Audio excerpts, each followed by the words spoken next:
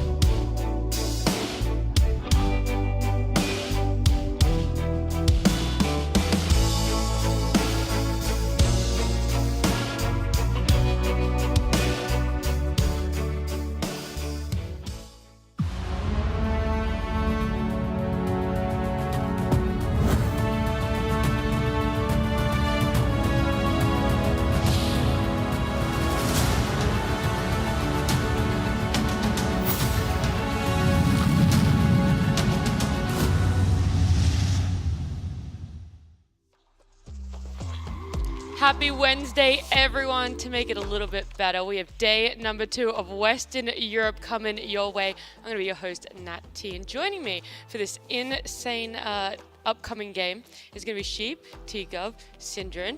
How are you guys feeling? Great. Yeah? I thought we were meant to do Hawaiian shirt day, but only I got the memo. No one told me. I thought that was the memo we had last night, but clearly... I think we literally have the two polar opposites of seasons. You know this is the winter tour, T-Gov. Yeah, but I thought we were going to try and play it up today, but clearly my message didn't send. But oh well, we have I'll stick to it. I'm wearing the most boring shirt of all time. Casual, never sees anywhere. We had to... She was so far away. Production told Sheep to move further away from me, and I said I didn't like it, so... We started holding hands. We've got business casual, we've got on Hawaiian vacation, and Denmark. It was very cold. I regretted walking to work this morning. It was a bit nippy.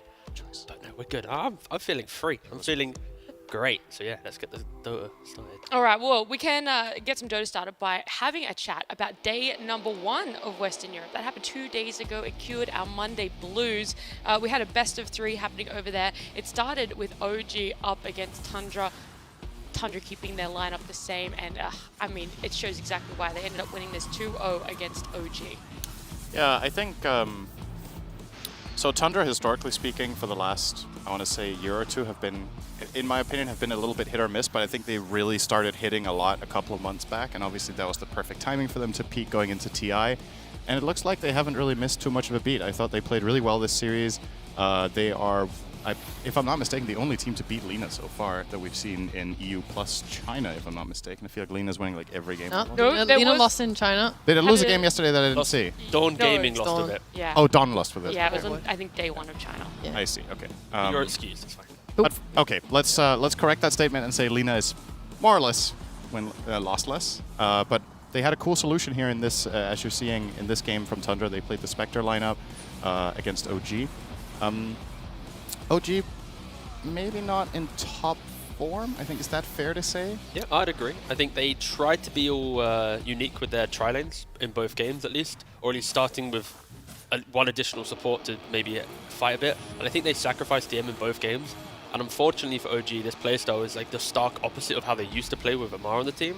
So I think maybe having DM in the mix, they were trying to be a bit creative, put him on the Timbers, the Dooms, play solo, so then you punish the side lane, punish 33, but it just didn't happen. Even if you do punish them, if you're not going to effectively close out the map, they're going to get back into the game. That's what happens. So I think OG, they are going to probably not do tri-lanes again, unless maybe they fine-tuned it in the days that they had it off. We can talk about OG a little bit more in depth because they are going to be playing it today. A little bit of a spoiler if you haven't checked that schedule. But still, on the day number 1, it was Liquid Secret as the second series. And I think it's fair to describe this, Sheep, as a 2-0 stomp.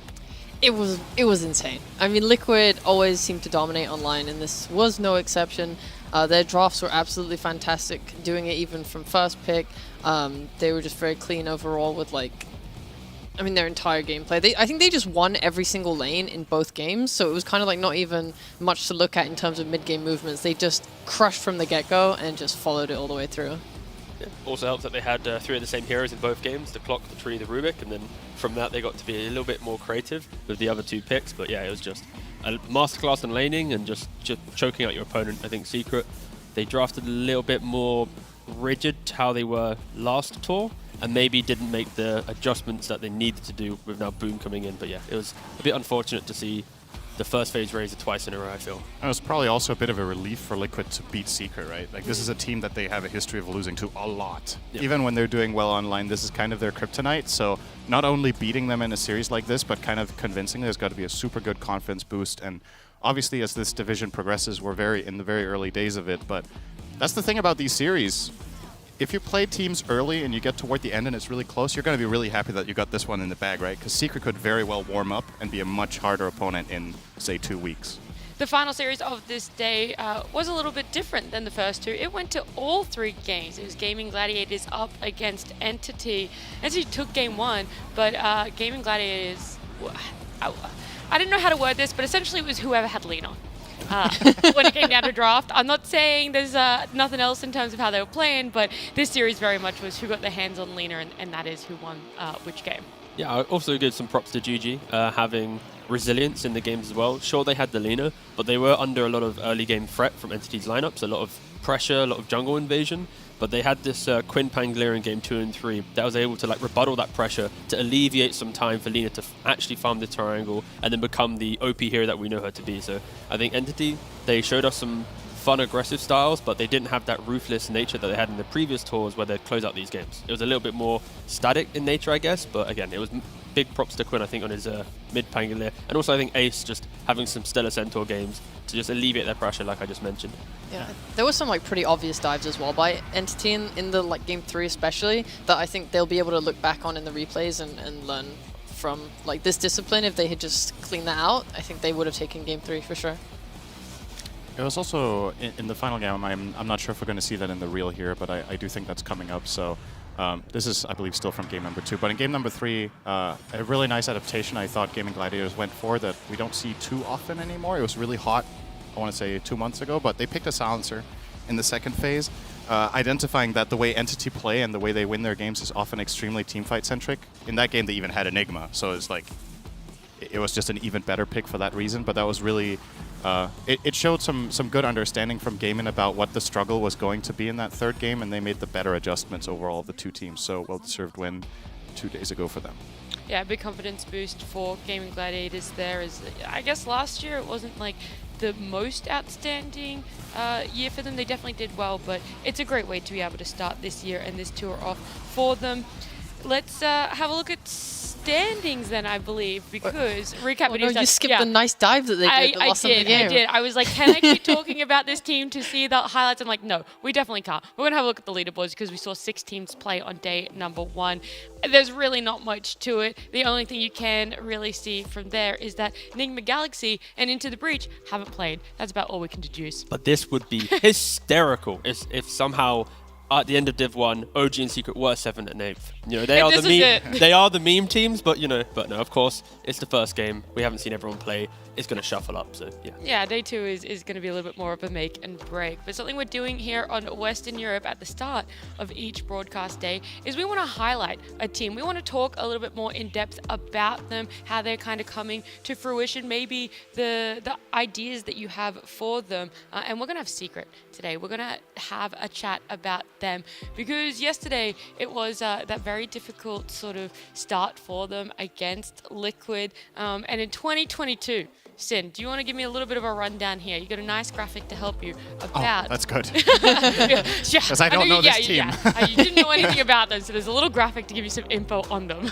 Yeah, so, I mean, from what you're seeing on your screens right here, right? Obviously, one of the diverse teams, that's no surprise. Secret have played a ton of tournaments, and obviously Puppy is one of the more creative captains. For better or worse, like, I think sometimes it gets the better of him, which, in my opinion, was what happened yesterday, or 2 days ago, sorry. I think they went a little bit too crazy, maybe.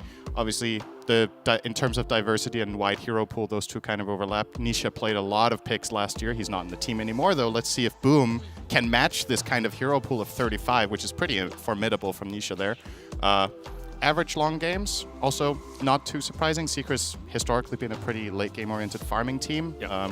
And again, we're going to be talking quite a lot about Nisha versus Boom, right? Because that is the change this team has. Is Boom going to be able to keep up that late game pace that Nisha has? And this is it. This is the secret source of the mid lane, of course. Nisha on the way out, Boom on the way in. Yeah, so yesterday, you know, shout out to Benji. Me and him were going through some stats for basically comparing the mid laners here. And if you look at the heroes though straight away, Boom, he's most played on 7.32, was the Pangolier, the Storm, the Ember. Likewise on Nisha though, on the other hand, it's like a little bit more farm intensive. The Kunkka, the Invoker, sure there's a bit of overlap with the Ember, but when you just compare the stats, of course, Nisha has played way more many games. You know, he's played the closed qualifiers, the regionals, like so many more TI games. But anyway, GPM, bigger. Net worth at 10 minutes, bigger. Hero damage per minute, bigger. This is all because like he's farming, and with that farm he'll then be able to provide more later into the game. So for Boom at least, he is showing so far stats wise that he is an active mid laner that needs to enable other cores. If he's not enabling them, they also need to step up, because I think last year, you know, Rezo and Crystallis, they were very sacrificial and like semi-cores sometimes, and they leaned on Nisha a bit. So Secret needs to reinvent themselves a bit, because they don't have this farming mid anymore. They don't have this big scaling hero. It's now the playmaker. So either of the side lane cores, they need to kind of fill that space right now, because that's what's been missing in their first series so far. Yeah, you talk about reinventing. We're not going to talk about that at all for Secret. We're going to have a little bit more of a chat about Puppey because 2 days ago, you come in, you're really confident about this mid lane replacement that you have. You kind of end up getting a little bit run over by Liquid. If you are Puppey, how are you, sort of looking forward to this day and just some more information about him as a player as well? I mean, I'm just hoping that his drafts kind of shape up a bit better for this patch. I think the ones yesterday were like not characteristic at all of him and kind of set his players up to have hard games with hard matchups. He's a legend. Like, you have to respect the long amount of history and experience he's had. I don't know exactly the reason for what he wanted. I know Sin was just saying maybe he just gets lost in the sauce a little bit. But as a captain, he's always been incredibly solid. Like, his gameplay has remained very consistent. Mm-hmm. You can rely on him, and he is one of those greedy F5 players as well that always wants to be able to help keep his team net worth up, items up, bringing in those early mechs, so on. Puppey as a player and his achievements, if you guys want to expand on more, Well, I respect him a lot. I was going to say, was there any sort of information on that graphic that surprised you guys? I mean, him competing at every TI, that was definitely a big storyline. That's surprising.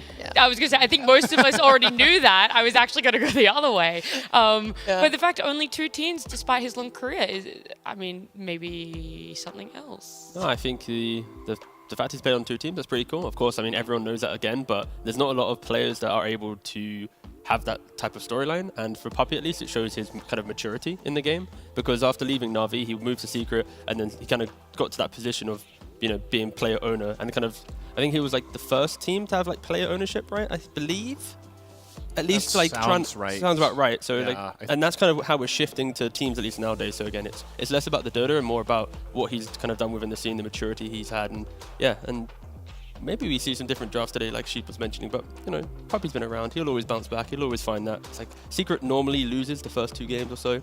Then they find their rhythm, and then they destroy some people. They finish 4th or 5th. This is just Secret, okay? We have to wait till TI. We have to wait until way down the line. track. Yeah. The thing about him having 2 teams as well is kind of a testament to his confidence, his belief in himself, right? Yeah. Because even when his projects haven't been going well, he hasn't been okay, you know what? I'll just join another team and true, I'll play with others. Because I'm sure there's been other teams that have been interested in playing with the guy, right? His pedigree is pretty much unmatched in the position that he plays, but Liquid has the bank account as well. Sure. But he wants to run things his way, and I can really respect that. He's obviously been able to attract amazing talent over the last 10 years, so that Quickly, helps. while this is up, Liquid versus Secret draft. I know, Sheep, you definitely wanted to talk about this one and give us some info on Secret from that game. Yeah, I was just pretty, disappointed looking back on this, especially when you watch the games and you see how it played out. Team Secret came into the series with 2nd pick on both games, which is kind of not common. A lot of teams like to trade and take the 2nd pick, and what 2nd pick gives you is the ability to win at least 2 of your lanes or have good matchups for the whole game. What ended up happening was, weirdly, they just kind of picked counters against themselves, right? They see a Morphling in the enemy safe lane, and they're picking Lycan, who can't really harass him, kill him, threaten him at all, even gets out CS by him. The mid lane matchup both games was really, really, really hard for Boom, especially playing into How Nisha. many reallys? Really, really bad. I think at least in one of the games, you get to 10 minutes, and the net worth is higher on every single core on the side of Liquid. I don't want to blame any players in that game because I think they were not set up to win from the get-go. It feels like Secret, at least their drafts, it's very much they're looking towards a very skirmishing, aggressive style, because if you replace the Lycan, it's then a Leshrac, right? It's the same. We just pick our Razor for Chrysalis. We'll do well in our lanes, but our grouping will be quicker than Liquid's. And I think they had a concept of how they wanted to play the big picture of the game, but when Liquid entered this series, they're no, we're going to beat you in the lanes. And again, Secret, they're often a team that at least wins lanes well enough or goes even that they can stall out the game to get their draft to hit that timing. And I think Liquid just read their playbook and was no, we're just going to beat you here, here, and here, and you never get to do anything. So I think this is a rare scenario where Secret doesn't even get to make any of their big moves that they're normally able to do. Hopefully we aren't going to be seeing that when they play today, which they will be. Let's have a look at the schedule so you know exactly when. And no shocks, I feel like I might have said it earlier in this broadcast, but they're actually the first series up against OG. The second series is going to be Into the Breach versus Entity, and then Nigma Galaxy up against Tundra. So we will finally, at the end of the day, have all 8 teams having played a series. Enigma Galaxy versus Tundra, though, that's a bit of a roughy cinch. You're at the bottom up against TI winners. Yeah, I mean, you're going to be at the bottom until you've played, right? That- I mean, okay, when I said, okay, I realized, That was very what I mean. said, yeah, but I meant more like they came up from Division 2 along with Right, Into the that's Breach fair. at the bottom. Where did you predict them to finish? Nat? No, that's not, no, that's not what I'm saying. The other thing, Enigma Galaxy also played the Bet Boom Xmas tournament, I think it was called, and that was not a good showing. No. So out of most of the teams that we see here, it's like a fresh slate. You don't really know what's coming in. Many of them haven't played since TI, but Enigma actually had, and it wasn't impressive. So question is, did they learn from that? Are they going to find solutions and come in with new confidence and new ideas? Because sometimes you're kind of in this space of, should we play this tournament shortly before DPC or not? Like, is it going to help us or is it going to hurt us? Because sometimes you show your ideas, but you can also build confidence. When it's a poor showing, I don't know how much it's going to do. Hopefully it did help them very quickly as well. That second series is going to be Into the Breach. If you want to give some of your thoughts, T, on Into the Breach, because we've got to jump into the first series in a little bit. Into the Breach, very much, I think, the team with the most upset potential. I think they're the team that not many expect them to be top 4. If anything, survival is their kind of key aim for the first tour in the division. But also, they lost their position 4 player, Ari. He moved to TSM. And I think even if they bring in Immersion, who you could argue be equal skill, I think just the camaraderie that they built around that 5-man roster during Div 2 and previous tournaments, that was what allowed them to have that kind of flair. So I'm really excited to see how did Immersion fit into this roster. Will they just become weaker because they lost that kind of like brotherhood kind of vibe? Or is it just going to be, doesn't matter, continue playing as well as they did? Time will tell. First series, OG up against Secret. We had Secret in our spotlight at the start of this broadcast. So let's have a chat about OG. We've got to give them the limelight because they actually did have a roster change as well in the offlane sheet. Yeah, I feel so bad for DM. Okay, so first of all, we talked about this their last series about how DM said that they were really coming into this to try and like surprise people, catch them off guard, bring new ideas, and I think that tells me that the tri-lanes that they did were very much so planned. They picked 2 offlaners that were meant to be able to deal with that situation. The Doom, which when left alone, he started dragging creeps and eating the creeps while doing that to obtain farm. The Timbersaw, obviously a hero that naturally likes to be left alone. However, it didn't really work. They kind of just ended up kind of shoving him out and not letting him get enough farm instead. And I don't think OG were able to convert the lead that they got in their safe lane by tri-laning into like a solid mid-game or the ability to pressure other heroes that were getting free farm on the map. Them bringing in DM, we've already highlighted a little bit just how different he is compared to Amar, what it could potentially unlock for OG. But T, do you think that they played him a little too sacrificial in that last series? Yeah, I don't think any offlaner wants to join a team and debut be I'm a play by myself. You know, like, that was 2 games in a row now. That poor old DM just had to play pretty much 8 minutes of Dota in like, I'll get what I can, boys, don't worry. And it's like, unfortunately, tri-lanes aren't as powerful as they used to be, especially against Tundra. I think if OG did this tri-lane concept against other teams in the division, they probably would just win the game because teams just wouldn't react and stack accordingly, make those plays. So I think this is a cool idea from OG, but it just wasn't executed to the level it needed to be to actually beat Tundra. So yeah, I'd like to see I'd like to see DM actually have a laning partner in this game. And also maybe in regards to draft, don't draft as if you need to hit these insane, like, we're behind but winning the team fight style play. Like OG in their history, they always win fights but they shouldn't be winning. But they drafted like that as well yesterday. It's like, we can't really win on a 5-on-5, but if we somehow just overplay our hand, we'll win the game. It's like, I don't think you really want that in a draft, and I think that's what I felt like in their previous 2, having this like ET, big turnaround stomps. Wow, look at us, look at OG. Like, just calm down a little bit. It's the first series. I think maybe in the second one they might fine-tune themselves a bit. I think they just got a little bit carried away with the excitement to try and be quirky straight off the bat. I think in general, just sacrificing a core that hard just isn't good in Dota nowadays. I think whatever role or whatever lane it is you do it in, most other teams, if they start tri-lane somewhere, they will do it for 2 minutes to beat out a specific target, like crush Viper in the lane so he can't dominate the carry, and then you send the offlaner off to help or send the 4 off to help the offlaner. In this last series, I just feel like DM was way too lost on his own. It's not like he doesn't know how to play it. I think this guy's incredibly flexible. He's really skilled. He can play all sorts of styles and heroes, but at the same time, let him show what he's got, right? I think that was not the recipe for success, so I would love to see them adjust for that. I love the point you made about shutting down a Viper, for example, because OG did this going into a Brood and going into a Beastmaster. Offlaners that traditionally, even if shut down, if they get to occupy a jungle and area, they'll find the farm and provide something at some point. So I think, yeah, even shutting down the wrong cause, if that makes sense. OG Secret both had a 2-0 loss against them on day one. You outlined Secret's draft sort of tactics. You've also done that now, T, on the importance that they were placing for their cause. But this game one, Secret are going to be having a second pick sheep.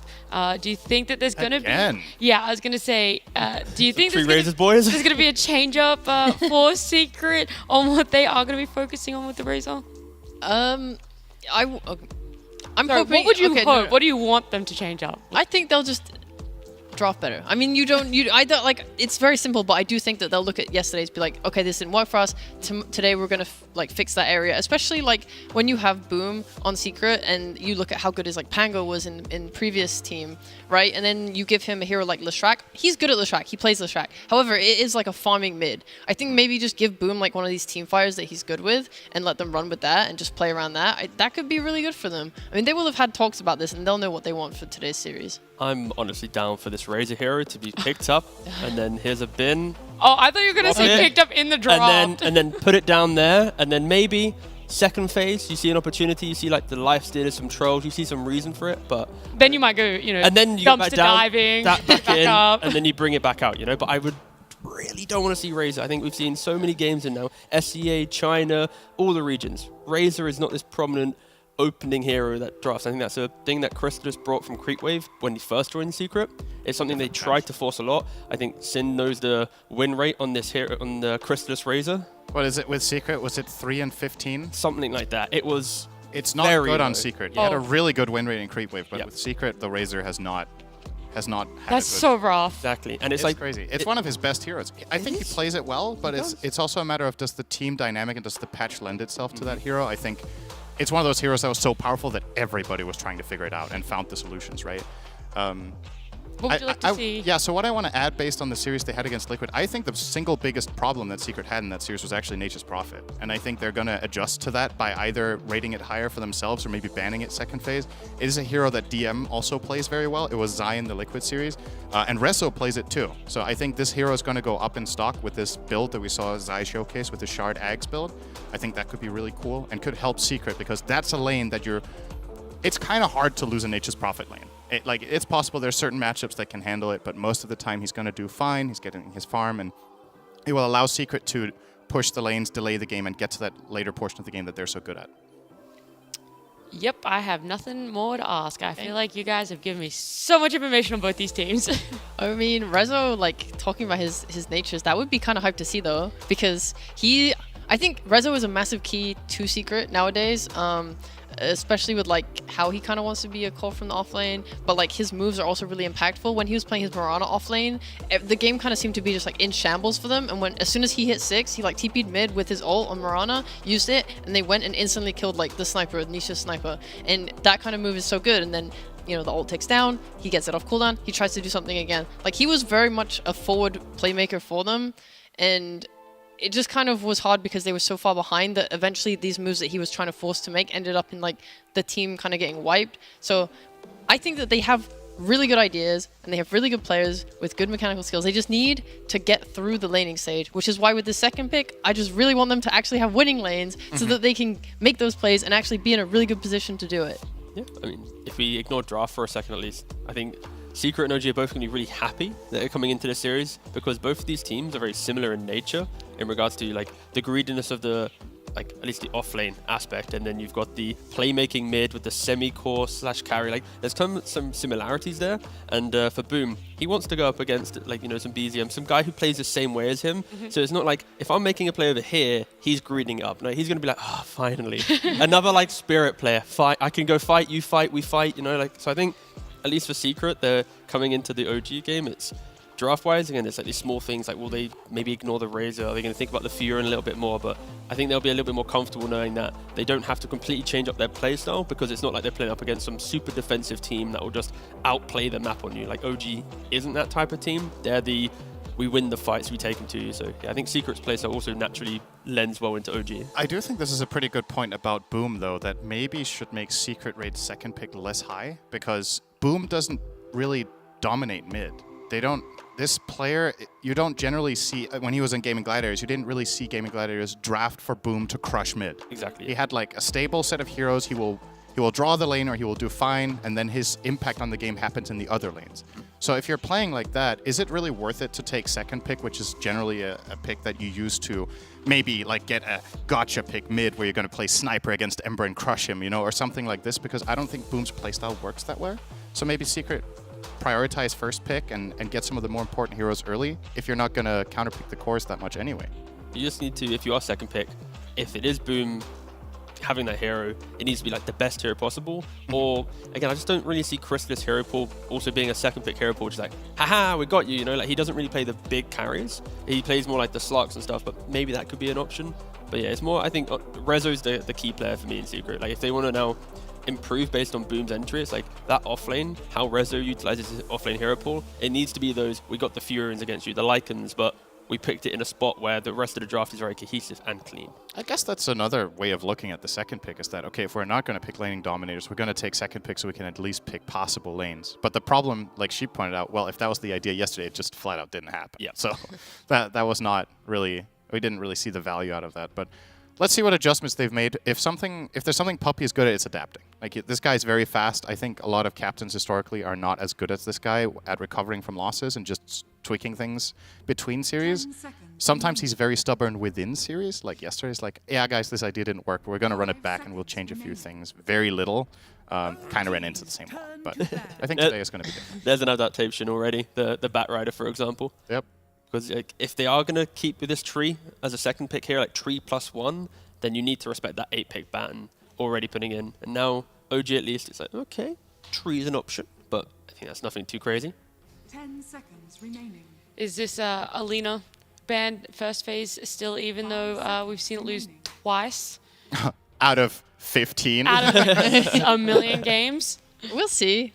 I mean, people, I think, have had time at this point to look at Tundra's replays and how they dealt with it. We even picked the minds of, like, one of the Chinese players in a post-game interview, and they were kind of gassing up how nice it was that they skipped Lina's, like, power timing in the mid-game to reach late game, because late game she does struggle if there's, like, two cores to fight both of them, right? There's a Razor Band. I was going to say, it's almost a helping Secret out here. This is like some respect, yeah, because like, again, I think most people watching, like fans at home and stuff, they're looking at Secret like, they're not going to go Razor. And it's like, I think, personally, I also didn't expect Secret to go Razor. Now, OG, they're still respecting Crystallis with this potential Razor. Maybe the Bat Rider ban isn't like, okay, maybe we can't just instantly counter it. And maybe they're just uncomfortable wanting to play Furion if they've been scrimming with DM on these Mars, Timber, Centaur style heroes, maybe trying to go for how Tundra countered it isn't in their playbook yet, so the two-pronged attack might make them have to ban out Razor. But yeah, it's kind of funny to see, especially when Secret didn't really play Dota yesterday or 2 days ago. So I think Misha played Hoodwink both games against Tundra, if I'm not mistaken. I personally didn't. I feel like OG, even if it's a comfort pick for him and they really like playing around it, I think they're rating it a bit too highly in my book. I don't find this hero to be a first phase pick. They might just use it as a filler because they have to pick something and show something and they feel like it's flexible, but I've not really been impressed by Hoodwinks in general. I feel like the hero is very hit or miss and not really the kind of pick that you want to get in the first phase, which is often like very stable, right? You want to have some building blocks that you can then continue with later. I feel like Hoodwink is a little bit more specialist in that regard. But I'd say for OG, at least in how they look at Dota, it's always after lane, you want to just be able to take fights non-stop, right? So if you are putting Misha on this pos 5 Hoodwink, it could lean into it. That is very surprising. We've not seen any Primal Beast really at all, right? It's one of the one of the better mids at getting on top of Lina, but I think the lane is still Lina favorite if it is mid. If Lina is safe lane and Primal Beast is off lane, a lot of it comes down to the support dynamic, because there's plenty of 5s that can stop Primal in his tracks in safe lane, like Bane or any sort of Shadow Demon Disruption, whatever it is. Big slows. Okay. That's a Zayat's techies. Let's go. Oh my god, I've been waiting for this for so long. This is what's so funny about preparing, right? This is what's so funny about preparing for a series. You're like, talk about, okay, this is what the team has been doing so far. And they're just like, you know what? It doesn't matter that you guys spent 10 minutes talking about what we did against Liquid, because we're just going to play completely different stuff with, like... All right, I don't know if this Primal is 3 or 2. I think it's either of those. You can play this hero 5, but... You know, probably 3? I don't know. You'd like to think this is like a off-lane combo potentially, some Rezo Zayat's magic where you just jump on them, throw everything in. But this is the first Primal Beast of Western Europe. We have seen it in China, but it's like an annoying opening at least. I think if you put Lina into the safe lane, right, we've mentioned a lot about gap closing, kill threat. Yep. If you now have Secret with a mid hero, let's say the Pango, the Ember, someone who gets a rune and rotates in, like this is how I see, like the Primal Beast feels like what a Mars would do. You get a certain level timing, and you're always going to be able to get on top of Lina, always, you know, close her and kill her down in the lane at least.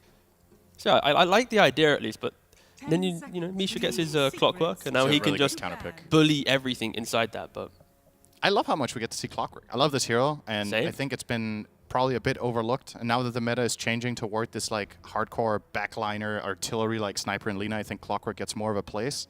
And not just that, a lot of the supports that you're facing, like with Treant raising to prominence, I think this hero is very good against Treant. As an example, you have Rocket Flare to find him in trees. You beat him as one of the only heroes in lane and fighting straight up. So, yeah, cool to see. And if this is a 5 clock, this lane is really good. it's so good. Lina Clock safe lane is super strong. And I do think if it is Primal Beast techies they're up against, I do think that lane's actually winnable for the Clock techies, or sorry, for the Clock Lina. That is a Like, wild lane as Yeah, well. that'll Clock be- techies. But no, yeah, you're right. Clock And Lina can win this lane. the Clock is also into Primal Beast. You've countered him throughout like the entire game. In lane, you put Cogs, he can't trample on top of you. If you have the Barrier Assault, you can cancel out stuff. If you have Hookshot, if he's ever locking onto a hero that's surprising pre-BKB, you're always going to be able to jump in and get, you know, that disengage from it. So yeah, overall, great Clock pick.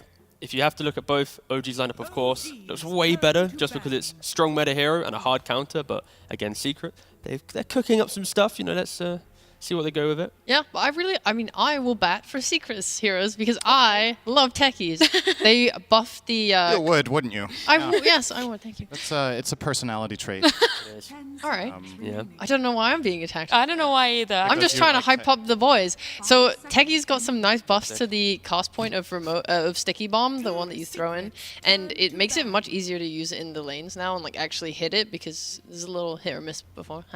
And as a result, I think like his damage output in lane is really fantastic. I think him hitting this 15-minute timing with the shot it allows for a very like this timing might be one of the strongest in Doha, in my opinion, because it's an AoE stun and silence that lasts for so friggin' long that it can just win you like a lot of fights straight up. You just like smoke up on your 15-minute timing and go fight. Like Lina, I mean, if she doesn't have a BKB or she doesn't register that he's coming in, that can just be like a one fight straight up.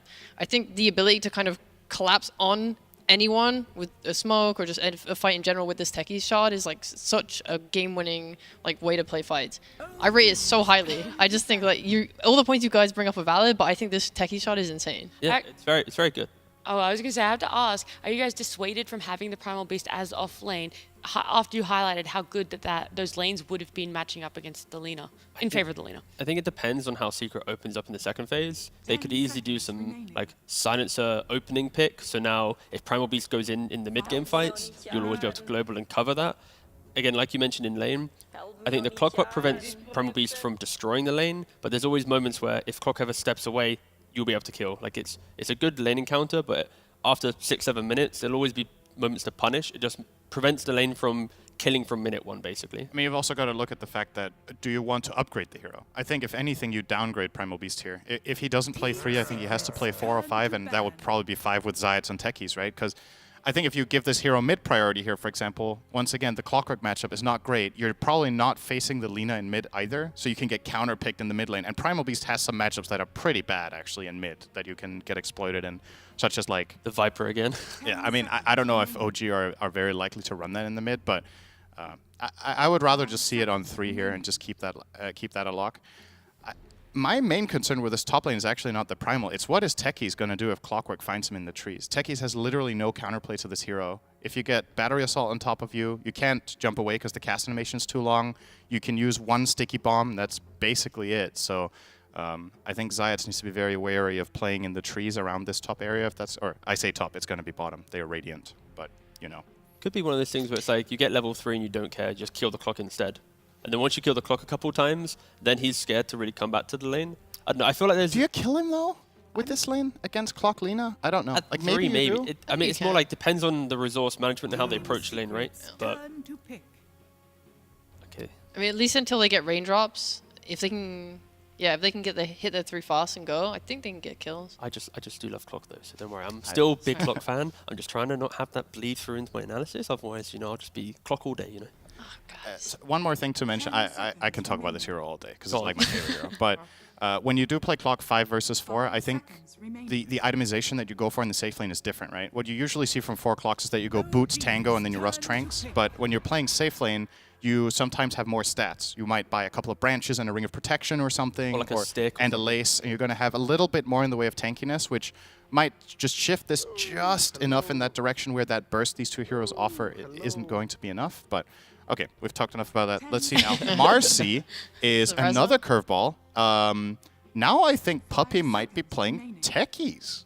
I don't know. He does play There's this no way you would not give techies a Zayas. Okay, this conversation you're having right now is exactly why Secret picks it like this, right? In the back of OG's minds, it's okay, Primal Beast can do this, Marcy can do that, and OG needs to kind of see through that and just continue picking for themselves. So now they pick up the Snapfire, position 4, most likely going to be paired with the Centaurs, the Marses, the even Timbersaws, like any of these big offlaners, because it's just a very comfortable second phase draft, and you don't really care about what your opponent's picking because you have the Clock Lina lane, you have the Snapfire plus really reliable offlaner, and now it's for Secret. It's like you're being quirky with some flexible picks and doing this, but OG just picking like meta pick after meta pick that is just going to be able to have presence in lane and the early mid game. Feels like their mindset is to outrange this, right? Like Secret are showing some very brawlerish run at you heroes with Marcy and Primal, and now that you pick Snap, your idea is that Clockwork plus maybe one, maybe the offlaner is going to be a tanky strength frontliner, and then you can have this artillery in the back that just counterplays really hard when Secret do try to go in.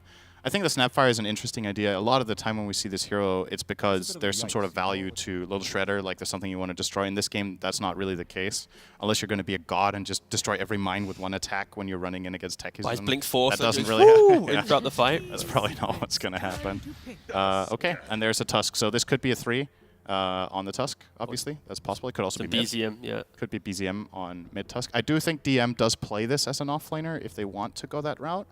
Just Tusk Snap is a pretty good lane, but we don't see many 3 Tusks lately. I do love this draft though from OG because I like it a lot. They have so much kiting and like 1 4-star or Glimmer on the supports. You've now got shards to displace. You've got cogs to block things. You've got cookies to move heroes around. BKB piercing stun or the hook shot or the Tusk punch, and then all of that and Alina in between it all, just A clicking throughout. So it's a very nice protect the Alina lineup. They still need that one tanky hero who can actually soak up some initiation, walk up the high grounds and be a little bit more of a investigator in regards to the game. Sure, Tusk can do that when he has BKB, but yeah, I kind of like how, again, fight-orientated lineup this is from OG. It's about, again, individual players need to really shine on their heroes to be able to take these fights. What's your guys' read on Lina against Drow, just as a matchup in general? Do you think that's favored for Drow? Lina, Drow TA.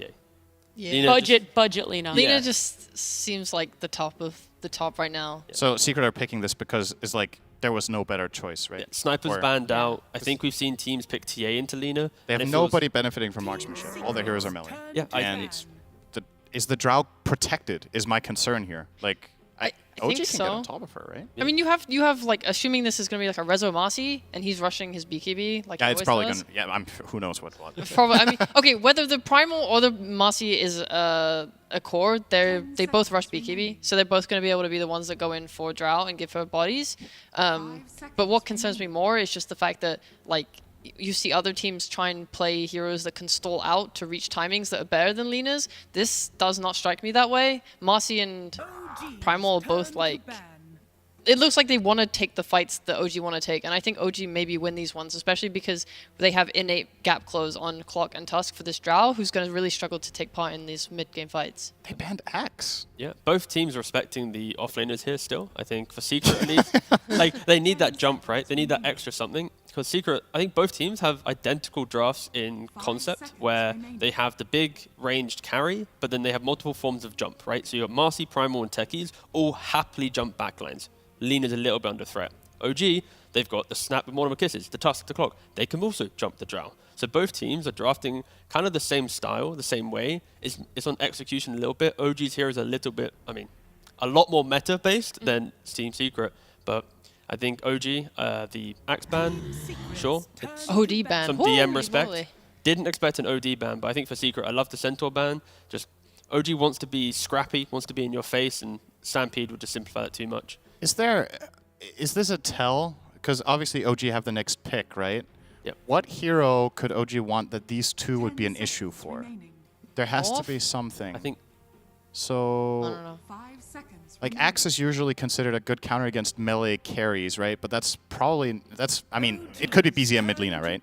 We've talked about this Lina carry so much, we've kind of talked it to death, but it could still go mid, obviously. Yeah. I'd like to just see a Mars, honestly. This Oh, he's good, tiny. Even more scrappy fight. Sure, go for it. All right, OG are literally just like walk forward, never stop. Yep, that's exactly it. I think their lineup is super strong in this Yeah. patch. Yeah. I really like OG, and I think Secret have their work cut out for them with finding the pick that just brings this all 10 together. seconds remaining. My main concern for Secret's lineup right now is that their initiation is very telegraphed. Like, it's either Primal Beast charging in or it's Marcy jumping in, and both of these heroes commit themselves fully when they go in.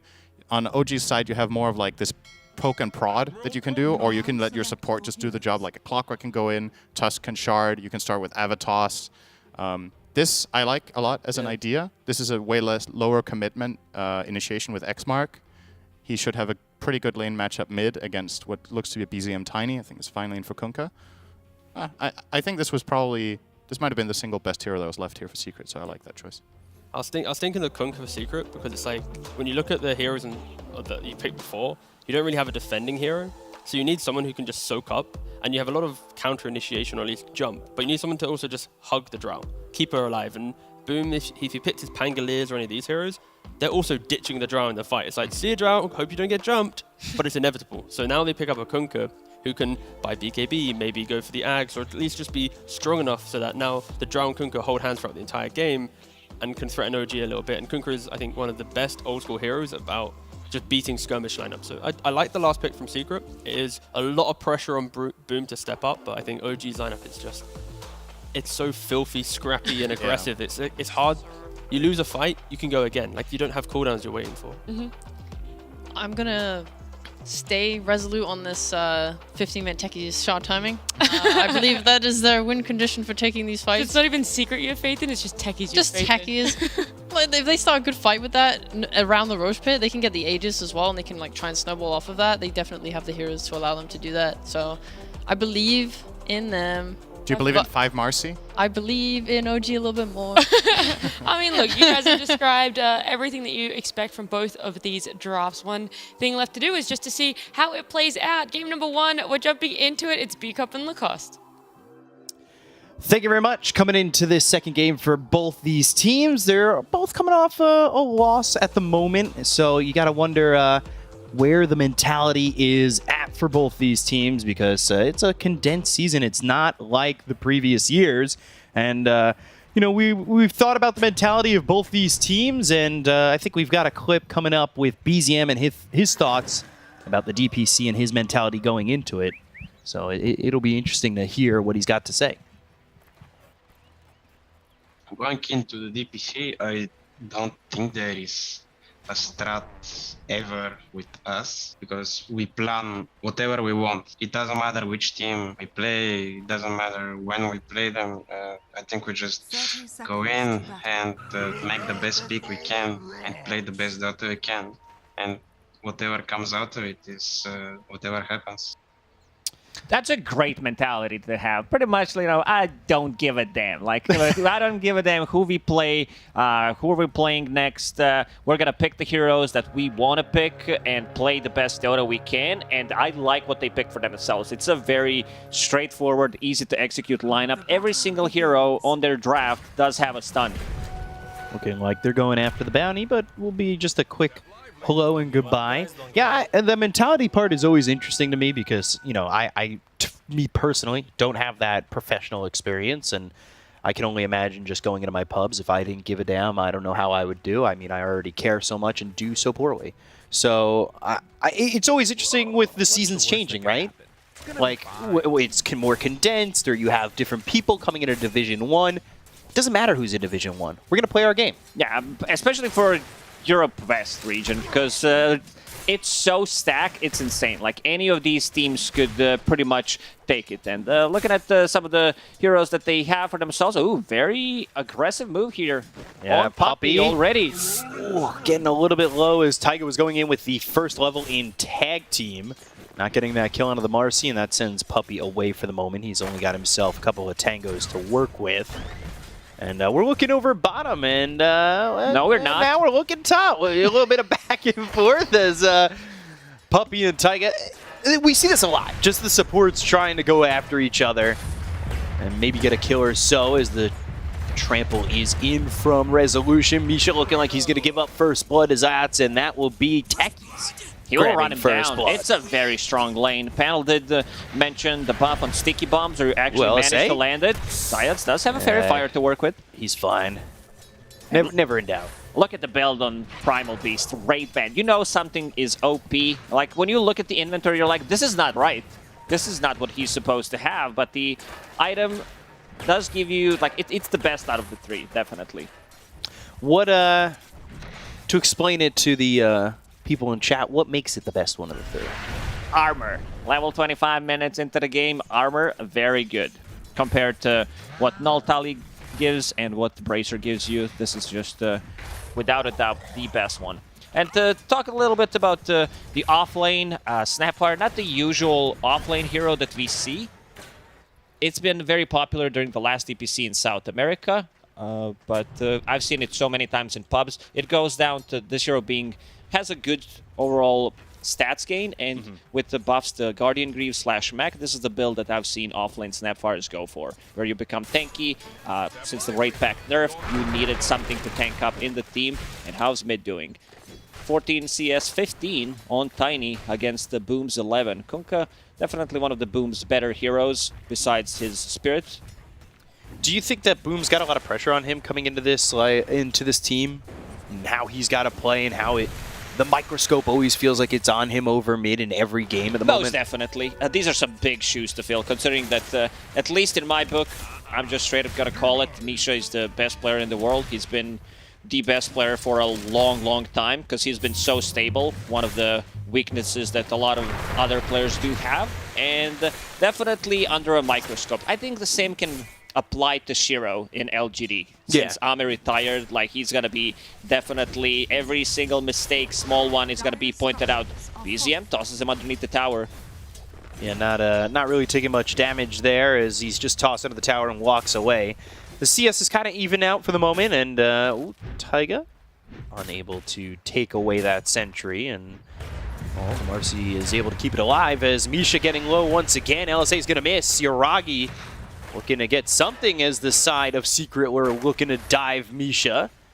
This is some aggression coming out from Secret, and we see that a lot from Primal Beast. They get aggressive and, first item BKB, but what's the chemistry here with the techies in lane? It's an extra slow. It's a burst damage. You do have a setup with your stun and the blast off, so you got to be very careful. This lane deals a ton of damage. Usually, like when you think about Clockwork, something that the panel did mention is he's supposed to be good against the Primal Beast, but with all this harassment, and he dodges cogs. Yeah, they're going in, onslaught all the way through with the trample on Yoragi. They'll get the kill. That was started with Zayats going into the sticky bomb.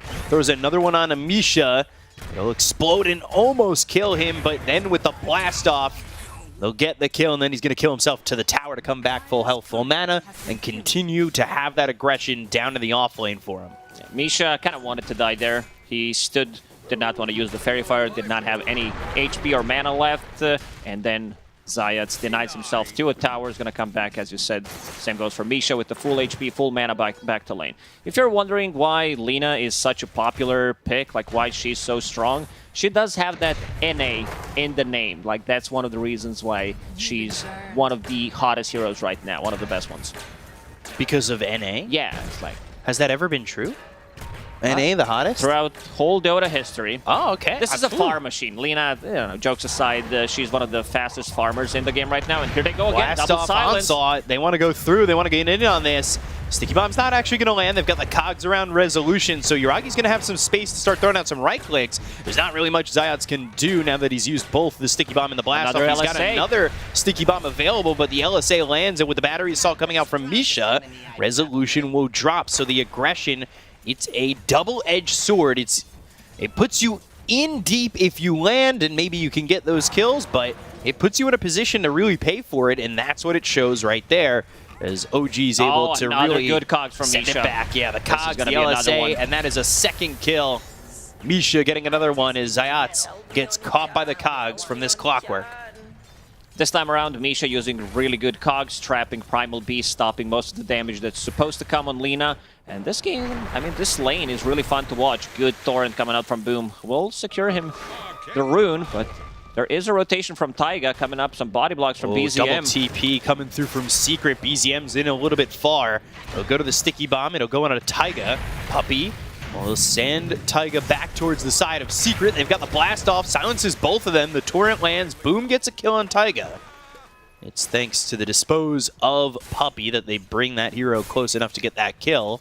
And they had a little bit of a countermeasure there, and we see this a lot with 6 heroes, 5-6 heroes coming over at the 6-minute mark. And we see it again here. Yeah, you got to make sure that your mid laner is having a good time. And speaking of some of the signature heroes, Zayats, that's his definite. He made the name for himself by playing Techies and playing Treant Protector. Also interesting build. He did go for Reactive Taser 1 point, because I guess he wants to have a disarm in the lane against Lina. Yeah. Definitely seems like the move, and I'm happy I get to see a Techies game. You know, Jin Q not playing for LGD right now, and he was the big Techies star in China, so I get a little bit of that Techies feed that I need, you know? You need it until you play with him or play against him. It's one of those heroes. Same goes for Pudge. Like, you don't like to play against him, but you also don't want to have him in the team because of all the hooks that your teammates are going to miss. Yeah, you love to watch him, but you don't love to have him in your game, so... You know, for now, it's fun to see as they're going to go through on a DM once again. Puppey making the aggressive play with the rebound as well as the dispose, but the cookie is going to be enough to get the kill on a Crystallis. Taiga moving forward and gets good shards out, but he's surviving with that stick. Here comes BZM, Avalanche in, will finish off the Drow, looking over at Puppey. The toss is there, and DM going to be disposed, but Puppey disposed of. This is a very strong lane from OG. Very easy to execute, putting tag team 2 points in it, understanding they might you know, lack some right-click damage. Unfortunately, Lil Shredder does not work with a tag team. It would be slightly OP, so that's why he's not getting it on Snapfire, and Snapfire hit level 6. If he shows up, Crystal is dead. One charge and he's dead. They've got the blocks coming through, the snowball comes in, the kisses are out, and Puppey, not much he could do to save him. They'll dispose DM. They've got Boom coming in with a double damage, but here's BZM. Here again. He's still here. Toss up into the air. The ghost ship lands. They've got the kill on a DM. They'll at least get the trade. And now they're looking over as Zayats. He's here to help. They'll throw out a sticky bomb. It's onto Taiga. It'll explode and allow Boom to get a double kill as he's got that last shot. But BZM, he's still in the vicinity. They look for the rebound, but the avalanche, the toss, the blast off, BZM in trouble. The dispose, it's on to Boom, and the right-click damage is there to get the third kill. And Secret, they are going to lose resolution at the same time, but they get 3 kills in this top lane. Boom matched the movement coming out from BZM. He wanted to also participate with that double damage. I think this fight would have been slightly different because the Rumboat buff was just wearing off, and Tiny tossed his tree. He tried to go for the courier. He could have gotten at least 1 kill out of it. Unfortunately, he ends up losing his life. And, well, elsewhere, too, they also got resolution. He's got 2 deaths. It's not the end of the world. But you could see, you know, the Lina CSing really well and almost right there in the net worth. Yeah, it's very difficult to stop Lina from farming. Already has that Falcon Blade. Going into Maelstrom, pretty standard stuff. So she's going to be also inside the triangle relatively soon. No stacks in the triangle from OG. 10-minute mark. Let's see what the rune's going to be. Where is this rune? Let's see what it is. Sticky bomb down. And a blast off right on top of the clockwork. They'll look for the torrent. It lands on 2.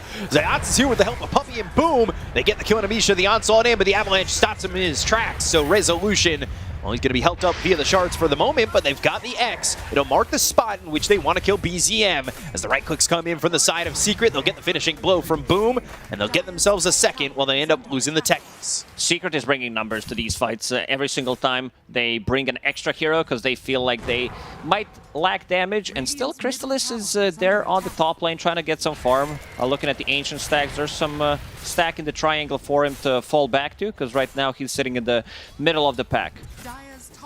Yeah, not nearly where Yuragi is with this Lina, right? And you could definitely see the difference between the farming abilities of these two heroes and just the pressure that came out up towards top, right? With Crystallis, speaking of pressure, top lane, Mortimer's Kisses is in, and when you're locked in the cogs like that, there's no way out. So DM gonna get a kill here onto the Drow again. That is the third time they've lost this Drow already. DM has been on point, playing with either Tusk or with the Clockwork. A pretty good setup for Mortimer's Kisses. They're going to get a lot of value from it this game. One of the better items you can buy on Team Secret, definitely a Force Staff against the Cogs, against the Shards, push people out of the trouble. And we didn't talk too much about Marcy as a position 5. Oh, Dispose into the X. I like that combo. They're going to look to get the Ghost Ship as well as the X to pull back. They land that. They'll hit the Torrent onto 2. Boom. Rebound from Puppey, and the right clicks in from Crystallis. They've got the cogs again. That should allow BZM to get out of this one, and he's going to run away, but the X is there from Boom. They'll pull back this Tiny, but do they have the damage? He's quite tanky, has some help from both the Snapfire as well as the Clockwork, and Secret, they're not able to continue this push to go for these heroes. OG was thinking about turning there. There was another Scatter Blast available, and Tiny Combo was about to reset. BZM did die 2 times, so his Blink Dagger is going to be slightly delayed. This, I would say, like, this is a big thing usually when you kill a mid-Tiny, because he is the playmaking hero, but they have other playmaking heroes on the team. You can easily rotate with either Tusk or a Clockwork. Misha, he bought the book for himself, so he's level 7, 4 points in Battery Assault. It deals a ton of damage, and he's also thinking about Aghanim Scepter. It's a, bold move coming out from that position 5. It takes time. Speaking of setups here and timings, well, there's one setup that's looking like it might go down up towards top. Misha's got the hook shot ready to go. Mortimer's Kiss is on cooldown, so maybe the damage isn't all quite there. And then the other timing I want to talk about, because I was watching Zayat farm the stacked camps, and he's going for that shard, and he's going to have the gold pretty much on time.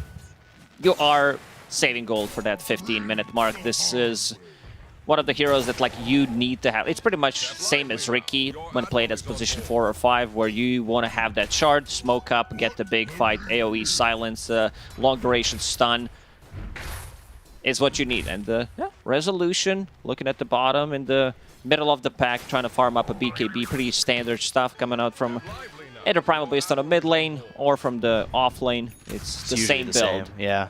You want to be able to get there and get the Pulverize out, right, with no contention. So that BKB will come in time, and you could see right now Boom leading the net worth on Secret. But these two other cores, they're kind of leaving a lot to be desired in terms of their net worth. Timing for OG is going to be this Blink Dagger on Tiny, and Guardian Greaves still not there. DM needs another 500 gold to finish it.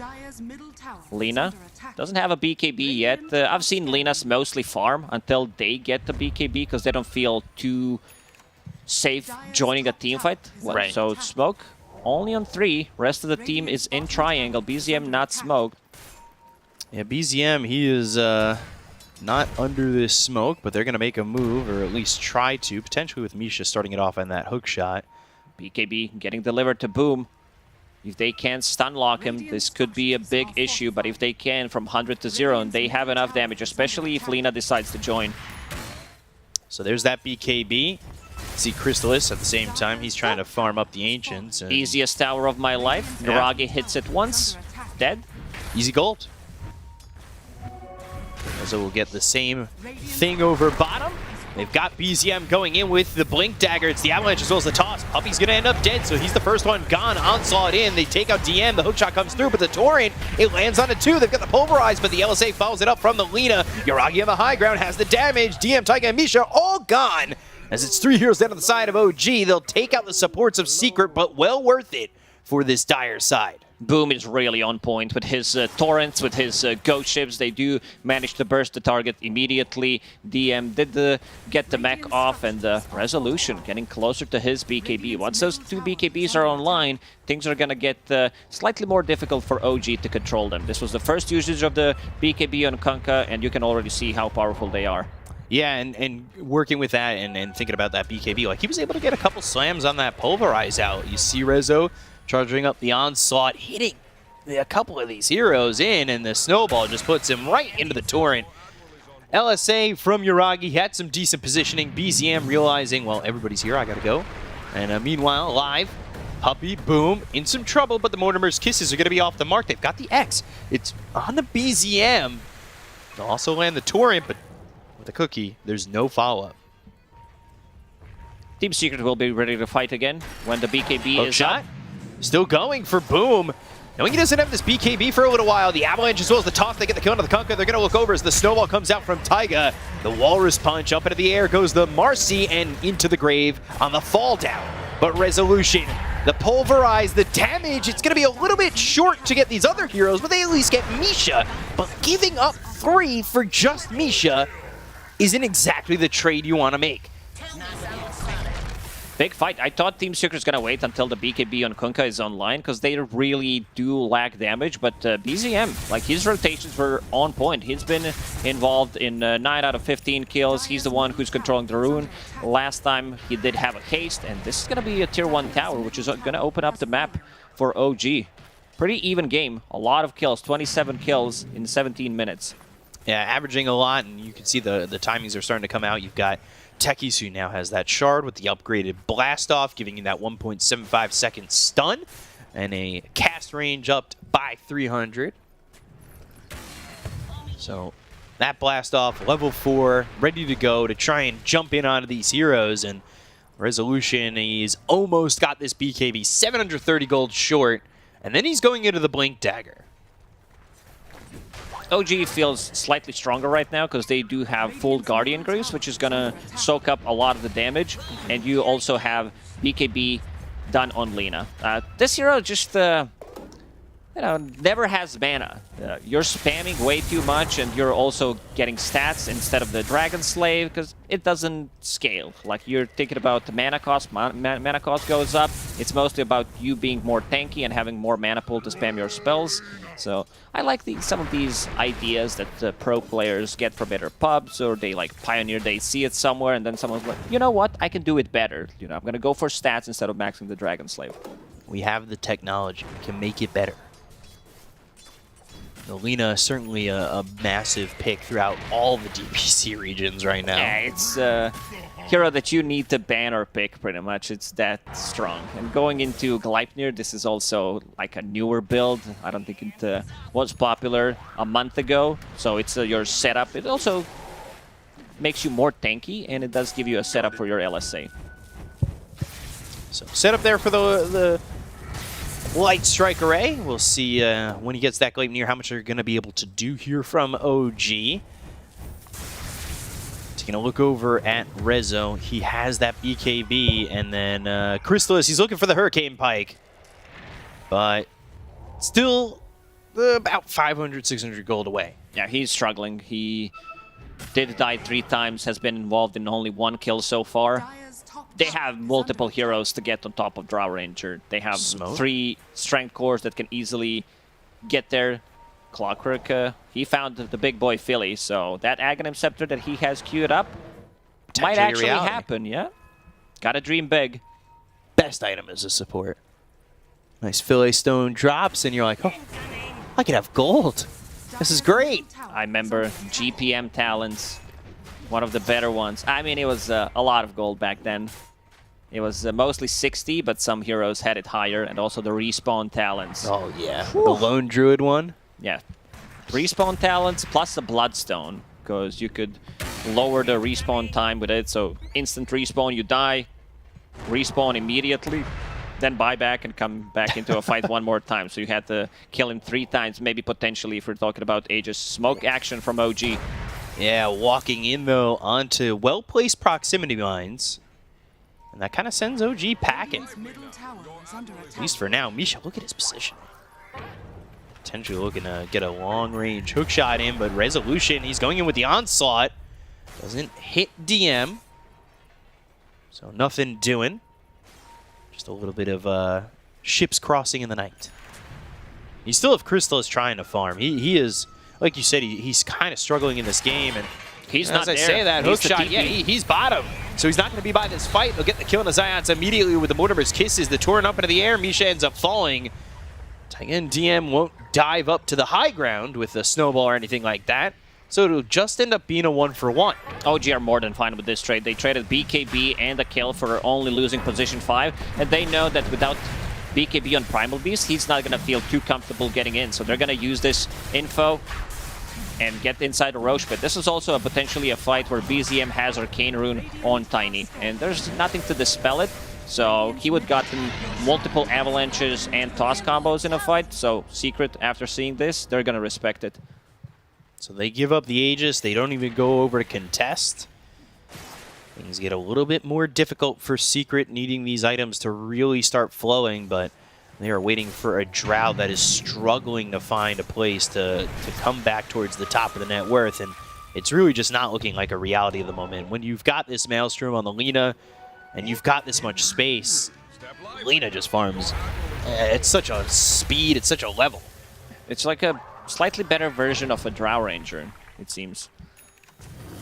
For sure, and going into the Shadow Blade next, so we'll see how quickly Yuragi will get that, and how OG are going to start to work with this Aegis. We'll have the Gleipnir too, so that was a timing you were talking about. 4 minutes left on the Aegis, you get a Gleipnir, you could go in. You could definitely start playing this aggressive. You've got a lot of control over the map. Now our top, maybe looking for something in the jungle. They could potentially find Puppey. That's really not the kill that they want. With no tier 1 over mid, they could cross over and actually find 3 heroes there on Secret. OG wants to find an opening. Hook shot coming through, and with the LSA, the Laguna Blade, they're trying to get the damage out of the Resolution. He'll pop the BKB. The Gleipnir is going to be thrown over on the Zayats. Nothing doing, and a BKB pop by Yuragi, so well, that BKB is on cooldown. How confident will he be to try and help out this Tusk?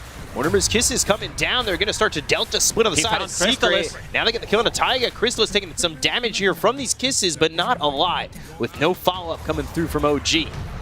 Yeah, BZM definitely wants to have his BKB for the next fight. 50 gold short. Try to make something happen. Secret punches back, and they got another kill. Snowball on cooldown, so he was not able to get out of it. Boom. He's been silent after farming that BKB, going into AC next. That's going to tank up against some right clicks coming out from Tiny and Lina.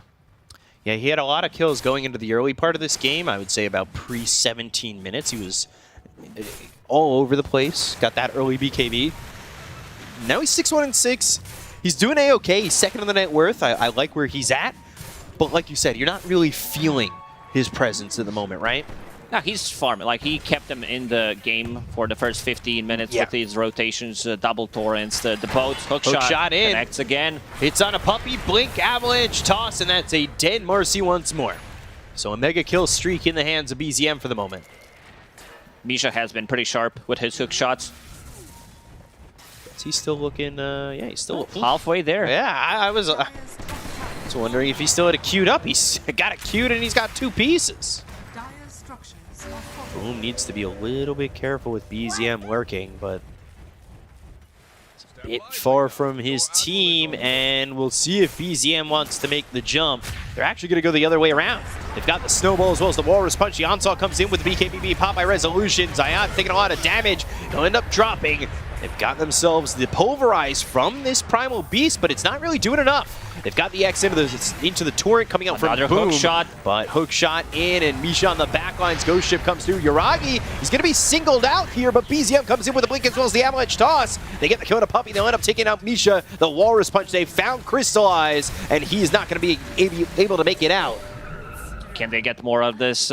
They cannot. They seem super strong. They can't even take out Aegis away from Lina, who didn't have too much mana in that fight. But yeah, look at the damage done. It's actually Tiny who's doing the most damage on their side. Yeah, Tiny doing a lot there. Crystallis getting caught out and finding himself just away from the team. And another kill onto this Drow. Misha just doing so much in these fights. These hook shots coming in and Cogs coming through. Like, it felt like maybe Yuragi might have been caught out for a second, but they always have some help. They've got hook shot, they've got blink, avalanche, toss. They've also got this blink available on Taiga, so he's got the blink snowball save that we've seen a lot on these Tusks that are in the support role. Cookie, 4-staff coming out from DM if necessary. Guardian Greaves. Yeah, I like this new build on Snapwire, and he also did pick up the Shard, has that 15 talent, so that means a longer cast on Cookie and also 4 second less cooldown on it. Scan hits again. They're going to continue to move. They've got the rocket flare hook shot once more. And trying to help out maybe Boom with the dispose, but he'll just lose his life. BZM, Taiga, their tag team duo with the rest of their team coming through to get a couple of kills. And they're going to look for one more. Zayat's rocket flare right on him. Laguna Blade kill for Yuragi. So 3 heroes dead again on Secret. OG just rolling. Secret can't really leave the base. They don't have that like straight up playmaker. They don't have that instant stun. Primal Biz did go for a Blink Dagger, so maybe with Blink and Pulverize, but there needs to be some kind of a follow-up. Not the easiest way to execute techies, potentially. But yeah, looking at the odds on screen, Yeah. OG favored, and they're showing why. Yeah, a little bit of a favoring there in the odds, 1.68, but we're going to look over as the blink into the walrus punch going after Resolution. So the rebound, the pulverize from Rezo, and Taiga in a bit too far, so he'll be disposed and killed by Rezo. It's one pick off there for Secret, but they're just not pulling them in tandem with anything else at the moment. These cores have been able to survive. Poppy even trying to go in, but look at the damage, a hook shot. The blast off is there, but they've got the Gleipnir to turn this one around. The damage from Crystallis, it's enough to get Misha, but what else can you find? Sticky Bomb onto the Tiny. BZM still not afraid to go in. LSA to follow it up. Still Get the kill holding there. Yuragi, ooh, Rezo in. Blink with the Pulverize, and now they're looking to turn it around. They've got the Ghost Ship coming through, but another Gleipnir throw from this Lina stops Rezo in his tracks. With the BKB being popped by BZM, he is not scared. He'll just leave.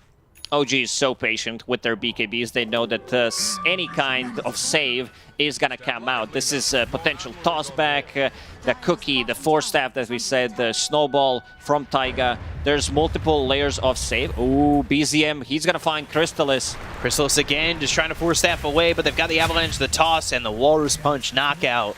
Crystallis, he can just not find any open space, and while that's going on, Yuragi's got a kill on Resolution. That was also before he picked up Shadow Blade, so I guess he stunned him from Fog. And the toss back. Yeah, the toss back on the DM, but the BKB gets popped. Walrus Punch will take a couple of seconds out of that. And they've also got the shards to block him out of his base. The dispose isn't bringing him too far, but Snowball all the way in. Taiga, let's see if he can escape this. It's not looking like it, but BZM, he might just jump in on the high ground. Force staff. That's exactly what he's going to do. Goes and kills Ayats. And a cookie. OG very clean in terms of execution. They're getting kills on multiple lanes. This Lina shows why this is one of the strongest heroes in Dota right now. Having Boots of Travel, being able to participate in any fights and also punish if you decide to go for an extra wave. Clockwork finished off that Aghanim Scepter. Yeah, this is pause 5 Ags. That is one of the better feelings as a 5 position. I got this all by myself. It's so difficult to take a fight because you have Rocket on 3-second cooldown. You keep spamming it, 3 rockets, providing vision, and I think they know. Yeah, they know that there is a ward on Secret's high ground. So Secret, what can they do here to come back? 12k down, and they are still relying on Crystallis to get some semblance of farm together. And he has been really struggling to get any time and space. Once he hits that BKB, it's going to be much easier for him to stand his ground and take a fight. There's multiple spells that he is afraid of. The Mortimer's Kiss is. So using Force Staff, and here comes Clockwork with those rockets, giving him vision. Ooh, that's a lot of vision, but the hook shot north. They go for Puppy instead. The axe has been picked up by BZM, so that tree volley, it's going to be dangerous, and Crystallis is going to be kissed to death. They've got DM with the Snapfire getting that kill, and they're going to look for more. Zayat's, the damage coming in from Yuragi is just too much for him to handle, and BZM's in on the base. He found another one. He's got the Avalanche, he'll have the toss. It's Rainer to the rest of the team. 4 heroes got on the side of Secret, and it looks like it's going to be a full team wipe here. Boom, he'll pop the BKB, but his life will be popped as well. So everybody dead on the side of Secret. OG with a full clean team wipe, and they are on the high ground, ready to look to finish this one out.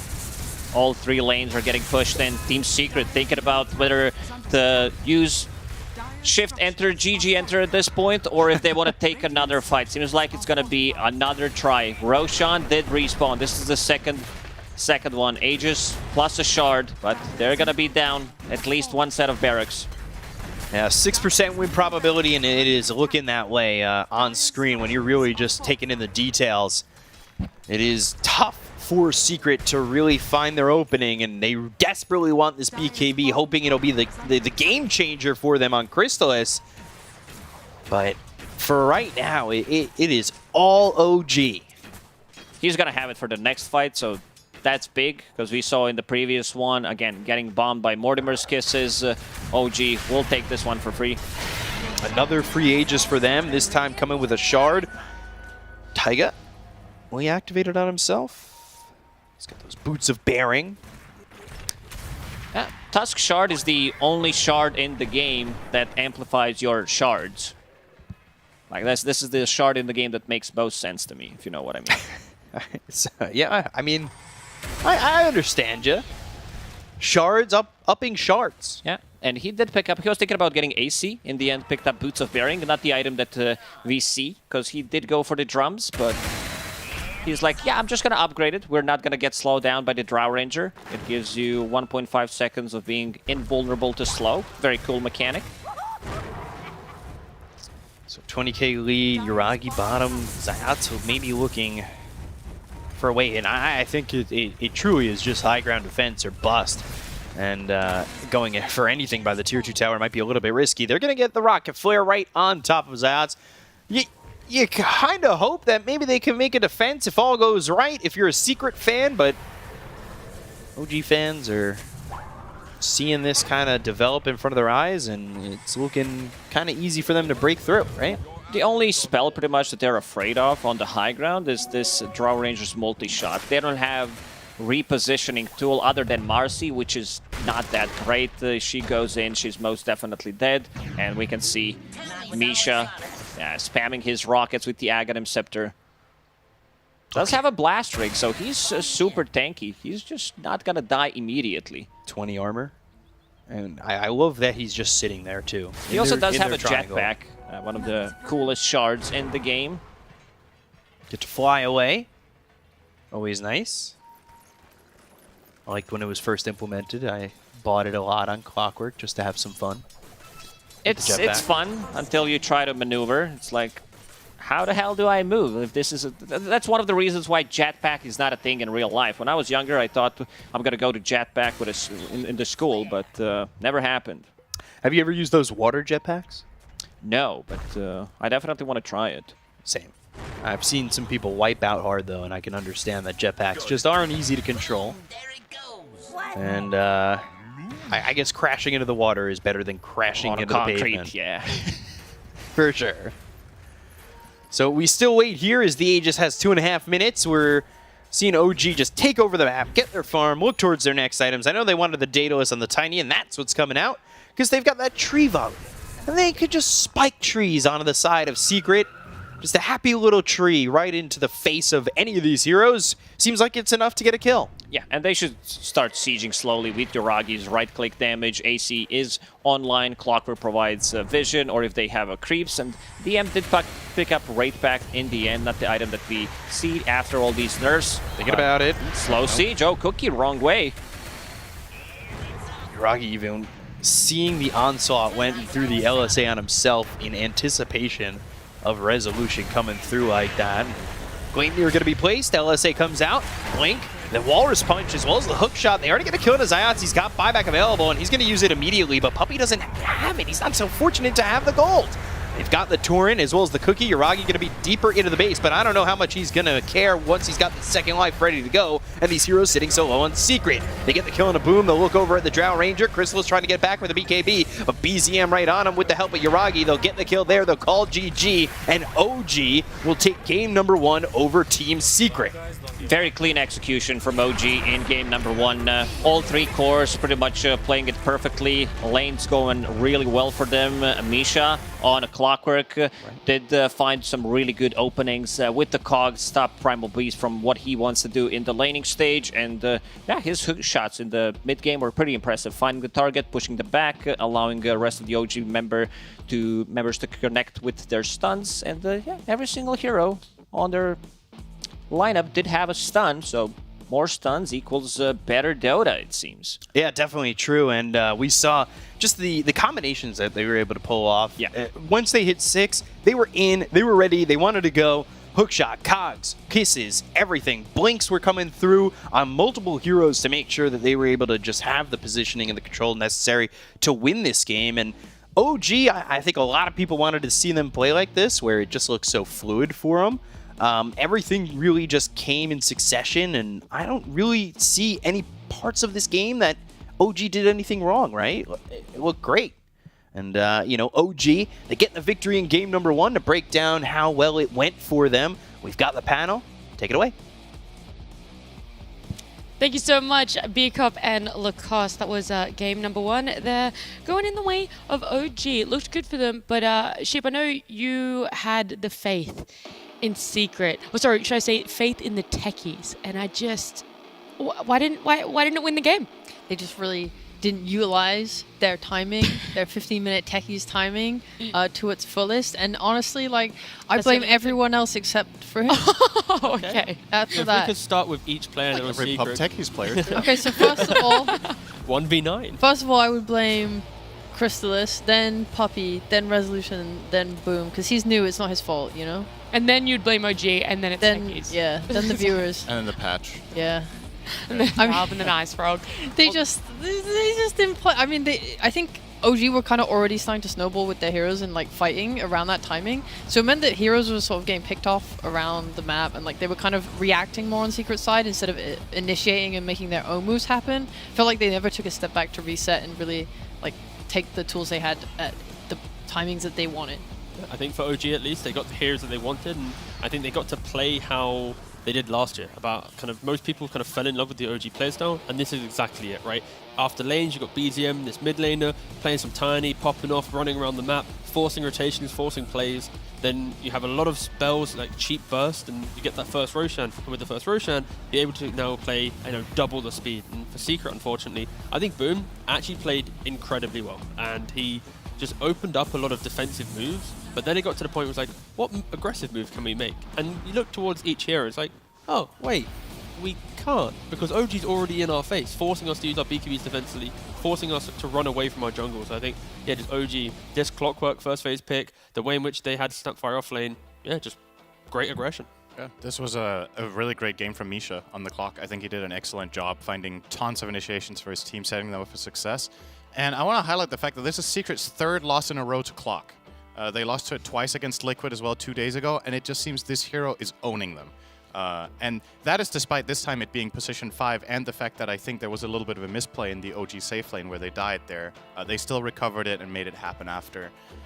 Yeah, it was good. I love OG's lineup overall. I think this is really powerful. All of the heroes play well in tandem. Clock +1 kills, Tiny +1 kills, Lina +1 kills, Tusk +1 kills. They could just move around the map and make great maneuvers all the time. Outside of just the mid to later part of the game, I want to focus on the laning phase, the earlier part of it, because OG were sacrificing DM a lot in the last series. They were doing that tri-lane, obviously come in with a little bit of a different idea. That recipe, do you think it's more going to lead them to more success, T? Yeah, this was refreshing because DM actually had someone to play with. He had a friend. He has friends. You got to hold hands down off lane. Yeah, Let's go, OG friendship power. Oh, okay. Oh, there you go. And now, but you have Snap, you have Tusk. It's super powerful in lane, and I think it helps that they're actually going into just a weak lane, right? They're going into some Marcy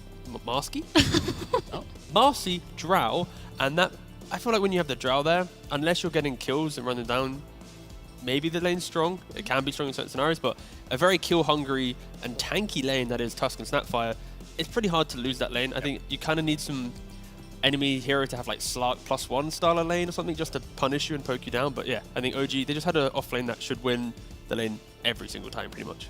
If we're going to instill our rule of no Lina MVPs, who would be the standout on the side of OG? I think I'll pick Clockwork. Yeah. I You think still go- it was a really, really good game from Misha this time around. So yeah, I think when you play these kind of lineups and you play a 5 clock, it's really important to be fearless. And I think that's something that's really good about this player for this hero combination as well. Misha is a very sacrificial player, and it's a perfect kind of hero for that playstyle. I like him a lot more on this hero than I would on, let's say, something like Hoodwink that we've seen him play, because I feel like this is the kind of hero where, with relatively minimal net worth, he just sets his teammates up for massive success. He gives vision, he just jumps in, starts, he initiates the fight, and they obviously built the entire lineup around Clockwork being powerful. They trusted in him a lot, right? They picked it together with Lina, then they grabbed an offlane Snapfire to synergize with it and the Tiny. So really just making it a beautiful Clockwork game. I loved it, and I loved their vision game in general. Like they put so many deep wards down, like on both sides of the map even, so that they could just keep running from one side to the other. Like Secret were just kept entirely in their base, and they just have such a good range to be able to abuse having so much vision over each side of the map, because you have like your Clockwork hook, you have like this kisses from Snapfire, like everyone can kind of contribute damage and catch with your blink as well and your Tiny to always just reach the heroes they want to kill and then bust them and take them down, and I really, really like that. That is the conclusion of game 1. It is a best of 3, which means after this break, there will be game number 2.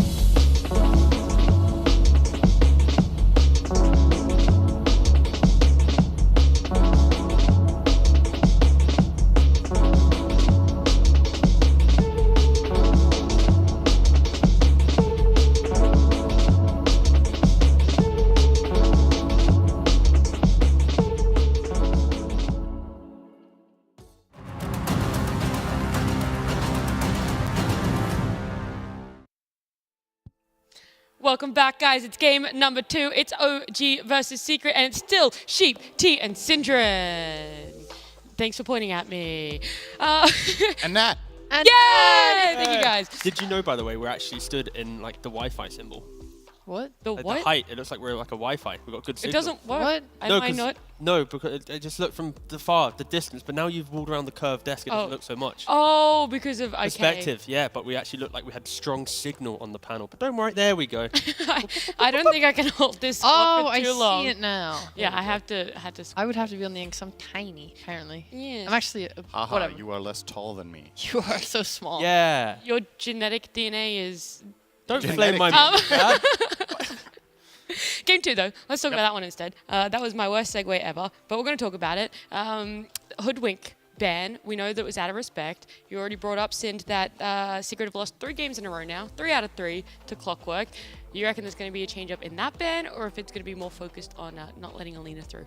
I mean, the funny thing about it is that I think Zayats plays a really good clock. So I wonder why Oh. Secret don't want to grab that in a phase like this, because the overall first pick of the draft was Lina, right? I think clock is a Yeah. pretty decent response to that hero as well. So Very I think Secret could have grabbed clock +1 to in that phase, and they obviously didn't have to worry about Batrider, which was already banned. So Secret first pick. Bit of a change up for Sheep. oh, Okay.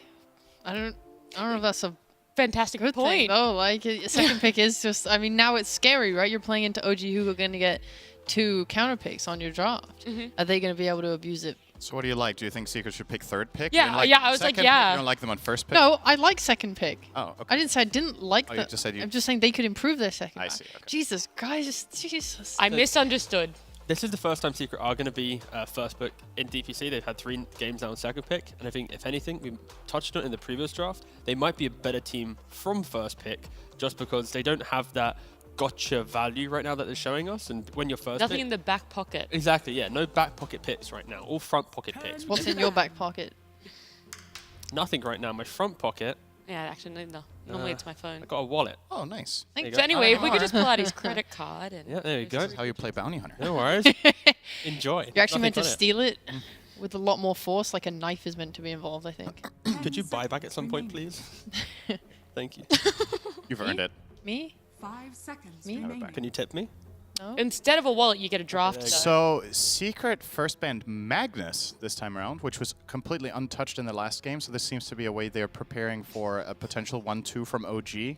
And OG are just having none of the Lina. They're like, this hero is overpowered for us. We're not going to let it be in the pool at all for the enemy first pick team. It's going to be a different dynamic in this game. I would love to see Secret use the first phase closer in a really valuable way here.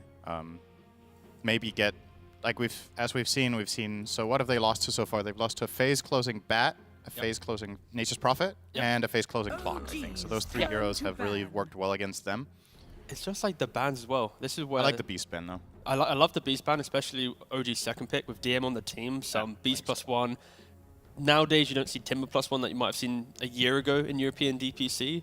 I think the Mag ban's like the one confusing one at least. We haven't 10 seen seconds OG try and snap pick it up at any point. We haven't really seen them play it. I don't think Tundra in their series 5 also banned out of first phase, and that's where Secret may be in their scrims. They've been playing against some OG Mag combos and stuff, or they're just respecting the fact that OG's always been a team to pull out the Mag plus Ember Mag plus something at some point, no matter what roster they have. But yeah, again, So- Puppy always showing some of the more interesting bans. Another respect ban here, Monkey King against Chrysalis. I would say, on average, this is probably his highest performing hero from my perspective in terms of just overall game impact, win or lose. I think Monkey King is his standout 10 hero. seconds remaining. It's funny, you would usually say together with Razor, but on Secret, I could point out, it just hasn't. They just haven't got good remaining. results with that hero. But with Monkey King, they've been doing well. Feels like in game 1 they banned out that Razor for Chrysalis. Now in game 2, kind of targeting Chrysalis. I know that we have that Rubik pick there, but very quickly, when it comes to Chrysalis, his hero pools, what are we expecting to potentially see later down the track when it does come to his hero? So Chrysalis, he's got the big 3. Monkey, Bloodseeker, Razor. They're all heroes that are like, Bloodseeker's very good. like insanely good. All right. And then after that, like, but to be clear, what I mean insanely good, it's like 5 insanely seconds good. remaining. And then the rest, it's kind of like he's good, but not as good as those 3. And then it's maybe some Life Stealers, Slarks, Ursas. We don't really see him play too many Nagas, Terrorblades. I think they tried it a couple times at TI, but it didn't really net them the same success. So yeah, I think for Chrysalis, and it's why you see them pick up his hero quite early on, is Okay. because he has the very good heroes and then the other heroes. All right. Well, the heroes that we 10 do see are seconds Rubik remaining. and Brood. First pick Brood for OG.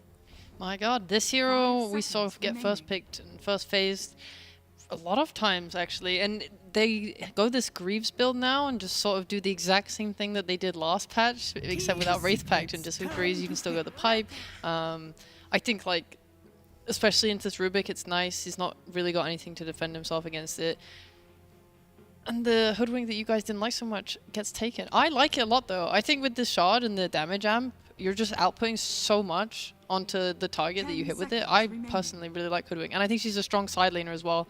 Like if she plays with this Broodmother, it's like a very powerful lane with like kill threat. But it begs the question, the clock was in this pool again, it wasn't banned out, and they still favor that Hood. So Yeah, so I think for me, I like Hoodwink more as a 4 than as a 5, but OG prioritized putting it on Misha, and I think this hero benefits a lot from that extra like 2,000 gold that Misha doesn't get in the game. That's kind of the problem that I have with it, where let's say Taiga was playing this hero a lot, I think you would see a different kind of impact from it. And that doesn't mean Misha doesn't play good Hoodwink, it's just the nature of how it converts gold to impact in the game is just favored for a 4 for me. I do like the fact that they don't brute force the clock, even though it went well in the last game, because this time they have an opening with Brood, and I don't think clock is nearly as obvious of a pick into a first pick Rubik as it was in the last game in terms of impact. So I think this is fine to get the Hoodwink overall. And I like that Secret grabbed their Pango here. Yep. If they want to get Pango into Brood, this is when you have to take it or it's going to get banned against Boom. And obviously they could also put it on Rezo if they want to put it side lane. It's not out of the question.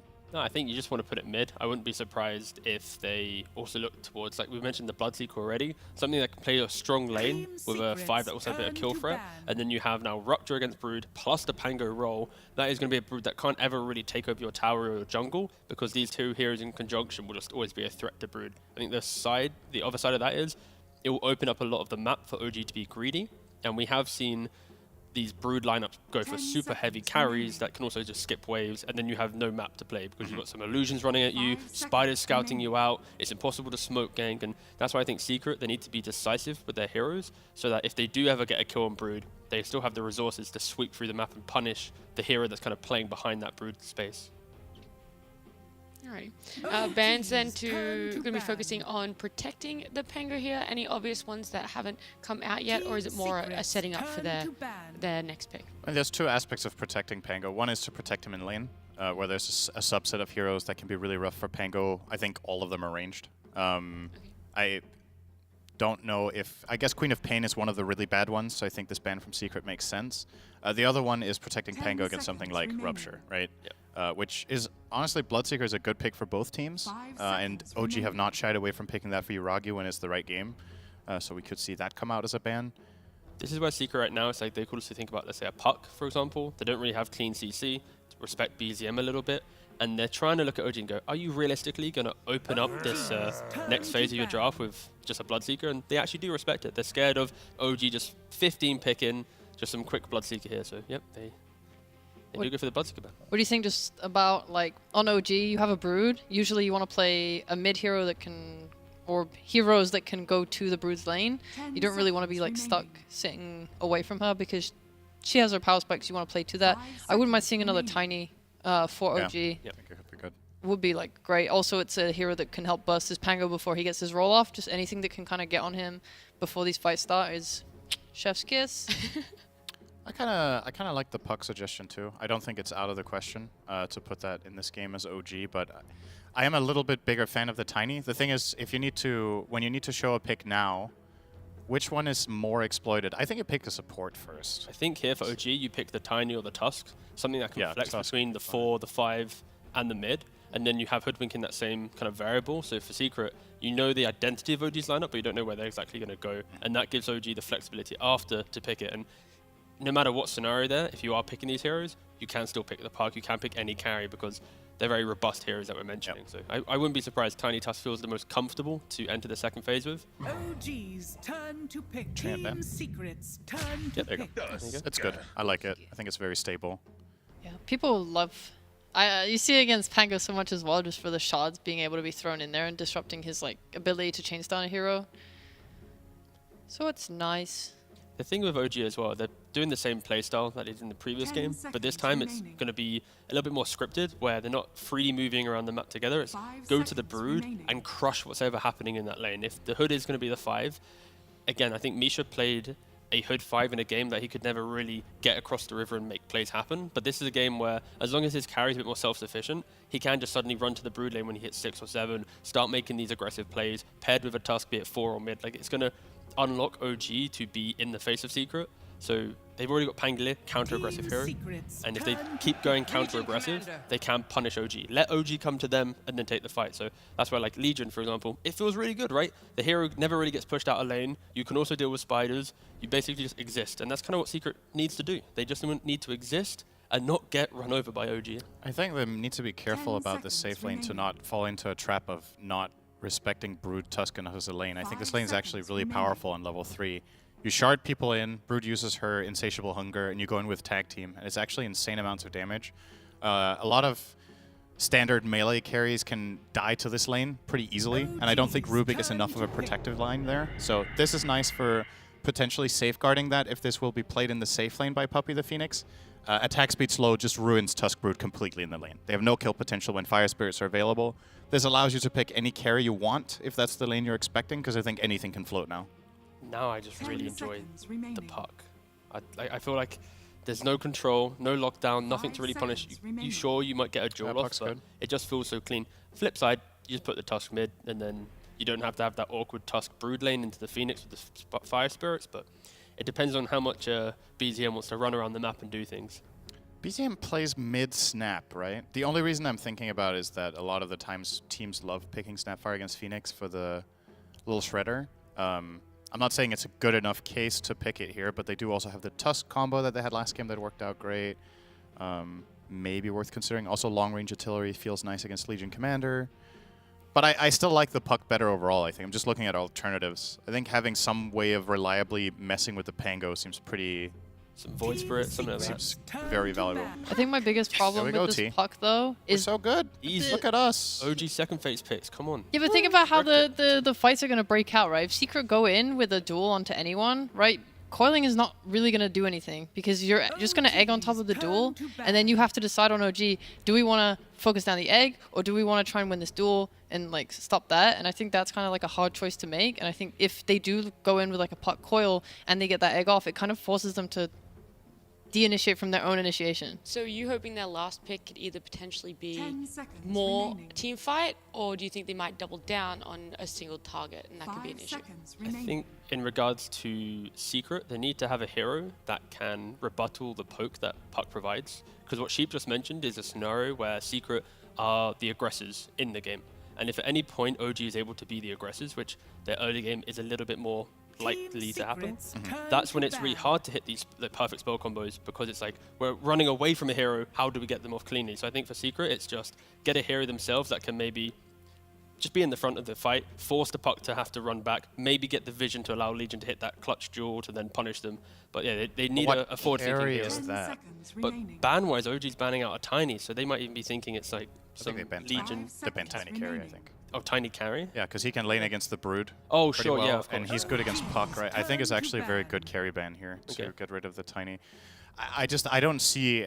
I think Crystallis can play Legion Commander, but I feel like if you're going Legion carry, that's a bit too wacky for me. For his game too, they have. I don't know. I'm not sold on that as the solution. I don't think that's what Secret want to do. What do you think of something like a Sven, who's just able? I want to see like more damage for this Legion, because right now I don't see how they win the duel super hard. The like TA was another great ban for that. I really like OG's drafting today so far. I think it's been very, very sound.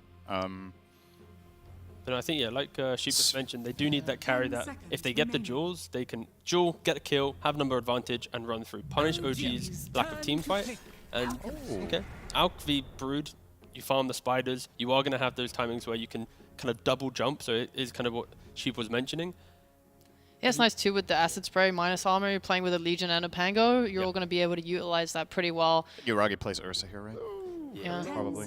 They have really good tools to go Roche as well in Secret. Phoenix, Alk, and Legion. Isn't this just an amazing Ursa game? You have Coil to set him up. He's not banned, right? I'm not. Don't think so. Nice. Yeah, he's available. I feel like it's really good this game. Alternatively, what other carries could you put against Legion Commander that will also fare well against Alk? Because like something in the past that players would play against Alchemist would be Morph, but he's banned. Drow's banned. Then there's Terrorblade, who has high armor, but I don't think he enjoys the Legion Phoenix lane in particular. There you go, Wesley, yeah. Choose your hero. I think it's just really solid here for OG. I like it a lot, and as she pointed out, Roche is obviously going to be a point of contention here. I'm a little bit concerned for Secret's lineup whether they're ready to actually contest Roche #1. It dies really fast. It's tag team Ursa. Like Yeah. it doesn't get much faster than this. Are there heroes online? Like Alec needs time. Phoenix is kind of a greedier support. Don't know. I'm feeling the OG vibes again, if I'm honest. Yeah, I think for Secret at least, it's Boom versus Puck.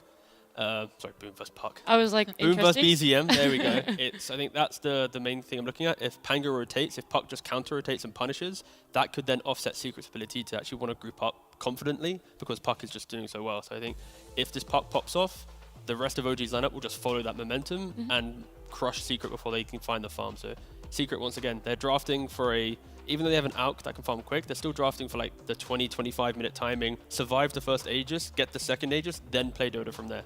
So they have an ALK, but they're not going to be trying to win the game with the ALK in the first like 15 so minutes. So still prefer OG's lineup though, unfortunately. Are you going to double down on Secret? You said Secret game 1. Sorry, Techies game 1. Is someone in the There's Secret no lineup? There's no techies, so I have no allegiance Yeah, alright. to Team Secret. Makes sense. I like the fact that they have easy like aura builders on OG and like combine that with their ability to take a quick Roche and just fight really early. I think OG is looking a lot stronger. Alrighty, well, it seems to be unanimous. That's what I'm looking for.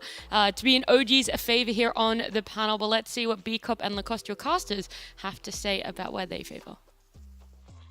Thank you very much. Will we keep it unanimous? What's your thoughts here, Lacoste? I'll give mine based on what you say. I and don't everybody on have the to be panel smart says. at all. You know, one of the most famous lines in Dota. Synderen was on panel. Alchemist was picked. It was not said. If it's an Alchemist game, it's an Alchemist game. I haven't heard it on the panel. So that means that OG has a really good draft. You know, that I also thought that they're going to be putting Phoenix with that Alchemist, but it's gonna be Rubik. Puppy will be playing Rubik, it seems, starting with the Boots of Speed. Oh, never mind. Maybe they're just looking at the items. It's still gonna be Phoenix in the lane, because there's something that was said on the panel is this Tusk plus Broodmother lane. It's super strong. Once they, like, even not just level 3, but once you have a point in tag team and insatiable hunger, I don't think you can sustain through it, and you want to have Phoenix Fire Spirits in that lane to be able to reduce the damage. It's all about the attack speed, and if you reduce their attack speed, they're not going to be able to do as much. Yeah, so we'll see how that lane goes, and if it's going to favor OG completely like the odds at esportsbet.io. It's seemed that way so far, with OG taking game #1, and well, coming into game number 2, they're never looking mind. to sweep. I Look at a clean sweep. I was talking about Puppy having Boots of Speed. He just went in there with the Boots of Speed, sold his Boots of Speed, because you have enough time after we added that extra timer on selling the items, and then he bought different items. So I was wondering, like, why does he have Boots of Speed? It's not that good of a game for Boots of Speed in this lane. Usually Rubiks don't start with it. So pretty clever. This man, this Puppy guy, you know, he has a couple of tricks up his sleeve. He's still got it. Yeah. He's still, you know, got the mindset ready to go. Something we talked about earlier, mindset with BZM. But it's interesting to kind of see these veterans, these long veterans, kind of get it done. So Yeah, and lane swapping is starting to happen. Crystallis on the top lane playing Alchemist, while Rezo's on the safe lane. OG already making a move. we'll see how OG react. We've got DM coming into the top lane to join Misha here on this Hoodwink. And we'll see if they make any other changes on this one, as Misha, sitting at about half health, needs to be maybe a little bit careful of a Fade Bolt and some right clicks, but level 2 will probably be the bigger chunk of damage output from Secret. It's one of those lane swaps where supports sometimes do benefit quite a lot, because they get to some solo XP. For now, Misha's TPing bottom. Yeah, they TP'd Misha probably for a swap, but that means that they'll have shards, they'll have one more Misha hit. coming in with a bushwhack, and with the early damage from an Ursa, they'll get first blood. They took a Zats on this one, and OG with 3 heroes down here bottom. Easy peasy. Beautifully done by Misha, not just that he rotated, but he also, as you said, decided to go for a kill.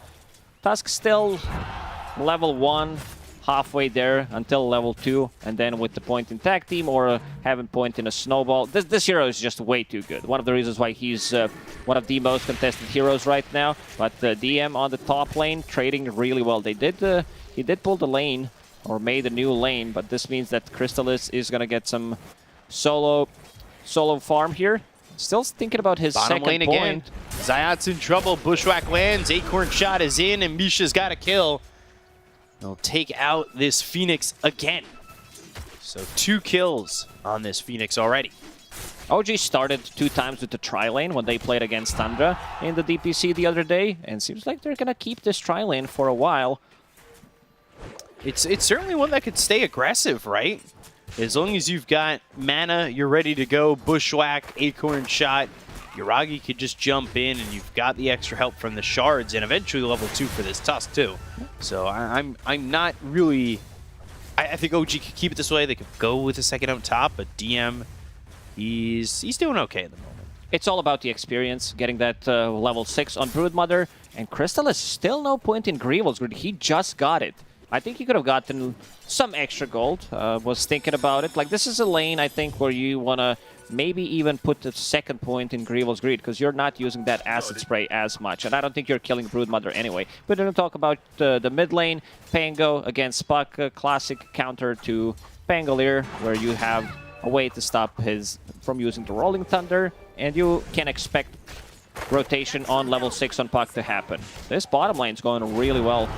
Icarus dive away. Zayat's just able to escape, and I believe there was an Acorn shot there that was Rezo using a Tango to make sure that that tree was taken out. So Puppy gets a courier. Mid, like you said, it's kind of even, and we'll see how Pangolier is able to do once, obviously, that level 6, that Dream Coil is available to them.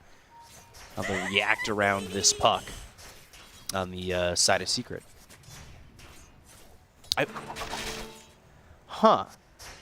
There was just this play over bottom I was looking at, but we'll talk about it in a second, as over mid, BZM got a little bit low in some well-placed shards by Taiga, but no follow-up. I thought for a second Misha, he dropped down that little flagpole to like trick the Acorn shot mentality, right? Put it right next to the Legion. It was just like, is it an Acorn shot? No, not at the moment. What could it possibly be? But You never know. You know, just a quick, the quick thought, right? Mid lane, snowball. Mid lane, snowball, shards, boom. Nice. Okay for now, but Puppy coming in with a rotation. Telekinesis is up into the air and then down into the hands of Boom for a kill for the side of Secret. That was a slightly difficult kill to get there. Boom's courier just delivered him infused raindrops, so he's way more tanky. They tried to use the opportunity with the shield crash and swashbuckle being on cooldown, but didn't happen. Well, Bushwhack, Acorn shot, harassment coming in from Misha. Pretty confident on this Hoodwink. We've seen in the past. And Crystal is sitting at 31 CS, so we'll see how his gold starts to stack up and what he's able to accomplish going into the Radiance first. So Rizzo bottom, only 20 CS. Bottom in terms of cores. This has been an aggressive lane like we said, but it's not exactly sitting tri-lane anymore. Not an easy lane for him. As you said, the tri-lane, Ursa off to a good start. He was the one who got the first blood, has that Ring of Health, so he doesn't care about harassment from Phoenix, who just hit level 3, or Legion Commander level 4. He knows that he can get out of the trouble easily. So Yuragi on this bottom lane, very safe when it comes down to surviving next couple of minutes until Pango decides to make a rotation. 6-minute rune. Let's see who from OG is gonna make a scout, see what's going to happen. For now, Puppy, again, stacking the big camp, maximizing his movement around the map. It's a double damage bottom. And Lift BZM, is available. Yeah, going to be lifted up into the air. The snowball comes in for the save. Dream Coil on the 2. Shards will block him out, and the Dream Coil will keep him placed there. His bottom lane resolution. One more right click. Can Yuragi get there into the trees? But the Bushwhack lands, and if you're going to surround yourself by trees, a Bushwhack's an easy target. And Rezo drops to this Ursa. Yeah, Misha having a much better game on Hoodwink than when they played against Tundra. Setting up the kills, involved in all 3 kills so far. Has Ring of Bassi available to give himself and Ursa some extra mana. First coil, Team Secret, like you play against Puck Pango matchup, you know that they're going to try to use this coil to get a kill. So Team Secret matching the aggression, bringing in numbers one more time as they did in game 1. Misha sees Boom, by the way, as he's rotated down into the jungle. Look at these stacks being made for this Alchemist by the Alchemist. Nice stacks. Pretty, efficient, and a lot of gold coming in. Oh, these are 2 troll camps, so a lot of Skelly Bros. Ooh. Which means a lot of extra gold, and seems like the stack is not going to be contested. Puppy already placed the ward in the river to scout things out. He's going to find all the neutral items. It's very important they protect this Alchemist for the next 2-3 minutes. Boom going in with the ult. Yuragi's under the tower, but nobody else is here to help out Boom just yet. Going away from Yuragi. Zayat's TP'd in, and Boom just kind of was like, all right, I'm out. See you later. Easy rolling Thunder. Puck also made the rotation down. So BZM and Yuragi are sitting towards bottom. But only a Phoenix there for now. As Alchemist now going for the Ancient stack. Stacking it one more time for himself. This is a big Ancient stack. It's going to take a while until he farms it completely. But it is a lot of gold coming in. Rizzo, he actually swapped himself towards top. Misha coming in again. They've also got DM coming over, so Shards, Bushwhack. The Bushwhack pulls him out of the Shards, but it's not looking like it's going to matter. Easy kill for DM. Yuragi on the bottom lane. We talked about him being level 6. Going into Battle Fury, pretty standard stuff on Ursa. This way you match up the farm from Alchemist. And he's having a good time. He's 500 behind Alchemist. Well, now 700, now that the Alchemist started to farm the big Ancient creeps. Yeah, farming it with that level 4 in the Acid Spray, just right-clicking away. Hoping to get to that Radiance as quickly as possible. He's close to the Sacred Relic. Those 2 big stacks were very big to bring Chrysalis the farm that he really wants on this Alch. After the lane was kind of quiet, but still stacking while farming. Looking pretty good for the Alch overall. And he drags the creeps all the way to the south, so he's not going to get ganked. 2 observer wards in the river, placed by Puppy, just to make sure. And he was also standing on the high ground in case they decide to go in, and Duel is available. Yeah, Telekinesis, and now do they have the damage? Taiga, he's going to be dueled up. It is lacking. The duel is not going to be victorious. It's actually going to be technically a draw, but, well, they'll still get the kill afterwards, and Puppy will get credit for that one. So no dual damage, which you're a Legion, you really want to get out of the gates quick. Meanwhile, DM bottom is spreading the spiders out, getting some vision and making sure that nobody's coming over while he takes that tier 1 tower bot. They have Legion Commander, but yeah, he was not available to defend the tower. Rest of the OG members already in vicinity, ready to go on a target if he shows up. This time, Taiga having a bit of a tougher time in the game, finding experience, only level 4. Buys the book for himself. Yeah, so he'll get that 10-minute tome. Phoenix will also get the 10-minute tome, so Zayat is looking to get that Supernova active and available. And we'll see where they go from there. Again, just trying to leave Chrysalis some time to farm as he's 700 gold short of picking up the Sacred Relic and getting into the Radiance as quickly as he can. He's 1,000 gold ahead of the Ursa now. So we'll see how quickly Yuragi also kind of has the ability to counter this Grievel's Greed with a Battle Fury of his own and trying to farm and keep pace. But Boom, coming over and looking for BZM. Looking for Telekinesis. Stun, BZM, Icarus Dive, and the chase is on. The Sunray is on him, and... Ooh, Swashbuckle misses. Swashbuckle off the mark, so BZM's just able to use that Illusory Orb to jaunt back behind the tower and out of the hands of Zayats, and really just free to leave. Rest of OG members, meanwhile, on a mid lane. They even brought the DM, who's controlling the jungle. 4 points in Overwhelming Odds. This is what's going to stop the spiders from pushing in tower. Mech available on DM. Pretty, I would say, standard build these days, now that the raid pact is gone. shards. Icarus Dive, though, getting past the shards. They're trying to maybe get a telekinesis so they can set up the duel here for resolution, and This that's is the exactly first what dual they'll do. damage. Yeah, so 10 dual victory damage in, and resolution, he's now 1 for 2. Radiant's middle tower is under attack. Bottom is being pinged out. Resolution, he's like, I'm gonna stick where the spider is. Oh, I'm not afraid of this one. might be afraid of the bear, though. Iragi waiting up the steps for him as he started to cross over to go down and protect that tier 2 buy. So that gives DM more time to just put damage in onto this tower. Once DM spots him, he brings him and some of the spiders back. Bushwhack sharpshooter. Icarus Dive from the Phoenix. Not scared to pop that supernova if need be, and just get some space between Zayats and Misha. Pango is about to finish off his Diffusal Blade. This is where it starts annoying, especially against these low mana pool heroes like a Tusk, Ursa. They don't have much, like even Puck, who's sitting very low right now, but they want to heavily commit to this tower. Haste is available. OG, 4 heroes hitting a tower, and DM gets the last hit going into Guardian Greaves, which is going to tank up. Very effective against Alchemist, against the Legion Commander, and Alchemist Crystallis finished off that Radiance. If you think that he has farm for 12 minutes, now it's time to actually get some farm with the Radiance, and Grievel's Greed is maxed out. Yeah, so he'd be skyrocketing in terms of net worth. Look at this ward that Boom's sitting under. And well, we'll take a look at it in a second, because I think there's going to be a smoke play on this Alk, or maybe even going the other way towards Puppey. They'll find this Rubik. They don't exactly catch the Alchemist, but again, this ward now giving vision over onto Boom. Sharpshooter, Walrus Punch into the air, and they'll end up getting another kill. The Alk is going over, the snowball lands, the unstable concoction comes through, but Zayats just blows open the supernova. The duel's not going to have another victory, but Misha ends up dying. But Rezo gives up his life for that. They still look over at Crystallis, and it's an ultra kill for BZM.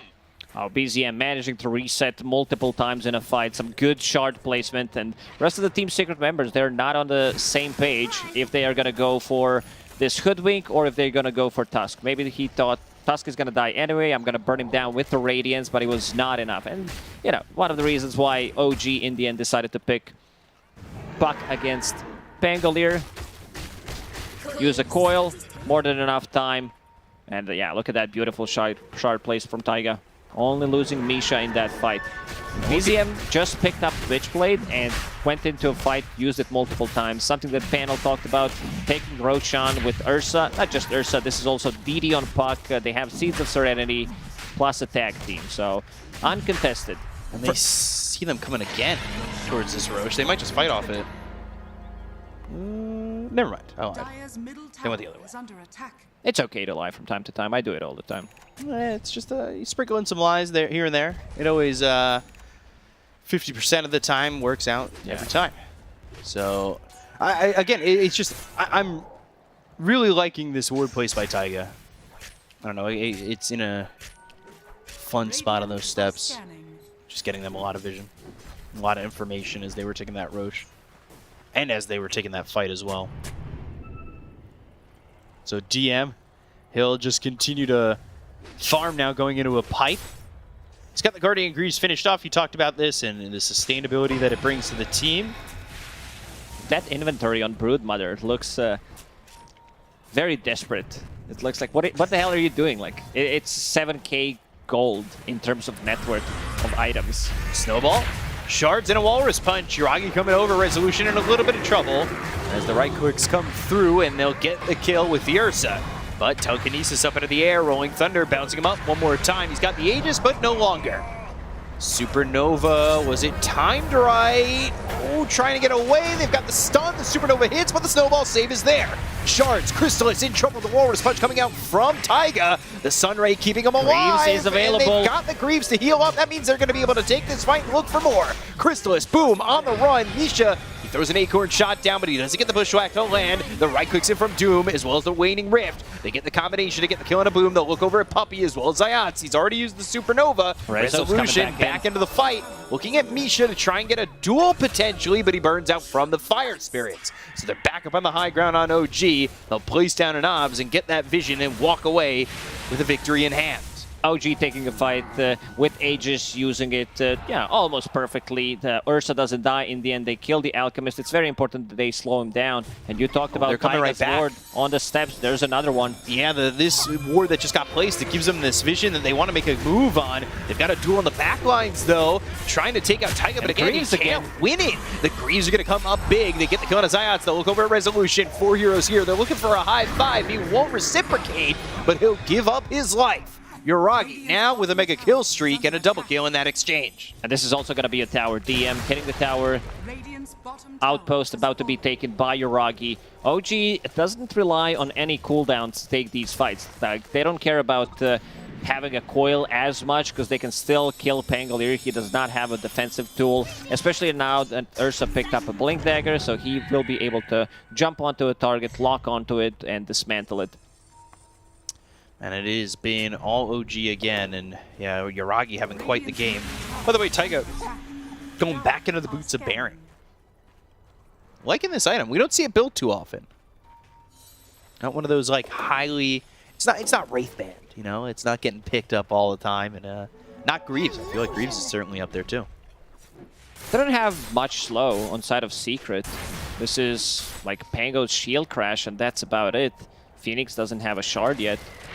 But yeah, it gives them. It's something that Crit did quite a lot at the start of the first DPC tour previous season. He did go for brown boots into drums every single game. This time around, it's gonna be full boots of Baron. He might swap things around, because he still has 8 charges on the drums.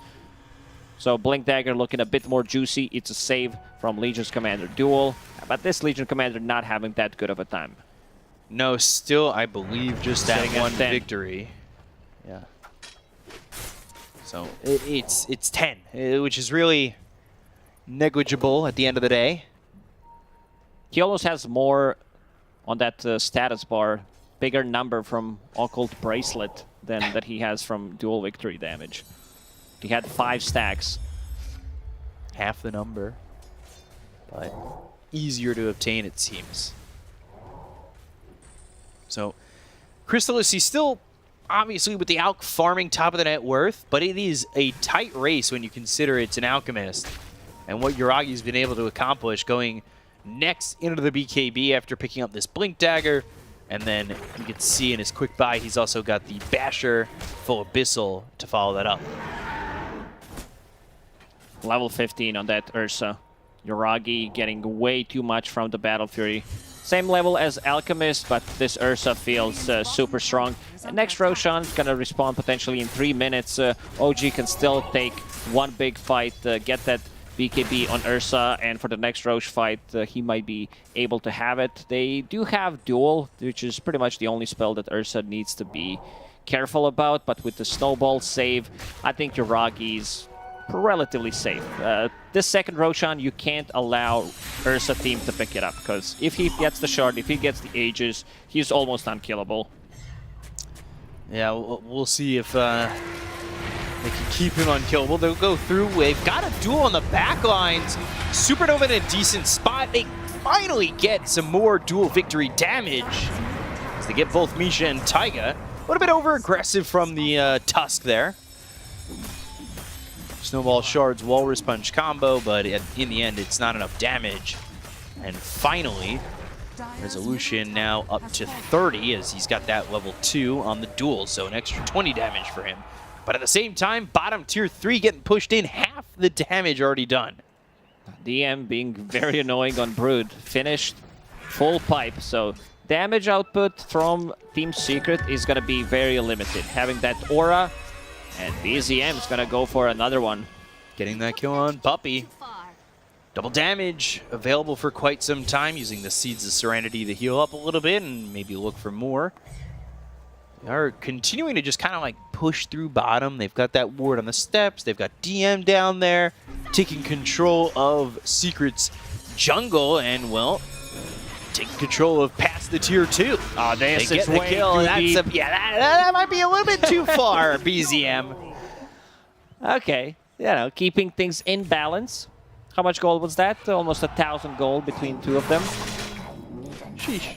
700 for Pango and some extra gold for, I believe, Phoenix. And yeah, Pango definitely gonna have a good time from getting that gold. Just picked up the shard, so he can protect himself once he's not silenced. Still difficult to task. This Pango, you're playing into Puck. It's gonna be difficult. Not just Puck, but also Puck plus Ursa, who does have a BKB, so he can remove the disarm. Series odds flashing again from esportsbet.io, and OG with a 2K lead. They are the favorites in this series. So we'll see if they can close it up and secure those odds. Meanwhile, a little bit of lag coming out for Misha, and a 3-man smoke start for OG. As they're going to look towards, I believe, bottom and kind of this mid area where Secret are at. Haste through. Pick that up. This is one of the few runes, active runes, that Team Secret did pick up. That's been all OG so far. And they're coming over. Bushwhack actually doesn't land. They've got the snowball. It's not going to matter. Boom, blew up. He went boom. They're going to go for more. They'll look over at Crystallis, and now Puppey is in their crosshairs. But, well, he gets out for now. He's surviving for the moment, and Crystallis getting chased by DM. And now they've got themselves a 2-man Dream Core with a BKB pop by this Alchemist. Telekinesis onto the Tusk. And it's only going to be Boom who dies. But they got the BKB usage out of Crystallis. That's pretty huge. It looked like they had such good positioning going into the fight that I thought it was going to be a clean sweep. OG placed an Observer Ward on high ground, plus a Sentry, so they got a glimpse of vision. Bushwhack did not connect. It's very...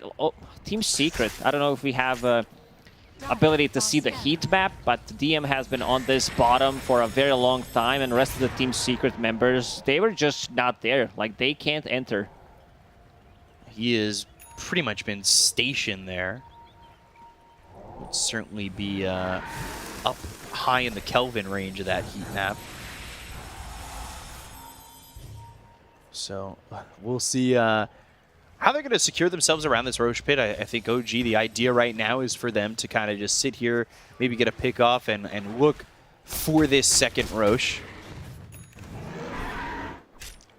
So Blink Dagger picked up by Misha. Maybe that'll help him out in terms of just getting a little bit of better positioning. I think his Bushwhacks, his Acrid shots, everything's been on the money, but always nice to have that little bit of mobility, right? Just to make it a bit easier for yourself. AC finished on Alchemist. That's a lot of minus armor. Ooh, duel coming through. Rolling Where's the thunder. follow-up? There is none. So BZM just gets to survive. Here comes the rest of OG. Plus a rolling thunder. This rush belongs to OG, not just Roche. It seems like the whole fight. And this fight certainly going to belong to them as well. Zayat's going to drop. They'll get the kill on a Puppey. They'll look over at Boom. He blinks away. They'll send them packing. And, well, they put the pressure on the tier 2 mid. They put the pressure over in the jungle. And they can look towards Roche. The first one's quick. The second one, feeling like it's going to be even quicker. This is dead in 10 seconds with the tag team available. And Ursa, if he has overpower coming into it. Team Secret, they cannot contest it. We see one of the issues that they have with the lineup. Legion Commander does not have that hero to play with. Is sitting on 30 damage from duel, but it's not enough. He can't go for the solo pickoffs. This is not the Blade Mail build, and there's no real burst damage. Like, yeah, sure, Rubik with the Fate Bolt, but that's about it. Pango with his 2 abilities, but that's very limited considering that DM has been on point where he is to keep his teammates alive with the Guardian Greaves or Pipe. Going into Hex next. Unstable Concoction thrown over onto the Ursa. This might be the second time that they're able to get the Aegis out of his hands quickly, but they've got the duel over to the side with Snowball Stave coming out from Taiga. Rezo taking a lot of damage and on the run, but into the grave he goes. Misha, he ends up falling with the Walrus Punch out, but not enough. Taiga will drop as well. It seems like Secret, when they take kills and they get something in the fights, it's always the supports, the cores, able to evacuate the exchange. Yeah, they're way too tanky. I think it's a correct move to go for the supports. Ursa dropped very low, forced to pop his BKB and Enrage. So, he's what, level 18 right now, so 30-second on Enrage, has that Enrage on Earthshock as well. Picked up the shard, going into Abyssal Blade next. Out going into the blink, but you said the Abyssal Blade is next. They'll go in. They've got Yuragi coming in with a Dream Coil placed by BZM. They get a kill on a Crystallis. They'll follow this up with an aggression and some play on a Puppey, but Puppey able to find the doggy door and get out of that one. Another DD spawn bottom. All the power runes going the way of OG. You know, there's been 11 kills here for Secret. One of them has been on a core. That's it. It's been devastating, these fights for Secret. And, gosh, Yuragi right on the Puppey. Nowhere safe, not even behind your tower. 15 seconds without Alchemist. They use Pipe. How much damage? Where's Ursa? He's going Misha in. is. Misha ready to drop an Acorn shot as well as a Bushwhack. They'll throw the Bushwhack. It's not going to land on anything. If they get the kill on the Ziots, they'll buy back on Puppey. They've got the Phoenix available with a buyback, and he'll use it too. There's the Unstable Concoction, but Yuragi's still working with an Aegis, so getting a kill there twice is going to be very difficult to find.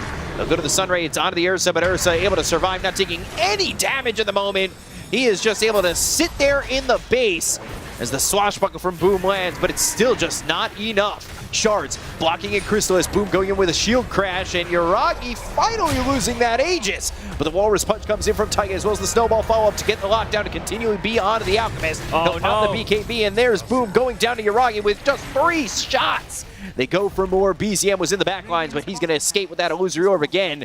He's got to double damage if they want to re-engage. They've got all 5 heroes here, and Misha goes in with an Acorn shot as well as a Bushwhack once again. Sharpshooter hits on a Ziots. He'll Icarus dive back into the base. As the Unstable Concoction hits out of the Brood Mother, they get the kill on a Puppey. As Yuragi, he's deep into this secret side. And they got what they came for. They got a couple of buybacks, they got the set of barracks, and again, using this Aegis, getting the full value pretty much from it. Tier 2 tower available on a mid lane. Team Secret, they just don't have enough damage to punch back. Yeah, there is really 0 punchback coming in. These damage numbers from Ursa, insane. Same goes for BZM. Like, Yuragi having a perfect game so far. 11, 0, and 6 on Ursa. Yeah, it really is a perfect game for him so far. OG throwing hands, Secret throwing pillows. They really can't punch back. It is just... I mean, the few kills, the only 2 times they got Yuragi is when he's feeling confident with the Aegis. Yeah, if he didn't have Aegis there, he would definitely not play as aggressive, so... That would, his positioning is on point, and also the saves, the Greaves, the Snowballs, and just being able to kite around Ursa, understanding where they can go in, when they can overextend. I'm not talking about that one BZM's dead, and he does have this time Lincoln's here to protect themselves against Duel. Yeah, so they, again, have been short the duel damage and short the damage in the duels, so things not really lining up for a Legion Commander at the moment. Sentry placed there behind the Tier 2 tower up towards top to catch potentially Secret leaving the base. And they've got a deep obs there, too, that was placed by Misha when he scurried in. It's right by their Ancient. Radiant's top tower is under attack. So let's see how Secret can respond, because again, you know, you talked about the heat map you wanted to see for DM. What about the heat map for Secret? They have been so tucked back into their base and their side of the map. Walrus Punch comes out as well as the Shards. They get the kill on the Zions. He's not going to have buyback on this one. Dead for 60 seconds. The Sharpshooter hits on a Crystallis, and down goes the Alchemist too. Me Sharpshooter, he gets a really nice Bushwhack into Sharpshooter. Rest of the team also there cannot get the BKB off. No one to cut down the tree, and this might just be the game. Looking like it's a possibility, that's for sure. I mean, look at where BZM is. He is just deep inside their base. They'll look for Puppey. They'll get 2. They'll take out Resolution. And with that team wipe, it's a GG call. It's a 2-0 sweep. And OG take out Secret in this series. OG, they made it look relatively easy in this series. Very nice moves from start to finish in both of these games. Going inside the triangle, they did allow Alchemist to farm his Radiance, but after that, the map was getting smaller and smaller. DM on the Brood Mother, also one of his heroes. We can see why why this hero gets banned or why you need to be a specialist to play on this professional level. Right. Yeah, he just dominated. Like this Guardian Greaves pickup did allow them to play so aggressively, keeping all of them safe. We've seen this dual damage not getting any winners, but overall, some really good performance. Team Secret, they remind me of a Team Secret during the first, even second tour of the previous DPC season, where it takes a little bit more time for them to get into the groove. Yeah, they got to get the ball rolling eventually. And OG, they've got the ball rolling. I mean, Secret was never able to cross the river, and OG was constantly on their side of the map. They take the 2-0 sweep over Secret, and we're going to have it broken down by the glorious panel. Panel, take it away. A 2-0 for OG, and this game, number 2, felt no real difference in terms of the performance by Secret compared to game 1. I feel like your face just says the opposite, Sheep. What? No, I was going to say, yeah, no. Agree. What can you do? Sad, unlucky. GG, go next. Yeah, just RNG, really. RNG in the draft, where OG, of course, allowed to control the RNG, and they picked very good heroes. And yeah, I just feel like the step up from the previous OG series to this, they really learned about them, I think, mistakes, the first one, and just gone, okay, this is how we want to play our Dota. And I think especially, maybe even for Misha again in this second series, being able to play his Hoodwink in this style, when the rest of his team are taking over the map, playing the game, he's able to be just this like ruthless kind of assassin type. And of course, BZM is the one just leading the charge. But again, I just feel OG, if they get to have this style of drafts in the future, they are going to be a force to be reckoned with. Do you guys want to outline the potential downfalls of Legion Commander or Alk first in that Secret lineup, and why they didn't really have impact for this game? So, I mean, I think first of all, if we start at minute 0, OG's lane swapping and setting up the tri-lane bottom to put the pressure in the beginning was really fruitful, and then they swapped the lanes around shortly after to get the matchups that they wanted. I think they kind of benefited more from that beginning than Secret would have. So this was one of the situations where a tri-lane from OG actually was useful because of the way they ended up not leaving DM alone afterwards and kind of handling the earlier portion of the game. As far as Legion and Alk go, I mean, this is the problem that I have with picking this pairing as such, is that Alchemist needs a lot of time and space, and Legion is kind of, from my perspective, one of the slowest offlaners, right? You need quite a few items before you really start putting pressure. Your spells aren't inherently powerful, so you're relying a lot on your teammates to do the damage during the duel, but who is doing that damage, right? You have a Pango mid who can. Alchemist is out in the jungle farming. Your support to a Rubik, Phoenix, it's okay, but I feel like the pace was just fully dictated by OG and this obviously amazing last pick Ursa that just got to do whatever he wanted from start to finish. Yeah, I feel like this Brood was a massive part of that, especially because he got his mech by like 12 minutes and then was coming mid, pushing the mid tower and opening the map up by taking that down. And then after that, he just controls the bot side of the map and is constantly applying pressure to this tier 2 tower, to the tier 3 tower, and forcing Secret to bring heroes down there. And this is happening so early that it makes it easy for OG to invade the triangle. And you saw them go in there, get pickoffs on heroes and kills, and take these fights, and they're very numbers favored to them because people are being drawn towards dealing with the Brood. I mean, it's more of a 4v4, but like their heroes are just better, and they've had a better start, so it was just much easier for OG to execute that. Yeah, just for Secret, going back to the whole Legion Alchemist thing as well, it's like the heroes that want to exist in their side lanes, push it out, get fat, and then they group and go. But when you have OG picking heroes that can ignore the side lanes and then cut through the jungle and kind of go from like in out, if that makes sense, then it's really bad for Secret having more static, greedier cores because they just can't mirror the move and speed in which they kind of move throughout the jungle. And like Sheep mentioned, when you have Brood playing bottom and OG with 4 are able to then contest, or even as 3 able to contest triangle and fight them there because it's like, where's your stuns?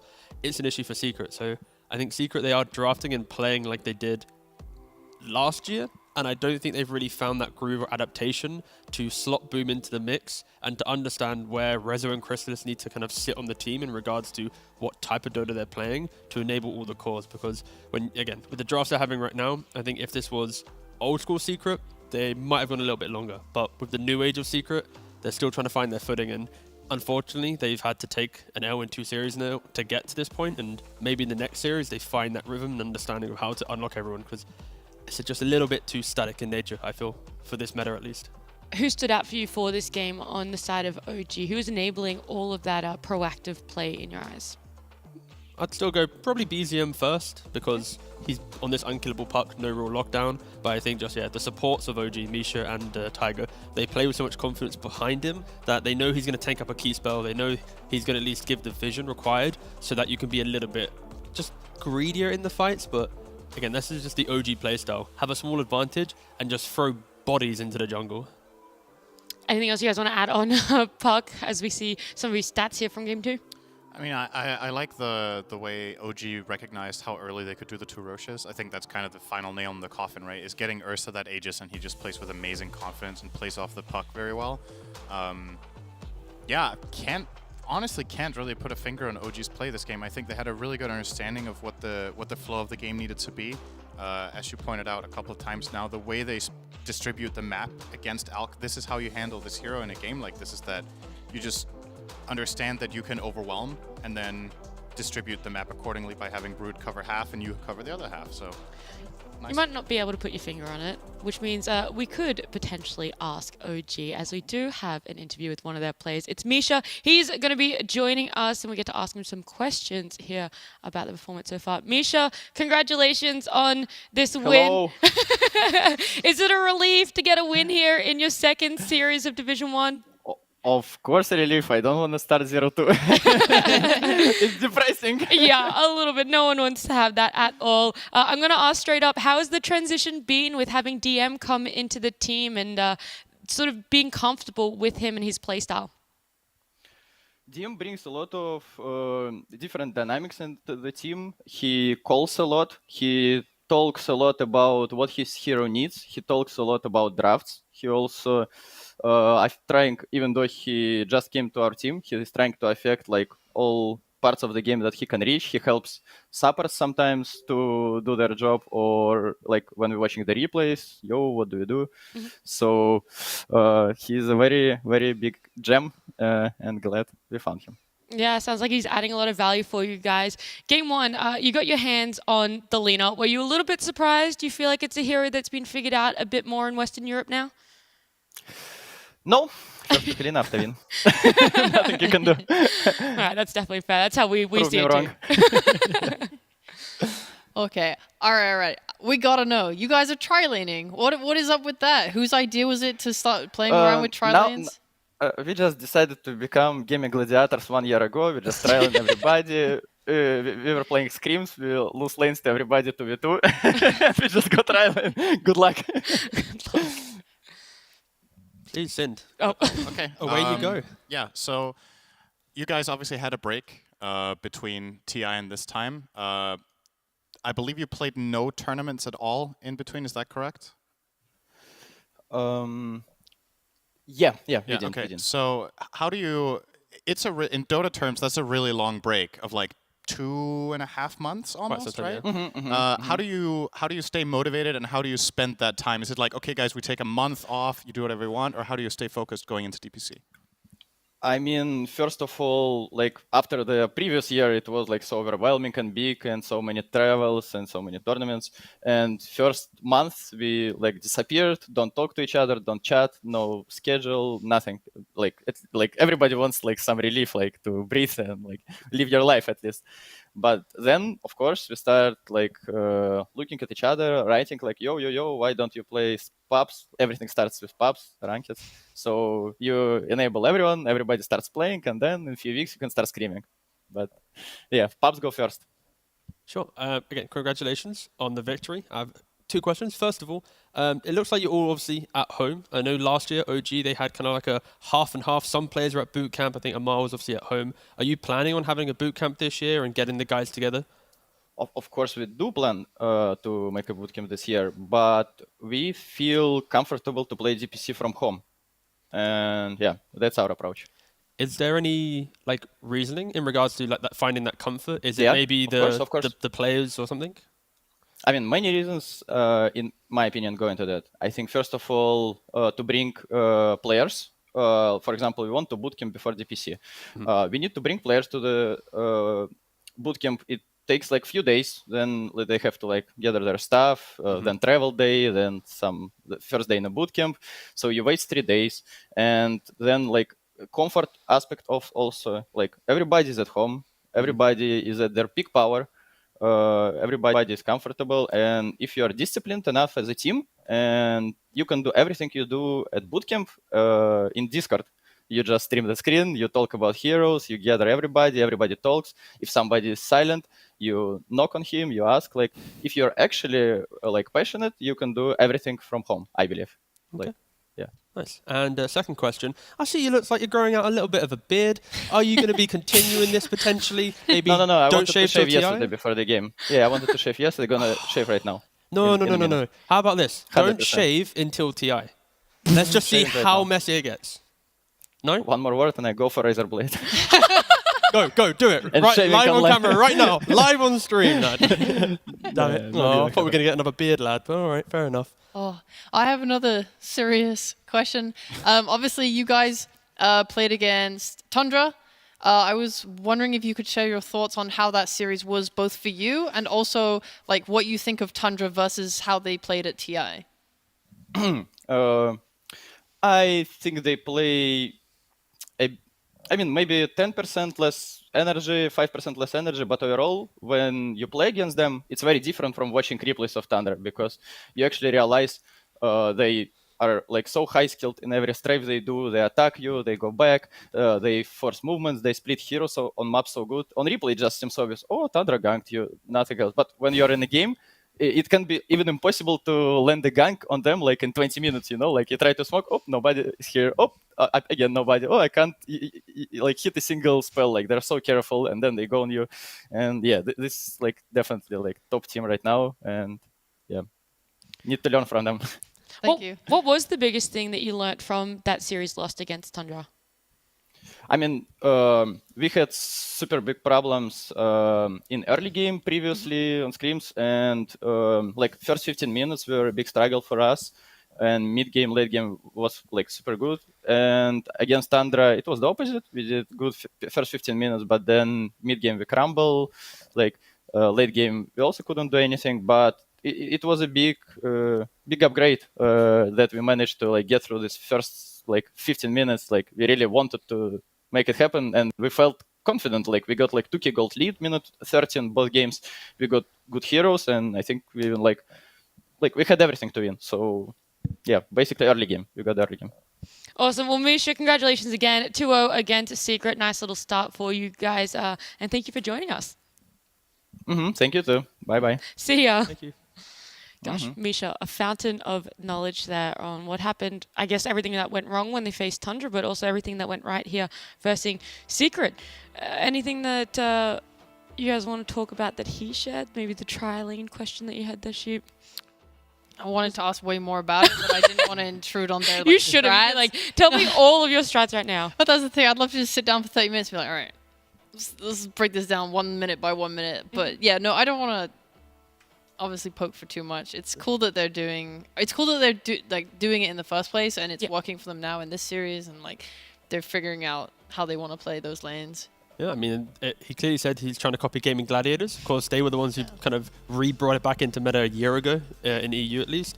I think from his interview and the statement he just made there, they were really crumbling in early game in scrims. The best way to win in early game is to try lane, because you physically outnumber your opponent. That's true, actually, yeah. So it does feel like a quick response to maybe some bad scrims. It's the easiest way to fix that. And if they want to continue this style of play, then they just need to kind of now learn the transition point from leaving a tri lane to crushing the map, which they weren't able to do against Tundra, but they clearly were able to do against Secret. So there is evolution happening from each series, and when they find that point of being able to pivot between dual lanes to tri lanes and stuff, that's when they'll become a truly scary team. But again, clearly it's a team that is developing and learning throughout the DPC. I thought the most interesting thing about that interview was actually him talking about not boot camping, because I think that perspective is not as common anymore as it used to be. The fact that he thinks there can be benefits to not boot camping. Like the meta in Dota for a long time has been, if you're preparing for something big like the DPC or a tournament, you go to boot camp because that's where everybody's together. You're social, you're getting the strategies through. It sounds like some problems that other teams historically have with staying focused and being professional about the whole thing when they're at home, it sounds like these players are very mature in their approach to the game. Like, even though they're all separately in their own places, they can get together, they can sit and do the put in the work that needs to be done, right? That was very interesting to hear. He also had a valid point. Like, you do lose a lot of days when it comes to traveling, like that transition period, but also getting used to, the setup wherever they end up going. So it definitely is this balance, and clearly OG realized that 3 days that you lose prior to DPC, like, it's just not really worth it. Yeah, for now, I think it's one of those things where they don't have an authoritarian leader. It's not like they don't have like the puppy on their team, or like that person who's like, this is how we're going to play Dota. They're all very they all have their own ideas. So potentially being at home, you don't really need to have that get into the one room and listen. I think this is a concept that they might regret 2-3 weeks down the line, or they might continue to install. I think. Well, they only have 3 weeks. No, exactly. So after this tour, it's something that they might, in hindsight, go back and say, I wish we changed it, because I think there's always values of, the physical, face-to-face contact with a player. You can read their emotions. I think as much as on Discord you can be professional, I think the human aspect of Dota, which of course previous iterations of OG utilized to win 2 TIs, you can't get that whilst online. So again, if they're playing well in game, if they have good strategies, it doesn't matter if you have boot camp. But if things start to go wrong, the way in which you fix it, that could become an issue. So again, it's cool that they are being so open with their ideas. Yeah. It could work, it might not work. Not every team will be able to utilize this style. It worked today for them. They got a 2-0. It means it was a bit of a quick series here. We have our second series coming up. It's Into the Breach, who are playing for the first time in Western Europe Div 1 up against Entity. It's a longer break. If you guys want, you can boot up Dota. You could probably squeeze a game in, but make sure you have this Twitch tab open, because we will be back in, I think, around 40 minutes.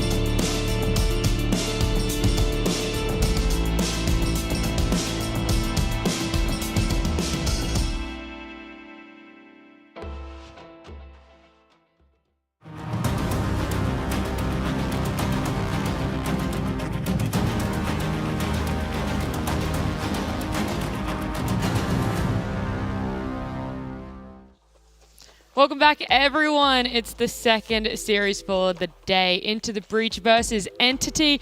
We've already seen Entity play once so far, back on day one. So let's have a big old chat about Into the Breach. We've got heaps of time. We haven't seen them play yet. In fact, I think if people only watch Division 1 of Western Europe, they might not have ever heard of Into the Breach. So give us a little bit of a brief rundown, please, Lizard. Oh, wait. Wait, actually, I didn't introduce you. I totally forgot. Hey, what's up?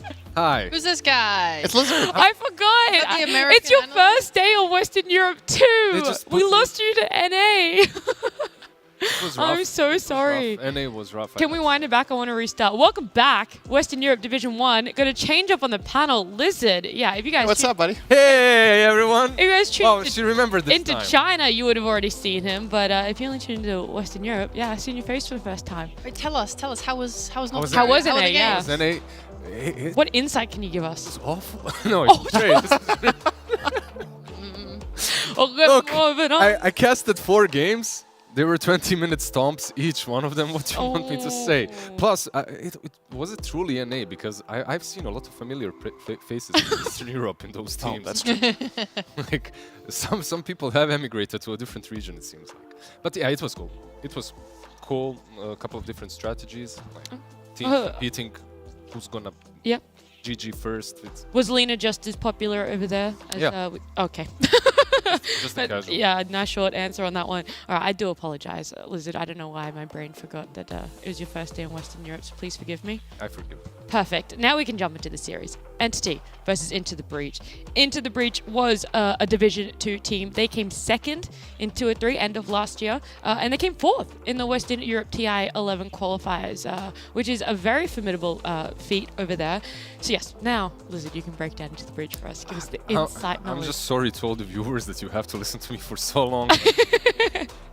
Without a break, at least Cinderin. No, Okay, I'll continue. No, absolutely No, not. if you I'm enjoying this. You are? Of course you are. If you like European Dota, like if you've been around the pub scene for a while now, you know all these names, right? Like from Supreme, from Otakar, like you know the guys, you know the stack, Immersion, obviously not from the Western Europe, but still, like he's been around, he's been in Navi and whatnot. Like all of these are known names. Are they necessarily Division 1 favorites? Perhaps not, but they do have some things that might get them there, that might get them to the top 4 if it all comes together, because they are niche pickers in a way, let's put it that way. I think Supreme has a couple of heroes that he really excels on. Immersion as well was always this position 4 that even back in Navi days, like he had Navi and Gambit days. If you give him the right hero, like he might do wonders. And the hero that's wrong but is being picked is techies. Like I've seen it a couple of times, and all of these Eastern European position 4s love their techies. Are you guys enjoying this? Well, we know one person on the panel She's definitely just is. cheering for Techies, and we I got it love in the last Techies. series, and it didn't win. So It didn't lost, win. but it was so beautiful. Well, you're gonna I love that Immersion has 6 games on it in the last week of pubbing, and guess Wait, the, last week? oh boy, Yeah, guess the win rate. 100%. 42%. zero. There it is. He knew All it. right. I mean, that's reads So I was given like just an inch of hope. It's close enough.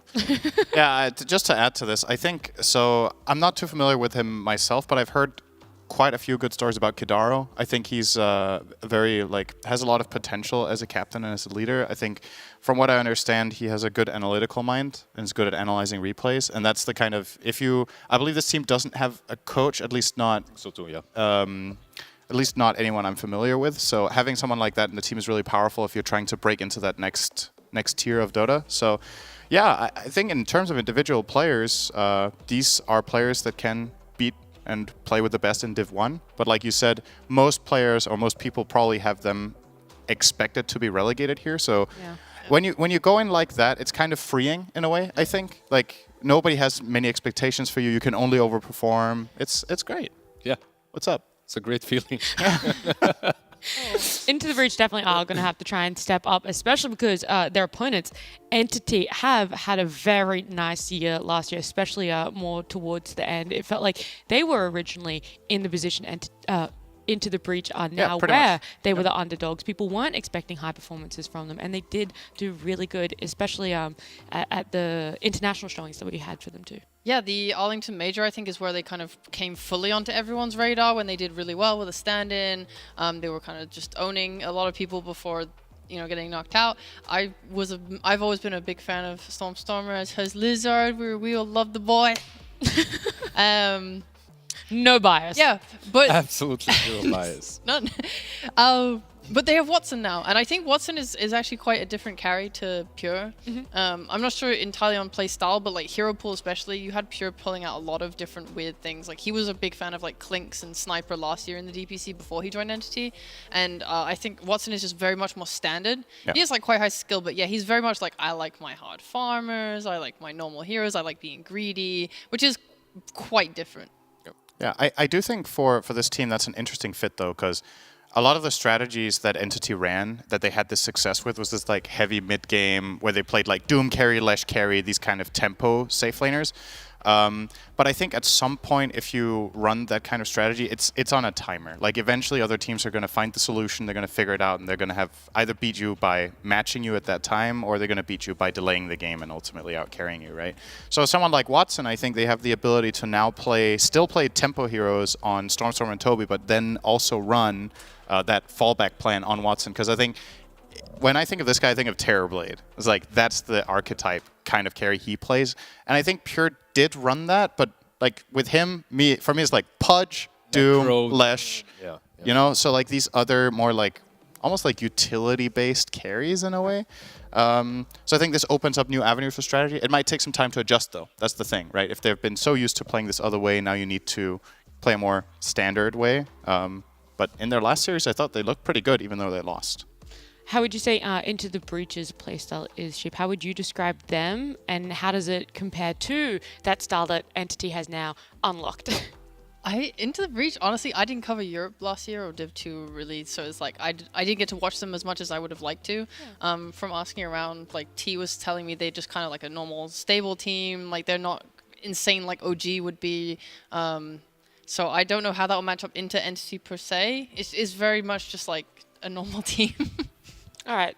I was going to say, do you have an idea, Sind, a little bit more about where they've been? I mean, I think what Lizard pointed out earlier is kind of what this is going to come down to. I think there's like some subset of really comfort heroes, right? For Immersion, you have his Earth Spirit. That was really good. You mentioned his Techies. I think his Phoenix is also formidable. So like he has these subsets of heroes. For Supreme mid, I think it's mainly Queen of Pain. That is one that I remember very well. Yeah, it was really good. I think he played some Storm as well, but it's not very popular right now. I think he plays Epo as well. Yeah, I don't know if that one's going to... I mean, if you... A man can hope. If you want your 0% winner, you put Techies and Meepo together. I was going to say, I don't think that is how you get I've had a week of Lizard not mention Meepo in a panel. Oh, yeah, I mean wishful thinking. We've been here for 2 weeks. Okay, Arlington as well. Okay.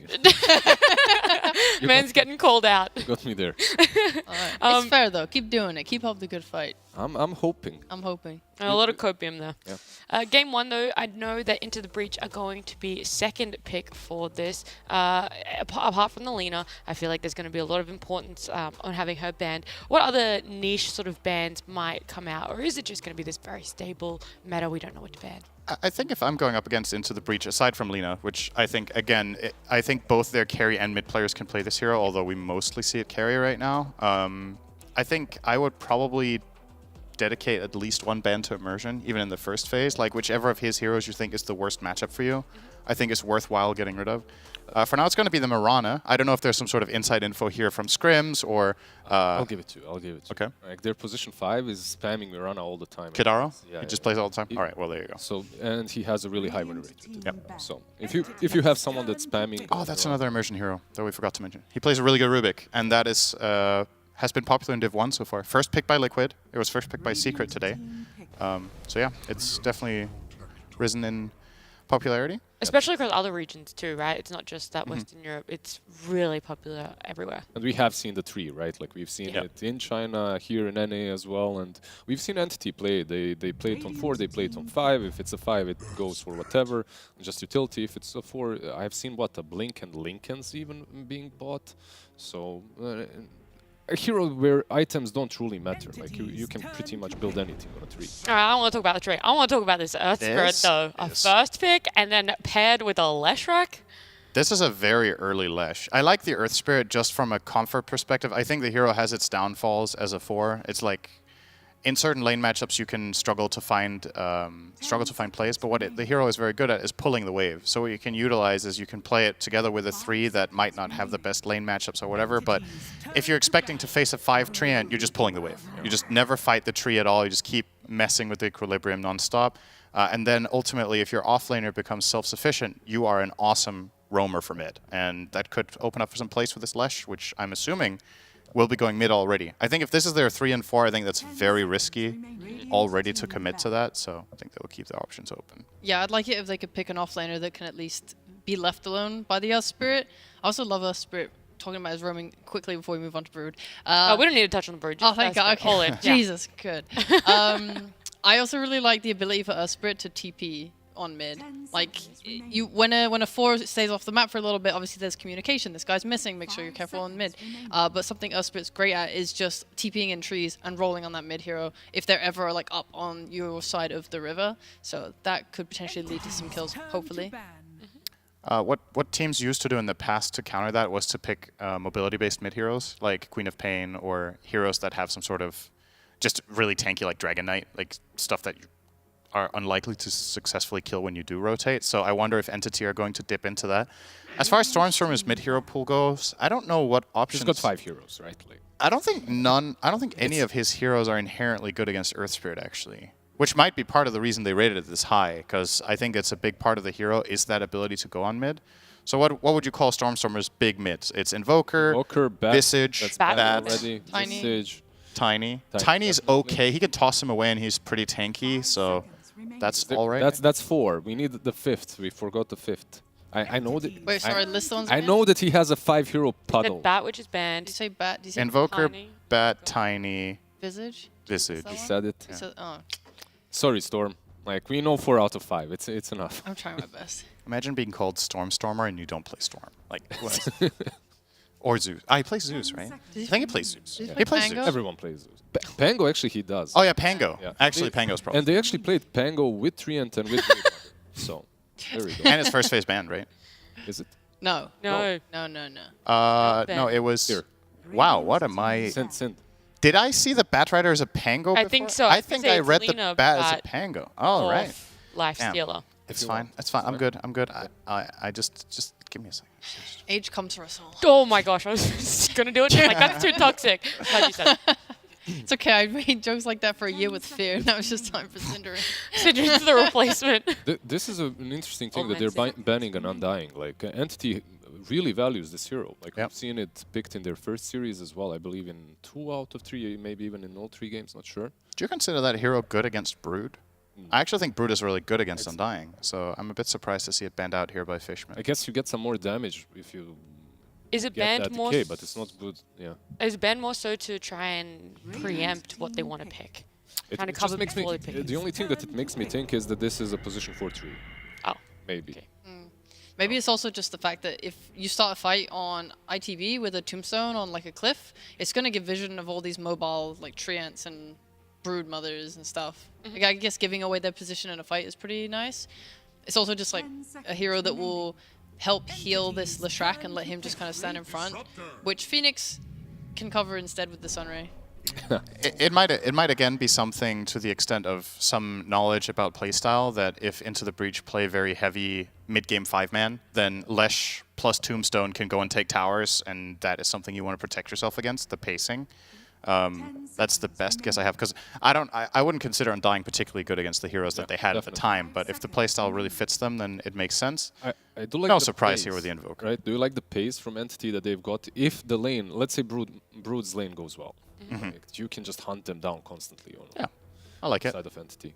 That's an if, though, and do you think that they have that lane right now? What's a matchup that allows, that sort of shuts down Brood in lane then? Well, from carries, it's mostly you focus on these carries that are good one-on-one and make her miss, right? What's in the pool that's left? Tiny carry is still in, right? TA is what other teams have been going for. This is not what they have been going for, but it's interesting, to say the least. I find it pretty brave to pick Chaos Knight into Quaswex Invoker, which I mean, it's probably going to be some sort of mix Invoker from Stormstormer, right? He generally goes Exort, but he will I assume, get some Wex Quas points somewhat early in this game. It's just that good. Tornado EMP eats CK alive. Deafening Blast is super annoying. All your illusions get disarmed. It's good versus everyone, even Lesh, right? Like, right. I just think Quas Wex Invoker is incredible this game. But since it's Stormstormer, I feel like he mostly leans Exort, so I don't know if he will take that route this game with Quas Wex, but I do think it looks really, really strong. Also with Disruptor, you go in with Invoker, you start the fight, you Tornado EMP them, they have to run away, you glimpse them back, you get the kill. Do you want him to, though? With the heroes he has, it seems like they're very low on damage, especially if Brood goes for Greaves. And Auras, you have like a Disruptor Tree support duo. No one's dealing damage. I feel like you have to result for that reason. That's the main concern. I think you need a specific type of carry to enable Quas Wex Invoker in this game, so maybe he just doesn't do it. Like maybe he goes Exort and they get some stable, I don't know, Faceless Void or whatever for Watson, and they just play a slow game and feel confident that they're going to win late. I feel like they need something for the egg as well, and that's why the Ursa is banned out. Yep. Like, we've seen it today already in one of the series, in the first series that is. So, I don't know, Lifestealer is also banned out, Ursa is banned out. Nothing anymore stands out for me. Meepo kills egg. There you go. There it is. Dude, I was talking with my friend about Meepo into Leshrac with the Bloodstone It's heals. perfect, right? There's absolutely... I don't think it's possible for Meepo to kill him. It's not. It's not. It's literally, he pops Bloodstone, it doesn't matter how much damage you deal. Yeah, I don't know what you could possibly itemize to kill him. You can buy that new Aghanims and just dig every time he pops Bloodstone. That's it. Hide. By Vessel. Run. Buy a Vessel. Vessel and Meepo. Ooh, yes. Yeah, New meta. don't do that. All right. Anything else that you want them to be focusing on? Into the Breach having overall last picks. Entity are going to be next. You're saying nothing really pops out. There has to be something. I mean, I still think just knowing Entity as well and how big fans they are of picking major team fight, I think Faceless Void is still #1 for me that they would probably go for here. Is Prophet an option? But yeah, they could do that to try to up the pace a little bit, but then at the same time, their lineup is extremely dependent on Invoker setting things up. I think if they go Nature's Prophet, they kind of have to play Quas Wex, or not much is going to be happening on the map the way I see it, or at least it's going to be kind of awkward. They don't have, like, yeah, I completely agree. They don't have a lot of instant stuns as well on their side, right? Like, it's very difficult for them to initiate without a glimpse or a tree jumping in or something like that. I think just from an overall like skirmishing perspective, Into the Breach have really good answers in these like 2v2s, 3v3s. And the other thing is, if you're playing Exort Invoker, you really want like some sort of setup for Sunstrike, right? You just don't really have anything. You have Overgrowth at level 6 on Treant, but there's none of the classic combinations with like single target stuns or whatever. So I wonder if this is a bit telling with the bans. So they banned Darkseer and Beastmaster as the offlane choices for Zibe from Into the Breach. Void gets banned. Void does get banned, so need to think of something else here. I don't know if they had an Agi hero in mind, which is why they got rid of Darkseer. I'm just thinking, like, if I want damage and something with a stun, I think of Sven. I think I mentioned him earlier today as well.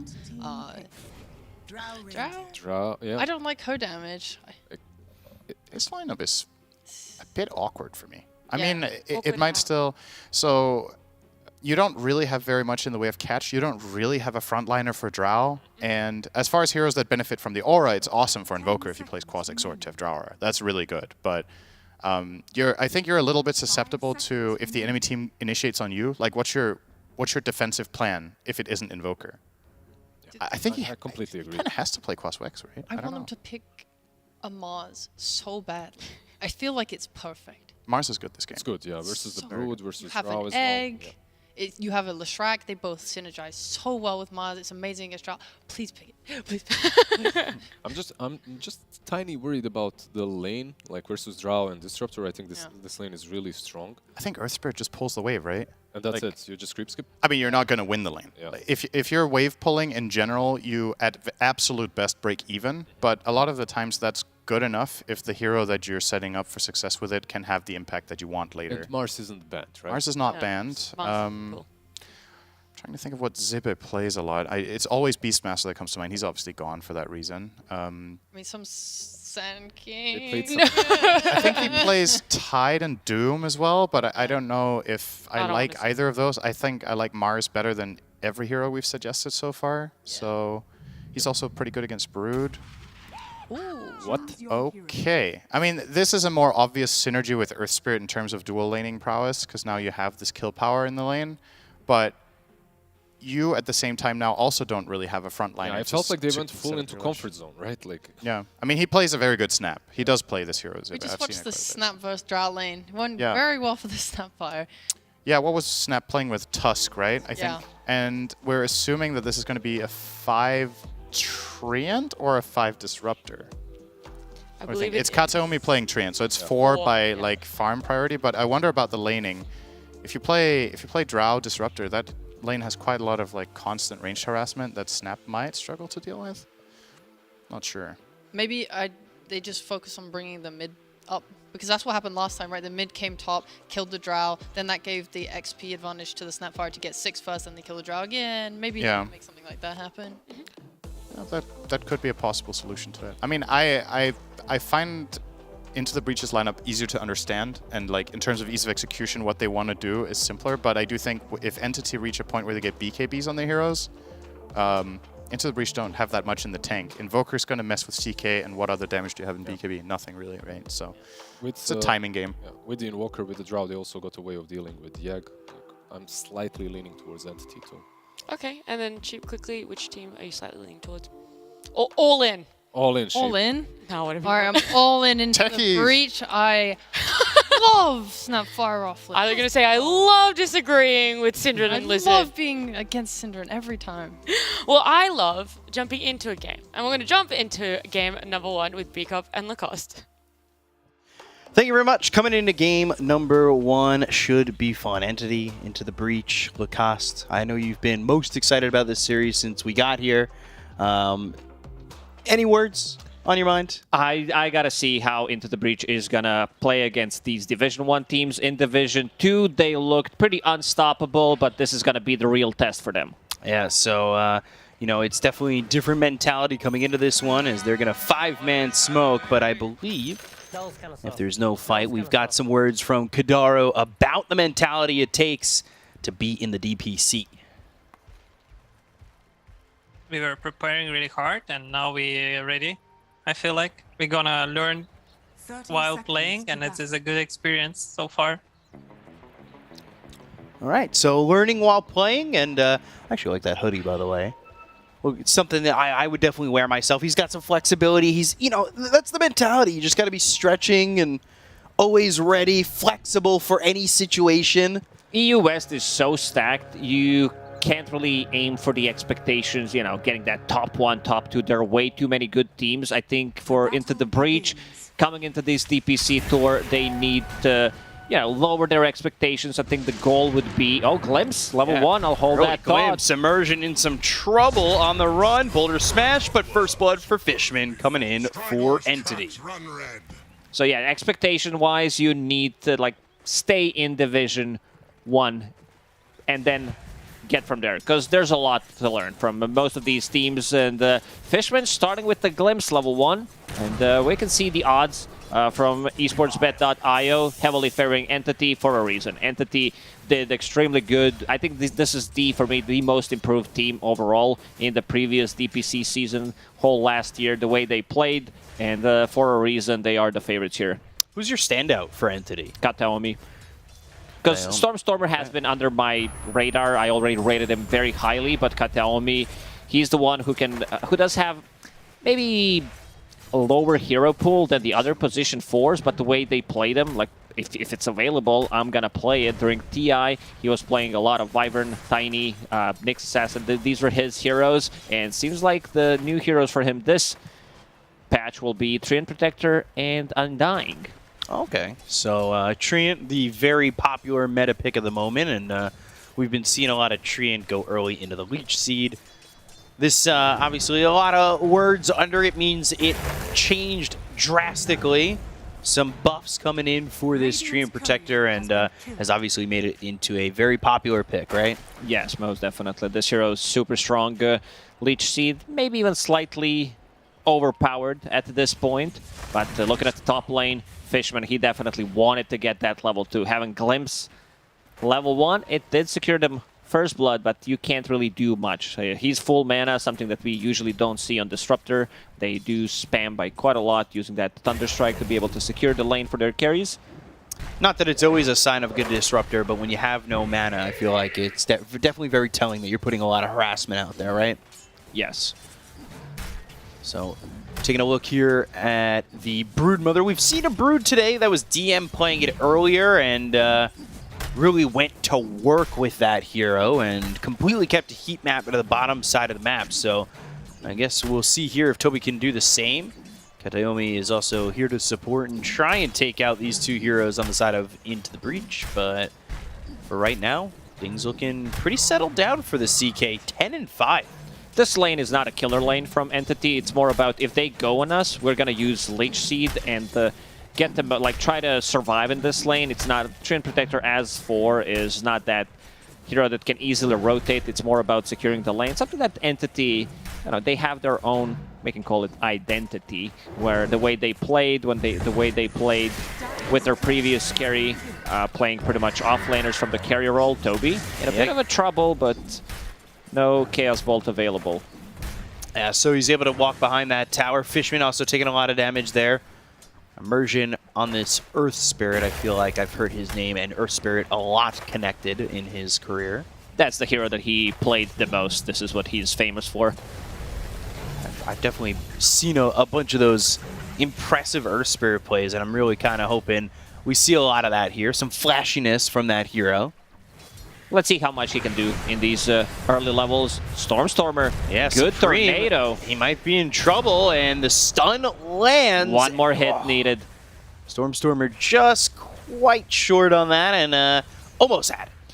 Panel was discussing whether this is going to be Quasvex or Exort Invoker. It's going to be a mix. It's going to be Quasvex Exort. Something that we usually don't see, but I'm not going to get too much into it. If there's a Invoker player I trust, that's definitely Stormstormer. So he knows what he's doing. Almost got a kill there. That could have been big for him, and we've got another glimpse from Fishman, but the roll in from Immersion. Now the cookie lands. Watson in some trouble. On the run, the Scatterblast comes through. One more right click needed as the Snapfire gets the kill. Has and 12 Fishman magic wand charges. Another roll. Got the wand, but the He's roll. looking for an angle. 2-1 Immersion under the tower and ready. He's here with this Snapfire and another Scatterblast to secure the double kill. We're going to see more of an off-lane Snapfire. We did see it in the previous series. I saw Jibei the other day, was scrolling through the pub games. He was the one playing it 2 times, and I love the build that he decided to go for. At one point, he did have 6 mangoes on a Snapfire, something that Tundra kind of pioneered. They were the one to try to break the game with the item build, the starting item build, where you don't invest into consumables. It is a consumable, but you're still going to use that mana later on. Once again on Jibei, they go to the roll once more, and they get this kill onto the snap, so they'll look for Immersion. Immersion doesn't have any mana to work with. Sunstrike coming in from Stormstormer. That'll be extra damage to potentially secure the kill. One more right click, it goes to Fishman. So you take 2, we take 2. Nicely done by Entity. They're like, well, you guys kill us, you get more levels, which means you have more net worth, and then we kill you back. So it was all a nicely set up trap from Entity. Yeah, well laid out plans that definitely worked out in the end. All according to plan. They are looking like they might want to play aggressive again because Watson's standing pretty far forward. Thinking about going in with the cookie, the gust comes through, but the stun lands. That means the roll is going to come in with the Boulder Smash, and well, with the Scatter Blast from Jibei, they get the kill on a Watson. Mid, Supreme's caught for the moment. Does have some help from this Phoenix, and he is level 6, so you need to be careful. You're only level 2 on this Treant. Supreme will pick up double damage. Not the best rune on Leshrac, but it's gonna do the job. We'll refill the charges. Watson already dead 2 times in this lane, and we've seen Drow struggle. Not only in this game, but in one earlier today, so we'll see what the recovery formation is. And again, they looking like they want to go for Supreme, but it's going the other way.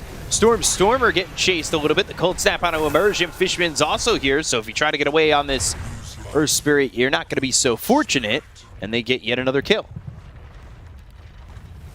So there they go. They've got the kill, and they'll take out Immersion, and they'll look over towards mid again as Stormstormer's setting up. Maybe he'll have a couple of supports rotate on that 8-minute mark. So top lane. Fishman. Ooh, Cookie landing here onto Fishman, but no follow-up on that. Even though he died 2 times, Watson's on top of the net worth. He has the same amount of farm, slightly more farm than Snapfire, but getting very close to level 6. Fishman, Boulder Smash kill, Immersion with another one, and I brought it up earlier that, you know, Earth Spirit can do things, especially when controlled by Immersion, and he's already shown off quite a bit. He's been all over the place, involved in all 4 kills. Ready to go in one more time. Gust, roll again. Watson hit with the Boulder Smash again. Good Cookie, dodge. good juke. But the geomagnetic grip to get the silence on a Watson, not going to matter. Throws one right click towards Immersion, and really just Watson again continuing to get harassed in this top lane. They'll bring Fishman over once more. But can they get anything done? Now they've hit level 6 on Watson, so maybe the damage is there. Kataomi in trouble. Supreme landing the stun, so this is a very dead Treant Protector. Top lane, kinetic field. Kiss is coming in. Can he got dodge a silence from the geomagnetic grip, but the damage. Watson just on the edge ends up dead. Ooh, stop the now rolling boulder with the roll cookie. stopped with the cookie. The kill is still there. Immersion gets it, and 3 heroes around the board are going to be killed off on Entity. That's some big moves coming from Into the Breach early on. Earth Spirit about to hit level 6, needs 1 CS. So Snapfire did hit level 6 there. With any kind of stun setup, you do have a kill threat. There's just no way that the Drow Ranger lives there. And looking at the bottom lane, Toby farming on Broodmother as expected in the middle of the pack. But once you start to hit that level 6, your net worth is going to start increasing more and more. We see Otaker farming. He's going into triangle, trying to get some farm there. Doesn't feel too comfortable against the Broodmother. That should leave the lane open to potentially get this tower for Kidaro, Toby. he's out of the game. Okay, we can't buy.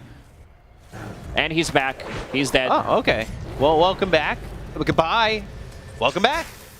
Hello, Ooh, goodbye. Back to base. Maybe with the hunger. I still don't know why this is not fixed. Like, he gets out of the map. You can't target him. He's not there. He's in the Shadow Realm of Dota. Apparently joining Dark Willow. And this just opens it for Toby, right? Like, this should be, theoretically, a tower coming if Phoenix isn't able to get back here. They also brought Watson over mid, so they've moved him mid. They put the tree in top. They've got Fishman nearby. And still right now, you've got the Snapfire Zibe just top of the network. Going to the mech. No surprise. Same goes for the offlaner, Toby, also going into mech after finishing mana boots. Kidaro, for now, getting some good XP on the bottom lane. Does not have a TP this time around, but level 5.5, sometimes Phoenixes do struggle if they don't manage to find any kills in the lane. So for now, collecting some juicy XP. And looking at the build on Stormstormer, he is going into drums after finishing power treads. Not what we usually see, like the more greedier build on Invoker with the Boots of Travel Midas. They're going to smoke and head towards bottom. So, just looking to secure this tower, potentially catch themselves a Phoenix, which they have. Glimpse all the way back, but that's right in the hands of Stormstormer. So, he's there with the damage. Icarus dive. Ooh, and the Seeds of Serenity. So, Kidaro, Sunstrike off the mark. I think trying to Sunray off the map again, but Static Storm will stop that. He's like, yeah, we had enough of this stuff, and we'll be able to secure the bottom tower. Treant on the top lane, Kataomi level 4 only. Without Leshrac, they don't have that much tower damage inside of Into the Breach. There is no points in Lil Shredder on Snapfire. CK, no ulti for 10 seconds. Living Armor, very annoying. Will drop down that Nature's Grasp. Try to stop it as much as he can, but look at Immersion. He is looking. Going through those trees and looking to roll. Kidaro is paused. Oh, they can hear someone. Is it you? I don't know. Is it me? If they can hear us, probably not. All right, it was not us. Someone did the job. Weird.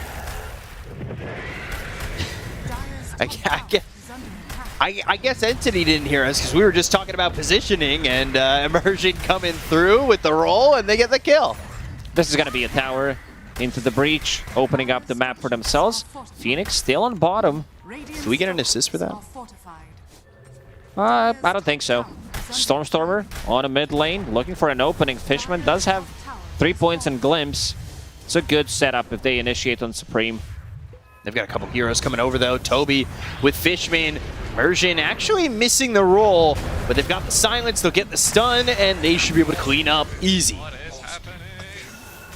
What is happening as Fishman falls to Zibe, who is already got that mech and should be heading into the Guardian Greaves next. He's got a lot of gold to work with too, already at 1,000 with it. So really farming on this Snapfire, top of the net worth, no surprise with the way he's been playing. Super tanky as well. Magic Wand, Casual Bracer, mech that you mentioned going into Greaves, which he will have in 300 gold. That's why Stormstormer is going for this more of a early-oriented build, going for the drums into Hand of Midas. He wants to be able to keep some pressure, knows that the Drow Ranger doesn't really want to join early on, and you also have a Broodmother who's going to join slightly later than what Into the Breach offlaner brings to the table.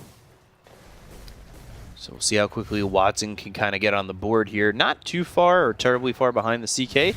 Supreme, well, Fishman is here, so they'll have the control. They've got the kinetic field with the static storm, the meteor right on top, and Stormer completes the kill for the side of Entity and takes out Supreme. Static Storm, Stormer, big combo from Entity, and this should give them some big damage on a tier 1 tower. Sube, he's in vicinity, ready to open up with Mortimer's Kisses, but he needs a stun. Who does he want to give a big kiss to? Odegaard, thanks for your time. Send you back. Back to farming on the top lane. Yeah. Oh, okay, the creep wave's coming in. Thanks for the free travel. Mech finished off for Toby as well, so similar builds for both offlaners at the moment. No surprise, we've been seeing this with a lot of the offlaners that are popular. The Guardian Greaves early on. Glimpse again, Supreme not caught in the kinetic field, but they did catch Immersion. So they've got the Gust to look for the Sun Ray to keep him alive. The Fire Snap cookie to get some distance. That means he can roll out. And just like the Autobots, he gets away safely. It's a lot of healing. Save an instant smoke from Into the Breach. They want to find someone. This is a bit of a difficult task to get, so they are going for a bigger kill. Stormstormer, nice read. He knows something was cooking. Toby, look at his positioning. Yeah, they kind of understand where he was. I believe they got a scan on him. They've got the silence from the Geomagnetic Grip. They get Supreme with stun, and they'll get the kill on Toby. So it really looks fluid right now for some of the moves that they're making on Into the Breach. With the move there, it looked quite easy for them. Still holding on to tier 1 tower mid. Leshrac with 4 points in Edict and Arcane Rune. This is going to go down. Dire's middle tower has fallen. So tier 1 tower mid. 2K lead here for ITB. They are the ones making aggressive moves, going for the towers. Entity, they don't have that like initiator, because you have Train Protector 5. It's mostly going to be Fishman setting things up with the Glimpse, with either Invoker providing vision, and then Glimpse into Meteor Static Storm, the combo that we've seen him use 2 times already. It's mostly going to be them grouping around, going 5-man strong once they have their items up. We're talking about Guardian Greaves on Broodmother, and potentially a Pike on Drow Ranger. So Drow working towards that Pike, still farming here inside the triangle, getting these stacks. Using those Seeds of Serenity to stay healthy. You love Seeds of Serenity, don't you? I love saying Seeds of Serenity. But definitely, like, it's up there in terms of one of my favorite neutrals. Not as good as the Philly Stone. You made me a fan of that. Still a good tier 1 item. Oh, yeah. Bring back Royal Jelly, though. Royal Jelly. I forgot that existed. It was the item that was griefed the most. You find it, you have to like you gotta taste the jelly. Yeah, you get yelled at. You give it to your carry, you take one yourself as a support. All of a sudden, ping, ping, ping, ping, ping. What are you doing? Having some Royal Jelly. So, Top of the net worth right now is the CK. And Gadaro, as we're taking a look, defending bottom. He's getting some solo experience here. He's been trying to get some levels. He's already up towards 9, and he's working on getting himself a shard. So get that shard as quickly as possible, allowing that Sun Ray to be cast during the Supernova. And once he grabs that, see how aggressive he gets with these Supernovas. They don't have the best way to protect the Supernova with. Also, there's, on side of Entity, not as much attack speed. There is some coming from Alacrity, but Brood, Disruptor, Chain Protector, they're not the best egg takers anyway. So, not the best egg takers, and maybe as the levels come in with the solo experience that they're giving to the Phoenix, once it hits level 2 on the Supernova, it might be even that much more secure. Katayomi is near immersion, but they don't spot each other even with that sentry down. Fishman in trouble. Ooh, the roll goes towards Stormstormer. They've got the glimpse out of Supreme. He still lands the stun. That lines up the kisses, but Fishman, he doesn't want to kiss. He's still going to get taken out by Supreme at the end of the day, but it's just Fishman, and that honestly set up like it could have been a little bit more. I want to say maybe if, yeah, they went for Stormstormer to start. They didn't have any vision, of course. It's the 2 cores. Cores don't buy dust. And yeah, CK bought 2 immediately. He's like, this is a big kill. Did not expect this to happen. Another smoke from Into the Breach. They're really quick at moving around the map, and you can see how they've drawn. They know exactly where rest of the Entity members are farming. Yeah, 5-man smoke and immediately heading towards mid, maybe into the dire jungle. You can see Watson now evacuating that area. Has the Hurricane Pike. Guardian Greaves almost finished on that Brood, and things are looking A-okay right now for Watson. Looking good. He found also 2 big items. First, he was holding a Pupil's Gift, which is a cool item on Drow Ranger, makes her tanky. Then he found Brigand's Blade, and there was also a Growbow that dropped. So options aplenty, right? There's the Guardian Greaves finished off, and we'll see if now maybe Entity are willing to kind of be the initiators on this one. Always a little bit tough when you're going up against an Earth Spirit, and he's the one who's initiating on you constantly with the help of the rest of the team of ITB. They don't have much initiation. That's the big issue. They can scout things out with Forge Spirit, with Broodmother, force someone to get back into Glimpse, and then try to blow him up with the combo from Invoker or Drow Ranger. Drow Ranger trying to farm up the Shard. It's going to be super effective against Sunray, CK, Heals, and also Bloodstone. Yeah, we'll be adding that hypothermia. Ooh. Gave me chills the way you said it. Yeah, thank you. So Inarosh, ITV, trying to take this first Aegis immersion going over, and we can see an Entity are nowhere near this, but they're going to spot it with the Sunstrike just a little bit too late, so they'll be giving up the first Rosh to Into the Breach. We've got an Aegis now on Supreme. I wonder if they're going to smoke again off that, but they used 2 smokes very quick in terms of how they use their smokes, but they couldn't find much. I think Entity is fine not taking the fights. If the fights come into them, they're definitely going to take them, and look at their positioning right now, sitting on top of the ward. Oh dear. Coming over, Immersion with the roll. Ooh, misses it all. Overgrowth comes in, but it's over to the side. They should be able to get the kill onto Immersion. The kisses are dropping down onto the side of Entity. Watson in some trouble, trying to run the Static Storm is going to be placed onto 2 of these heroes with the BKB being popped by Odeker. He's chasing down Watson, but the BKB is going to run out in just a moment, so they might be able to turn this on Entity. Whether or not they're willing to go is the question. Stormstormer jumps in for the moment, that gets that EMP down. Fire Snap Cookie puts Supreme closer to the side of Entity with Toby waiting in the wing. They're thinking about going through. They've also got a couple of stacks of hypothermia on these heroes, but they just can't find the damage to finish off anybody but Immersion. Kataomi, instant overgrowth to stop Earth Spirit from getting out of the trouble. They blow him up and they disengage. Like this Watson, he should have been dead in this situation. But maybe without Earth Spirit, they have only CK stun. Lashrak needs to get close, and Hurricane Pike keeping Watson alive, plus 4 points in living armor. Panel did talk about how this Invoker needs to be able to protect Drow Ranger using Tornado and finding the backlines, but CK with the BKB try to chase him down, just not enough damage.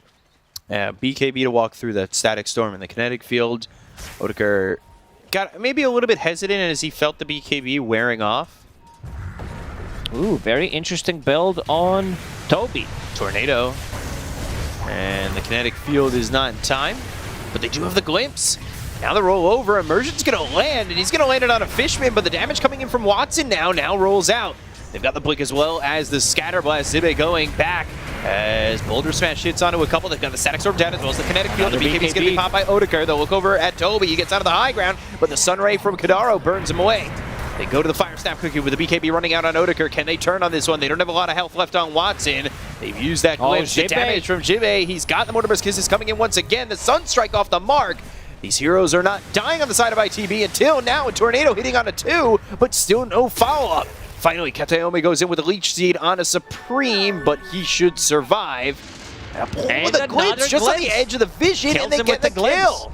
Yeah, if this was old glimpse, no damage, he would be fine. Just taking away the Aegis. Very disciplined how they take the fights without too many casualties. They felt like they were fighting on the edge the entire time, especially with Watson. Watson's positioning has been top tier in the last couple of fights. He got into trouble in the previous one, but this time around, keeping the distance. And once he gets the BKB up, this is where the power spike for Entity is going to be. Invoker with a BKB and the Drow Ranger with the BKB. They don't have abilities that go through magic immunity. There is an egg, but you can easily disengage from that. The big one is going to be CK hitting level 20. So Reality Ray of Pierce's magic immunity. This is where he's going to be able to pull him back potentially into the egg. So once they have that combo, it'll be interesting to see if they execute it. Anything with this Supernova combo with this team does require precise execution. I did mention that Grobo dropped for Entity, but they are not picking it up.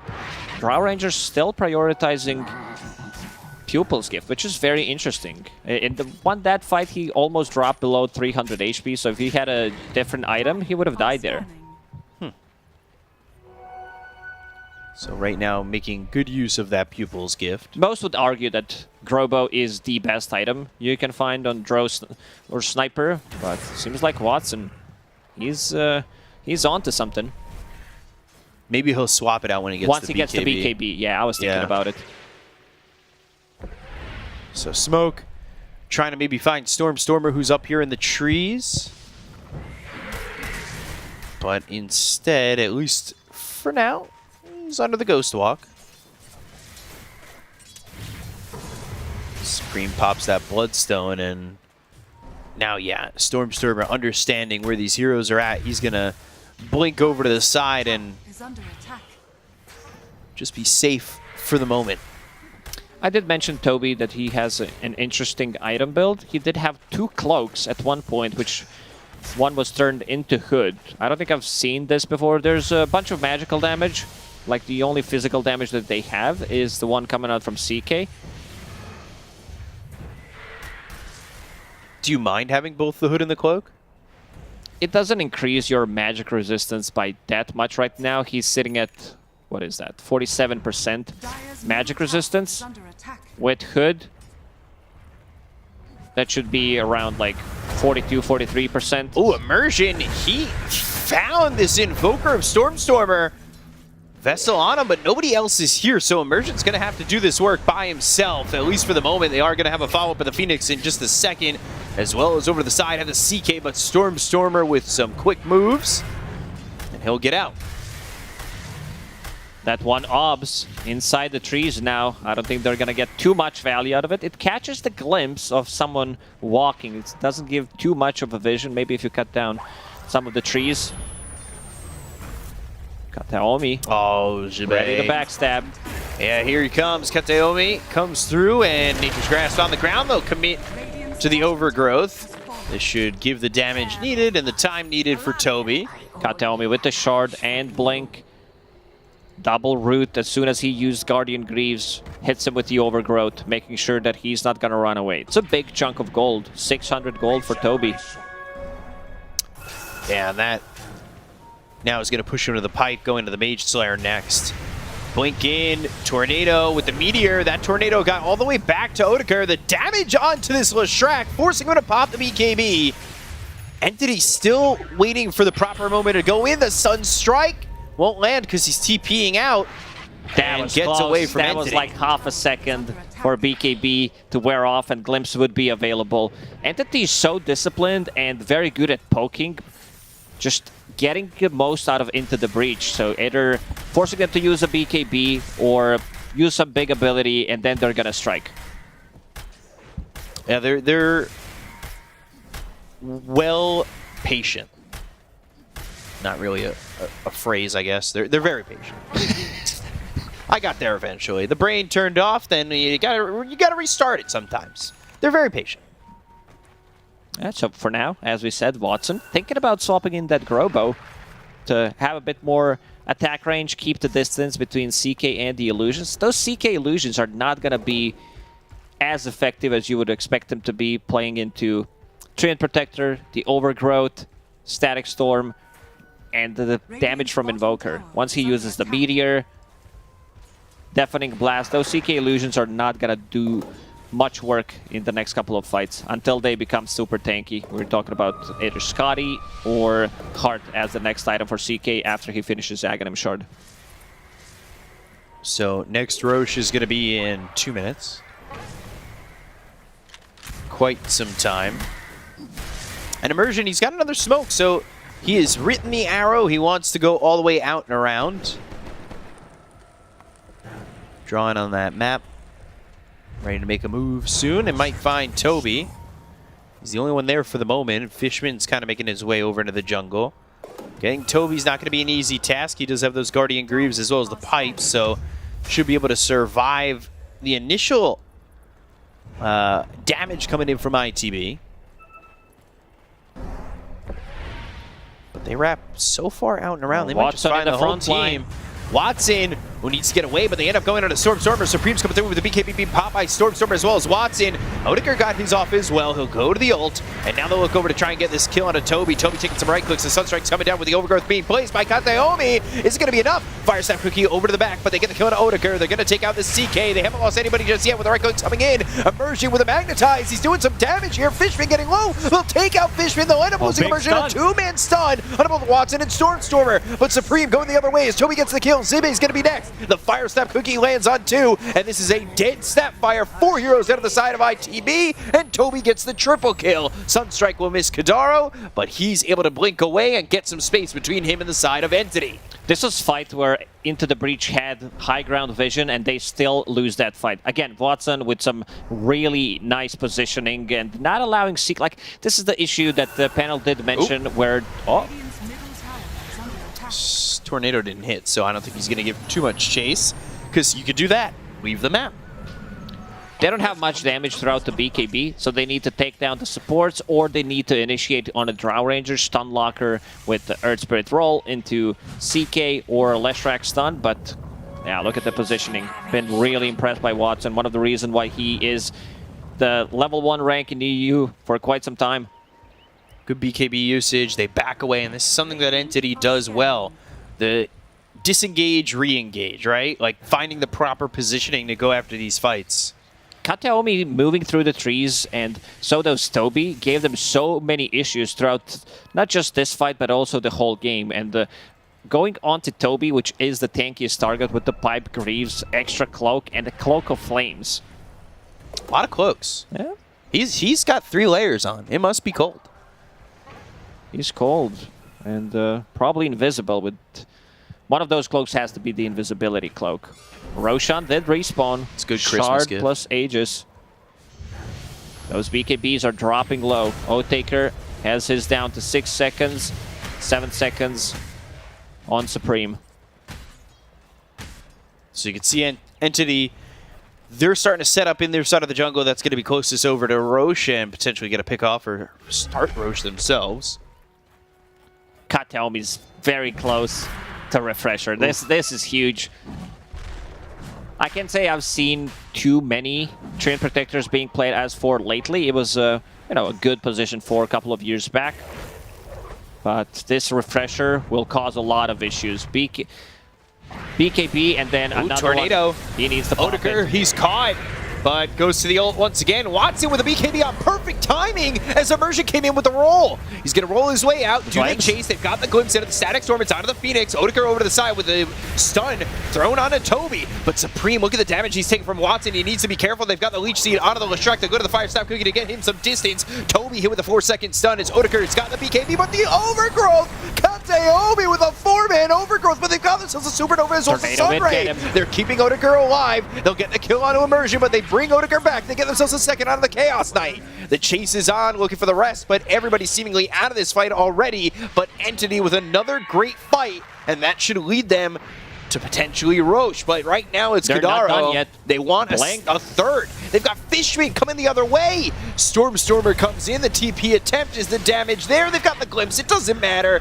Stormer gets the kill. 3 heroes gone to the end of the day for the side of Into the Breach. Entity, man, what a beautiful team play coming out from them. Not a single hero died.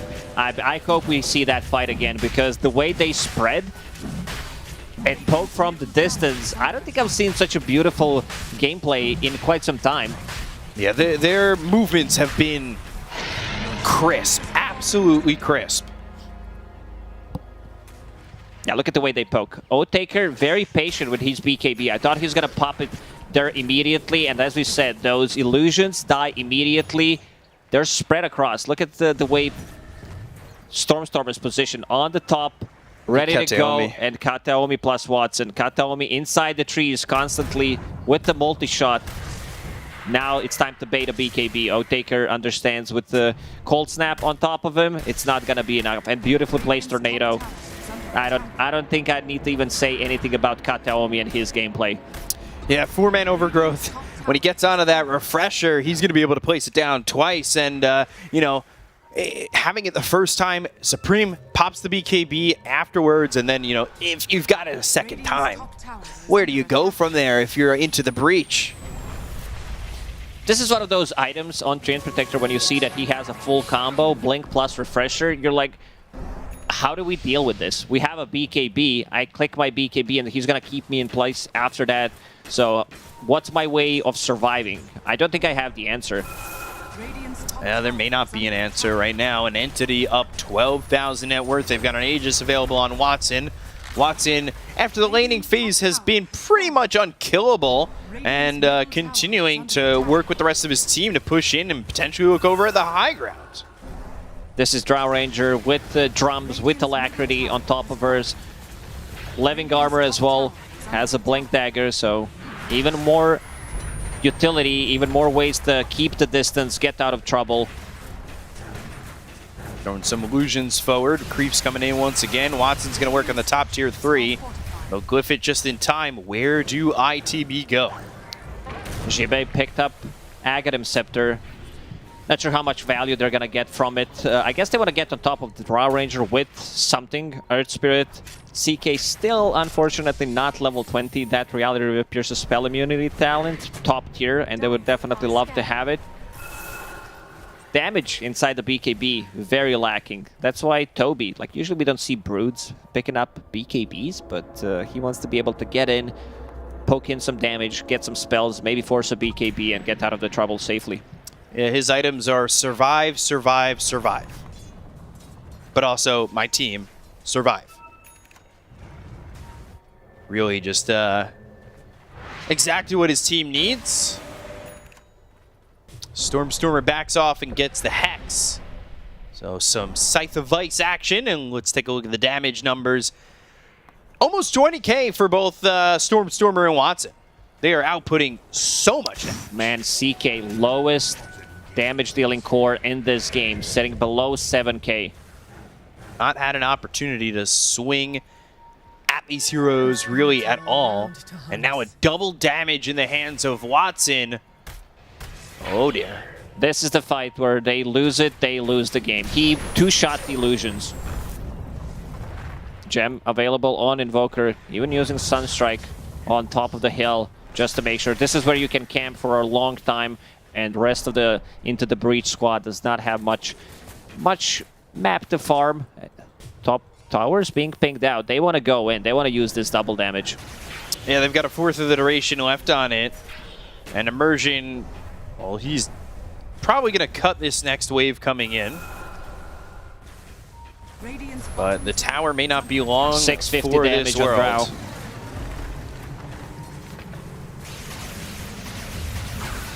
Stormstormer going in with the Hex. He gets the Scythe. It's onto the Leshrac. Fire Snap Cookie to get some distance. And now Toby. Oh, Glimpse. Supreme. He's fine.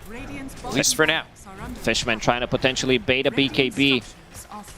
Glyph already popped. And Entity so disciplined. Just keeping Watson forward.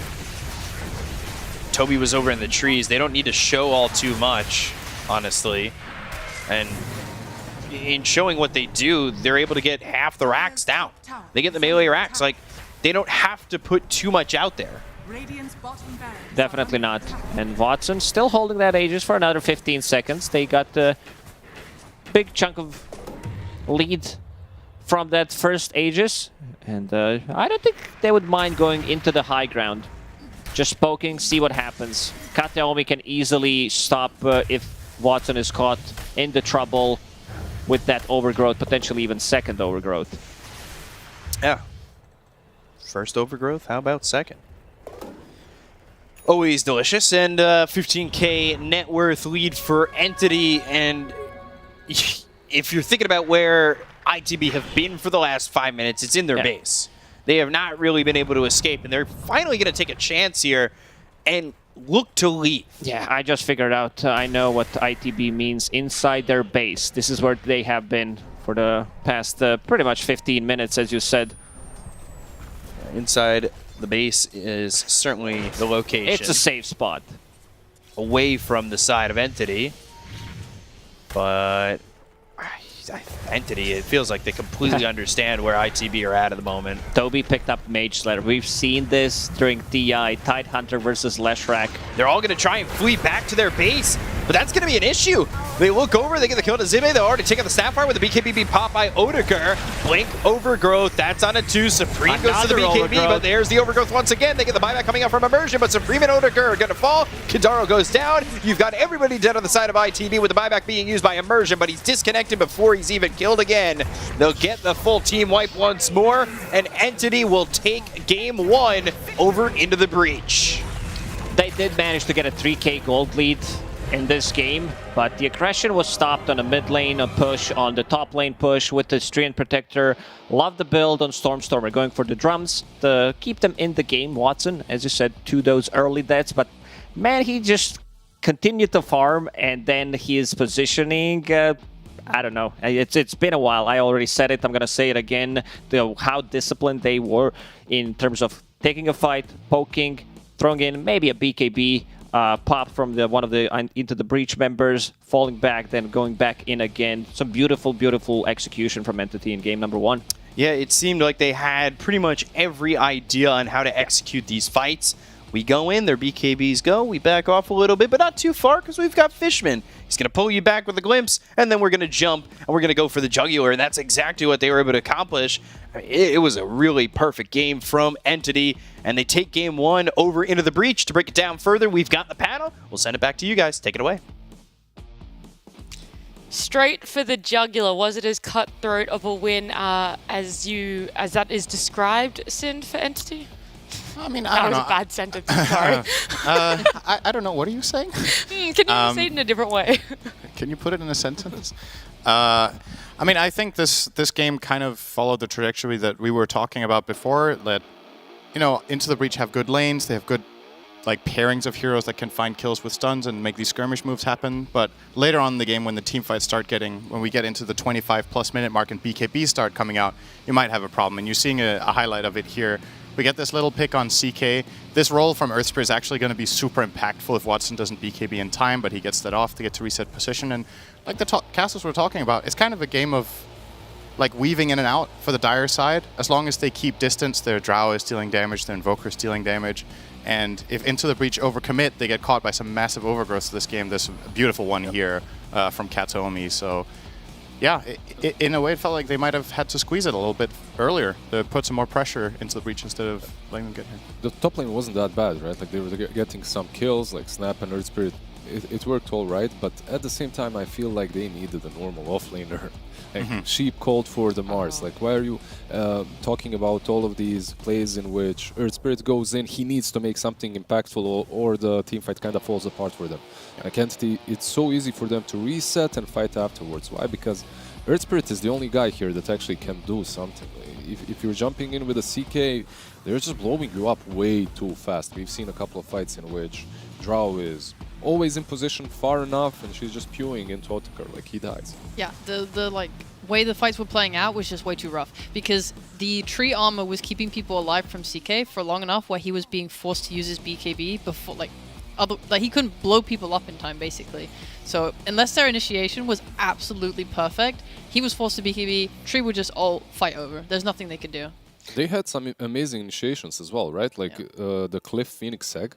Like everything looked all right there. They have the high ground, they cliff the Phoenix, Drow and Invoker are hitting from the low ground, and they're still unable to win that fight. Because they couldn't isolate them, right? They kind of, I mean, this game, the fight kind of came down to Entity are running away. What are you going to do about it?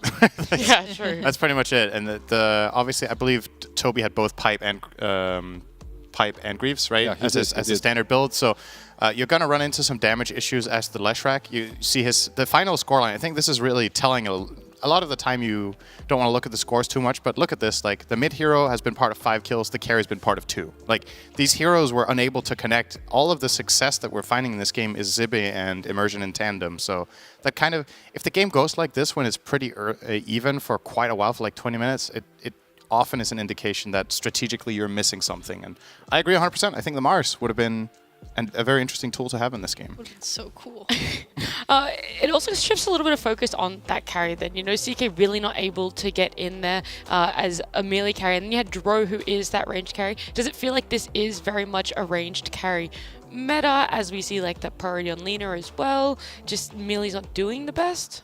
We did see Ursa do well today, but that was against the melee carry as well, right? Like Ursa versus Alchemist, they played the tempo. But yeah, Lina, Nature's Prophet as well is a good example. True. There's space for melee carries. It's just difficult, especially when you're playing into tree, for the mentioned reasons. It does suck that the answer to ranged heroes seems to be even more ranged heroes, so we get kind just of outrange the range. Yeah, just so it's like a horrible little disgusting pit of ranged heroes fighting against each other there. But no, they definitely have the space. Like, again, if this offlaner was just a Mars, I think this game is much differently because your fight doesn't rely on like one simple way of initiation. Like, you need to have multiple ways to take a fight. Entity can start like in multiple ways. They have the glimpse off of the vision from the tree and the spiderlings and the sunstrikes, right? There's also something really big they did that was nice, which is holding areas. Like, they held a high ground cliff ward once, I think, and let ITV smoke into them, and then they just punished it that way. Invoker, when it came out, you guys weren't really too sure where Stormstormer was going to play with it, if it was going to be that Wex or not. To remember my words here. Where did he end up going with it, and like how did that choice impact the later part of Entity's game? In later part, eventually he had it all, regardless, right? Like it didn't really matter. But what mattered is that he did make plays early on. It wasn't this complete AFK of an Invoker. You have Disruptor, you have Broodmother. If you do decently well in these lanes, all you need is your mid laner to connect. And if he's connecting in that jungle, you have Glimpse. You're unable to stay in your own jungle at all. Yeah, I think so. He went 4-1-4, if I'm not mistaken. So he prioritized the Exort build as he usually does. And I was worried that that wasn't going to be good enough because Into the Breach could maybe run them over. But the fact of the matter was that the pace of the game, especially with Treant just defending and slowing things down, they were able to both get Invoker and Drow to the breaking point that they needed, right? It was literally just a game. It was a matter of time. And I think that was very deliberate in the way they played. You could tell that that was the mindset they entered the game with even. Guys, we're going to play lanes, we're going to farm. When we get BKBs, what are they going to do? And they executed. They managed to delay the game effectively. So nicely done. First showing of Into the Breach as well here in Division 1 of Western Europe. Despite the loss, are you guys impressed? Do you have faith for small changes to occur and a potential win in Game 2? Obviously, draft aside. I think they can win. I don't feel like they got, like, how to say... Run over? I don't feel like they got outmatched in terms of like laning or player mechanics. I think they were it was a pretty fair game in that sense. But yeah, in terms of the overall strategy and team cohesion, I think they were playing a formidable opponent, which is also what we expect, right? That this will be a stronger team. With the right adjustments, though, I can easily see a team like ITB take games off of anyone in this division. The tough part is winning 2, right? Because getting a 1-2 score doesn't really do anything for you. You have to win the whole thing. So. Definitely. Well, there is space for them to go back, have a bit of a chat, because we have a break. After it, it's going to be Game 2.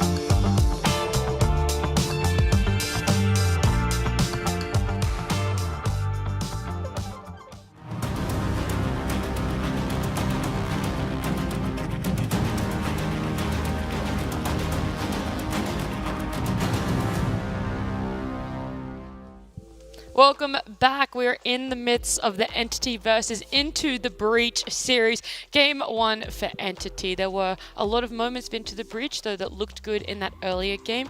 Obviously, fell apart a little bit due to draft in that middle to later game. So draft-wise, what is the biggest change-up that needs to occur for some success for Into the Breach?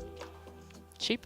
More ways to engage fights and just two objectives in an easy, straightforward way. Make it easy for yourself. Why make it complicated? Why make it complicated? I don't know. Some people just like it that way. They like to complicate things. They live for the fight. They live to make you angry, to push and poke. Not you, not Specifically necessarily. me angry? No. It's working. Only you. Getting There's a mad. lot of people out there that live only to make you angry. Like you? I am one It's of them. Literally my only goal. This guy doesn't even know what a powwow is. I hate him. Oh, was that the word? Yeah. It was powwow. Who says that? What's a powwow? I haven't. Okay, you have one guess. Just try Wait, to do you get- actually not know? Powwow? What do you Yeah. think of powwow? Have you ever heard it? I like a fist bump or something. Okay. Okay. I kind of see it. I thought you were going to guess it was a dog of some kind. I mean, yeah.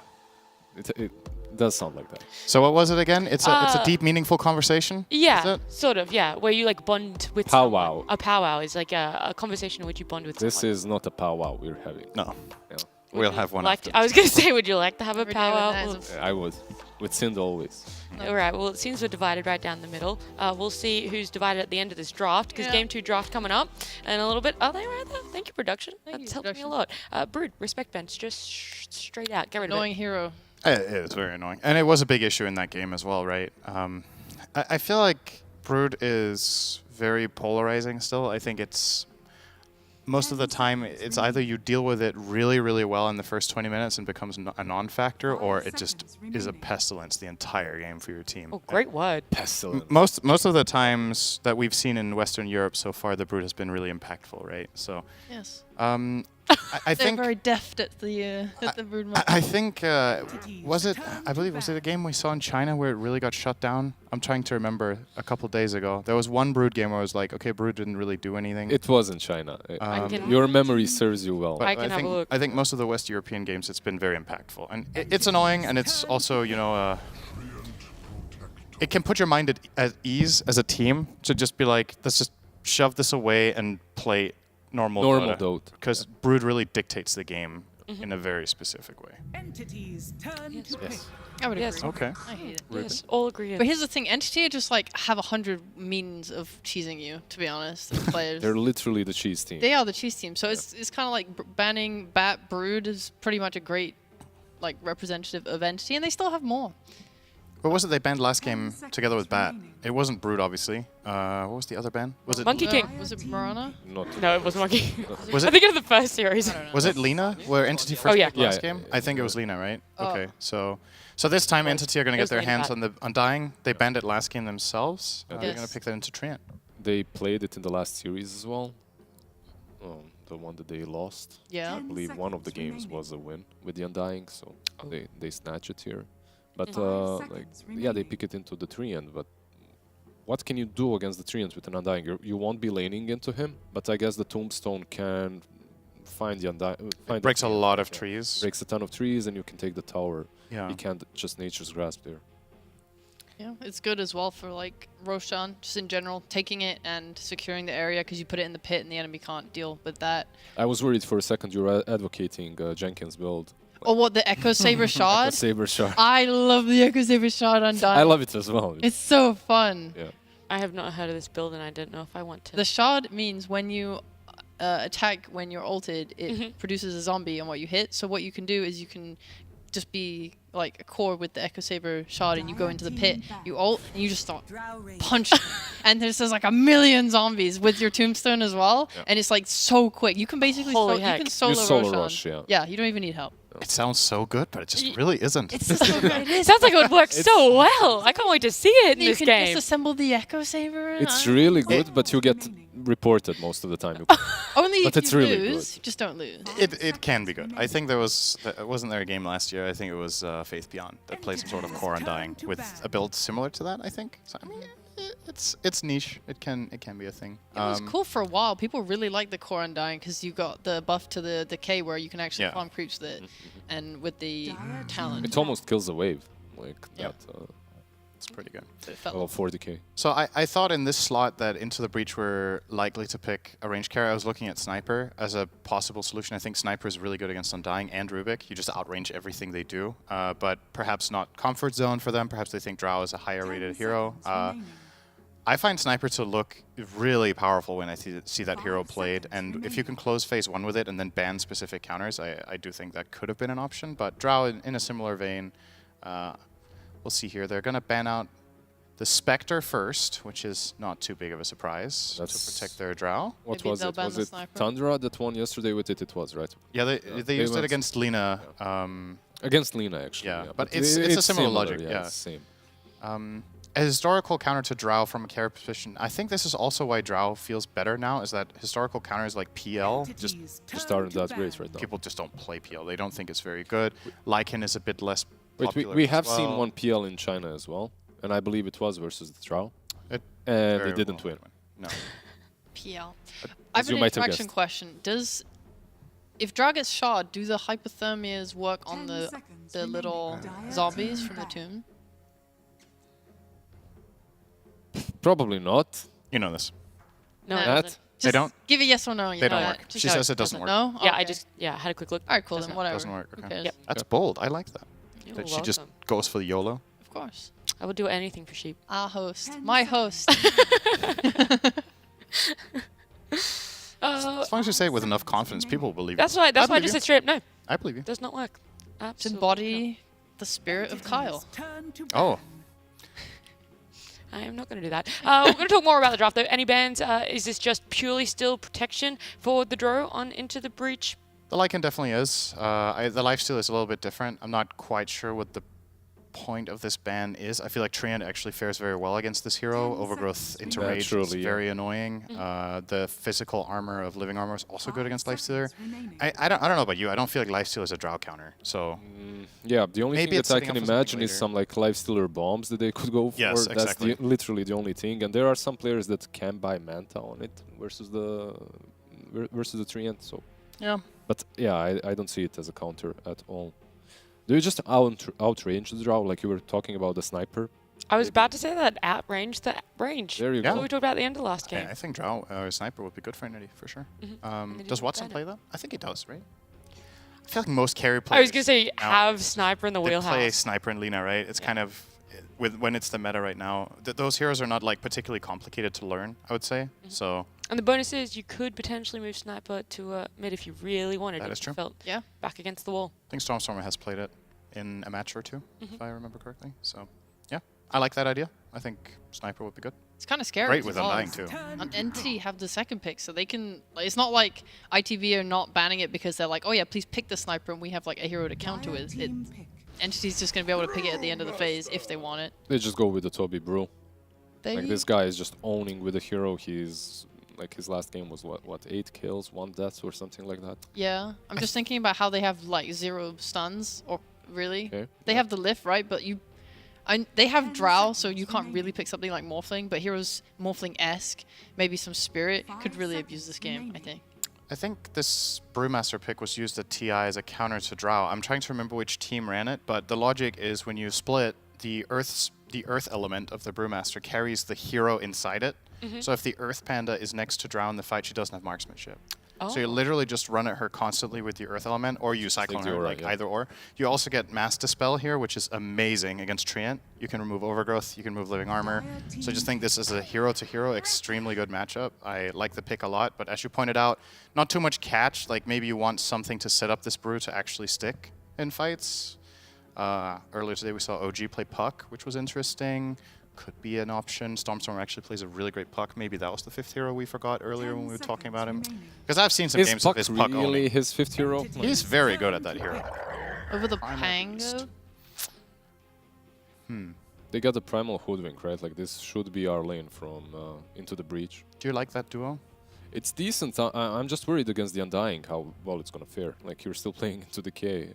Primal Beast, that doesn't really feel that great. There's like a subset of heroes so I like playing Hoodwink myself, right? And there's a subset of offlaners that are tricky to play with, and those are the ones that break the tree you pin people to. Yeah. So Primal Beast with Trample breaks the tree, and with the charge he does. It's also heroes like Bat Rider where you're like, on paper, man, it's nice, have damage and catch, Timber, you know?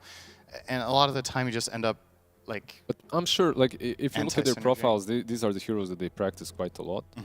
And yeah, you can have it easier for yourself if you're playing with a hero that doesn't kill trees, destroy trees, but at the same time, like, just run in first and then use your, right, like, Sure. then use your stuns. Yeah, if Primal goes first. Yeah. But you still need to be careful with the trample. Yeah, that's true as well. It's a little... It can be a little... But it's... Trample around the trees. Oh, yeah. I mean, there's a realm. Sing Christmas songs. yeah. There's a realm in which they're not both in the offlane too. Yes, the Primal could go mid. He doesn't know his matchup yet, Unlikely. though, at all. I guess they. I still like decide based on Sniper. this. Don't you like Sniper? I still like Yes. Sniper as well. I like Sniper a lot. Like, they don't really have a lot of reach. You have Dire Primal team Beast, right, Sheep, and that's it. That's a really At- cool sniper. So, I was... So funny look at Sniper, guys. Yeah, the other idea, obviously, is Slark and all these heroes that can get on top of Drow, but so Slark is great. The Shard is amazing. Do you guys like it though? I think he needs Ags to contest Drow, right? You need the 2 pounces because she's going to buy Pike, and you need to have the extra range. But, I mean, it's all right, I think. Yeah, with the Undying, his lane should be fine as well. Because I know he doesn't really like playing into Primal, because Primal will just stick on top of him, so he can't pounce away.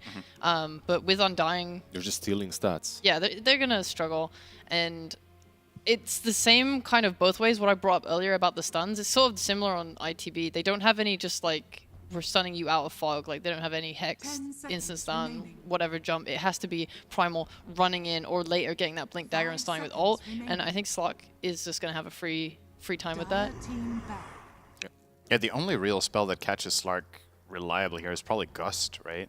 Because like you can hear Primal Beast coming, so you're just going to be able to Dark Pact it off. I guess Hoodwink's net can catch you in some angles if you're not ready, but it's like very specific situations. So yeah, overall I think Watson's going to feel very comfortable as Slark in this game, unless the last pick really messes with him. Is there something that they can get on mid that truly messes with Slark a lot? Like, is it better to put Primal mid? I was gonna say or offlane, right? Because there is that shit. yeah, that's also not. I feel like There's the Shrek still for against Slark. Yeah, I don't like Lesh into Brew, though. That's the problem. Like, you're kind of just being taken out of the fight. And if you pick Lesh, you also have very limited ways of dealing with Tombstone. Like, it's kind of Drow has to do it on her own, almost. Maybe you could go like a... I don't, every hero I think of is like, for the offlane, is like, oh, there's still an Undying to deal with. Because like, oh, like Timbersaw could maybe be nice. Just for they still ban Lesh. AoE damage. They banned Lash and Enigma, so it's kind of like, yeah. Yeah. 50-50. Just AoE stuff to AoE stuff versus Slark, pretty much. Well, I'm stumped, guys. Yep. Let's just wait for them to pick the hero. I thought you were just gonna be like Mars. Mars again. Just double it down. You missed it last game, just pick it up in game 2. I would not advise Mars. Yeah. I don't think that this is Definitely not. the game for Mars, but, Are we still thinking that Primal is mid, or is it... I will get to know right now. No, he is So it's not. Tiny mid. Tiny mid. And Primal off. This is still fine. It gets some... It's a gets you catch. some, yeah, it's a catch, and it gives you some burst damage in that mid game. It doesn't really lose to many heroes on the mid lane, if to anything, so Entity will not have that one gotcha pick to completely destroy the Tiny. How about a Stormer OD? 5 seconds Does that look good? What was that? Ooh. It's just a... I mean, honestly, I still think Sniper is good. But, I mean, maybe that's Would a you little have bit too Slark and wild. Sniper? Yeah. Maybe that's a little bit too... relax. Take it easy, Sam. Take it easy. A little bit too. Let's not get too out of line. That sounds like a Sin Lul draft. Yeah, let's not get out of line. Slark mid, Sniper safe lane. Slark buys utility items so he can catch. Amazing, yeah. Sounds beautiful. Drums, Slark. They Boots can of just Daring. keep creating more problems for Into the Breach. Like, how do they want to start their fights? Oh my god, you're so good, Sin. There it Like is. the 8th prediction today, he's Nice. gotten That's a good hero. correct. He is never wrong. He's never wrong. I've never seen him say a wrong thing ever. He literally Never. has... True. Never ever. That is Same true. to you. Yeah. Let's well, let's hope the hypothermia thing is right. I could have already said something wrong on this panel. But where are you guys sitting, draft-wise? Yeah, it's a problem. Like, who do you start with on Into the Breach? You have so many heroes doing damage. You want to get to their you want to kill the Slark. You want to kill the Undying before he gets his Tombstone off. You want to get the Brew before he gets his split off. I think there's just too many problems that Into the Breach have to deal with little initiation. They really have to wait for Entity to like come into them and then punish it. I I think a big struggle for Into the Breach this game is the necessity of BKB on Primal. I think until you have that, you can't reliably go on much. Slark is going to hear you and get away. Brewmaster will have time to react. Rubik can lift you. OD can banish you during your trample, and then you're just there. You don't really have many other heroes to rely on. I think the hero to watch in this game is Supreme has to come up big. But now that he's been playing against OD, I want to say counterpicked in lane. Like that's why I was looking at this. I was like, there's not many heroes that beat Tiny lane, but I think a well-played OD can actually win this lane pretty significantly. So if Tiny doesn't do well, I'm not too confident. So I'm gonna go for Entity in this one. I like it. I was gonna say that's an overwhelming amount of. It's too much hate from these two. I can't go. I wanted to go with Into the Breach, but now I really can't. Persuaded. No, the OD was a really nice pick. Sint called it, and it's going to make. That's why it's game. Yeah, hard. That's also true. All right, well then Entity, you think it's going to be a 2-0 here for them. Let's jump into game 2. Let's head on over to Big Up in Lacoste. Thank you very much. Coming into game number 2, Entity against Into the Breach. It has been all Entity thus far, but we'll see if Into the Breach can breach through this second game and into a third, right? It's a possibility. I think the chances of them getting into the second game are higher than in the previous one, even though Entity did some good counterpicking. Good luck to the Into the Breach offlane, playing into Undying and Slark. How much stats do you want to steal from us? The answer is yes. All of them. Thank you. Do you like your stats? Well, I'd like them more if I stole them. And that might be the case, and that could be a big issue. So we'll have to see how it goes as we take a look. At the top of your screen, esportsbet.io with some odds favoring at least kind of what we saw in game number 1, in my eyes. Into the Breach did manage to keep things pretty even though they had a little bit of advantage, 2-3k gold lead 15 minutes into the game. When it came down to how to execute, Entity were just on a different level. Yeah. Their patience of getting in and out of these fights, I feel like almost what is this? Screams so hard as well. Spray. It looks very awkward. It's probably some kind of a meme that I do not recognize, the way his faces look. It's also a little stretched because of the steps. So they'll probably spray it again. We'll get a better look on the second one. Toby just getting chased here by Kadaro. Is Katomi is in and trying to help out. A little Fade Bolt action. Some right clicks in onto this Brewmaster. Toby through the trees and Kadaro trying to get in front of him. Unable to do so, but I'm not sure that's going to matter. Odeker with the first blood as he takes out Toby. That was a long road to get that first blood. That started the bounty rooftop. They got the first blood, but they lost a couple of creeps. This bottom lane, Jibe, he will need to play aggressive early on, I would say. One way to deal with this type of a lane is also like pull the wave, not play against Slark because he does have Essence Shift. And Fishman, of course, starting with the Decay. Yeah, so he'll be using that Decay, stealing those stats like we talked about. Stat stealing lane. See how much permanent agility the Slark will get, how much strength. With the Decay, we'll see this Undying get.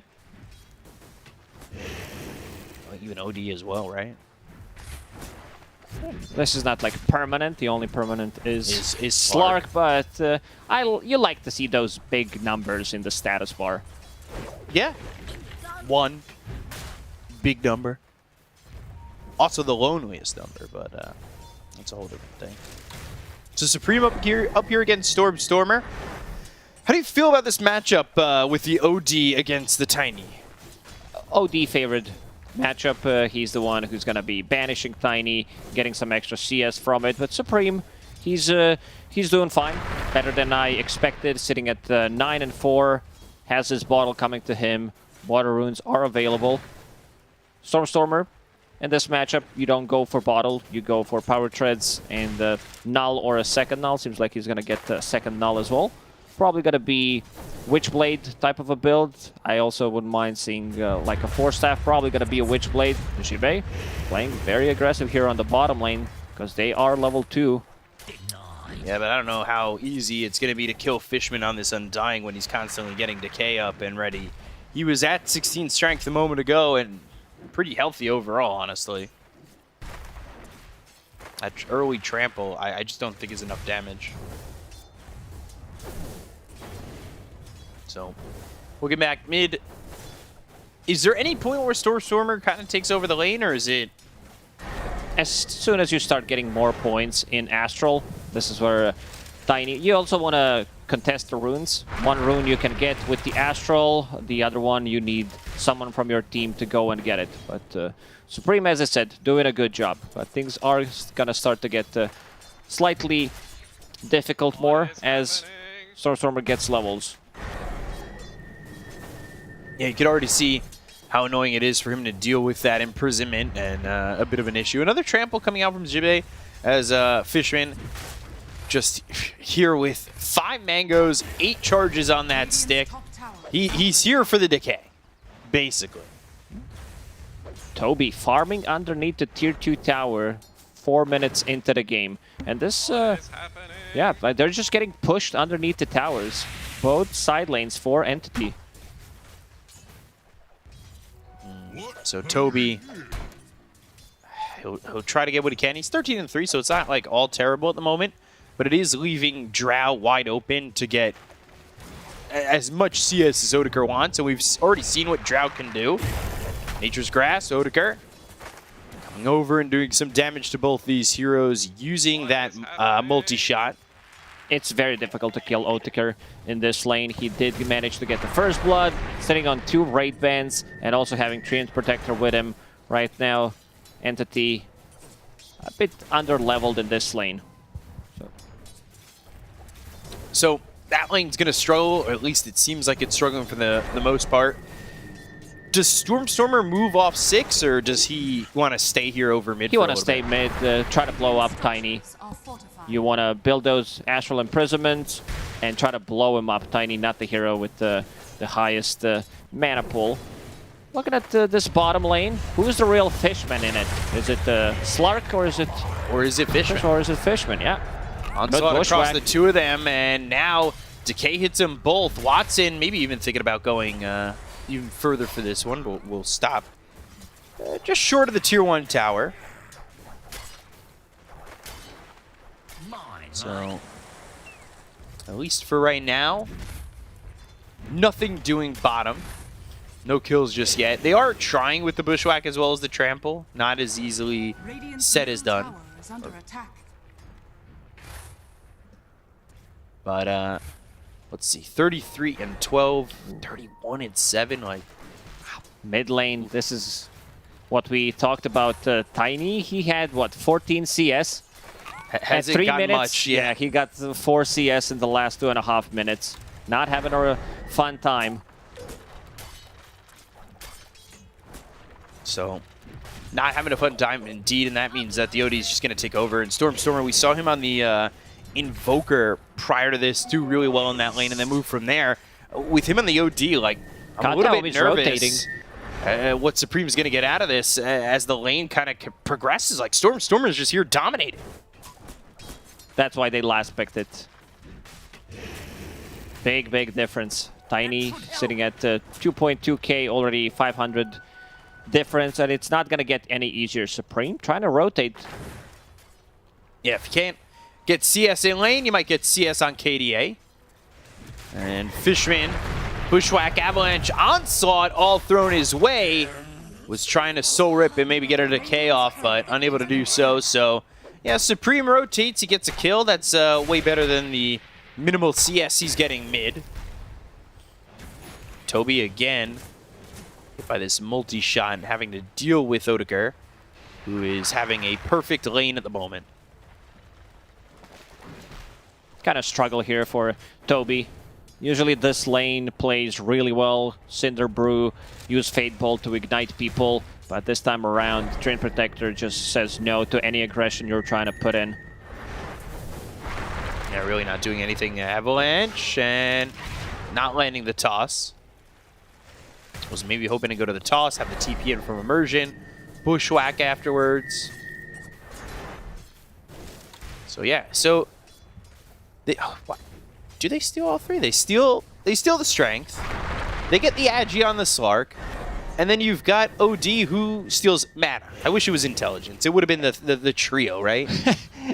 Yeah, that'd be great. And well, they could repick and get the silencer yeah. instead.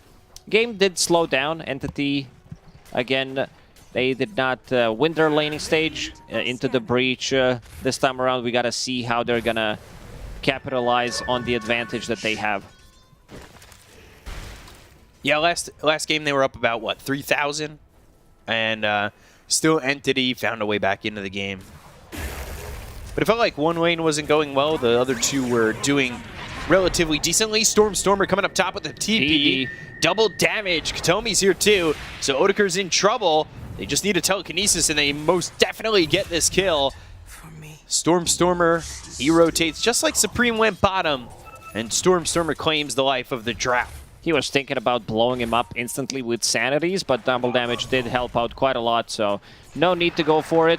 Toby trying to get some XP, get him closer to that level 6. Once you get level 6, there is a kill threat on this Drow Ranger. Gonna be a bit more difficult now that she has infused Raindrop, and also if Treant Protector uses Leech Seed plus Living Armor. Living Armor can get dispelled, but we'll see how it's gonna be played out. Still needs that level 6, needs some more mana.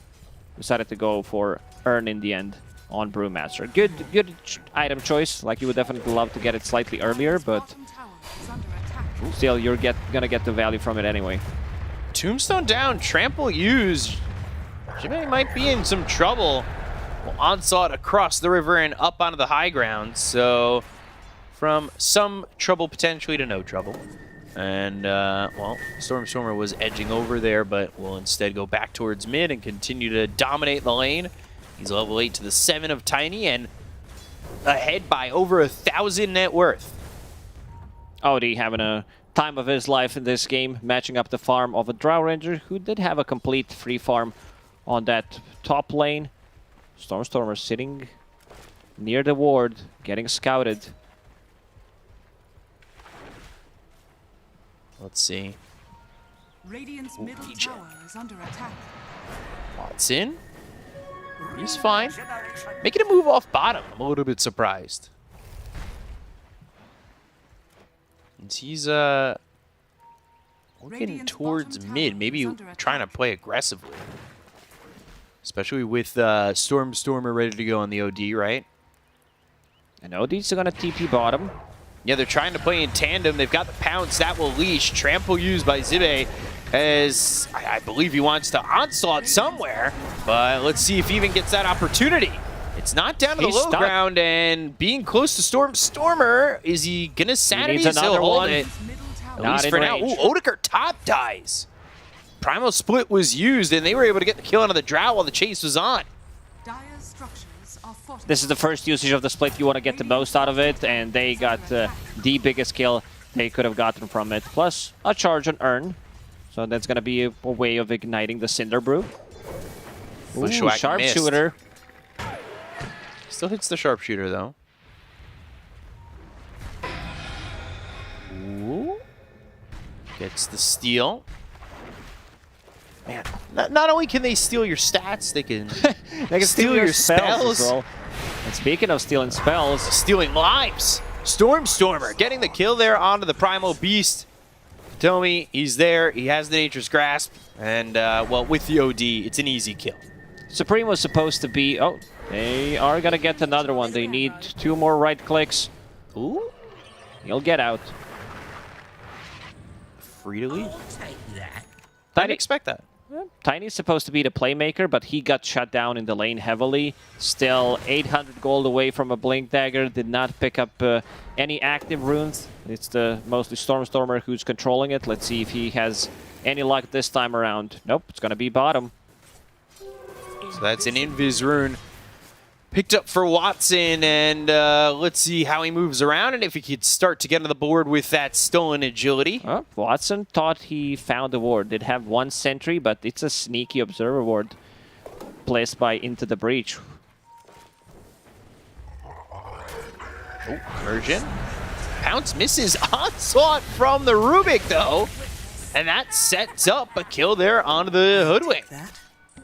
So that's one permanent agility there for Slark. We'll farm up the Ancients. It's not a stack, but it's something. Going into Echo Saber as his first item. So that means that Aghanim Scepter's next on the menu. Disassemble that Echo.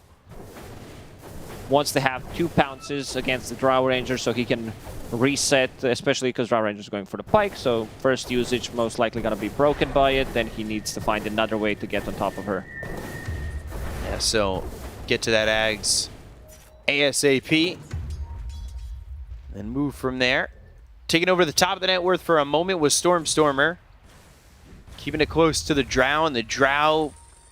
We haven't seen action from the Drow, but it's been free farm. Same as the previous game. Drow Ranger got a couple of deaths in the laning stage. Went back to jungle. Entity, they are looking for her. And Stormer found her. Yeah, this is a problem, and well, Odeker, he'll be caught, he'll be killed, and well, that is another death for the Drow. That's considering the fact that Drow's died 3 times and still sitting top of the net worth, was pretty impressive. But now falling behind the OD, and things may slow down even further for this Drow if they stay aggressive on Entity. They need this blink on Tiny, which is getting delivered as we speak. Double damage. This is a big one. Supreme being pinged out. Oh, where's the follow-up? Toby, not close enough. Hits him actually with the Cinder Brew. Toby comes over with the onslaught. Supreme's going to drop to Toby. Sharpshooter in. Pulverize on top of Toby. Fishman soul rips. He's got the tombstone down. Sanities is used. And again, oh, wait. Zibe going down to Stormer. The Primal Beast is lost. It was a nice bushwhack there from Immersion, setting things up for the rest of the team, but not enough damage. They definitely needed Tiny to use 1 combo, maybe even the second one. So, kind of a difficult task there. And they also saw that Tiny has a Blink Dagger. You could expect it 15 minutes into the game. So you know what's coming next. Brewmaster, unfortunately, not able to get that split off. And both teams are going to smoke. They're actually trying to use this Blink Dagger to get another kill here as Supreme moving with Immersion. Storm's dead. Stormer, Avalanche, Bushwhack, Sharpshooter, and with the toss, they'll dunk him down to the ground and get that kill. Stolen Gust, and that's going to be onto the Drow. They've got this kill on Odeker again. Oh, Onslaught, Primal Split, and here comes Watson. They might be able to take out Immersion very quickly. Watson's got a kill, and over to the side, Avalanche toss. Katomi's gone. Supreme's on the run. Does Toby have any more control for these heroes with some follow-up? It's looking like it's just the Cyclone, back to form, and out of dodge. Even though Entity lost their OD, they still got the most out of it. Finding Drow Ranger again, she was off to a really good start. Now she has 4 deaths. Entity, they understand where the real threat is coming from. Yeah, certainly so. 51-49. Favoring into the breach. I guess it's the Drow Ranger effect. Is that one of those heroes that Dota Plus really loves? Yeah, Gaben loves Drow. Can you imagine that was the case? Just ask Gaben straight up. Why does Spectre get plus 20% if there's at a any time? sanking, that's a 100% win rate right there. Toss? Toss, Toby. Oh, right on to Supreme. Onslaught in, but the telekinesis is there for Katomi. Watson moving in, and he's got about half health. He might need to be a little bit careful here. Avalanche comes in. Dark Pack used. Soul Rip comes through from Fishman. They've got the Bushwhack on it too, as well as the Acorn shot. But Supreme falls to Stormer. Odeker with the TP away, and Entity again. They find their way in. They find a kill. They find their way out. And it's just so easy for them, the fluid motions that they do in and out of these fights. Very nicely done. They have multiple ways of saving people. Toss. Aghanim Scepter about to be finished in OD in 1,000 gold, so 2 charges on Astral. Arcane Orb still works on Roshan, so that's going to be a quick one. Primal Split not available for 30 seconds, so pretty ballsy move there from Entity. Into the breach, not going to go in and try to contest. So Aegis into the hands of Watson. Spirit Vessel meanwhile being finished for Toby. See how they work with this Aegis. Merging coming over to the side. Katomi in trouble.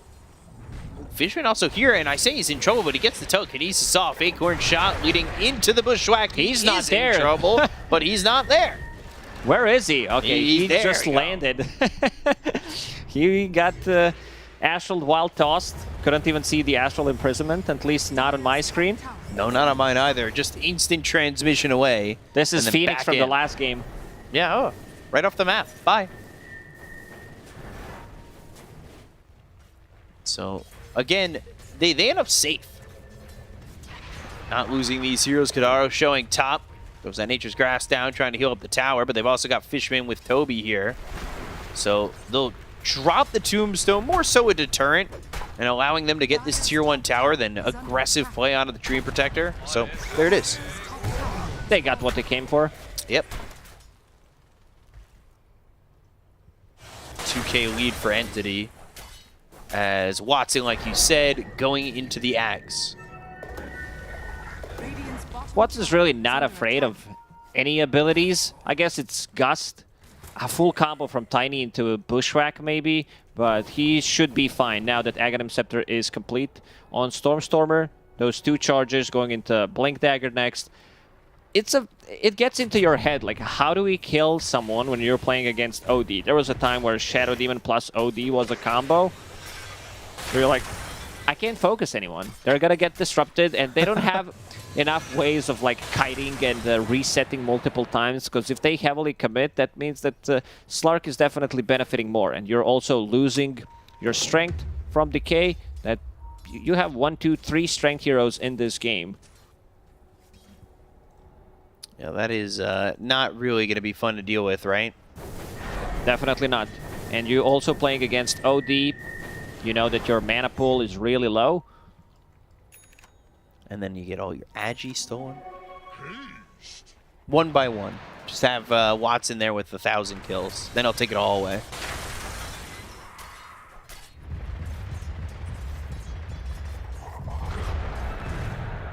Getting that permanent agility and then, you know, 80-second duration on a level 4 Essence Shift. Feels like forever, right? For now, it's only level 20 1. seconds. DD. Ooh. Avalanche and Astro Imprisonment. Sharp shooter. Gonna land, but nothing more. Rubik stole Avalanche. It's one They of the got the Gust onto Watson. He needs to be just a bit careful, as that's pretty close. Especially with that shard on Odeker. Could have been devastating. Avalanche stolen by Rubik. This is probably the best spell you can steal, especially with Ether Lens. And they're gonna do the full wraparound. Just place down Observer Board, which should give Into the Breach information. There is a courier from Treant Protector. Slark looking for an opening. Waiting for somebody to come the other way. As they are shushed, but they are shushed in the fact that they are going to lose Stormstormer immediately, and now they're going to look over. Yeah, buybacking into this fight. Pulverize is there. Odeker in trouble. Spirit Vessel on him. They've got the Pounce leashing him up, so they should be able to get the kill here onto the Drow. They use that Overgrowth, and, well, it doesn't work to save this Drow. That's a early buyback from Stormstormer. They needed to get more from it to be effective. They didn't get too much from it, so if they manage to kill him one more time, this is going to be pretty big. Aghanim Scepter done on Slark. Needs to disassemble that Echo Saber. Having some trouble munching through those towers with Living Armor. They don't have much tower damage on side of Entity. Yeah, so it just takes some time to get these towers, as you saw there. They still are working with Avalanche, though, on the Rubik, right? So, I might want to stay aggressive. Supreme is right over there, as he's going to be the one who's aggressing onto Toby as well as Fishman. They've got the Bushwhack coming out. Sharpshooter, though, doesn't land. Toby helping it out with Quelling Blade and then using Lotus Orb on himself. Tombstone committed. Immersion comes in. Bushwhack, right clicks. They should be able to clean up the Tombstone and Fishman. Onslaught doing a lot of damage there with that extra 90 from the talent. Now that Jibba picked up his BKB finally, 22 minutes into the game, he will feel much more comfortable getting into a fight, won't be thrown into the air from the Brewmaster. He's really not afraid of any of the spells. Maybe when his BKB is down, Slark will try to get on top of him, start munching on his strength. Smoke from Into the Breach. We saw Into the Breach smoking multiple times in the previous game, not being able to find anything, but this time around, version. Sharpshooter, Avalanche toss, Onslaught. Dead for 80. Yeah, he bumped back in the last fight, so that is a long time to be dead for. Oh boy, 80 seconds. I mean, that is going to slow him down. He's, thankfully, I guess for him, sitting 2K ahead of the Drow, but still, he's dead forever. Costly buyback. Yeah. Especially because they only got 1 kill in that last fight that he bought back in. Wasn't like this massive cleanup or anything like that, right? Fishman sitting on a ward, trying to find where Vision is. Whether it's on high ground, but it's more to the Leashing, west. Odeker. He's coming over, gets the Gust, but the Dark Pact is in. And the Gust is out. Still dead for 30 seconds. Avalanche Supreme. Ooh, telekinesis from Katomi. They'll onslaught, they'll toss. They should be able to get Fishman. He'll Soul Rip to survive a little bit longer. Do they go to the Pulverize? And you can see Slark just doesn't quite have the damage. Watson, he's got 15 stolen Agi, or 15 Essence Shifts of 45 Agi. My math off right there. He's ready to kick in. These are the type of fights that Entity wants. Go in, reset multiple times, steal a couple of spells with Rubik. He restole Avalanche, so gonna have that for a very long time. I'll take that. Axe for Stormstormer. Grants the charges to the Astral, so he'll be ready with that. Charges and stealing things, the name of the game here for Entity. It's a thief lineup. Dire are scanning. Slark did get Mage Slayer in the end, which is gonna be tanky for him. Great against Tiny, great against Primal Beast, and it also gives you that some extra magic resistance so you can't get one shot by Tiny Primal Beast combo. See how long Roche will be. It'll show up in just 4 seconds. Make a jump for Immersion, but Immersion, he shows off the blink, double pounce, and a TP. Roche, by the way, 2 minutes. Long time on that Roche. Been seeing a lot of long timers on these second Roshans. Nothing too quick yet. I mean, average is minute and a half, so 2 minutes is okay, I would say. Game slowed down a little bit after that buyback from Stormstormer. Not able to get much done. He was dominating the laning stage, and after getting caught 2 times in a row into the breach, still showing they can punch back. Yeah, for right now, they're swinging. And, well, Entity not exactly throwing anything their way at the moment, especially, like you said, off of the Stormstormer buyback. It looks like they're planning themselves just Dire jungle, control here, see when Roche comes back. If we get a pick, we'll come back and just try to be ready for this second Aegis. Into the breach will want to take a fight. Tiny does have Arcane Rune and a BKB, so that BKB usage is going to be with your Arcane Rune. You get multiple combos in a fight, unless... Because I don't think they can insta-kill hero like Tiny. Sitting at 2.6k HP, no real burst damage other than Sanity's Eclipse, but they don't have the stun. Maybe with Avalanche into Telekinesis, Slark plus full combo, it's a bit more difficult task to execute, especially with the Treant Protector being there to use the Overgrowth, so I think Tiny's fine. This next fight might belong to Into the Breach if they execute properly. And that's one of the toughest things to do in an Entity, right? Like, we've complemented Entity's ability to be in and out of fights so well and know their moments to kind of pounce and retreat. So if Into the Breach pull this off, it would be really impressive considering what we've seen so far from Entity in this series. Watson also built another one. He bought Shard, so that means the save for his allies and also another life for himself. Depth Shroud.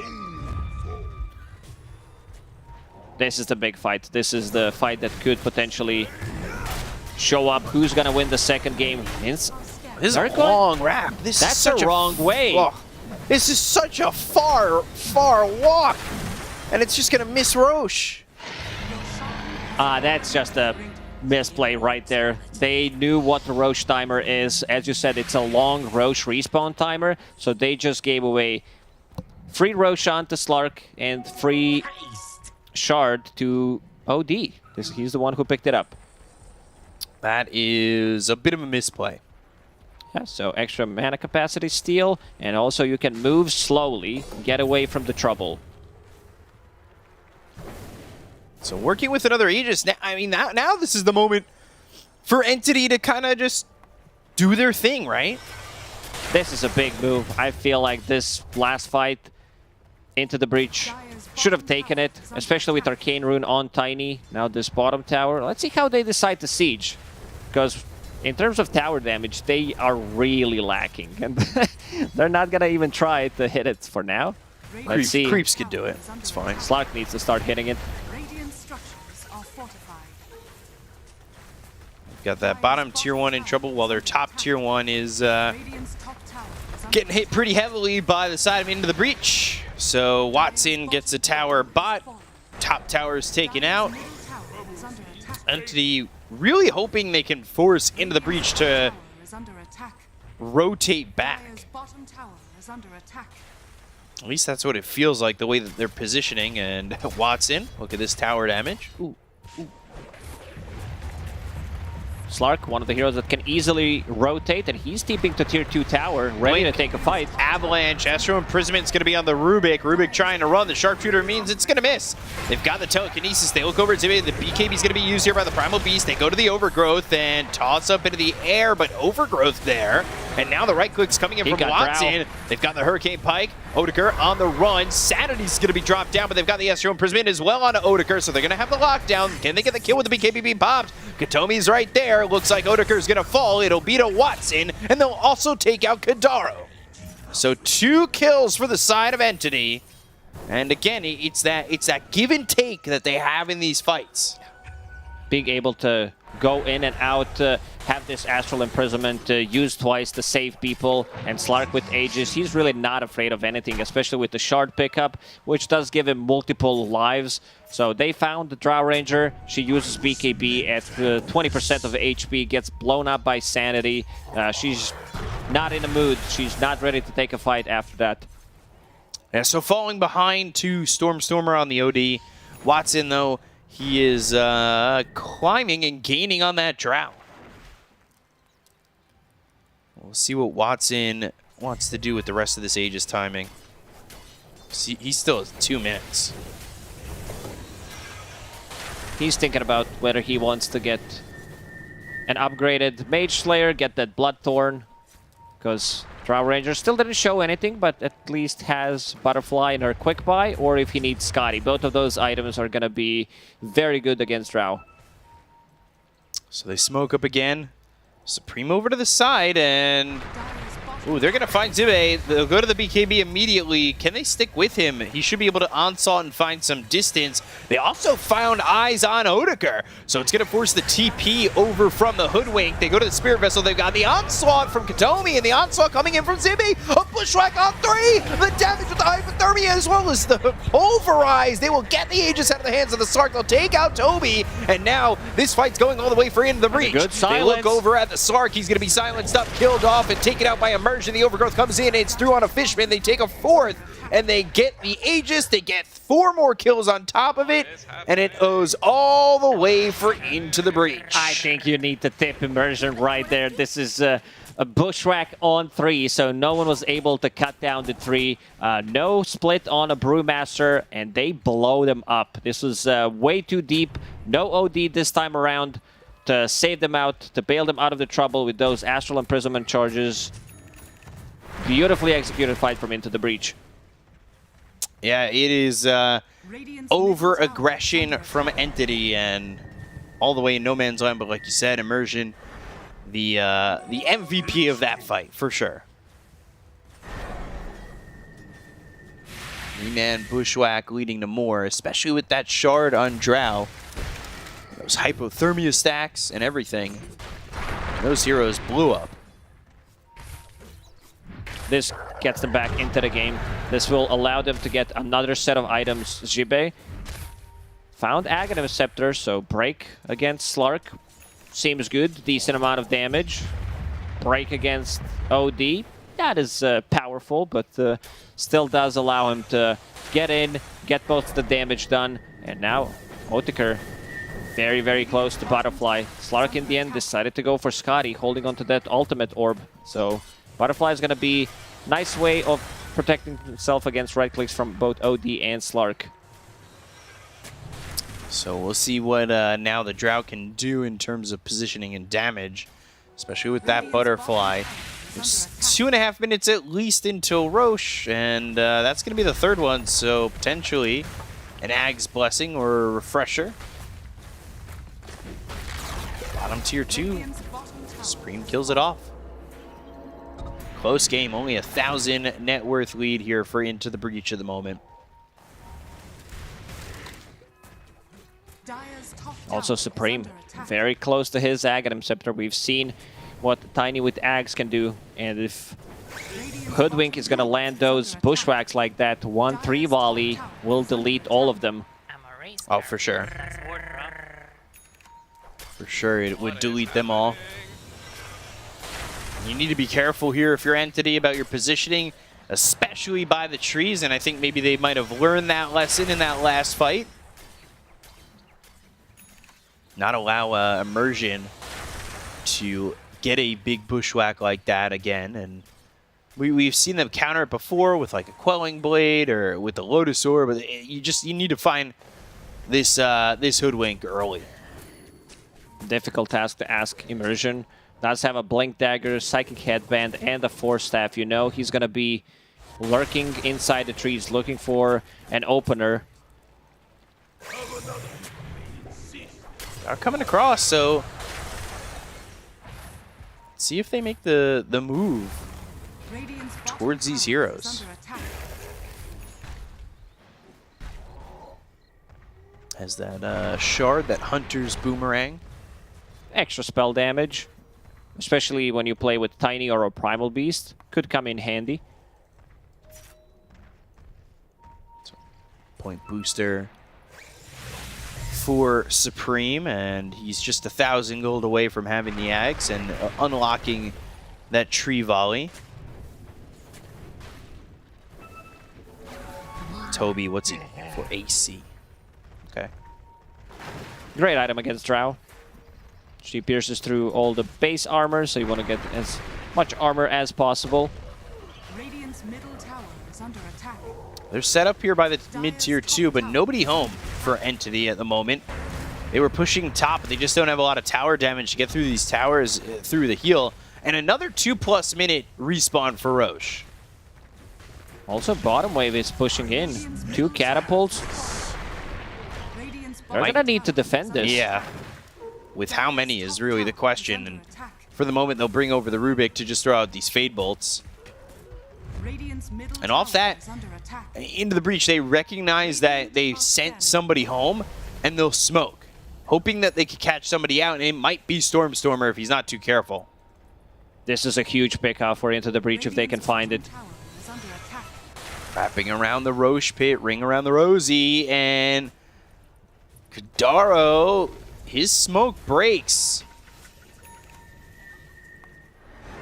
Again, this Ford has been in the same place, placed by Into the Breach like 4 times.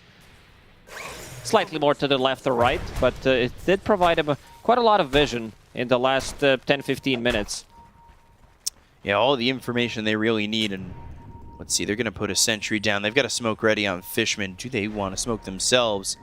They go forward, they've got the Astro Imprisonment, and now over to the side, Avalanche Toss. Katomi is dead. Toby in trouble, goes to the Lotus Orb and gets the Primal Split off. But for what? Seems like the fight's immediately over. Roche gonna be up in 40 seconds. That means that Rubik will be available.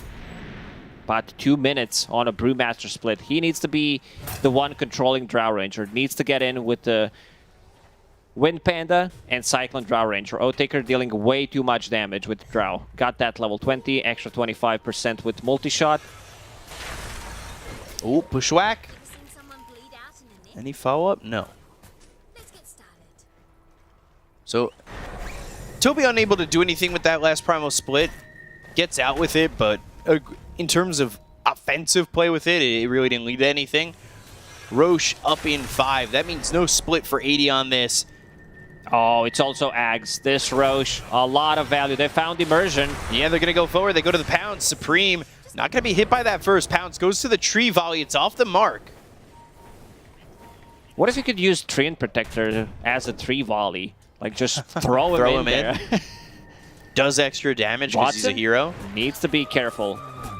He does not have a defensive tool for himself, other than Trickster's Cloak. I mean, this is a lot of value from the item if they don't have any vision, because your regeneration kicks in. You do have magic resistance and evasion. What is he sitting at? 60% physical and 54% magical resistance. So they might be clashing. Pounce misses. Gust, Dark Pact, Astral Imprisonment, Immersion comes in with a Bushwhack. Downlands on a Stormstormer. That means Supreme's going to be able to follow it up with an Avalanche, but the BKB goes off by Stormstormer on the back lines, though. Oathtaker trying to get some distance between him and the side of Entity. Toss up into the air. Watson away. The Tree Volley comes in. It's going to be through on a Toby. They get the kill on this. Onto this Brewmaster. They'll look over at the rest. They've got the BKB pop by Oathtaker, so now Watson in and out. They go and try to leave once again. Katomi ends up dead. Stormstormer trying to fight Supreme, though. He's right here with them. Oathtaker doing a lot of damage. The Tree Volley's down, and they get the kill on the OD. Here comes Watson, though, as Brewmaster coming back. He's got the Primal Split available. The right clicks are starting to stack up. He's got 31 on the Essence Shift. Here comes Toby with the Primal Split, going after Oathtaker as well as Zibe. Zibe stunned up, thanks to the Earth Panda. Right clicks in, but they've got the Pulverize, Dark Pact, and he's out. They get the kill to Zibe. Avalanche as well as the toss. The Tree Volley, the Sharpshooter. It's not going to be enough. Stormstormer comes back into the fight looking over at Immersion. They've got the right clicks coming through. They've got Oathtaker locked up via the Pounce, but they're buying back. They go after Watson. They get the kill to the Sark. He doesn't have buyback. Fishman taken out via the Onslaught, and on the run is Stormstormer. Nothing to pierce through this evasion on Drow Ranger, and you can see them lacking that little bit of damage. Very huge buybacks from Entity. The only one who didn't die is Stormstormer. I believe Rubik did not have enough gold for buyback. He did respawn, but taking care of the Drow Ranger, they needed that split to be available. Supreme. Avalanche and Immersion. Force Staff, Dust, and the Bushwhack. Man, Immersion on a mission. No real follow-up. This is going to be Roshan number 3, which is Aegis, Cheese, and Aghanim. So that Aghanim Scepter gonna go to Drow Ranger. Or is it? Give me the Ags. She picks it up in the end. So having that Splinter combined with the Aghanim Shard, very, very difficult. Like, they need to blow up people with OD. He used ulti on Tiny, and Treant Protector blew him up immediately, but the damage has already been done. If they use the BKBs, they also want to like reset multiple times. This time around into the breach, they have more than enough firepower and the burst damage from Tiny and Drow Ranger to take them out immediately, not allowing them to reset. Right. Yeah, they don't have that typical in-out possibilities here for the side of Entity, and now they're the ones going up against somebody with an Aegis, and that somebody is the hard-hitting Drow. No buybacks except for Immersion. And now Slark. And now Undying. It's time to go for the high ground. Poke, see what happens. Rubik, maybe with the lift. Tiny tries to go in. He needs to be quick with the fingers to lift him up into Astral. Problem is they don't have that like instant stun follow-up with the burst damage that Into the Breach guys will be afraid of. That's been a huge downside of the draft that Entity had. Oh gosh, Fishman. Destroyed here. Supreme taking no prisoners right now. I'm not sure where you really defend against this if you're Entity. You know, they do have the potential damage to bring it back, but it requires them to really find the perfect positioning, right? It's very difficult fights for Entity right now. Slark not having a BKB, his damage is very limited. They need to, as we said, go in and out of the fights multiple times, but Drow Ranger, she's massive. She's going into Silver Edge next, holding on to Witchbane. This item destroys OD. And now going back to Trickster's Cloak. Some extra evasion as well. So back to the Trickster's Cloak. You can see almost 92 to 8%. Wow. 48% evasion on Drow Ranger with Butterfly and Trickster's Cloak. Slark and OD are not going to be able to hit her. So they need to use Brewmaster ulti, control her with the split, deal with the rest. That's their best way to try to get back into the game. 20k gold lead, a lot of that is inflated by picking up Aghanims. Oh, Drow Ranger didn't get the Ags in the end. Watson. Oh, they gave it to Treant. Very interesting. Watson is away.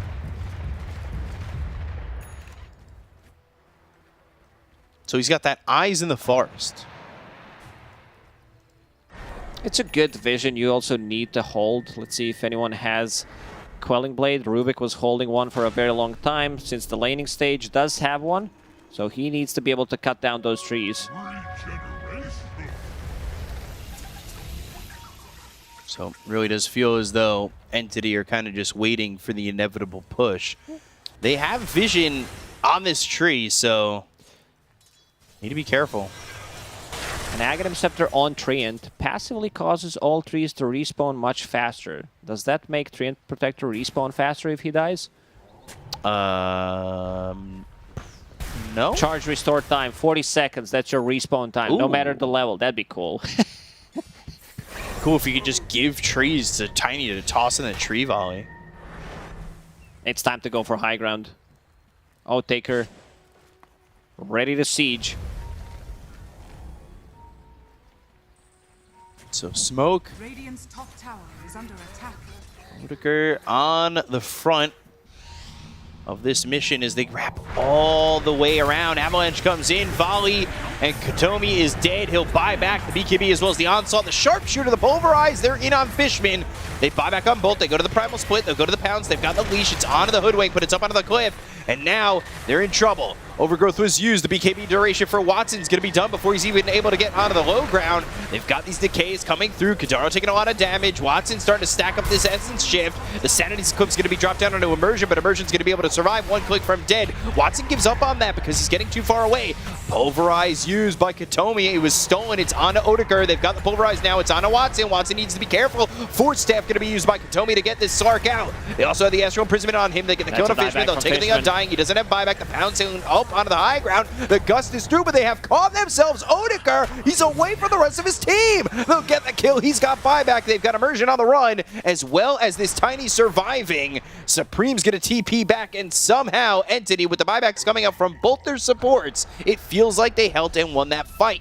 These are the type of fights that Entity needed. Multiple ins and outs, and it was a good play there from Odeker that he silenced the Brewmaster Panda, so he was not able to cyclone him into the air. That's a long duration silence, 6 seconds, but once it was down, he kept cycling him over and over again. Same goes for Astral Imprisonment.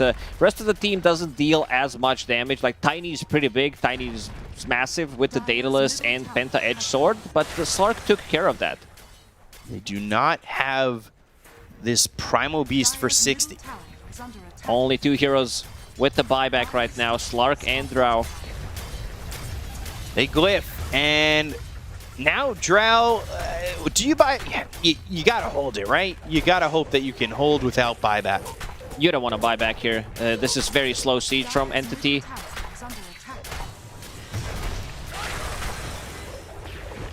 Bushwhack. It's A-OK. 17 seconds till the Drow is up. Do you leave after this tower? They survived with 2 buybacks on both supports. They're not going to have them for 5.5 minutes, but the rest of the buybacks are slowly resetting. One on Brewmaster is available. OD also available, but does not have enough money for it. Seems like he's going into Refresher next. This is pretty big. If he can get that, use it 2 times on Drow Ranger, you use Astral, and then 2 ultis, Drow Ranger's most likely gonna die. Need to build up some before. Like, I don't think you can just immediately kill her, but it's ton of damage. And he also hit level 25, minus 60 seconds on cooldown. 61. On that sanity. 0.6. With Spell Prism. Woo. So they're going to go through. They're going to go for this one. Watson on the backlines, though. The pounce. And now going to use that Dark Pack. Supreme's pops the BKB. They've also got the Pulverize. It's going to be through on a Stormstormer who's going to Astral present himself. The Overgrowth comes in from Kadaro. Watson right-clicking away, starting to get these Essence Shift stacks. He's already at 12, but Odegaard with the BKB already used. He's got to get onto the low ground. He uses that Force Step. He gets away from Watson, but they've got Kadaro in their grasp. They'll get the kill onto the Treant Protector eventually, or no? They look over as the Force Staff. They get him out for a second, but Katomi's going to get the kill onto Kadaro. They also take out Zibe. He's dead for 88 seconds, but he does have buyback. Fishman going in with the Ogre Seal Totem, and he's looking to get somebody on hold. Odegaard, multi-shot from the low ground. Watson looking for a target. He's starting to chase Supreme, maybe looking over at Immersion as well, waiting for the rest of his team to kind of catch up on this one. They've got the Gust, but there's the Dark Pack. Once again, the Bushwhack comes out from Immersion. That lands on a Watson. Toby moving forward. He doesn't have Primal Split to work with, and Watson now onto the high ground, but backdoor protection is there, Watson. You can't hit those buildings all too hard. Watson's going madman mode. He does not give a damn, going in, and look at that damage. Like, most of the damage is done, if I believe I've seen that correctly, from OD. Yeah, still sitting at 4,000 damage, but the Slark is the one causing issues, popping those BKBs. They're going to take the outpost. Next Roche is going to respawn in 45 seconds. And is Roche number 4. Got to remember that Into the Breach had a 16,000 net worth lead in this game.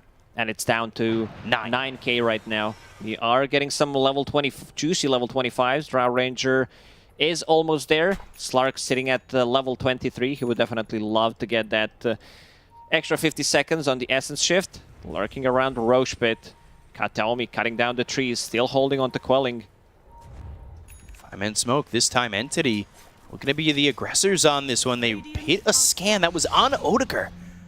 He needs to be careful. He needs to get out of here. Katomi, look at the distance on the telekinesis. Oh no, this is a problem. The Senator's Eclipse comes through, and now they're going to look over as they've got Odegaard out and away. The Tree Volley doing a lot of damage as the onslaught comes in from Zibe. They've got the break. It's going to be through onto the Slark. Slark trying to do the damage. He lands the pounce. It leashes up this Primal Beast. Primal Beast on the run, though. The Upward's going to be activated. They've got the pounce to leash him again. They'll get the kill on Zibe. He's dead for 90 seconds. He does have buyback. And the next one on the list is going to be this Treant Protector. Kadaro, he'll fall. His dead body Force Staff onto the cliff. It's just a remnant of its old self as it sits up there like a tree in the woods. Boy, man, this 3-volley, it hurts. If they have another round of spells, like another multi-shot, a tiny 7,000 damage. Now, look at this other heroes on the team. Not really doing much, but yeah, OD getting very close to his Refresher. Still holding on to Hand of Midas. Will sell it eventually so that he's going to have, like you would want to have Refresher and the buyback. Roshan respawn. That's Aghanim Scepter done. Could give it over to the Brew. I wouldn't mind seeing Brew with it. So you have that Primal Companion, the Wind Panda, scouting things out. Divine Rapier purchased by Supreme. This is their way back into the game. So they gave it to the Rubik, the Axe. Having 2 charges, so that means 2 stolen spells, and looking at the graph. Back 5K. Obviously a little inflated with the Ag's Blessing, but still, nonetheless, 6K lead here for Entity. Slark does have a way to deal with Drow Ranger right now, holding on to MKB, and he is using Ninja Gear, swapping it in, so he gets the Trickster Cloak benefits. It's being pinged out. Let's see if Watson finds someone in the back lines. He might find more than someone. I'll find a courier for now. Pounce out of the trees. Pounce into the trees. He's going to find himself Kadaro. Supreme's over here. He's within the trees. And he needs to be careful. This tree volley could just blow up Watson if he's not too careful. The onslaught, the pounce, That's the the first pulverize. He's killed so quickly. He needs to be very careful coming back with the second life. Supreme's over to the side and not looking to go in just yet. Immersion, ooh, refresher. They've got the Hex. It's going to be through onto the draw. They go the Sanities. Supreme all the way on the back. Still not going in just yet with a BKB going to be popped here by Zibe. Supreme looking for the opportunity. Here he comes with the tree volley. The damage is going to be on a Fishman, but he doesn't quite have it. He doesn't go off the Undying. They look over as the tree volley is going to be thrown by the Rubik. Here comes Rubik jumping in. Oh, stolen pulverize out of the Primal Beast. They'll slam his head into the ground and get the kill on Zibe. They'll look further with the pounce. These heroes on the low ground, 4-step out of the high ground by Odeker, trying to run away from Toby, but they've got themselves Tiny. The tree volley from the Rubik coming in. Supreme in trouble, but he goes to the tree volley zone. Watson taking a lot of damage. He's dead. The tree volley was enough. They've got the damage coming in from the Drow. They'll look over at Toby. They'll get themselves a third, and he's going to be in trouble. They've got the two-man bushwhack coming into these remaining heroes. They look over to the OD, who will Astral Imprison himself. He's on the run. Katomi over to the side, but he's not going to be able to help the OD. He's tossed him into the air. They get the kill. Supreme with a double kill, and another tree volley coming down. But Katomi with a TP out escapes, and Entity lose their advantage to ITB. 2 buybacks from ITB. Supreme with the really nice positioning there, holding onto Divine Rapier, waiting every single time that 3 volley cooldown resets, then goes in. They need to keep the distance. Similar to what Entity did in game 1. Keep the distance with the Drow Ranger. Bushwhack. Those bushwhacks, man, from Immersion were on point. Ooh, Katomi. Your tree volley certainly not as strong as mine. But Telekinesis starting to get away from Supreme. They've got the Astral Imprisonment. You need to be careful. They do not want to give up this Divine Rapier, but they don't have heroes on the side of Entity at the moment. What did he buy? He bought something on Tiny. Just a couple of mangoes. I thought that he bought something bigger, running really low on mana.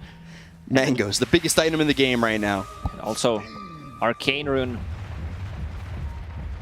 Gonna lower the cooldown on that 3 volley to 11 seconds. 50-50 on the win probability at just one straight point. Up 50-50. These type of games can go either way. Yeah, both carries do have buybacks, and Tiny, he's the kind of a real carry in this game. Needs another 800 gold. It was once 92% in favor of Into the Breach. Wild game. And it has come all the way back after that, Roche. It was a 6k lead for Entity, and now a 4k lead for Into the Breach. Still working with that Divine Rapier on the Tiny. The damage can be felt. The volleys hurt. They're up at the net looking to volley this game into the end and towards a third in the series. Rubik needs some bigger steals in this game right now, holding on to Scurry and 3 volley. Definitely would want to have like Overgrowth, Avalanche, even a Bushwhack. Look at the line they want to take on this. Look at where Kadaro is. He's in the trees. They should know something is up. Easily able to break that smoke. A casual gem being pinged. We're getting into tier 5 items territory. 4 minutes. And Roche potentially at the same time. Always interesting when those two kind of coincide with each other on the timings. That would be 5th Roche, and they're going to look towards the high ground. Their tower damage is certainly not lacking. Stormer needs to be careful about how far forward he goes, and you can see, look at this, Watson, he's being spotted by these eyes. Her eyes all over, and to Timbersaw's dismay, the trees, they are watching you.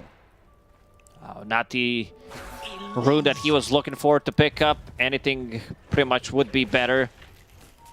Maybe he can try to make some kind of a bait, but yeah, I'm not sure if they're gonna fall for it. Rubik clearing the creep wave with 3 volley and Fade Bolt.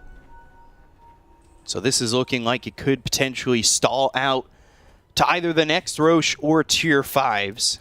And that means these heroes, the ones that were close to 25 will be there, and the rest will be on their way. Stormer also level 27, starting to get both sides of that talent tree unlocked. Big one on Primal Beast that we didn't mention is the Pulverize goes through magic immunity, so he can blink in and hold onto most likely OD in a fight. 3 volley. Looking for the acorn shot and the bushwhack. They are pinging that the vision is there. They've got the tree. Oof. 2-shot. See you later, Fishman. They're going to go to the multi-shot. They've got the tree volley from the Rubik on the other way, and Watson needs to leave. They do have vision on the high ground. It's hard to spot the vision right now with all the Treant's eyes. And buyback already committed. Immersion. From Undying. Bushwhack, tree volley, Astro Imprisonment. That'll keep him safe. Hunter's Boomerang was thrown but not landed.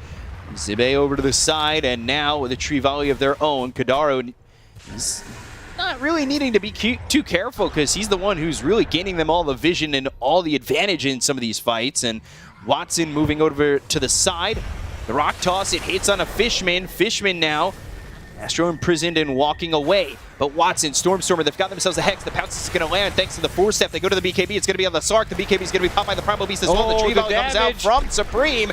The damage, he starts to back off. They've got a Tombstone onto the high ground, and now IGB, they need to start to back away from the fight. They know Slark does not have BKB available for more than a minute. No Tombstone. There is one Tombstone available if Fishman wants to die with his level 20 talent. And that may not be the way that they want to go about this. And minute and a half for tier 5 items. Potentially 40 seconds if it's an instant spawn on Roche. Daro with another eye set down. But the big one is almost full 3 minutes with no buyback on Stormstormer. A refresher also picked up there for the Primal Beast. They got the Swift Blink on the Drow. Kind of hard to compare when you get Swift Blink showing up on that right side of your screen and then drums. So, got the eyes, they have the vision. Can they finish this game? Let's see the Roche spawn, a minute and a half. So we're gonna have tier 5 items before Roche. 45 seconds. Into the breach, holding that high ground. Very wise move. They've been kind of sitting here for the last 10 minutes or so. Kadaro? Oh, Watson, he might be the one who's in trouble, but no. Stormstormer from the side. Hex, Sanities, gone. Stormstormer not hesitating at all. Knows that it's going to be back online in 60. 15 seconds. They want to get inside the triangle, farm the Ancients. What's going to be big enough for them in terms of tier 5s, as it feels like the damage from these heroes on the side of Into the Breach is a little bit too much for them to handle at times. What is the biggest item they can draw right now from I got to think. Let me think about it. It feels pretty rough for them. Book of the Dead, Force Boost picked up for the Brewmaster. We'll see who holds on to that. Somebody maybe looking for a Mirror Shield. Apex.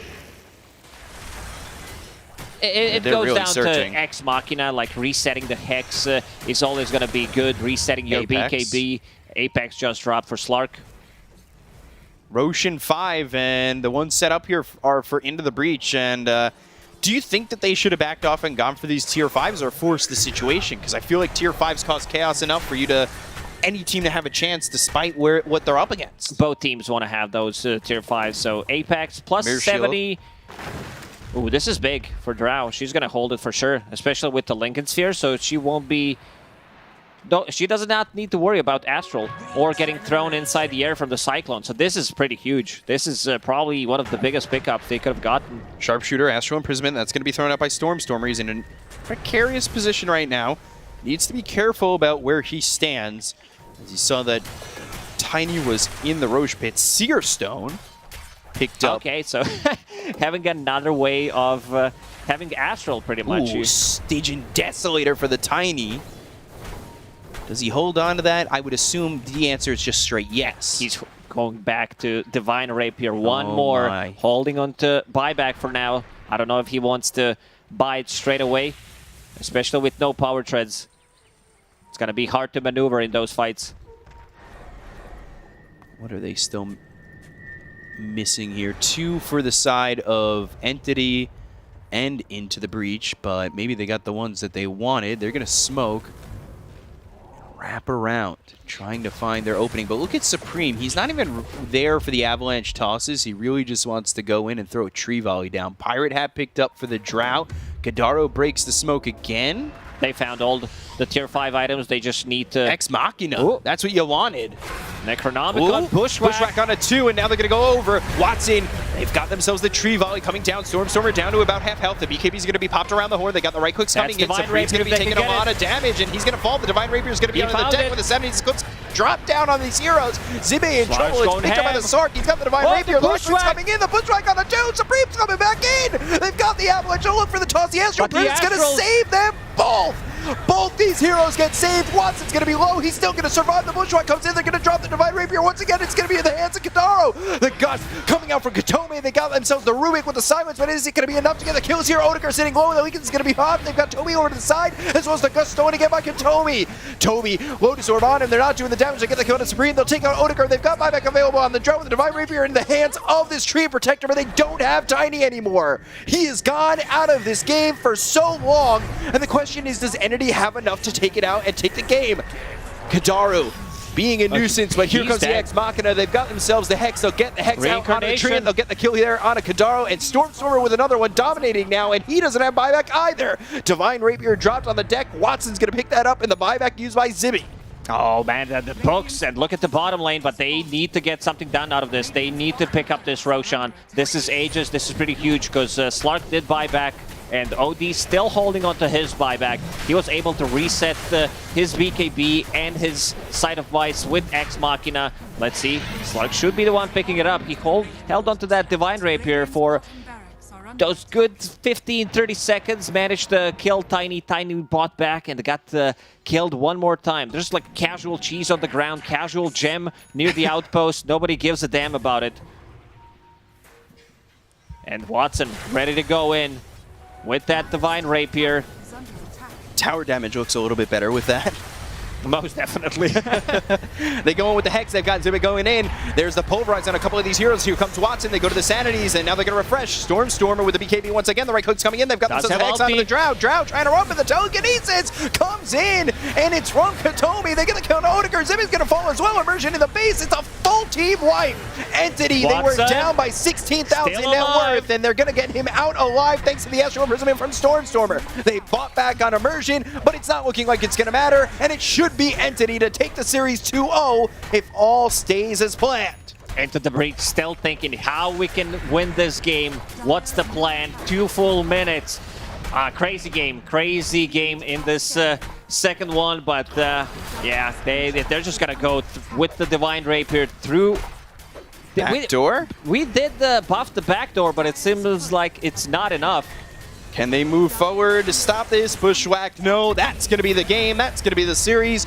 2-0 for Entity. They come back from 16,000 down and take one back that really shouldn't have been theirs in the first place. Yeah, what a crazy game. Well, what to say? Entity, they're really good at going in, resetting their spell usage with the saves, with the Force Staffs, with those Astral Imprisonments. Stormstormer, he was really on point, saving people multiple times in a row. I think there's like 8 to 10 saves in every single fight coming out from him. Yeah, the Astral Imprisonments that were coming through, saving Watson with that Divine Rapier a couple times, giving him an extra couple of seconds before it got dropped, and back and forth and back and forth it went. It really felt like these fights were lasting forever, and it's something we talked about that Entity was so good at, is getting in and out of these fights so cleanly. Maybe not as clean this time around because it feels impossible. They did play with a huge deficit in this game. I wanted to know how Into the Breach is going to be in terms of skill level when it comes down to these Division 1 teams, and I like what I see. You know, they did not win this one. They had a huge lead, but if all their series are going to look like this, I'm really hyped about it. Yeah, it was an exciting series despite the fact that it was just a 2-0. I maybe would have liked a third game between these teams, but Entity pull it back. They get the victory in Game 2. They get the victory in the series, and to break it down further, we've got the panel breaking through and giving us their lowdown. Take it away. There is a lot to unpack in that game, both for the side of Entity and Into the Breach. Despite Entity winning, it was a great showing for Into the Breach. They were able to sort of claw it back a little bit in that mid, and I thought this was going to be their game's end. Yeah, there was definitely this time. I mean, obviously they got was it 18,000 gold lead or a 20k gold lead? Between there, yeah. There was this awkward time in the mid game where it felt like Watson couldn't really go in on Slark. Like every time he jumped in, he would have to back off constantly, so the Slark never really got the ball rolling. And what's funny about this hero is that like you reach certain like breaking points in the game where you can suddenly do things. And at some point in this game, I think it was after he got, what did he get after the Skadi? Had Mage Slayer, Skadi, MKB perhaps? I think maybe it was the MKB. So he got like, it's hard to remember, but he got like one extra item and all of a sudden he could stand his ground in the fights and get way more done. And that's when things really started turning around. But until that point, Into the Breach did a really good job at just playing zone control. Every time Slark jumped in, they stood their ground, they forced him away. They did a ton of damage with Tree Volley in particular. That is not happening in this replay just yet. Or by the way, I'm sure the reason the replays are rolling right now is that there's going to be plenty of clips, because this was a really long game. But you might have been talking about Basher as well. Like it's one of those items that really helps you stick on top of targets in the mid game. Yeah, like you already said, Zin, there's going to be a lot of clips because this game was so long. So let's take a step back, Sheep. Let's have a little bit of a chat about that earlier to mid game where Entity were in control and why they weren't really able to continue it throughout the mid. They basically just played really well with like their Slark joining these early engagements with an Echo Saber rush, able to dominate like the vision control. He was going into their jungle, dewarding their wards, and making it really hard for Into the Breach to play. I think their lineup was really nice. When we talked in the draft about Into the Breach and how it was hard for them to initiate because like Tiny can only go on one guy, you know, the Primal has to go in. I think this last pick OD meant that those were even harder for ITB because whoever they go on is just getting astraled, especially when he gets that shot and they're able to move out as well. So basically their draft just made it very hard for ITB to play for a long time. Yeah, another big issue is that you're delayed, your timings are delayed. You're playing into this OD on the mid lane, you aren't necessarily winning the lane by any stretch as Tiny, so everything is kind of slower. By the time you start rotating, it's not as impactful as it could be. I still liked, I completely agree with Lacoste, I liked what I saw from ITB. Like they had a couple of really good engagements once this Rapier came online. Like they actually looked like they were taking the match. Sadly, Entity just pulled it together and outplayed them a little bit in the next couple of team fights. Yeah, I was going to say, was it a change up in who they were focusing in these team fights that also helped Entity, not just items? I lost chuckle. sorry.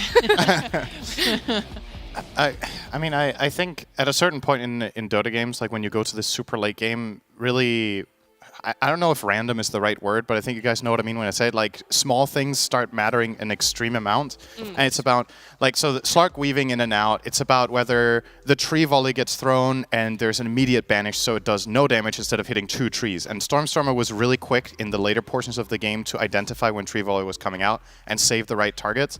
If you play around that against Tiny and the volley doesn't deal massive damage and it goes on cooldown, that's when you have this, like, it's kind of like a give and take in these fights where you have like 10 seconds where you're stronger and then you have to respect, and then you're stronger again, you have to respect. That's the kind of fight Slark loves if they're long enough. That's the fights OD loves if they're long enough. Exactly, and it did look like they had a better draft for that, right? Like you have Astral Imprisonment, you have Slark jumping in and out, you can bait BKBs, you can bait out these big spells. Chi Volley obviously being one of those, not the largest cooldown, but doesn't matter. It's still massive for them. What would you like to see from Into the Breach take away from this? Because again, sure it was a 2-0, yet this game too, it was a really nice adjustment from that game 1 to be able to push it further, to be able to give them at least the advantage in the gold lead. Ooh, that's kind of hard to say, just because I feel like in general they're a little outmatched by like Div 1 teams, but they were kind of close, and I think like experience is what's going to push them further. More like, than anything else? Yeah, in terms of like hardcore, I mean, something I think they did an amazing job of was punishing the overextensions by Entity already. Yep. But like it's kind of like you want them to learn to get better, to be ahead or even in the first place without having to punish overextensions or punish people who are ahead. Yep. You're just going to say yeah. Yeah. You're not going to add anything more. I thought you were going to have your own viewpoint. No, it's just yes. All right. Just the yes. All right. What about an MVP then? A standout for the side of Entity? That's kind of hard to say. I think either... Everyone had like a shining moment throughout this because it was such a long game. I feel like Rubik was silently doing a lot this game, actually. Okay. But it's kind of like... He glimmered too late a couple of times. I'm not going to go with Rubik. That was pretty disgusting. It's kind of hard to pick between Rubik, OD, and Slark, I think, because from my perspective, what's really impressive about how Watson plays this game is that I think it looks very difficult to play Slark for like a 20-minute span in this game. And like, this hero is so much about baiting spells on you but not dying. Like, you want to take half your health and damage and jump out, so all those resources are expended and re-engage. And he did a really good job, like, balancing it for the most part of that game in a tough matchup. So you'd go with the Slark. I guess I'd pick him probably. Oh, well, now you have no choice. It is Slark MVP. Yeah, okay. You said it. Damn, It's I have so happening. much power. He definitely deserved it. Like when we were in the draft itself, when they picked Slark, I was kind of like, I can see the point. I see it versus Drow, right? Like you get the Saganims, you get on top of her. But I've seen so many Slarks just failed at that. Like they, in that mid game, they just die a couple of times and then they don't exist for the rest of the game. Like they buy that shard and it feels more like, here I am a utility Slark more than anything else. Yep. I jump in, I save my teammates, and that's it. Like I'm useless. So Watson definitely performed to what you would expect from a Division 1 carry Slark. And let's have a little bit of chat about supports as well, because the Hood feels a lot more prioritized here in Western Europe. We've seen it do well. We've also seen it definitely not do so well. Obviously, it's very game dependent, but are you liking this rise and seeing Hood a bit more? Did you see the impact in this game? I mean, there was definitely a counterplay that you noticed that was pretty much the turning point, right? Yes, when Entity were pushing high ground into the breach, and it was the 3. Trying to rake through 1 hour of gameplay. Like, oh god, he seems like he's giving me an easy answer, and I don't know what he's No, it's just, I think you pointed out immediately when we were watching backstage, there's this one moment they were extending at the tier 2 tower, right? And Hoodwink got a 3-man stun at the tier 2. Yeah, right? and then Primal that was Beast this ran game, right? straight- I'm Yeah, not- that's what I was saying. It was a 3-person, and then Primal Beast ran straight in, so even though there's like that, I guess, counter synergy that we said when we were drafting, it also... They timed it well. I was going to say showed that there was good timing awesome. for it. I was hyping him in the back. You I were. was like, You whoa, were. let's go. Yeah, no, I mean, this Hoodwink, your ability to punish with AoE stuns under a tier 2 tower is perfect stun. Man was in position. He was ready. About the hero in general, I think... You're not too happy, right? I'm not the biggest fan of just how highly rated it is. I think the hero is really good, but we were talking about it backstage and we were like, maybe it's just like, what ranged support do you pick if you don't get Mirana or Rubik? Honestly, right? it just feels like good if to that's play. Like this Hoodwink is just so easy to play. And when you think about like you have this built-in ability to run over trees as well, it's easy to defend. It's easy to get in position. Like all of these position 4s are actually still spamming it in pubs. I like it. Like, I'll be a Hoodwink defender. No one else. Okay. No one else wants to bat for her. I think she just, did provides a little bit. everything. I think she provides everything. She can she can play in the side lanes and split push for you. She can help defend towers. She has she has a pretty good stun. She can give you kill threat in lane. She's able to deward really easily because you can use her Acorn. Acorn, yeah, to check cliffs and stuff. Like, she's just an ranged hero, so she can deward safely as well. I just think she's like a really nice support to have on your team. I really like the damage amp on her shard. I think the burst damage and ability to break is fantastic. I think she's an amazing hero. Well, you know what And else? her tail is so fluffy! Okay. Sorry. That's not where I was That got going. ahead of me. Something else that's amazing, winner interviews. We love to see them, and we love to hear from some winners. So we got Stormer, a big winner, joining us right now. Stormer, congratulations. 2-0 over into the breach. I see you guys aren't boot camping together for Entity, but I have to ask, how are the vibes for you personally? Are you guys cheering a lot and really rallying behind each other despite the loss yesterday? Hey guys, thanks for having me first of all. Yeah, of course, it's quite a relief. Of course, emotions are pretty good right now. It was a super stressful game 2 we just played, so just glad to win a game like this. You know, when it gets to 60 minutes, you don't want to be the team that loses. So I feel bad for ITB about that. But yeah, yesterday, of course, we were a bit sad after the loss because we threw basically the 3rd game against Gladiators. So now it's really nice to have a win in the back. Yeah, what is the communications, or how are you guys managing yourselves through such a long game like this?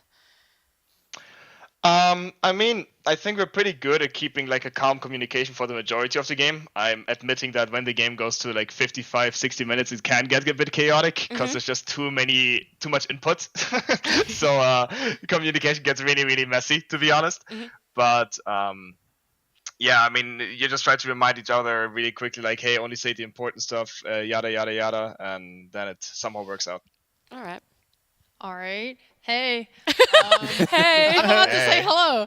All right. So you threw against gaming, and also this game here, you seem to like. Thank you. Yeah, of course. She's saying It was how your it is. words. It's all in Yeah, love. I mean, You said it first. Okay. Just quoting. All right, and then this game as well, you guys seem to be ahead, and then there was like that little dive under the tier 2 tower. Like, obviously you're aware of these things. How do you go about fixing them? I mean, of course, they're frustrating at first, like that you like make these mistakes. But Dota is a game of mistakes in the end. I think if you watch a lot of teams, even tier 1 teams, you're gonna see these mistakes happen. So of course, at first we are like, this in theory it shouldn't happen if you play a clean game. We've been talking about these things. We've tried to be disciplined and stuff. So I mean, basically, like every other mistake that we figure out in Dota, we just watch replays and are like, just keep on mentioning it basically until it's finally fixed, I guess. If that's a satisfying answer. That's satisfying enough. Okay, so in the game you just played, I thought it was really interesting to see how the dynamic between Slark and OD worked, where Slark usually has this limitation where he jumps into fights and he's committed and then he has to pounce out or can't really deal the damage. How do you guys set up fights when you play OD and Slark together to make sure that you have like, that he gets banished when he wants to, so you're not overlapping that with Dark Pact, etc.? Is it kind of like just feel, or how does that work? I think the combo is really nasty, because if you imagine how you play against it, like it's so annoying to kill the Slark. Dark Pact and the ulti are already annoying, and then you have Astrals. For us personally, it's not like we are communicating, hey, I'm going to Dark Pact now, then you can Astral me, if that's what you're asking. It's more like a feeling. Both people try to keep track of each other. It's a really good synergy because the Slark provides vision for the OD, who wants to sit in the back. Meanwhile, the OD is just going to look at the Slark occasionally. So I think basically the Slug player just goes in mindlessly, to be honest, and the OD player tries to keep track, that he presses W in the right moment, to be honest. That's at least the way we are playing it. Okay. Hey, again. Hi. Hi, Lizard. Hi. So tell me this, like you obviously did pretty damn well at the Arlington Major, and then you did not even better, but you did really well at TI too. Like how did this impact your confidence? I know you're not messaging your old friends anymore, so definitely a star. I'm just wondering, like, confidence-wise, like how do you feel about the game? Are you more sure in yourself and your capabilities? Just give me a second. I have to text Lizard on Steam. No, but I always respond to you, my friend. No, kidding. But you have to write of first. Course, it was a good but I have to write boost. first. Yeah. Yeah, no, that's not. Oh, come on. Okay. No, it was of course a huge confidence boost, especially in Arlington Major. I felt very comfortable. I think my performance at TI personally was okay, but it wasn't my best, I would say, about myself. But of course, playing on these lands itself, it gives you like a great feeling of what you can achieve with your team. Not just confidence boosting yourself really as a player, but more of what your team can achieve. It's like nice that you have like this basis, you don't have these doubts. Can you really be one of those tier 1 teams? Because you already basically have proven it in the past, right? Mm-hmm. So yeah, definitely a nice confidence boost. Still not a reason to like be slacky or sloppy or anything. You still have to step up your game occasionally and remember to stay on track, play enough pubs, play enough, be good mental attitudes and all that stuff. But all in all, obviously, it's a great boost to have that last year in the back of my mind. Thank you for a really nice answer. I believe your ceiling is even higher. Thank you, Lizard, my Canu friend. And yes, I texted you on Steam. You text me too. DM. I feel pretty left out now. We'll message you as well. Okay. I'm sorry. We'll add you to the group. You don't have to message me, man. We're good. Okay. I have one more question now. Sure, Cinder. Stormer, how's your new carry fitting in though? I want to know about Watson, how he is with the team. What's his vibe like? How's his personality? That guy is freaking chill. I don't know, but this guy is like the most chill guy ever. He never, like, at least so far, he never tilted or anything. He's just chill, and like the only bad thing he said so far is like, I don't have enough farm. That's like, if that's the worst thing that your carry player can say, that's a pretty damn good thing. So nah, he's obviously like he's a really talented guy. We are lucky to have gotten another rank 1 carry, the 3rd one in succession. So no, he's a really chill guy. I can only say positive things about that dude. I'm glad that we picked him up, and I'm excited to see where we can grow. We still have a lot of stuff to obviously figure out in terms of draft and synergy. Like it's still like sort of a new roster, and the POS 1 is a very important role. But I'm looking forward to the road and see where we can go. off the back of that, I have to ask the question then, where do you sort of place yourself in this division? Are you feeling that you guys are definitely top 4, top 6? I mean, honestly, I think we should. If one player in the team, and I don't mean myself. Okay, no, I mean myself. Yesterday wouldn't have thrown the game, then we would have won 2-0 yesterday's, or I would have had, 2 wins now in the back. So yeah, no, I have no doubt that we can definitely be top 4. I think it's a strive of all of us. We are not like a team that is trying to survive in the upper division. We are definitely confident. But that being said, I think the competition in EU is very high. I don't know if it has ever been this high. I think ITV is probably by many teams also considered an underdog just because, I mean, it's a new team. But we just played them and they are really playing excellent Dota as well. Just how they play the map and stuff. And that alone shows the competition is really high. We know that we are good enough to become top 4, but we also know that a lot of other teams do have the potential for that. Well, so yeah, we're just going to see in a couple of weeks, I guess. I was going to say, we are going to know in a couple of weeks, but thank you so much for joining us, Stormstormer. It's been great to have you, and congratulations again. Yeah, thanks for having me. Have a good night. Or enjoy the next series, I guess. Aw, thanks, Storm. Yeah, that's not a great night, is it? Yeah, we still got a 3rd series. Let's wrap this up. We have a little bit of time to talk. Off the back of that, Storm was saying, Watson slotting in absolutely seamlessly, definitely positive vibes, and they believe that they are going to be top 4. Is this the toughest you've ever seen Western Europe Division 1 when it comes to competitiveness? Probably yes. I mean, I don't know how much more competitive it is than last season, because that one was also really competitive, right? But it does feel like if Into the Breach is considered bottom dog in this division, the only team we haven't seen play yet is Nigma Galaxy, which is coming up. So that's the last question mark. But if Into the Breach is considered the weakest and they play like this, then it's pretty high level. Because let's be honest, like that was not easy for Entity in either game, especially game 2, obviously. But yeah, I'm really impressed, and I feel like we can't necessarily say the same for the other regions, right? That's the thing. Like, I wouldn't say... It does feel like other regions have this clear divide on this is your top and this is your bottom. Yeah, which they maybe have had in the past, but maybe just even the overall average level might not be as competitive as it has been in the past year. But Europe really continues to deliver. I would say perhaps that the last year's seasons had much stronger China, and I believe that China was stronger, if not just as strong as Europe. This time around, I think with all the reshuffles that have happened over there, Europe has taken that tier 1 spot. Well, there is one last question mark. You pointed it out, Sind. It is Nigma Galaxy. They haven't played yet. We don't know what they're capable of, but we will find out. They're going to be our 3rd and final series coming up. They are versing Tundra, so it's a massive feat for them. But first, we have to jump to a break. When we come back, it will be those 2 teams.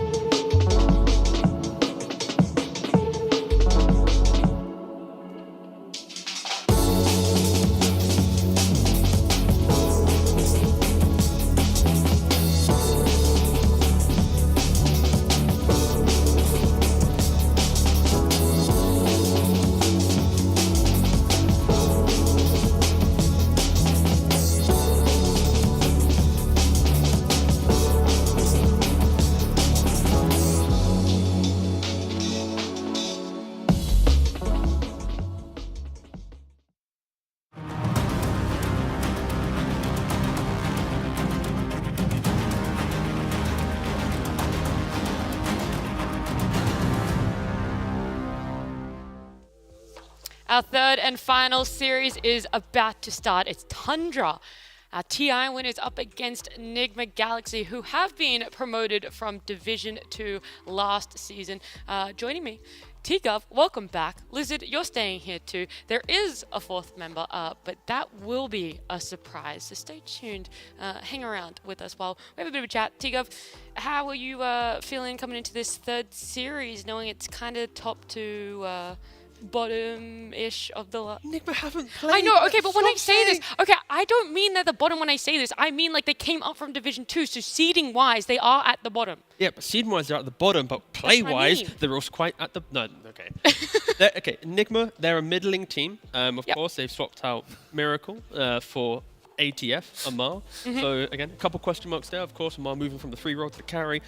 They didn't do so well in the online tournament, the Xmas show. They went from upper bracket to lower bracket to see you out of the tournament. So, yeah, a lot of work needs to go into this roster to get it to its previous force. Has it happened? Has it worked? You're into stats, man. Do you know the stats when it comes to their pubs and their win rate for ATF and Sumail? We'll give you time. Instead, Liz is going to talk about Tundra, because that's not really too much of a question mark. Yeah, like that's no question marks at all. Like they let this team lets the Lina go through and they still defeat it. They find a way. They find their own strategies. Like they get that Spectre, they pull her out. Lina, yeah, they 2-0 teams that are considered like top echelon. Yeah, when it comes to this game, and it feels literally like Team Spirit felt a year back.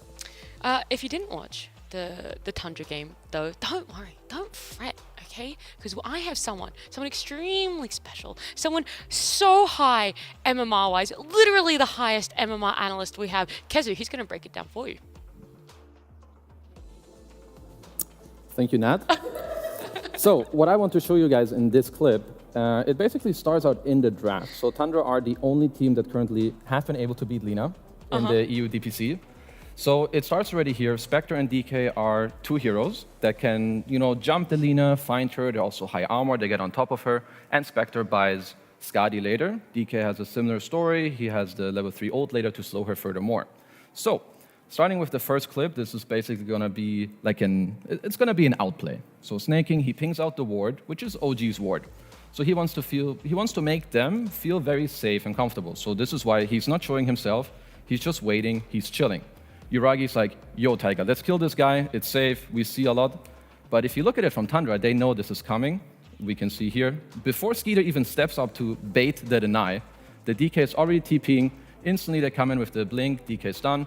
They kill him. And this is like the first kill on the top net worth Lina. And this starts a very big snowball. Now, we can skip ahead just a little bit to this mid play, where Tundra, they push out the mid wave. They're going to get ready. They smoke out of vision.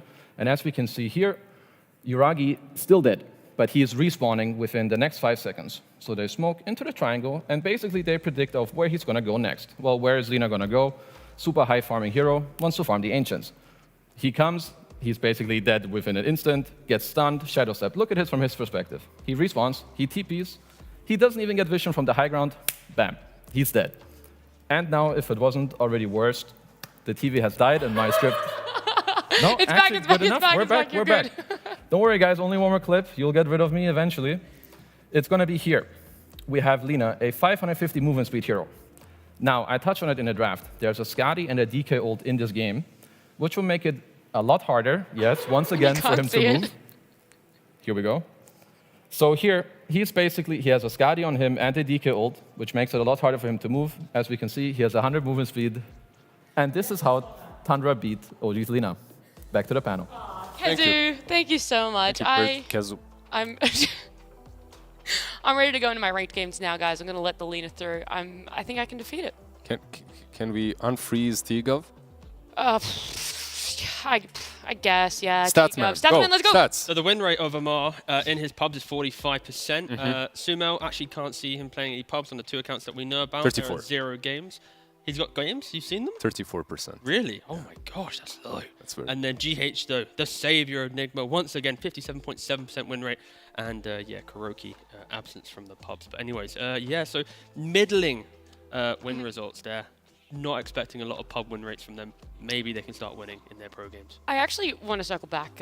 Thank you so much. No, T. it's fine. I love You the left stats. me frozen for like I did. 2 minutes. I do apologize for that. Definitely going to circle back though to Kazu's segment over there, how he talked about Tundra being able to beat this Lina. Lina is definitely a hero we've seen in a number of regions. You get her, you get to win. Tundra obviously are able to dismantle this. So how are you coming into this series going to be like, okay, there isn't this OP pick against Tundra. How are you going to break down how well Tundra work as a team? I think you just focus on yourself. You play the game the best that you can. Even if Lina is left in the pool, I think you still get it. Okay, Tundra did defeat it once, but so what? Like the hero is... Oh, you reckon they can't do it back to back? You think it's a one trick? They can, but I just mean the hero is really strong, so it doesn't really matter. You can still play her really well if you adjust a couple of bans that they've had. Oh, hey, I think Kazu will agree. Like Lina is Welcome still back. strong, right? Yeah, no, I have no idea what you said, but I agree with you. Very good. No, he was basically hyping you up and saying that because of the Lina, how OG picked it, kind of blind in the second phase, it allowed for that instant Spectre response. A couple bans later, you saw DK as well. So I think we are going to probably see Lina if it comes through in this series. I think as Kazu did highlight, I think the Lina is killable if she goes to these vulnerable positions because the rest of your team can't be in those positions for you. I think the best teams that have executed on Lina is when it's like 4 in front, Lina behind, and then when she's got 3-4 items, that's when she joins the middle of the fight. And of course, Tundra didn't allow that because some beautiful drafting and beautiful punishments. Yeah, maybe Enigma do pull it out. Who knows? I want to hear your thoughts, Kazu, on Enigma Galaxy, the shuffle in their roster, put in Amar now into position 1. I think it's a bit hard to say, but one thing I kind of want them to do, or hope that they try to replicate in their games, is that they play fast and try to kind of use Amar's hero pool, I think. I don't know how big it is, or how specialized he wants to be in the carry role. But I want them to play through Sumail, get the tempo, and then use Amar with them. I was going to ask something about heroes, but you literally just said you don't know how big. Do you know stats, man? Do you know T? Amar's, He knows. Yeah, Amar's sure. carry pool? It exists. No, I'm just playing. Yeah, so Mar the Farmer, he has currently been playing some Ursus, some Sven, some Bloodseeker, some Void, some Slark, some Huskar, some Razor. In pro matches, he's tried to play some Mars in the carry role. I think the main thing is he's got maybe a slightly deeper carry pool in regards to the fact that his OG hero pool were basically carries, and now he's been forced to pick up some new heroes. I think my one potential concern for Nigma is you've got a brand new coach with ideas. Amar is known for a player who has ideas, and then you have Kroki who has ideas. So it doesn't really matter that you've got Amar going from offlane to carry. You've now got 3 very idea-hungry individuals in the team that need to try and merge their ideas into one kind of play strategy. Yeah, one big idea. Yeah. It's a big pot of ideas. I have so many ideas. This was the big brain that Nigma were going for, right?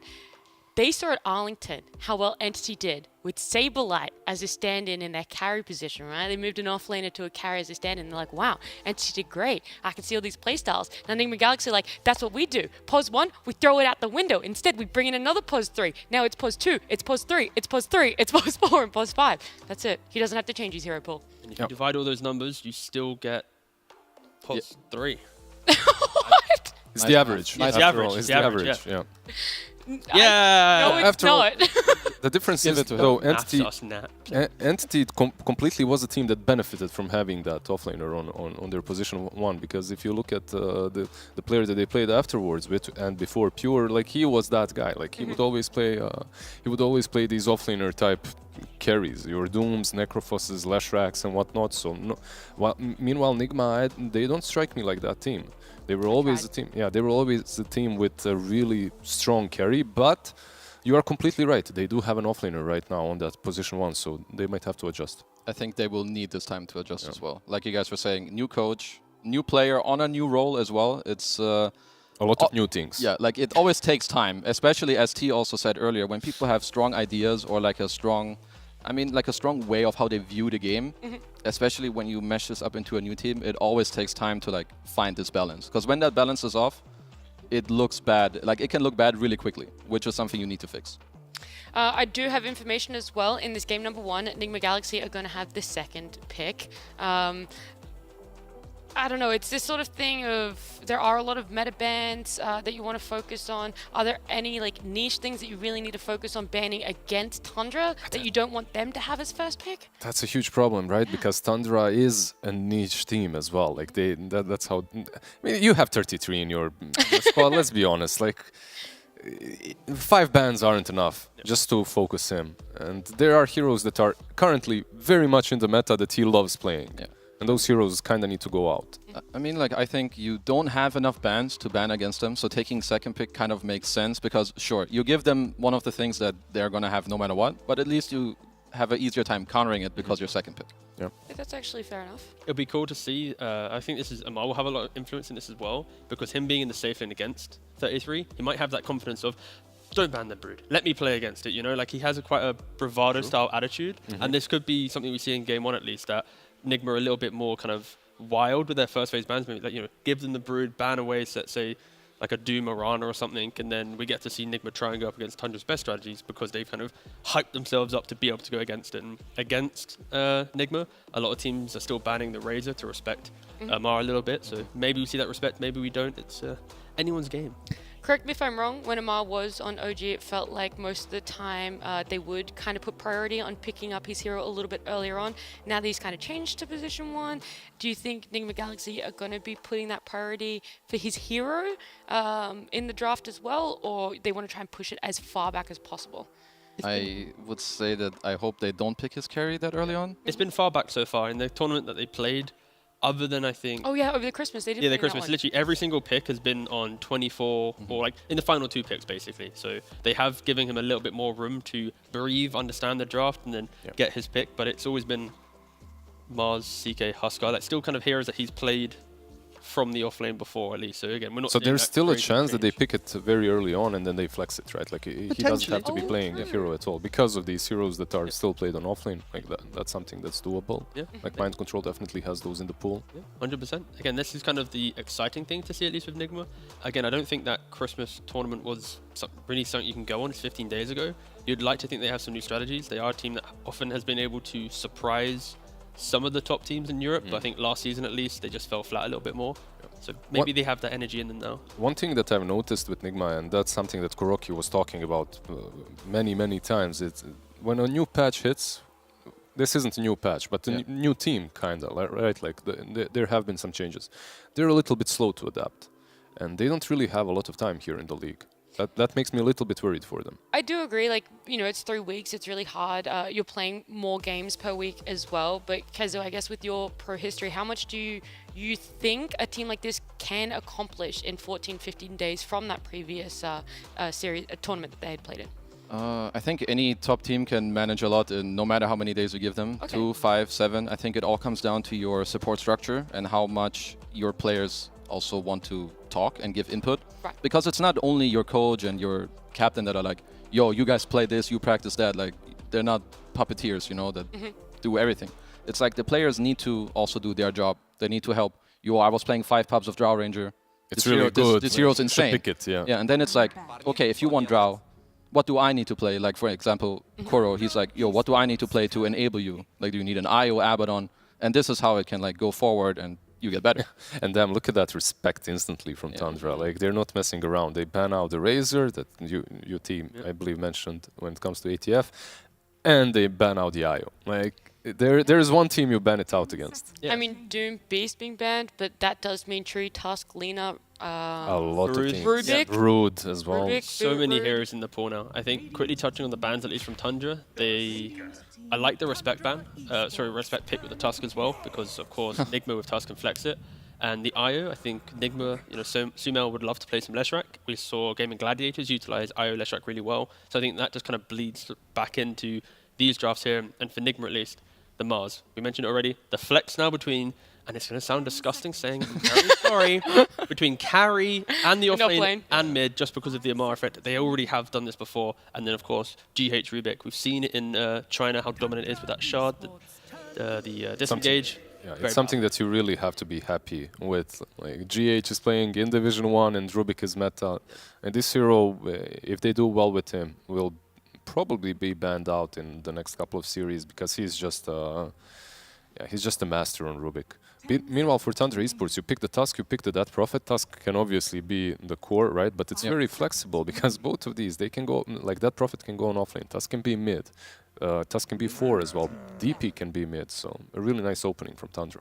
Yeah, I like that they have the Tusk DP. I feel like they synergize pretty nicely together. I think most often Tusk is their mid for Tundra. But of course, they can play it in the 4 role.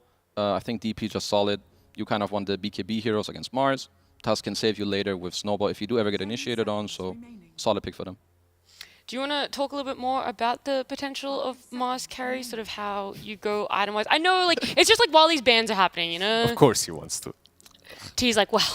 No, I mean, so basically Mars carry will be some phase, Falcon Blade, Deso. You're role-playing the Tusk, but as a Mars, you play on Rebuke, you then go for Blink, BKB, Satanic, you just become really strong, get in the middle of the fight. I'm not opposed to it. It just needs to have the rest of your lineup to be kind of enabled by this type of hero that can do burst damage. You need some, like, it needs to cover some of your weaknesses as well, exactly. Right? Like, you're never truly the best objective taker, so Okay. like T mentioned, something like a Lash definitely comes I also in feel handy. like it's something that it presents itself. You don't force it. You don't go into it with the idea, yo, I'm going to play carry Mars, but more like you pick it early, the draft develops itself, and it's like, some other role has some gotcha pick, and you're like, whatever, I can play Mars carry. Exactly, yeah. Yeah. And that's where maybe Nigma, once they kind of fine-tune their players on the roster, that's what they're going to be able to bring, because they have that kind of star power on all 3 core roles to be able to say, you're the carry now. You know, Mind Control, Prophet, some Sumo Leshrak, some Amar Mars or something. Like, they all have an ability to just be annoying throughout the game, and if they have that chance to pick the hero, they're going to be able to do it. All right, well, these bans... taking their time, it doesn't really feel like it gives away too much. I think the Tundra bans at least just protecting this Death Prophet in the side lane. Monkey and Bloodleaker are pretty good against that. Also very area control heroes, so you can just defend objectives quite nicely. And for Nigma, Pangolier is one of the most well-known counters to a Mars core, because your Rolling Thunder always cuts through that arena. You basically can force heroes to disengage from arena, so then Tundra can at least decide to take the fight kind of around it and like behind it, and not just localized inside. So yeah, just a respect ban as well. They're still thinking Tusk is very flexible.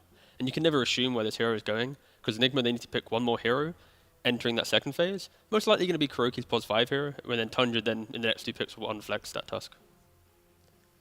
Well, POS 5s would be a nice little opener here then for Enigma Galaxy.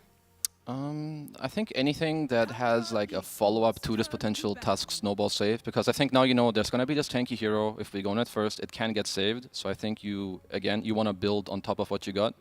What do you think? There is a tree that's still in the pool. It's not banned out, like maybe an option. Yeah. It's been first phased for the last week in every single game that I watched. Yes. Kinda good. Kinda good. Yeah, maybe it's an option. Just saying. Just putting that out there, T. Please continue. Basically, there's 2 options, right? There's the tree, which secures a little bit more the game, or there's like the Crystal Maiden option, because you enable the rest of your heroes greatly. Rubik Mars love this, and it puts more emphasis on playing the lane with more strength. That allows a Mars, if he does play the Mars, could be a little bit potent, some Frostbite into Spear back, or just any other carry taking the fight. So I think CM in the opening phase could also be pretty cool. Could we see a Kuro Phoenix here as well? Like, you have a Mars already. Not too bad. Like Tusk and Death Prophet, not necessarily the best heroes I into think it. you can. Yeah, you can for sure. Yeah, I think it's covers the snowball safe a little bit. I think it's something they like to do. Also, I think it depends a little bit. Do you want to pick more tempo on your next pick, or do you want more team fight? I think if you want to go the tempo route, I think the CM is a great choice. Maybe a disruptor as well, right? Like sure. If you want to make the team fight a bit more easier, I think Phoenix will probably be your go-to. Yeah. I like their LEDs, by the way. They're very fancy. I was going to mention that too. I was like, holy heck. Best looking player cans we've had. I mean, they invested all the lights behind the players, not in front, so you don't can't actually get see to see their Amar face, is still able to hide inside the darkness of his room. Yeah, the Phoenix gets banned out and they pick up By the themselves. clockwork. Yeah. By themselves. They're like, we don't want it, you can't have it. I think Clock is just a solid pick again as well. It's good against DP. You can get on top of him. It's pretty annoying in the game. Just gonna give them also more catch, slightly less laning, but more catch in the game. So Are we solid. seeing some ranged position 1 like Drow or something? I think so. Prophet perhaps even. Yeah. Still go for the sniper as well. It's gonna just anything to play super far behind the clockwork. Again, Tundra right now need to decide what's happening with their heroes. I kind of like the idea of just Tusk mid here, and then picking up a new position 4. I mean, Rana, not something that we've seen from Tundra. Never. Crazy. Guys, you have to place a bet right now. Is Lina going to go untouched in this game? Yes. Excellent, thank you. I wouldn't mind seeing Lina right now for Nigma. Yeah, I was going to say, Lina and Nigma like is kind of, literally it writes itself, right? Take the Lina versus the DP lane. Feels pretty solid for me. But for Tundra at least, why they might feel comfortable not having to think about Lina right now is they got Tiny for the jump, they got Tusk for the jump, Yeah. 2 heroes flex between mid and 4. Depending on the rest of Nigma's lineup, they can decide what happens. They go with the Prophet instead. Like I like the Prophet too because it's another hero that deals well with the DP, right? This is flex central. It's literally, Nigma are in the gym right now. You know, the Mars, the Fury, where are they going? We don't know. They're just doing the bicep They're curls. just flexing all Exactly. Yeah. Please, listen, there is not enough room on the desk, okay? Sorry, relax. I forget myself. Yeah, there's an age rating on the stream, all right? Calm down. But yeah, so Nigma, of course you've got mind control, but they're pretty much keeping everything a little bit more open. Saying that, probably mind control on the Furin, probably a Mar on the Mars, but still, it's very much picking some specialty heroes in the first game of the DPC. What bands are going to have to come out? Is it some protection thing? Is it just what? For Nigma, we're looking at the mid laners. I believe it's the mid laners, right? Like most likely. All right. Is there anything that defeats Tusk real bad on mid? Whoa. T wants to say something. Some Viperino, but do you want Suman on it? Viperino? Maybe not. I'm going to say here quickly. So Nigma, sure they have Amar on the carry, but if he plays Demars, he'll just play it in the off lane. Oh, you think they're just going to lane swap? Lane swippity swap, and they'll put Furin into the DP lane against that potential Tiny or Tusk. Mind control, sure he's the off laner, but he's playing in the safe lane, and then Amar is the carry, but he's going to play in the off lane. Yeah. So like, they got 2 off laners, they picked 2 off laners, and it's all about Sumo now in the mid. I don't see the reason. Sorry, but I don't see the reason why you would pick NP and not put him safe lane versus DP, right? Like Yeah, that's what I mean. It's kind of The Viper that you mentioned does get banned out though. Even though it's kind of wasted on Sumail, sure. What can you do? What can you? It's still can you too do? strong, yeah. Meanwhile, Nigma Galaxy, they ban out the Spectre. They're banning out basically. It's same like in the last series that we watched with Drow. They're just banning out these heroes. They get on top of Nature's Prophet way too easily. So we might see a Slark banned as well. Like it's an option for Tundra. I feel like Definitely a skitter hero as well. they should consider, is Naga banned? Am I blind? No, right? No, she is not banned. Not a particularly bad Naga game for Tundra. I think the Spectre ban makes a lot of sense. He's tanky against Mars, would lane well against Natures or either of them if they were to be in the pool. Of course, Nigma, they have last pick, so they can decide later what they actually want to do. So I think for Tundra, you kind of want a laning hero that can do something with the Mirana, maybe pair up a little bit there, but also they need more scaling core. Like, DP is good, Tiny is fine, but you need to help those a little bit more. I think Naga, like you mentioned, is a pretty good idea. If you want to go more left field, you can still go for like the Troll. I think it pairs well into most of these heroes. It can get a bit kited late game with the Furion and the Clockwork, but if you're looking at tempo and looking at a bit more of high-paced style of play, it can work out. If they pick Troll and they lose, I have like I have maybe 1% believe in that hero. Yeah, it's fair. Okay, if Tundra loses with it, I have none. yeah. It's zero. It's if none. Ursa's available, they'll just go Ursa instead. Is it available? Yeah, okay. It is. I retract the Troll. Ursa for who? And I add the Ursa for Tundra. Just a bit more fight and bravado to their roster. But what do you ban out for Nigma Galaxy? Right? You like the Naga and you like the Ursa, but there's only one ban left. I mean, I prefer the Naga because Tundra often relies on getting creep waves into the enemy tower, and right now they don't have that in the cleanest form, like Tiny and Tusk can, but they kind of need that annoyance here that they often relied on to utilize the Mirana in Viz and to get the ganks going. What about some good old Morph? That's also still in the pool. I'm not too sold on either of these heroes. For now, at least they seem a little too, I don't know, single Guys, sell 'em harder. target or... No, I mean, it is pretty single target. It's not Tundra-esque, because normally like they'd already have it covered with other heroes. Yeah. So at this 5th point in the draft... Can we just get Lina here? No, Kezu doesn't want Lina at all. there He's won't be bet that she's not going to get touched. There won't be Lina. If there's Lina, I won't panel next game. What? We literally have no other analysts left. They've all gone home. You don't need me, because it will not be picked. Yeah, it won't be picked. They go They pick Naga, Naga. sure. Yeah. You're It's staying. the Tundra-esque hero. You know? They needed it. Ah, well. What does Nigma need right now? They need some clear for the illusions as well, right? But they need Sumail to be the playmaker. Is this like a Void Spirit game? Like it's the only one left in the pool? I feel like you need this type of hero. Ember is banned, Pango is banned. They would both be good options. You don't want a Leshrac, because, you know, you remember TI. You've seen it, and you're... yeah, never mind. And you're playing Void into You got most likely PTSD? Tusk, right? So Yeah. it does make sense. What am I missing? Is there some gacha offlane pick, and you put Bring me- Mars mid? What does it need? The Sumail Storm. Let me just punish some lockdown. Oh, Oh, they get a Oh, it is Darks here. Okay.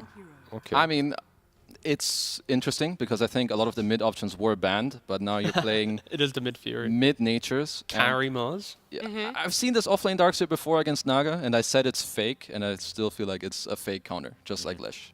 I think It's just all on paper. it can be fake, but if there is ever a team or roster, Then to it's this one? It's yes. If it's ever a team to utilize Darkseer correctly, it is of course mind control. And we talked about the GH Rubik. Guess what? There's an older Rubik, older player known for this hero. It's Kuro, and he's gonna be playing that position 5. Obviously not as flashy as when you play on 4, but still old school Rubik god.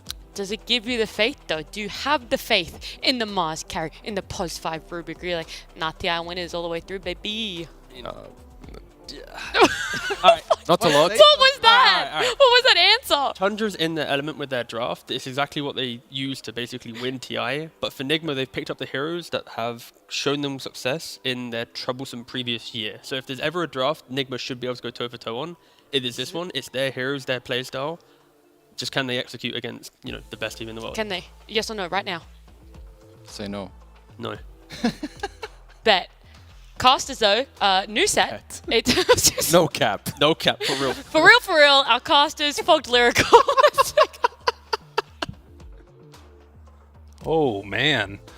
That's a segue there, man. How you doing? You excited to watch some Dota? We're just gonna move right into it. I think I'm a bit too old lately. I don't know what the hell they're even saying over there on the end of that panel. That's fair. But we're seeing some cool heroes. You were talking about the Naga Siren being the big pickup there at the end. Yeah. You loved the hero. Tell me what's so great about it in this one. Ooh, you don't I love don't it. love the Okay. hero, but I mean, Tundra's got everybody's on a specialty hero, right? This is literally like the panel was saying. Everybody's playing much of the heroes that they played at TI multiple times. Some little swap arounds. But then looking at Nigma, we also have a ton of signature. Mind control on his classic old Darkseer Kuro, the throwback to his Rubik with his set, by the way. He's wearing his own set in the game, and Amar on the Mars, and then a little bit of switch up, of course, Sumail with that Nature's Prophet and GH on the Clockwork. But yeah, I think it's going to be a pretty uphill battle, it feels like, for Enigma, as we kind of expected coming into this one. But again, it's this Naga Siren with very limited counters. Unless Enigma's able to set fast tempo, it's this ticking time bomb that's kind of sitting in the back of your minds constantly. Right, and that thing that everybody was sort of thinking about there at the end,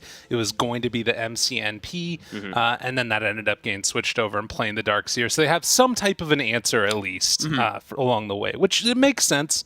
I'm curious if it's going to work though, because Kezu says it's a fake lane.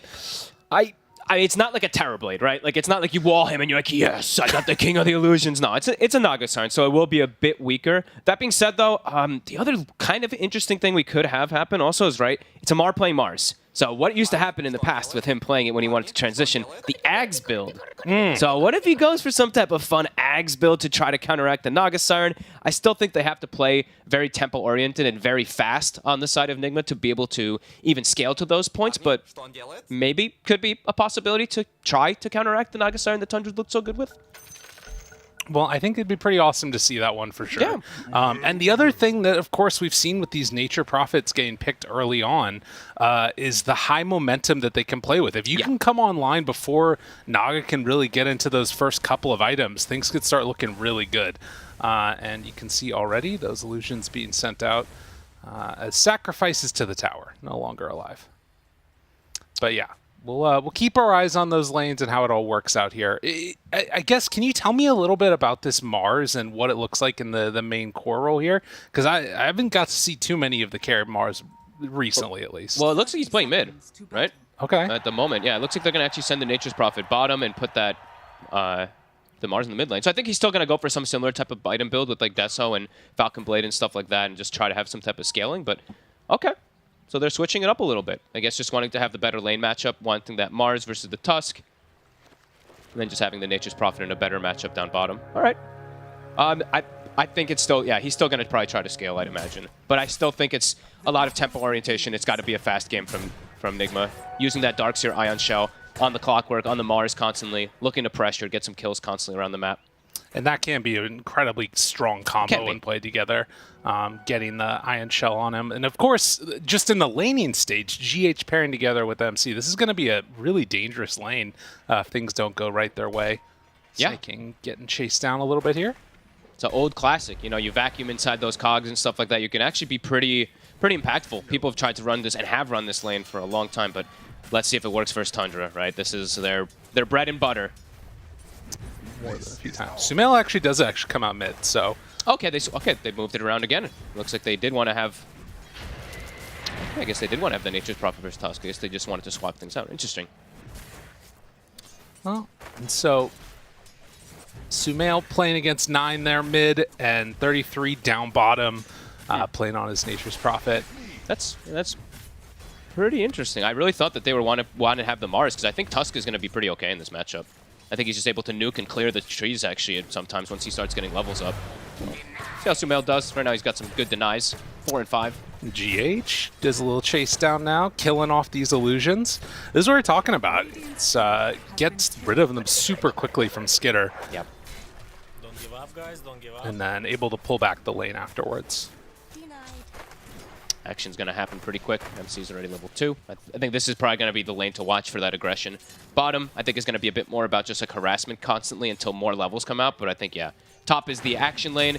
Mid is going to be this kind of farm fest early on until 9 gets some levels. And maybe if we see rotations, I think that should be the only way anything really happens onto Sumail, if we do see either a Tiny or a Mirana rotation onto him. On this wave pushing back underneath the tower here. Soxa keeps the pressure on. So I guess to me, the other thing that I really want to watch for as we get into these is if there's going to be those early rotations towards mid. Soxa playing on a Tiny, one of those heroes that's super capable of messing up one of those sort of static lane matchups. Yeah. And of course, when you're playing together with a Tusk, these are already 2 of the best heroes at rotating and getting kills early. As there's going to be a lift back. Kuro stops that movement from coming in onto his Mars. Yeah, definite possibilities for rotations. Mirana, Tiny, 2 incredibly good roamers with Tusk. Just great setup for the arrow, great setup for the tossbacks, etc. So, could see it happen. Seeing Mind Control pull wave back, the new lane. He's got a full creep wave deny, actually, coming out here. Skeeter kind of mirroring the same thing on the other side, but he actually does not take away a whole wave. Get some denies there, too. So far, 13 and 2 on 33. And as you can see, it's actually kind of been a little bit of a bullying going on up top. Naga Siren only 6 last hits so far. So Darkseer is off to a really great lane. Yeah, this is huge. Look, he has 6 denies. That's actually astonishing for Monkey. I mean, that's because he had the lane pulled back and all that, but still, a big deal. GH taking some damage from Snaking. The illusion's on him, too. Gonna bully back the Clockwork slightly there. Always a bit annoying. See, I mean, look at mid. Sumail, he's killing it right now. These early levels, it's always going to be really nice. He can keep his things alive. Courier does not actually drop to the tree. And in fact, Soxa in some trouble there. Amar chasing him down. Kuro draws the first blood. So Nigma off to an amazing start across all of these lanes right now. And the big one, I mean, obviously Naga Siren can retreat back to the jungle, but not really getting that much out of the laning stage. Still getting levels, though. Yeah, gonna be a slower start. And looking at Sumail, seeing some beautiful micro. Sumail dodging the shards, won't get hit by that right away, but kills the bottom rune with his treants. We're gonna see him constantly microing to kill these runes, of course, but also kills the bounty rune up top at the same time, too. So really trying to prevent any of these runes for 9 to fill up his bottle. There is still one down there bottom. Able to retake that bottle rune. Yeah. Right at 4 minutes, though. He might actually be able to get the top rune as well. Oh, okay, he's actually just going aggressive onto Sumail. Snowball, couple punches, still standing there, but yeah, Sumail a little bit too much right-click power there, and is going to TP back home, get the refill. Both of them playing around like the Fairy Fire bottle charges, Sumail having the 8 wand charges building up from the spam. You can see now Soxa also trying to bully back here onto Kuro. Does he get the... Well, yeah, he does. Nicely done. He's been constantly going for it. With this ward they placed, it's going to be gone in 30 seconds too, so it's not going to be able to get dewarded. He's been just constantly going for those couriers to slow down the farm of Amar. Well, we can see that this really good start here for MC, already level 4. Darkseer's getting off to a good hot beginning of this, at least. Sometimes can just completely take over the game if they want to try and play together. Do you think that this is going to be a more fast-paced lineup coming from Nigma in this game? Yeah, it has to be versus the Naga Siren.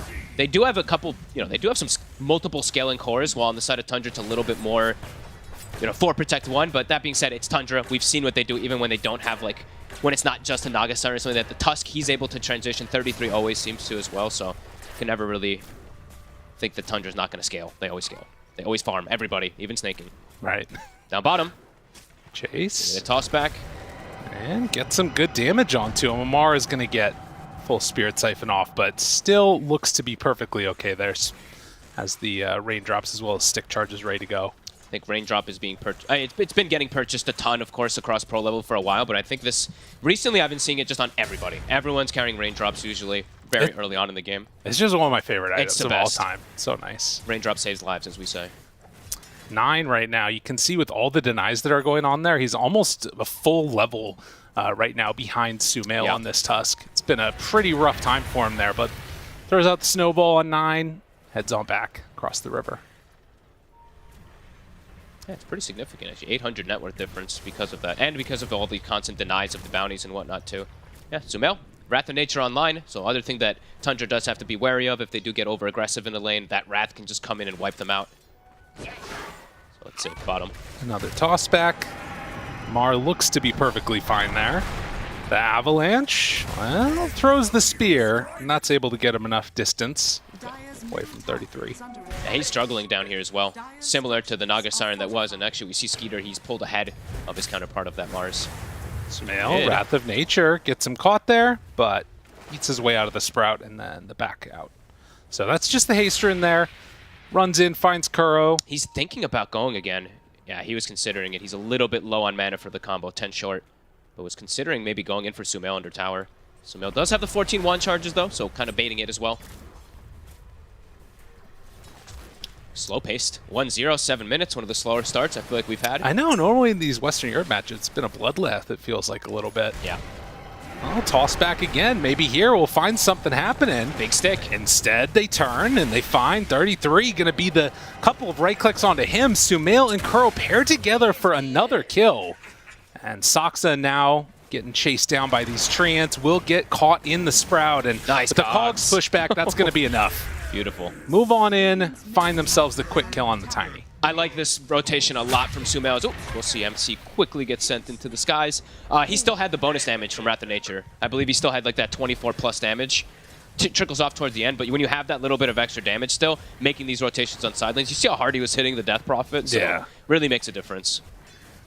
Almost has it back up again too. Can just keep playing that fast-paced Dota if they want to, but instead, it's going to be Tundra that move on in, just barely off the mark there with that Avalanche. And, well, suddenly 9 now in a little bit of trouble. Is going to get chased down by GH. Doesn't have a way out of here. And again, Nigma making these moves, finding these kills. Snaking's also in trouble. Trying to get chased down there. Doesn't have another leap for another while. Oh, Ion and Shell. with the Ion Shell, yeah. A little faster, though. Whoop. Snaking, does he manage to get out of there? It does look like he's going to. Boots. Boots, 1 second. GH. He's going to catch him, it looks like. It's going to be close. Dude, he's running so fast. He's trying desperately. Oh, he doesn't want to go under tower. Damn, that was very close. Saksa comes in and doesn't catch the stun there initially onto Sumail. They also try to go on Sumail, who not only has range up, but had 20 wand charges, and they were super ready for that dive. Enigma reacting well, but not having the gold lead somehow after all of this. You are still seeing Tundra reflecting themselves. So as we said, Tundra the farmers, they always tend to have very good efficiency on every single one of their players, so still having a slight net worth advantage, even though it's 4-1. Yeah, that's the thing. I'm wondering if Nigma can keep up this like high-paced play and, you know, try and not only find those kills, but then turn them into objectives afterwards. As Snaking uses Leap to get out of trouble. GH actually going to charge after him, but gives up on it. They have the Nature's Prophet, right? So you're talking about going for those tower pushes. They should be able to. As long as Sumail is there, they can hit these towers. And looking at the build from MC, he's got Vanguard. So he's always going to be really good to just sit in the lane, pressure, especially versus this Naga. Snay leaps away, tries to get out of there, does have stick charges. Kuro gets the lift back, and with the Wrath of Nature, that'll be enough for the kill. So 5-1. And again, not completely reflected in the net worth, but you can see Nigma, wherever they go, they're finding kills. I like it. I love the way that they're playing right now with this aggression. Definitely want to look to take a tower soon, so seeing Sumail make his way toward top after they get that kill. Pretty big rune here now for 9, though. He's got his phase boots, and he's got this DD rune. So could look to see him make a move soon. Well, on bottom, we're seeing 33 mirroring the movement of top, going for this tower pressure early. This tower going down here would be pretty big for him. Although they will pop Glyph now, and with Exorcism about half duration, we'll see if 33 wants to stick around or feels a little bit too afraid. Mars here too. He has the skill point saved for the ult. Mars shows up. Says hello. And maybe going to say goodbye. There's going to be a heal coming in 1 second. Oh. He got the mech and the spirits. It comes off just in time with the spirits coming back in. They timed it perfectly. And now Sumail, after the TP in, he's going to get punished. 9 there with the DD, gives him a big old punch. And Saksa also able to not get brought down by that tower. What a huge turnaround from Tundra there. I literally think he was dead if the courier doesn't get on him and he insta-uses mech. It was the fastest mech usage I've ever seen by 33 as the spirits then come in right afterwards. Now it's going to guarantee a tower. A big hit. That was unreal. It's literally split second. And I mean, Amar's still sticking around here. 9 wanting to chase. He's hungry. Don't know if they can really make anything happen with Rubik in the area, but 9 at least threatening some danger there. Good steal. Some max shards for Kuroki. Does have that double nuke now coming in. All the space in the world, though. This is what Tundra does at their best. Pressure elsewhere while Skeeter starts to just continue to take over and be that top net worth. He's now taking over it for a second. And Sumail does take it back, but it's going to be him. He's going to be able to just keep this free farm going, and they're having trouble looking to pressure him. Hook. Just barely off the mark. Just trying to get onto that Mirana, and yeah, they haven't really been able to touch Skeeter since that early laning stage. They want to try to push him out. Boom! Okay, hello and goodbye. They can look to pressure and at least hunt him right now because Kuroki does have this spell steal. I think this is a pretty big one that he can perhaps look to actually go for these plays onto the Naga Siren perhaps to find her. That double clear to find the, wipe out the illusions to find out the real one. And yeah, look at this bottom. Oh, man. Watch the courier. Look at this mini-map. Let's see how low he gets. Was it actually the difference maker? I think it was. Oh, 80 HP. Jeez. I mean, and again, like, the mech not being there at the last second, too. If that's not there, the spirits probably don't come in time. Yeah, it's rough. You can see the odds that we had from this game, esportsbets.io, pretty heavily favored into Tundra's side. As GH gonna hookshot, try and get out of there. But you can see that they're keeping it somewhat close. 9 does end up picking up that kill. I guess the feeling that I'm kind of getting from you and the way that you're talking about it is that, yes, you can play aggro on this Enigma Galaxy team, but the way it's going is somewhat into the favor and feeling good for Tundra. Yeah. It's not like Enigma's out of it just yet, but yeah, this is the Tundra special. This is their dynamic that, won them TI, so it's a pretty good dynamic to use and utilize at maximum. As yeah, Enigma, we're starting to see Amar. He's falling behind on that net worth. Still relatively close, though. Yeah, he is only a couple thousand ahead of the Rubik, actually. And, well, Rubik now going to go down. Kuro in the dust. So, yeah, these gank squads pairing together, the Tuscan Mirana.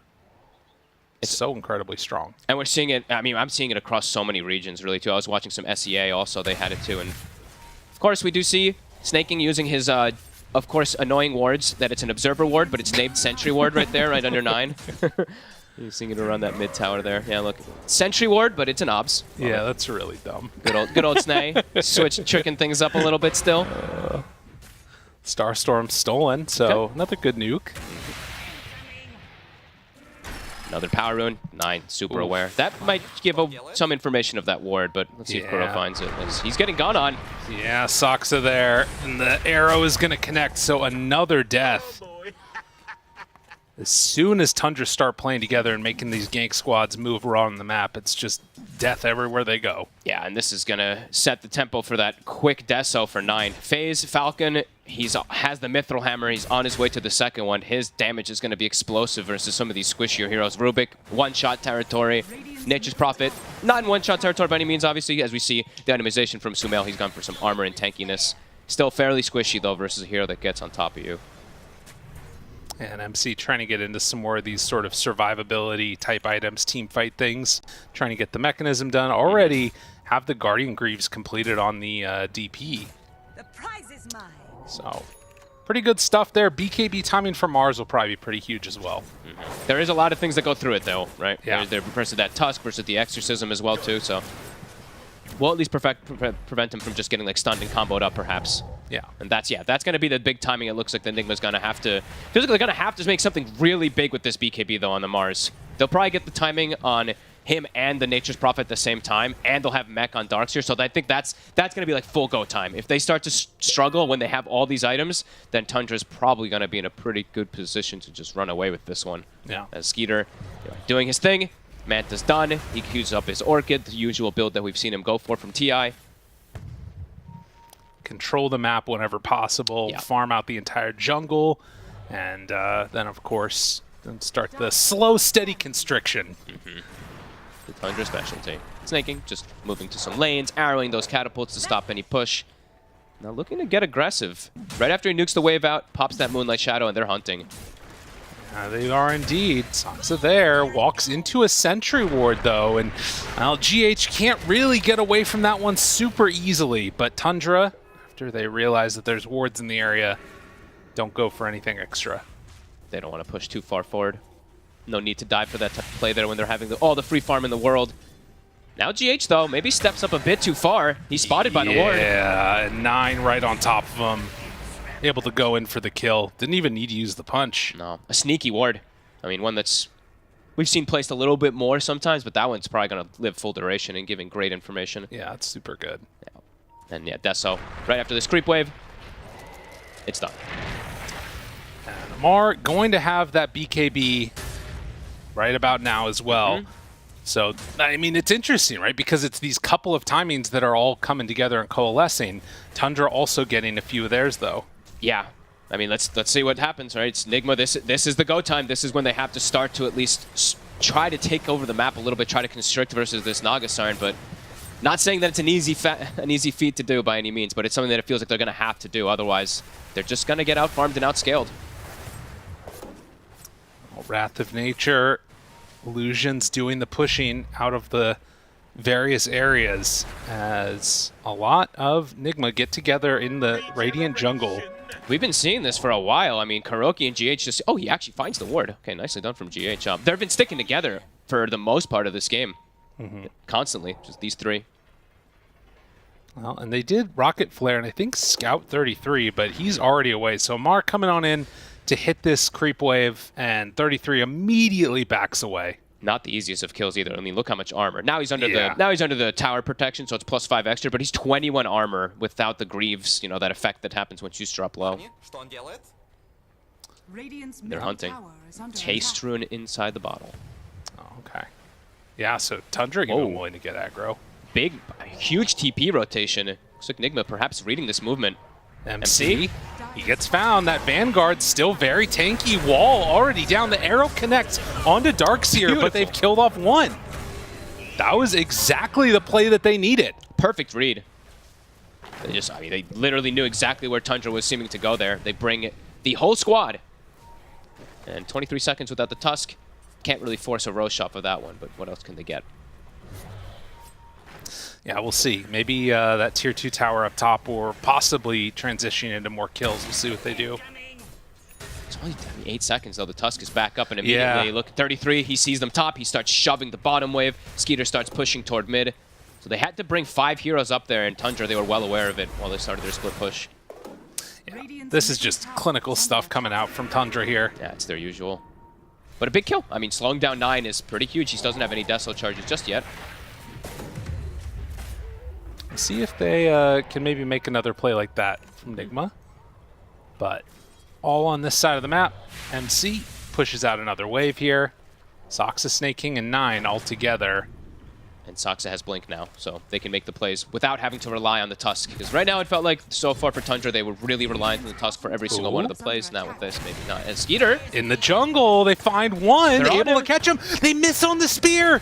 Oh, that was not what was needed, but will they have enough to still find the kill? They do. So they bring down Skeeter. This is the exact kill that they needed. Yeah, and can they turn it into more? They're trying to hunt for a little bit extra. 33 gets away, it looks like. Seen this a couple times, the Clockwork versus the Naga. You know, you can't put the arms up, can't get that song off if you don't have illusions around you. That battery assault will interrupt it. We're seeing the win probability still, of course, favoring Tundra. Still definitely need to continue this pressure for Enigma Galaxy.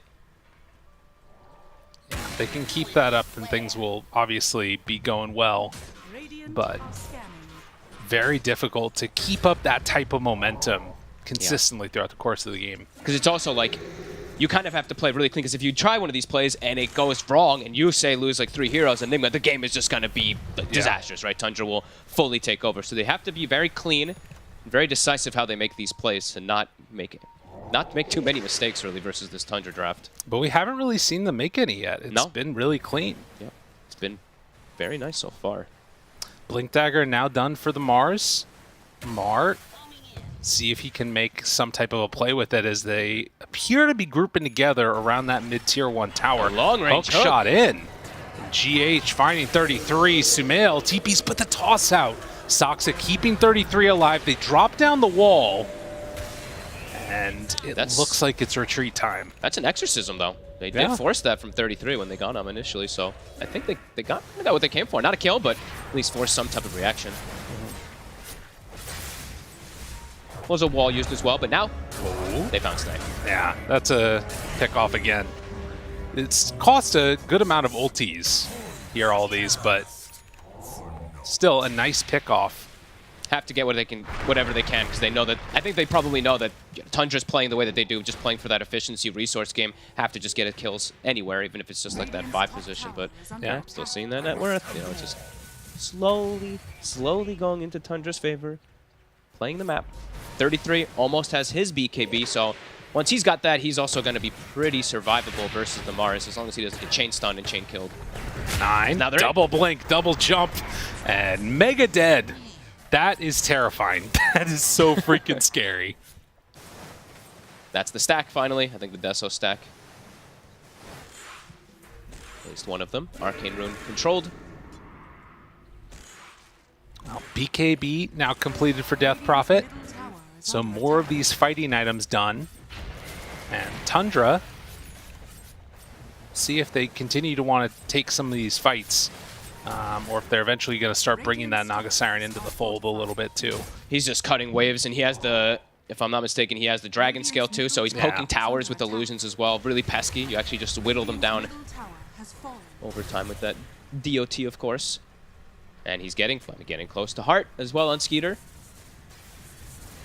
Scaling massively. Sumail still scaling, of course. He's at the top net worth. He's keeping up with the Naga Siren, but yeah, you definitely you feel that pressure a little bit here for Enigma Galaxy versus this Tundra special.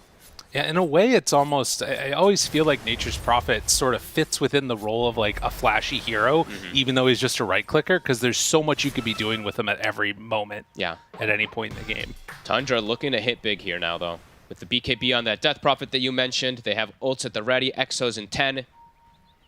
They walk on in, 9, breaks that smoke, ring around the rosy, but Kuro lifts to try and get away. Arrow. Yeah, and that's going to be the fall. Oh, wait, but they jump in with everybody. Vacuum, it pulls in 33.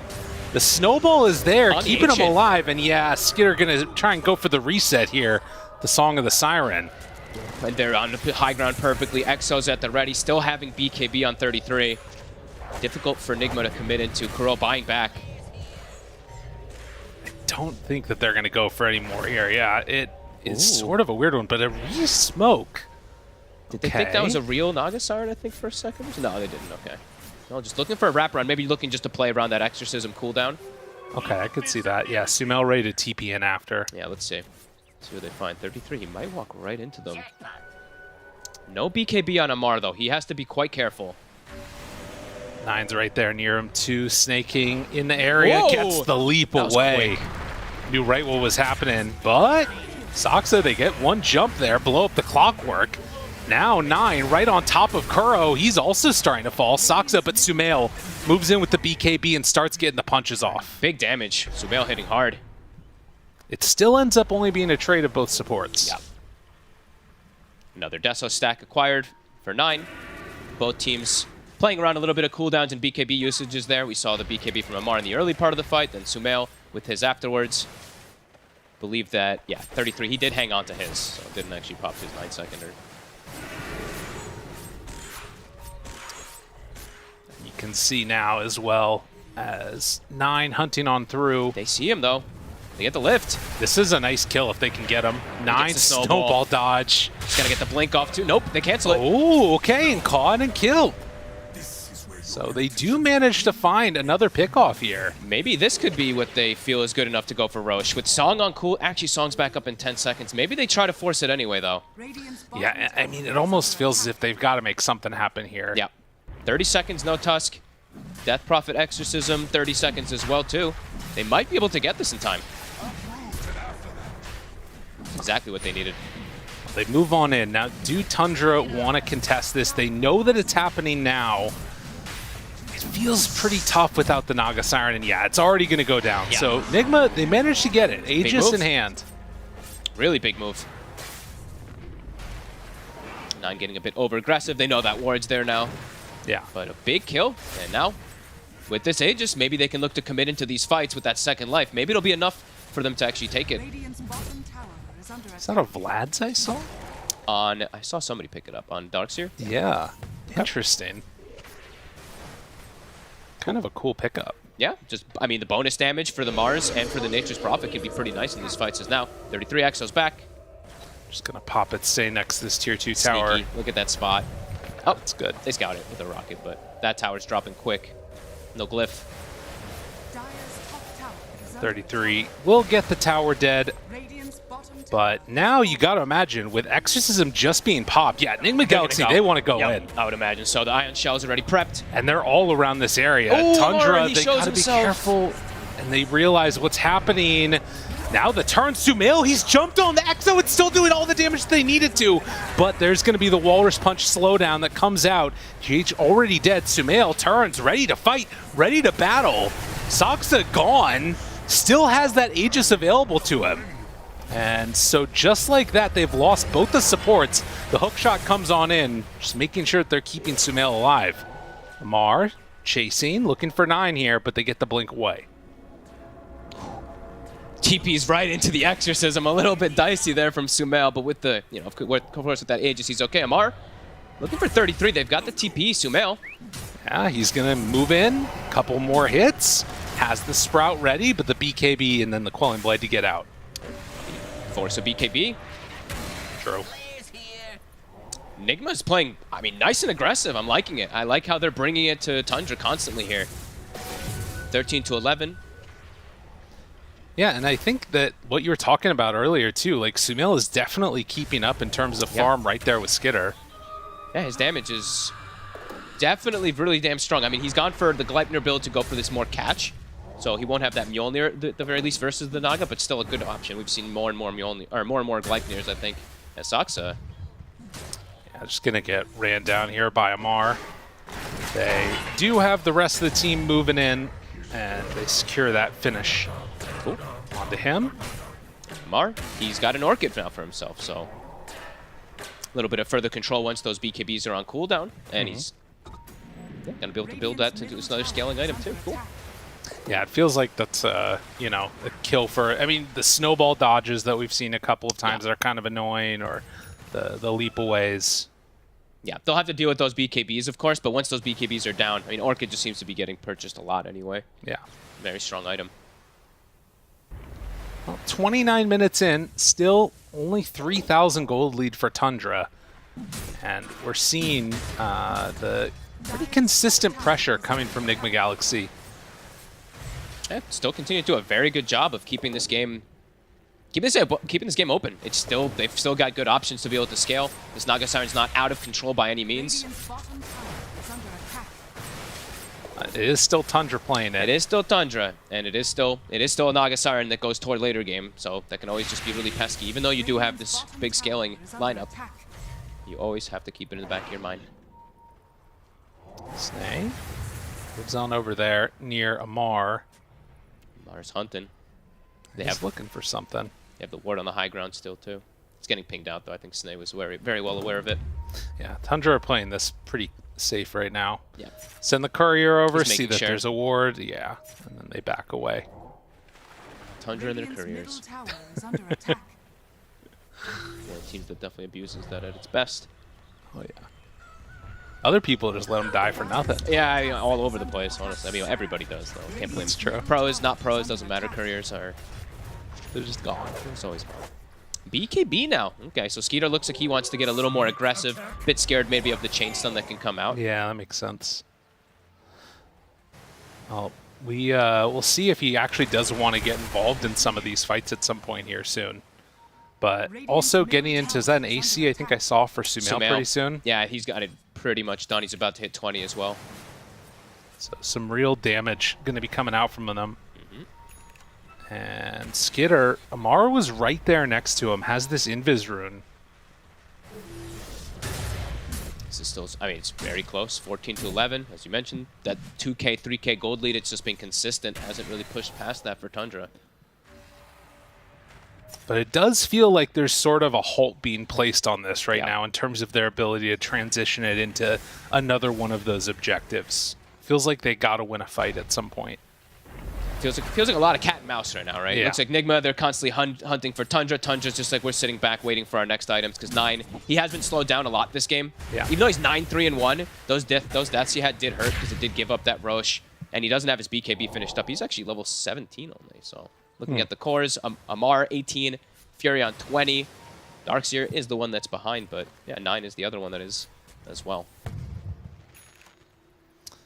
Hood completed now for the Mirana. Snaking's always so farmed. I mean, he's the greediest 5 position in the world. It makes sense with Howie on your team, of course, as your captain. He's probably telling him, he's like, hey, you better be high net worth with this 5.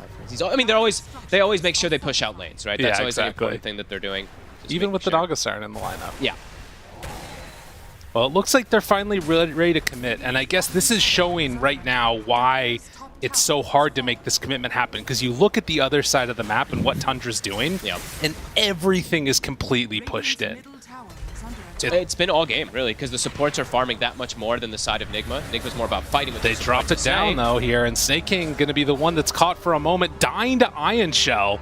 But now the Gleipnir connects, and, well, couldn't get any more leaps out of there.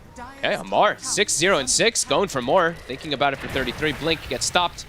Headband push away. Quelling to get out. Keeping that Quelling Blade in, even on everybody. Oh, yeah. Most important thing versus a Furion at this point. So they do manage to take that upper tier 2 tower, but likewise take some damage onto their own tier 2 mid and a little bit onto the tier 3. But they force a song, right? Yep. With their Mars ult. I don't believe he popped BKB during it either, so Amar able to hang on to his BKB, force song, and it was a level 17 or a level 12 song, so it's a longer cooldown, not that 80 seconds, it's 120. Let's see if they can look to take advantage of that cooldown with Mars ult coming back up in 30. Be something to watch for there, and we're getting close to Shiva's 2 on the Darkseer. Itemizing nicely to deal with this Naga. Yeah, more and more avenues for it. And of course, if she ever just gets caught right away, too, I feel like NP can kind of rip her to shreds a little bit, particularly with the help of the other heroes, but we'll see. Same could be said for the NP, though, if Sumail's not careful. He has the BKB to save him, but if they all commit onto him, if they chain stun him, they see him at the moment, too. Oh my god, they're going all in. Dude, they're all going to jump on Sumail. Oh, he's trying to get away into the base. 3 heroes right on top of him. He turns to punch, but will it be enough? No. Clockwork comes in too late. Dude, that was crazy. Look at this dive by Tundra. I mean, what? No cares given whatsoever. Just really went. That's the BKB used and 70 seconds dead. Oh my god. How much are they going to get off this?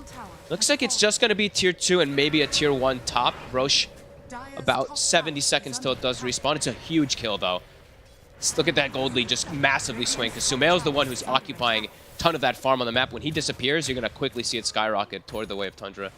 And speaking of this, also just quickly is looking at vision. Look at these wards by Tundra.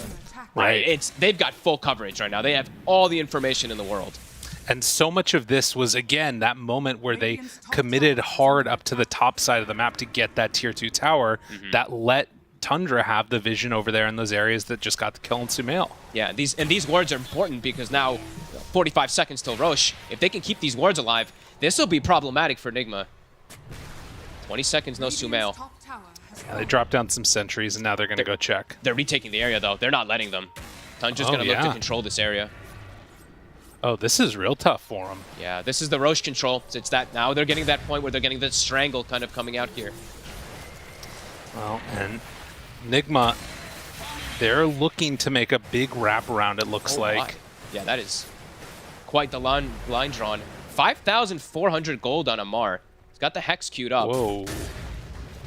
That's kind of cool.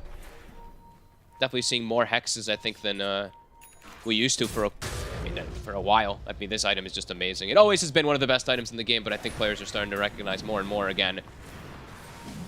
Yeah, what it can do for you. Yeah, Roche, it's gotta die quick. Yeah, with this Deso, they're starting to take it rather rapidly on a ward right now. I don't think they make it there in time. No, they're coming in too late. Amar, he drops the Arena down, but the blink away. That's BKB Arena used, and they're still going to get Roach. They both got out. Snaking's able to just waltz his way out. Saksa with the blink. And it's the BKB and the Mars Arena. Uh-oh. Nigma's got to run. Yeah, they can't stick around now. Well, Tundra, after keeping this gold lead steady, they have, as you said now, really put a stranglehold on this 10k gold into their favor. Can't make mistakes versus TI winners. One little mistake and game is just boom, completely blown open. It's not even a mistake, really, right? Sumo dies in his base. Like they just dove the hell out of him, and it's worked out perfectly for them now. Now making their way towards high ground. They still have Exo. They didn't have to use that exorcism for the Roche. They can knock on the front door. And 33 pops that exorcism, ready to head on up, take this one down. And for Nigma, I mean, what's sort of the solution to this? They kind of need to take this fight, it feels like. But they don't have a Mars BKB or his ult. They'll catch Saksa for a second. And Vacuum Wall only connects really onto that Tiny. The illusion immediately taken out, and the hook shot blocked also by the Mars. So quick with their force staffs to protect each other. Snaking leap forward, forces Saksa out of that dangerous position. And the net there, throw into the illusions as buildings are slowly being whittled down here. Nine's in. He jumps, he tries to find him. Amar takes a ton of damage from that one. They do kill off Saksa. That's a big wrap. And a Hex. Okay, on Naga Siren is backing out. Nigma thinking about chasing forward, but reluctant. Yeah, they're gonna not go for any more. So just the tier 3 tower taking no racks. Skeeter having 7,000 gold, 3,000 gold. Everyone having quite a bit here to pick up an extra set of items here on Tundra. I decided to go for the Hex. Skeeter does this, I feel like, on most of his carry heroes. Yeah. His Spectre, his Naga. We've seen it a lot as 9. Let's see if they catch him. Yeah, they get him there. It's pretty alone. And in trouble, gets killed. The Hex into Spear and then the Orchid after is pretty cool. Yeah, I like it. And then they also leash him, right? Yeah. They put the Sprout on him, and then he can't even snowball and like delay the kill or anything like that. They're found themselves a nice connection. Can they find something else now with that Tusk being dead and the Song being on cooldown? Doesn't look to be the case. They got to get their lanes out too. They at least have the Nature's Prophet always to be able to shove them out, but yeah, Tundra immediately once one hero dies, gonna look to start pushing out those lanes to give time for 9 to respawn. And still have that Aegis for another 2 minutes as well. I'm curious in that timing, once 9 is back up, if they want to start running down a lane again. But for now, 38 minutes in, next set of neutral items, they're up and ready to get claimed. And it feels like Nigma need to make some type of a play happen here. And well, in fact, they find one there. Whoop. Saksa gets caught by the Gleipnir. Trees on in, has the Avalanche to get some separation, and then decides doesn't want chase anymore. What a bounty! Is this shard? Okay. Interesting. Whose is that one? That's Sumail's, I think. Sumail's or Rubik's? Okay. Yeah, Sumail. Sumail's as well. Okay, cool. They also have the Rubik's coming out, so they have both of those now finished up. Kind of have a further element of save, and then, that in this situation, the Curse of Old Growth maybe actually gets the Tiny there. He's able to continue chasing him. So yeah. Little things. Does mean he does not have buyback for the moment. And 5 heroes smoke up. Tundra head on into this side of the map. It looks like they're ready to battle with this Aegis in hand. Drops down a Vision right on top of the Vision that they already had, so everybody sees everything. Hex onto Mirana, but the Song to reset. This is going to last out the arena. Afterwards, the Exo, they chase the Walrus Punch, it connects. Amar just decides to TP away, but the rest of the team is getting hunt down. Oh my god. Sumail does look like he'll manage to escape. No buyback though on Darkseer or on Rubik. Oh, that one hurts. And that's, I believe, both BKBs from the other cores, so Tundra, they found their opening. That is big. Yeah, a minute without either of those key team fighty heroes. Tundra ready to move on in, take down these racks. Enigma, I don't know what their solution to this is. Playing versus these TI winners, they all just play off each other so well. I mean, Snaking's leaping into the Mars ult and then popping pipe and like trying to save his buddies over and over again. And it's working. It gives them time for Cedar to come in, get those songs, and now structural damage. Enigma's got to try to just make a crazy move here. Darkseer has buyback now. He's able to tick into it looks like. Okay. Sumail, they're waiting for that Aegis to expire, which it does now. And it looks like, I mean, again, it feels so tough to run, and it looks like they don't want to use the buyback on Darkseer. Sumail. And in fact, they chase him, get jump on now onto GH, trying to do what damage they can, but with Sumail gone, I mean, now it's feeling hopeless. And he has no buyback because he bought the shard earlier and didn't get enough from this last one, so now no Sumail. That's probably just Megas. Tundra. Man. The Tundra specialty. Clockwork buys back. Maybe one last hurrah here. Looking for some type of crazy vac wall play. Amar, the one that gets shoved forward. Can he find anybody, though, really? Or even find a fight that will work for him? Because Skitter can just keep sending these illusions in, taking down these buildings. Taking all the lanes, too. He sends one illusion bottom, one illusion to the mid, while he also just wails on the top as 45 seconds still. Trying to buy what time they can, but the BKB and then the Hex. Afterwards, they have the wall down, but the snowball save, it comes in. 9 ready to go. Pop the BKB, turn for the fight. The Hex now onto the Mars, sending him into the meat grinder. As everybody from Nigma is starting to drop, they don't have an answer for this. Tundra are just looking too strong. It's their specialty. I mean, it's literally how they won TI. It's the same similar strategy, same heroes, and it's looking like that's probably going to be it. As Amari, he's going to buy back, gets his spear back. Skeeter. Oh my god, the Hex. The Force Staff trying to keep him alive. No, it's enough. Okay. They take him down. But the tier 4 is 33. He's like, all right, I'm not going near there. As Amar wants to stop him. Yeah, willing to keep chasing for this one. Although they have a Hex now. That turns them around onto it. Okay, they'll live to fight for a moment longer, even though they did get Mega'd. They find Skeeter playing over-aggressive near their fountain. Yeah, he went in a bit too hard there. And Snake King has the Aeon Disc proc, tries to go for the leap away. 33? Okay, now Sumail comes in. Well, they find kill after kill. A little bit of save your buddy syndrome. Oh, the fear. He could have sprouted, but he got feared by the Death Prophet. Oh, close. All right, it's the YOLO push now, guys. Yeah. Everyone just run down mid. Hope to God that Tundra makes some massive mistakes, and we have hope. But look at the base. Those mega creeps, they've now gotten into the base, so someone's going to have to address it. They have the Nature's Prophet 25, so he can just TP back and forth. 9 is moving on in and catching the creep wave anyways. Oh my god, the bully. Stopping even the death push from really being able to work here. They've got one wave to do it. And Death Prophet is sending the courier over too, just in case they need it. Oh, of course, I mean 33, right? He's prepping to steal the waves. Can't go high ground though, the wave's gonna get nuked out. So at least they got some type of kills here, and yeah, although it's like 100%, like 99% GG here for Tundra. Maybe Enigma can make some absolute magic happen. I mean, it's asking for quite a lot, but yeah, I mean, you know, I love me some Darkseer. You can see some crazy things with this hero. Who knows? It's giving them 5. Knows? It's giving them 5%. Wow, you know? That's crazy. That's a pretty nice 5%. I feel like. Roche, long respawn. What is Skeeter gonna buy with 9,000 gold? I don't know if he knows. I was waiting to just get an Aghanim needed or something, just so he can net these guys during their BKBs, but yeah, I'd like that idea. We'll see. Well, regardless, the kill score is very even, 19 to 20. Yeah. But the current state of the game is very much into the favor of Tundra, and it looks like they're ready to move on in one last time to try and shut this stuff down. Playing around the triangle, being safe anyway, at least a bit. Oh, I thought they were going to run. I guess they maybe were waiting for Roche. Yeah, maybe just being super safe. I mean, they've got megas, so it's pretty difficult for them to have a chance back in this one. Rapiers probably are starting. Yeah, okay, immediately after. Sumail queues it up right after I was thinking about the Rapiers being needed. We'd have some type of a crazy play coming from him.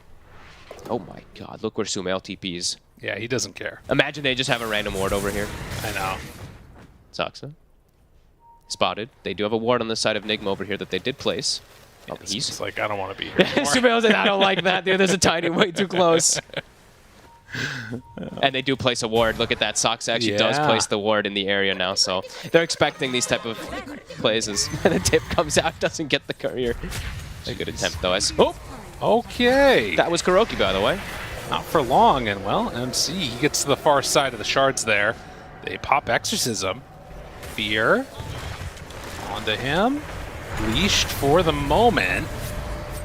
Oh, the Death Prophet taking some damage, but it doesn't look like there's going to be that much more going on this way. Here come the creeps. Yeah, and it was BKB used also. Oh, was it on both of them? Yeah, it was Sumail and Amar actually that committed the BKB there. And Tundra, they'll be like, okay, we'll play it safe. Check out the Roche. It's back up. And it's a refresher shard, so they'll actually have a second round of Exo if they want to give it to 33. Wow. They will see that this is going this way, and Clockwork Flare reveals it, but they can't do much about it. GH was smart. I think he's like, I'm going to go for the steal. Yeah. He's Ninja Gear trying to, but not in time. Not able to make it. Well, Aegis in hand, and like you said, that refresher shard ready to go for the Death Prophet. Look at Amar. He's making the long walk because his courier died. He really wants to finish up his refresher. He's got the gold for it. He has to go all the way over here to get it. And will have his TP once he comes back, but they see him. Instantly. Nah, he's going to get the TP out. Surely, yeah, he gets out of there. God, how's it? Oh, but Sumail.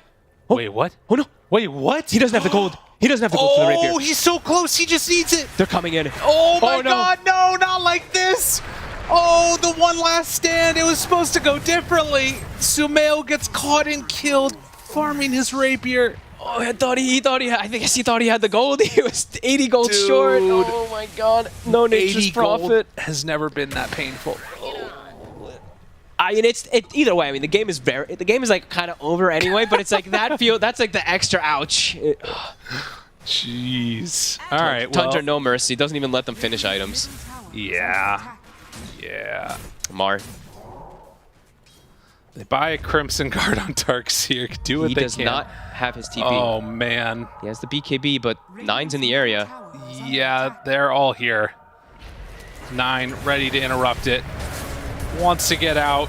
Not going to really have a great avenue of escape with 9 right on top of him. 120. Yeah, that's now it. As Tundra take out the 2 damage dealers from Enigma. And they're immediately going to start hitting these tier 4 towers, start taking down the Ancients. They are going to win this game. Tundra do it in style, very similar to the TI victory that they had. They knew what they were doing this whole time.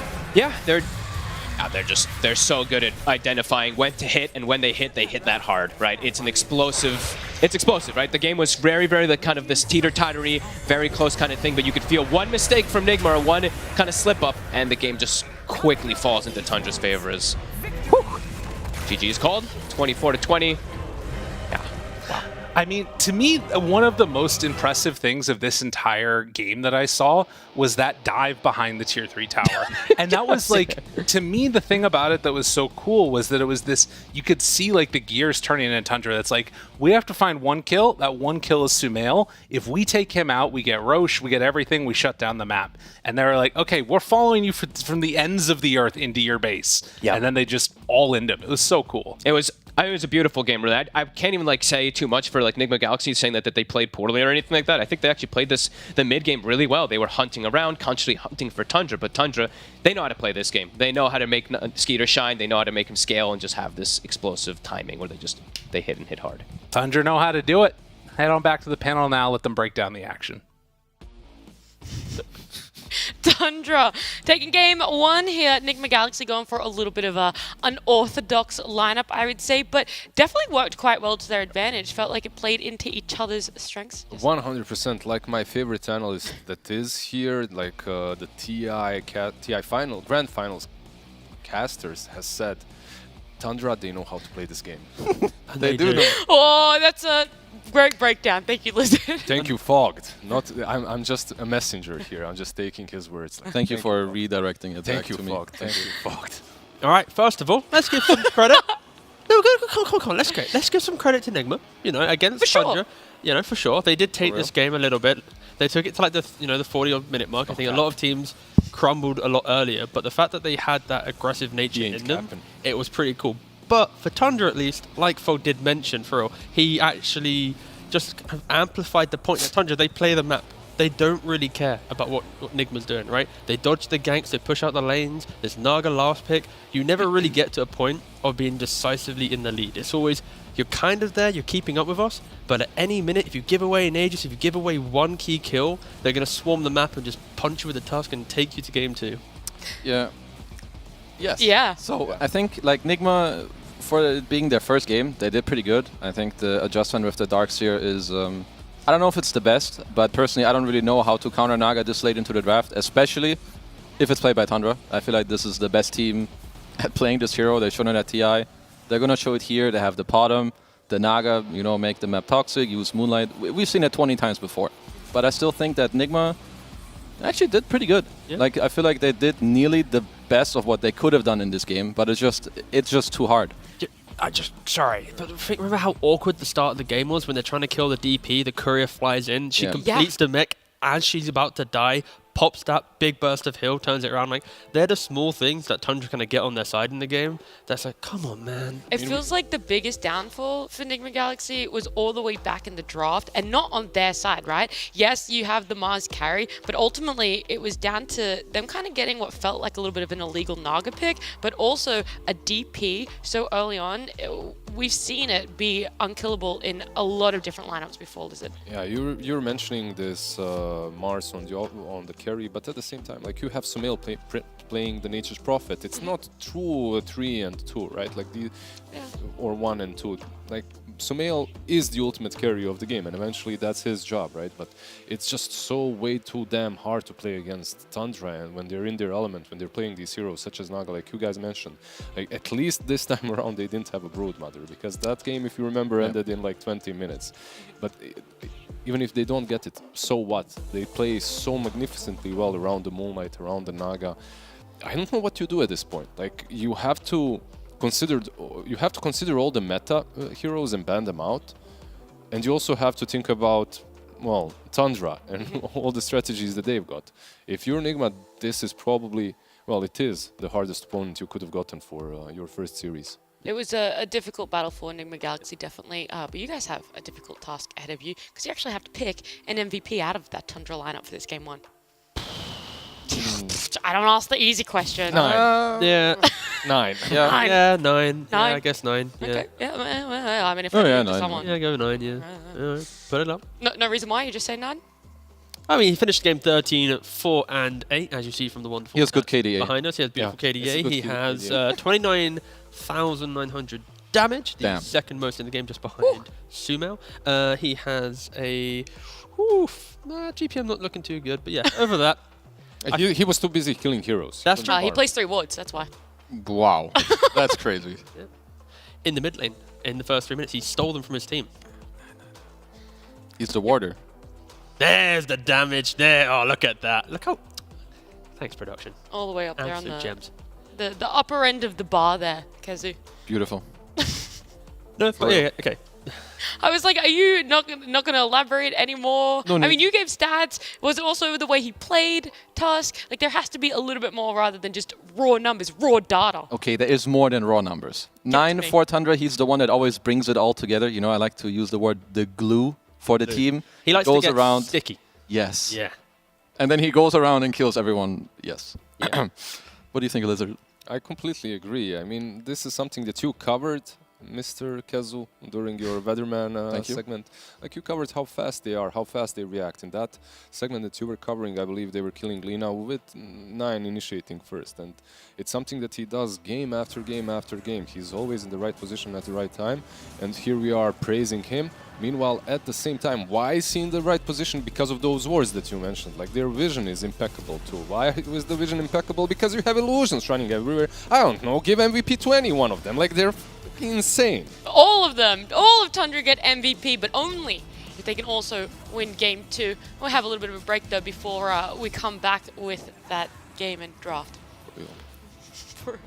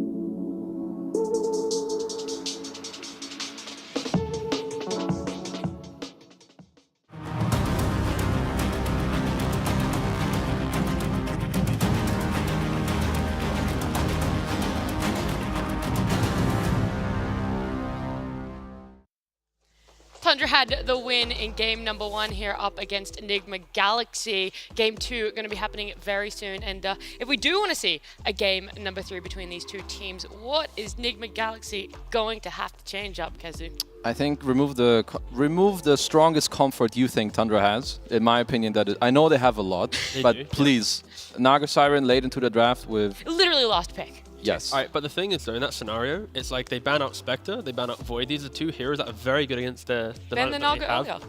Sure, and then you think about like the bans that they had. I'd argue they had Pango, CK Phoenix, Spectre, Void. Out of all those bans, you could maybe argue the CK is maybe the weakest of all the bans, but it still is the illusion hero that can push out. And I think the last two bans that they had, it's just a great amount of respect towards their own lineup, and other teams have picked that to destroy it. And it's like if they had one more ban, it'd be ban Naga, then they'd be happy, right? So I think it's like one ban difference between Naga not being there, and if not, the other peers are equally going to destroy them, right? So again, it's more, I think, less about draft, so to speak, and more be a bit more decisive in game. Like if Nigma picks these type of lineups, at that pivotal moment when you have an Aegis, try and go for that Hail Mary play. Try and do something that Tundra doesn't expect you to do. Because often teams just get the advantage, poke their heads in, and then react to the other side of the map, and they don't just go, let's just go for the tier 3, let's just go for an Ancients play. So I think just get a bit more like in their lineup, you know? But it's hard to do that against a Tundra that is playing something so comfortable and that they've proven themselves on time and time again. Like, it's a pick your poison, but why would you pick the most potent one? I mean, they're a top I mean, 15. I would argue that you can skip the Void ban, but if we talk about the gameplay, I think they did that pretty well. So I think you don't have to change too much when it comes to the gameplay, rather than make it easy for yourself. And then, as T said, like, be decisive. You have this Amar on Mars, right? He's happy there. Probably Mind Control on Darkseer, same story. Go with the early game, get the tempo, and then keep it going. Outside of picks and outside of playstyle, there is one thing you can change up, and that is if you're first. The players, yeah, it's a bit too soon. They can't. I'm joking. I'm joking. I was going to say whether you pick first or second in the draft, but I mean, if you want to say it, T, please. No, Microphone is all yours. No, it was. There you go. That was a joke. But let's think about first and second pick, Lizard. Back to you, Lizard. Yeah, they can choose to be. They have choice. They have second pick, by the way. Okay. The way that I was going to close this out was you can change it up. Tundra had first pick last time. Now they have second pick. Yeah, like overall, if I am Nigma, I'm not changing a lot about the way that I'm playing or anything like that. I'm just sticking to my guns and playing the best that I can versus the team that's arguably right now best in the world. Yeah. And that's it. Like, you don't overthink it. Like, the way they played wasn't poor. It wasn't bad. Like, I've seen teams, like I said, like we all mentioned before, lose 20 minutes into the game to the same draft. They actually like held their colors pretty well against the wall. I think that Nigma, just maybe some small changes here and there, and they can perhaps lead us into game 3. It's a very weak stat, but that was Tundra's longest victory in time. There you Nigma go. made them last. In what's the time for like It was ever? 1 minute and 7 seconds longer than it took Tundra to beat OG. So that Oh, so alone, you're just talking about congratulations, Nigma. DPC. Yeah, I'm just talking about 3 games. I think you were talking about like last year. No, I literally just meant in 3 games. Yeah, well. I mean, it's getting a bit late, you know. We gotta throw out the whimsical stats. I do like the bans again, like from Nigma. Perhaps not. Doom in Europe is a completely different beast than Doom everywhere else. But I it's feel a Tundra Doom. It's a Tundra Doom, Which is another layer on top. For sure. 33 times better than all the other regions. 100%. I completely agree with that. No, 33%. Just recycle my joke. No more. Yeah, but I said it louder, so it's funnier. Yeah. That's how it works. Yeah, well. Moving on to Tusk pick. Yeah, I like it. I mean, don't forget Tundra did this in the last, game. They first picked the Tundra, the Tusk. They picked themselves. The question for Nigma is with GH on the team, there might be more emphasis on him playing it. Of course, Seymour can easily play it on the mid lane. I think they're going to have to think about that quite quickly. For Tundra, they've been doing this Beastmaster on second pick, like into Doom, into Tusk. Like any of these heroes that are a little bit more skirmishy and single pick-off style, you pick up a lineup that you want to kind of group up around 15-20, and then you never allow this hero to find the initiations because you're just already kind of this big bubble playing around your vision. Oh, there's Alina. Not in the last game, though. I should have asked you at the start of this game because in game number 1, it did go unpicked, unbanned. I should have asked at the start of game 2. Well, you didn't. This time around. Thanks for pointing that one out, guys. So I know. Well, Oh, well, do you want to talk about her? Because you haven't talked about her enough, Kazu. Okay, my good old friend Lina. I mean, it's just a very good hero, and I'm gonna drop it there. Okay. Lina's strong. Yeah. Do you want me to pick up on it, or Sure, try. I think with Nigma, at least with the Lina, part of me thinks that maybe Amar won't be playing it, and it's just going to be a mid lane. Unlike other teams that have a bit more flexibility. When you look at Amar's pubs, he's played one game on Lina, didn't win it. So he often is a type of player that likes to play heroes multiple times in a row before he moves it into his kind of pro games. You know, we all know about the Amar test. Again, maybe he threw the Amar test away when he joined Nigma. He doesn't really care about hero levels anymore. But for Nigma, at least, like, just put it in the mid lane.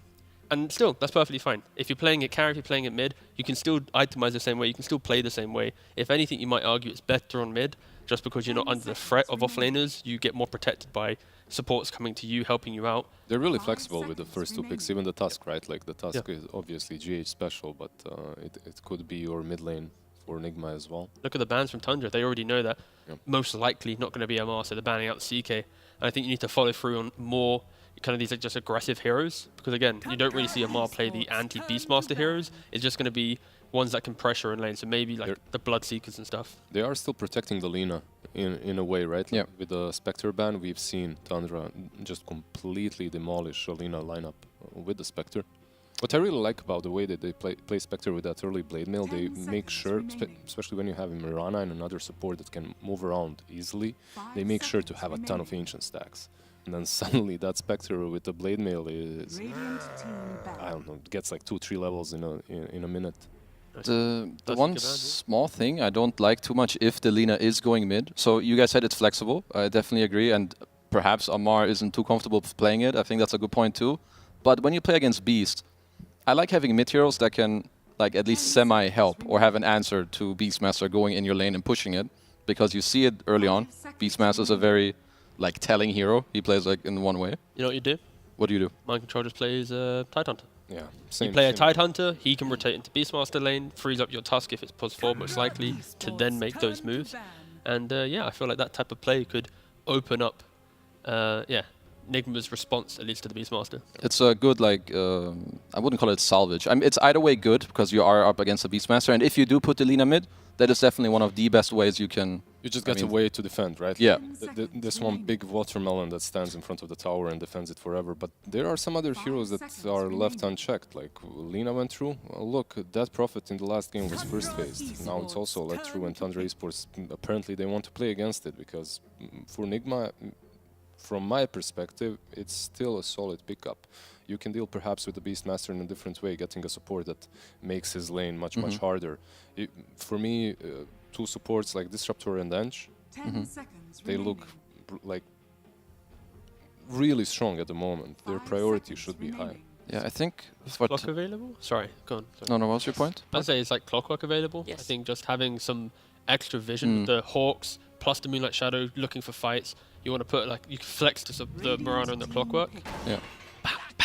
Nice call. It's very good. It's very, very good against these two heroes. And again, I feel like Tundra always, they find like this fine line.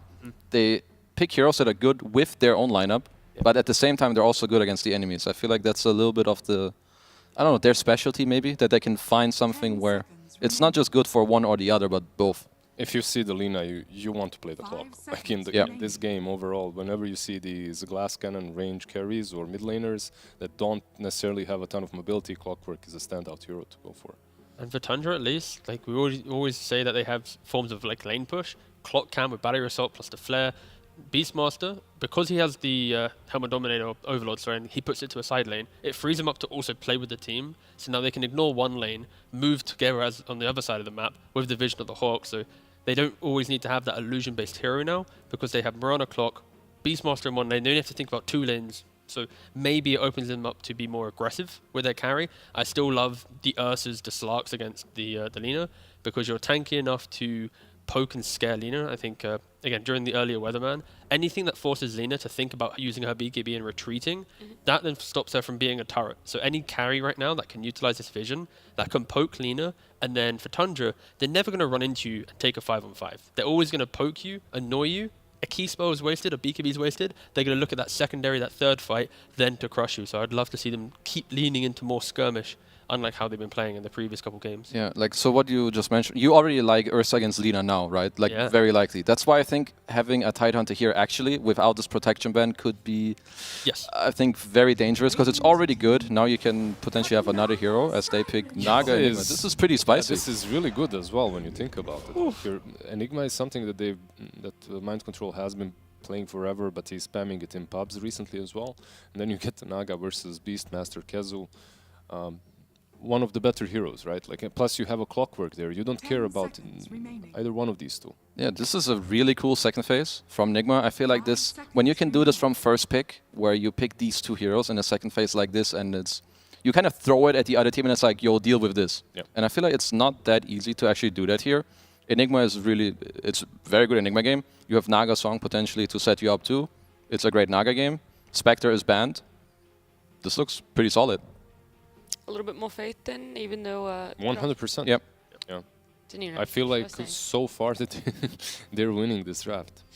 It's like they've picked a double combo that, one, prevents Tundra from picking Naga. That easily could have happened in this phase. But also, a hero that counters Enigma in lane is not also going to be the same hero that has the skill set to be able to play against a Black Hole. Because like for Tundra, sure, they've got Raw, they've got Hookshot to deal with Enigma, but it's different. Okay, I was looking through the stats, and like Gyro's like up there for a hero against them, but it's one of those heroes that you don't often see. And the reason why Gyro does relatively well is because you can flag down the Eidolons in lane, you naturally can stand your ground to Naga very much later in the game, Satanic, Ags. If you get Black Hold and you get Satanic off, you also can heal up and relatively do well.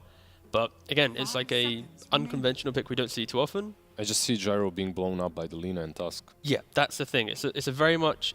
You've isolated the Gyro pick to deal with the Naga and the Enigma, and we've seen from, you know, Aoi's draft breakdowns and stuff, they're willing to pick heroes that counter certain things in the draft, but they lean on other things. So now, if you look at their lineup, it's like Clock and Beast, they have to deal with the Lina to enable the Gyro to try and go toe-for-toe with the Enigma and the Naga. If that level of synergy doesn't come out in the fights, sure, this pick isn't going to feel so good, but it kind of leans into Tundra's strengths and their confidence in picking heroes that, you know, aren't on paper the best 1v1 matchup. Yeah, I think the answer is probably one of the better ones. It's a pretty solid Gyro pick. But to me, I kind of like what Nigma did here, because in a way, I mean, sure, Skeeter can play Gyrocopter, but I feel like in terms of Tundra, they would have preferred to play a different hero. But because of the second phase, they were, I feel like, maybe more lured into picking something that is perhaps at the lower end of their feels more comfort. reactionary. Yeah, I think so. Okay. So I kind of like this from Nigma. It's cool. Last phase of bans, though, what is it going to have to be the focus for Tundra? It's interesting for me also the OD ban from Nigma. Like, do you guys like it, or because I'm looking at the matchup itself at least. If OD is picked up, it's going mid, right? And we're seeing Miss Lina to be mid. Isn't it like one of the better matchups for Lina? Could Naga be a support with Lina in the safe lane and they pick a mid that's better against OD? Otherwise, I don't see it. It's just very weird to me. Like, I mean, they're banning out that hero. I won't lie, the last 4 minutes, I kind of thought Miracles on the team for a second. And I was like, yeah. And then I looked back down at my notes and it's like, Amar, carry, Naga. Yeah, so I'm kind of leaning on maybe this Naga being a support. Amar's not played any Naga in his pubs. Again, emphasizing the point that he's often a player that leans on his pub experience to kind of force into pro play. Could be some support. We've seen Kuroki be happy to pick up like literally anything just to block the opponent. And to get all heroes played under his belt again, right? If it is a Naga support, like what can they get? Is this a Morphling pickup then for them? It also feels pretty solid into the Gyro. Like they could get that for the last pick carry. I'm honestly not sure. I would like for them to have maybe a bonus hero that can go in. Yeah, I was not going to call that. They actually played that. They played it recently, so... So it's going to be some, like, Tusk plus Enigma type off lane. Naga plus Huskar safe lane. I feel like if you're Enigma, though, like, you'd rather have Kuroki on the Tusk and enable the Huskar with fight in lane. And then because Enigma is very self-sufficient, Naga can also be very annoying, just running around with illusions, skipping and stuff. But yeah, Enigma, they've gone against Tundra. They've decided to kind of throw a spanner in the works in the draft. You kind of need a team to do this to beat Tundra because they're so disciplined in how they approach. Yeah, and they are going to be able to scale if you have Sumo playing some mid laner going super hungry with Satanic, Huskar jumping in with Ags. They have lots of ways to make fights annoying. I have to say only one thing though. I dislike the fact that they even went and picked Huskar. Like I don't like this. Like overall and Tundra, they just pick an arc, and it's a pretty damn good arc game. It's a very good arc warden game. There's no pressure on towers, really. And this is the thing. We mentioned in the previous game that you want to have some just pressure on the map, and I feel like Nigma, their decision was not to pressure in game, but to pressure in the draft. Try and take key components away from Tundra, but in doing so, they've left themselves in this position where who's actually, so it is a Naga on GH. Yeah. And now it's like, okay, cool. Let's say you do some weird lane stuff. When are you actually going to get to the point where you want to hit a tower that isn't protected by the hookshot, the beast, the arc bubble, When they're gyro all farming? dead. Exactly. I mean, yeah, sure. Got to find them first. You never find Tundra on the map. They somehow just like disappear underneath the map and then pop up when they want to farm and they disappear again. Like it's, sure, all right, go for it. Yeah, I just don't like the last pick Huskar. You're playing versus a team that's obviously have one TI. At the same time, you're goddamn Nigma. Like, you're Kuroki. Like, you've been playing this game for... I don't think that you need a hero such as Huskar in order to take the series. The one thing that surprises me always about Tundra is that I wasn't sure which was the best last pick. I knew there is one because Huskar Lina are a bit similar in terms of hero. Yep. But I feel like this team does it every time. I see this last pick Arc one and I'm like, yeah, that's the one. All right. Mind control versus the world. Can he hit the holes? If he hits the hole on the arc, there's going to be a gyro. If he hits the hole on the gyro, there's going to be an arc. And just catch them both, lol. Catch them both, lol. Yeah, it's going to be... Lol, yeah. Lol, yeah, just do it. For. Oh my god. You just threw me off. Segue, come on. There is no segue from For Real, except I want to hear Lyrical and Fog say For Real about this game too.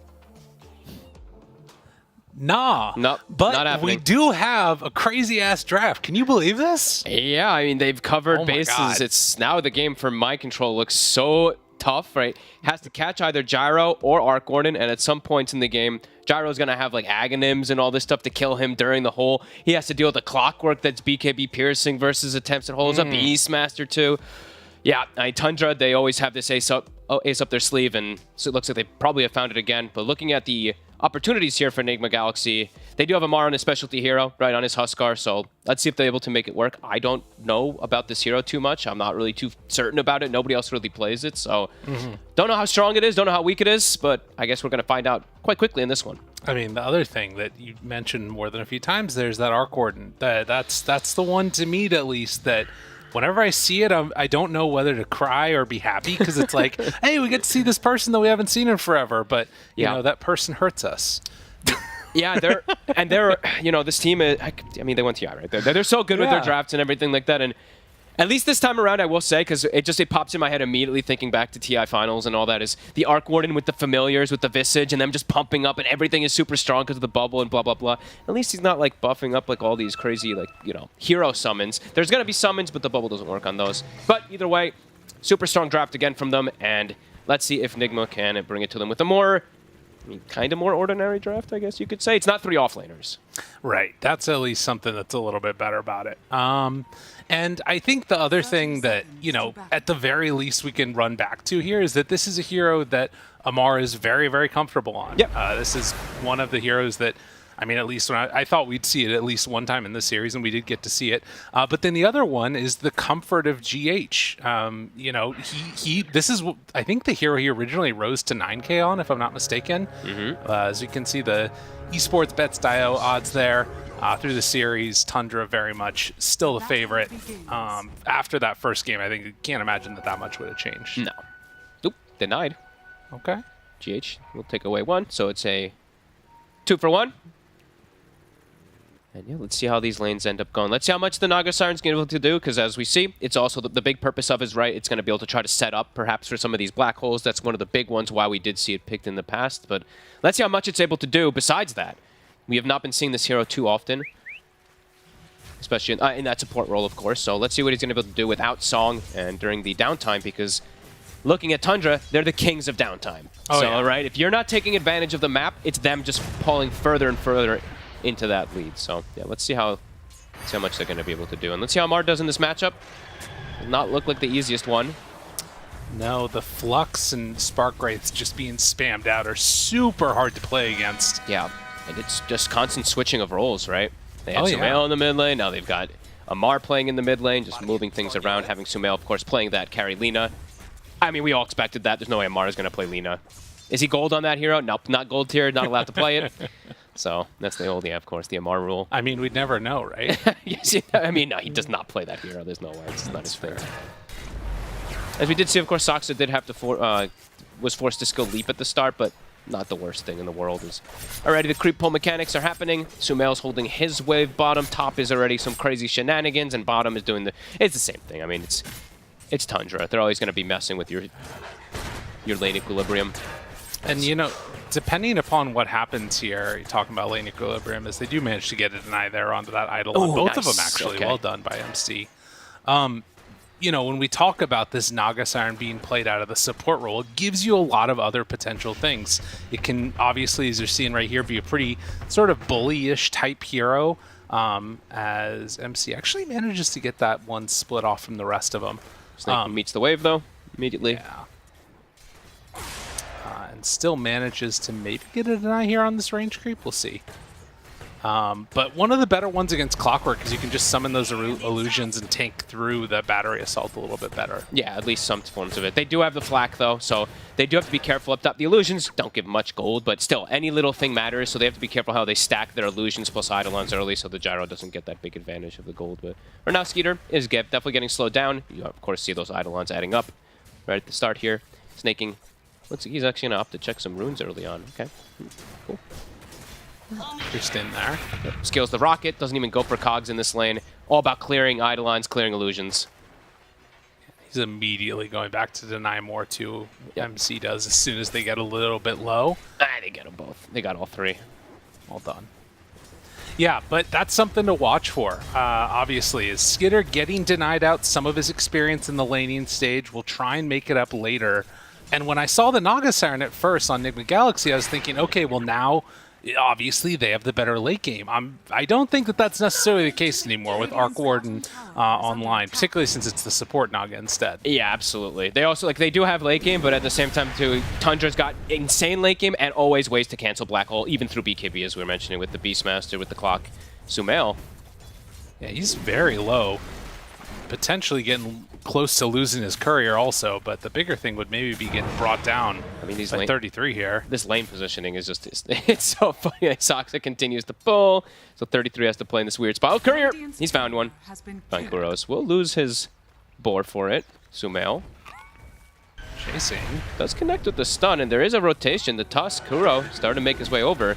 Sumail, I mean, they're going all in for this one, trying to take him down. Sumail, he's got stick. In trouble, but living, and Curl moving in.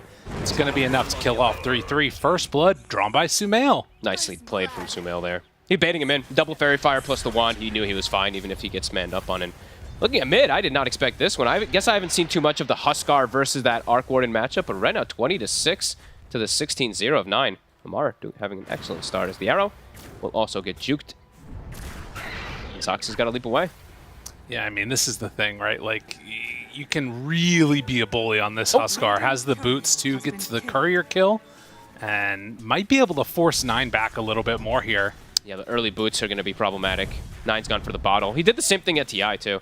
I actually saw him get bottle that game, and then he picked up almost 0 runes. It was pretty funny. I was talking to him about it at the after party. It was like, he was like, I got bottle, and I literally got 1 rune. So I was like, but it's still something that he tends to do almost every single time on the Arc Warden. So yeah, Amar. Maybe it's his signature move, his secret way to win. You know, he ended up winning that series. He did, absolutely.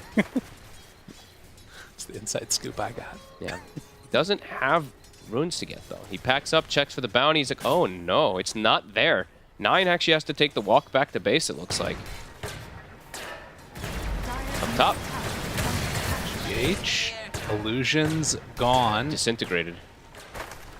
Yeah, Snake King and Skitter pairing together to also get some good damage there onto those Eidolons. So spamming out the wave, 25 and 11 versus the 11 and 11 on Enigma.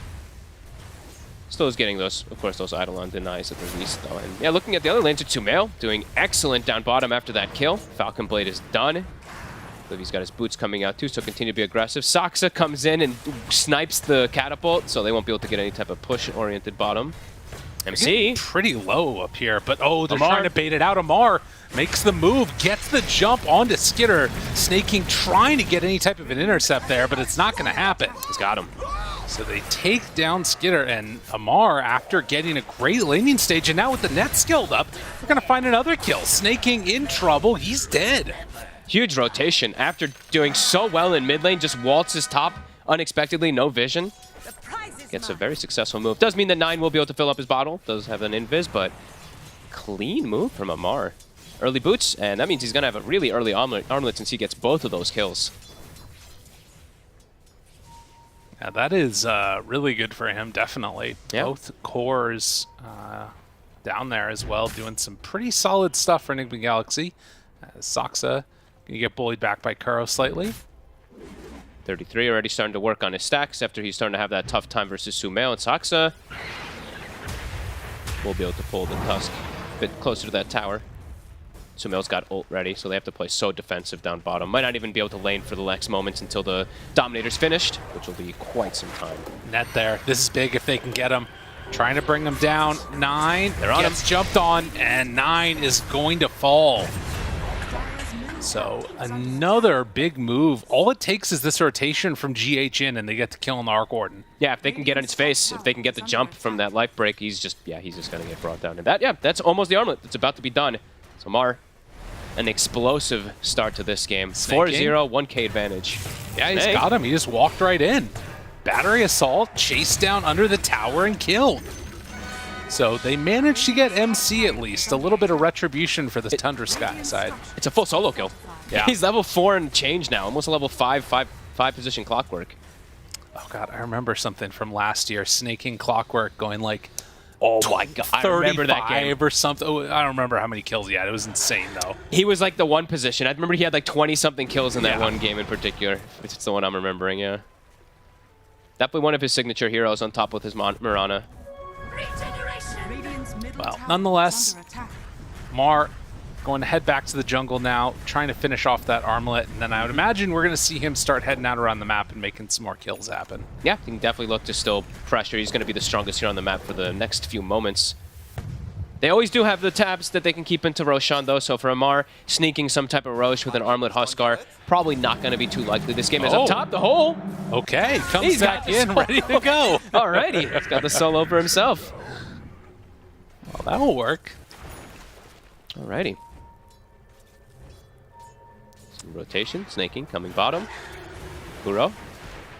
Trying to escape, and... Good stun from Sumail, but the arrow, it's on Sumail. Stood still for that one, and the Cogs connection finds him right away. The jump in now from Amar, though. Sumail manages to get the return kill.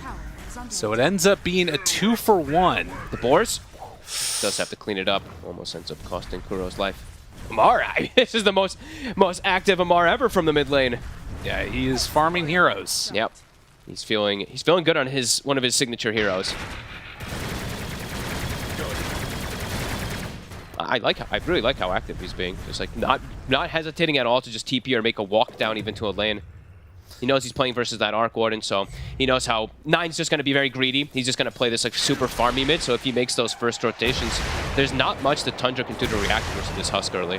Besides just trying to run away. Yeah. And that's not always going to be able to work. Top. Nalifis. The body blocks. Oh, nice play here with this illusion. Able to get the micro in, and Skitter dropping real low. Not enough for the kill, but showing the power of this Naga Siren support. Yeah, GH really owning. Arcane Boots finished up, so he's always going to keep MC pumped up. MC also has Arcane Boots and looking for more. Snay. Go walk into him, but Skeeter not so healthy. Yeah, it's a little bit too scary. He has, I don't know how much he can walk back up to this tower. This tower is going to start getting pressure too. Level 4 Eidolons. And a catapult wave coming in too. They're going on Snay immediately too. Has to be careful. Shard's there. Has the snowball. Doing what damage they can. Snaking gets a little bit of separation, but in the end he's going to be brought down. Nice commitment. And yeah, tower not likely to drop. Even the Lina making her way up here to look to continue pressuring. As this time around, Enigma Galaxy 8-2, 2K lead. Strong start, and it's not like they're playing versus... They're not like they're playing versus that annoying Nagastern. Sure, they're playing versus the annoying Arc Warden, but definitely seeing them have a lot more answers this game for scalability, for pressure as well in mid-game. Well, and the other thing is 9's already died one time. Yep.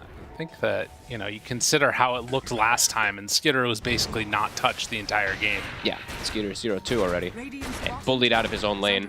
And he's not a Naga Siren that can just go to jungle and farm at that efficiency. Flat Cannon not nearly as reliable as just, you know, having these illusions to constantly farm out for you. And not safe either. He can't farm in these risky positions. His hero has to be where he's farming, so he can constantly get punished. Oh, Maelstrom is also completed. The other hero that was ignored last draft and picked this time is going to be that Lina, and has a ton of power potential to play with. We've seen how strong this hero can be across this and almost every other region, it's felt like. Has already taken these stacks right now for 33. Sumail has to be careful how he shows himself, though. Still quite fragile versus a Clockwork. That's why they picked this hero up, like the panel was mentioning. Getting these gap closers on top of Lina can be... Oh, he's quite strong, so yeah, Sumail does recognize that, backs away, but maybe he does still get caught. Snaking still lingering in the area. He kind of knows, though. I mean, Sumail is scared to step up to the tower. Now does get a moment to be able to pull it off. Yeah, and Snaking's leaving. Yeah, Snaking's leaving. And he's actually heading up top where there might be some more action. Needs a +1 to be able to go for the kill. MC right there Radiant are scattered. as the mech delivered and does have some help. Yeah, he's got Skeeter in the area who has the triple mangoes. Moonlight Shadow, they're going to run on in. Hook shot. Catches him. Immediately out. And yeah, MC, he's going to get brought down here most Mech likely, just comes although out. maybe not. Turns around, Black Hole immediately broken. Okay, and now needs to get out of there. Snake King is dead. Skitter, he could also be in some more trouble here. 3 seconds, shards. Back up in a second. Finds it there, catches him, caught. LSA, stun is out, and Gyrocopter down. Nigma making the quick moves, making the pressure plays, constantly putting this pressure onto this Gyrocopter. Does mean that 9 and 33 are getting away with all this farm in the mid lane and on bottom, but some good moves to just restrict Skeeter from getting much of anything. He is the bottom of the cores. Yeah, they're doing a really good job of shutting down that Gyro. They tried to go for MC. They saw him before he had the mech, but it came out on the courier. Similar to what we saw last game when 33 got his mech delivered at the same time. Ends up getting them killed. And now onto mid tower. Wow. Mar, wherever he goes, it feels really difficult to fight into that guy. Yep. And with these towers getting brought down now, perhaps in some moments upcoming, they could look actually to go for that Roshan. It doesn't have to be like a solo Rosh, but they can do it as a team. And for Tundra, with the Gyro being quite behind, maybe it'll be difficult for them to commit into it. 9 gonna start to spam out a bunch of very annoying stuff in the lane here. They want this tower. Amar wants to just commit for it. Yeah, and it doesn't. No, well played. Okay, nice little denier from 9. 33. Yeah, he looks like he's getting away from him. And they even net the creep, but he's probably going to dominate one to deny the gold from them. Is he going to actually? Yep, he does. Last second. Typical 33, just a bully. Yeah. Even in the small aspects of the mechanics, just trying to deny any little gold. And he, after having, you could say, kind of rough lane, because he's versus this Lina Tusk, he pretty much has the Helm of the Overlord done.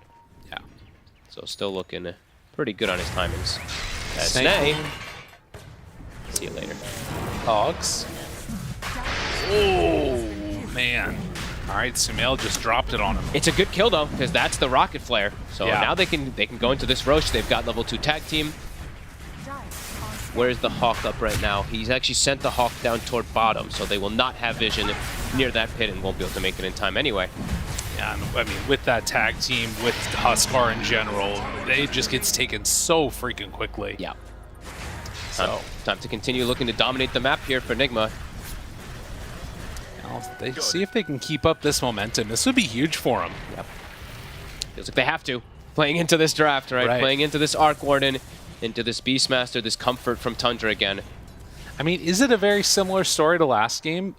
Or do you think that this one, like, Nigma have that chance to scale better as the game goes later and later and later? They do have the Lina, right? The Lina's always going to be that specialty to also build like MKB and stuff versus the bubble of the Arc Warden. So it does feel like they have that scalability, but it's Tundra. It's TI winners. Can never put them in a position where you don't think they can scale, especially with like Beastmaster with a dual Agi core.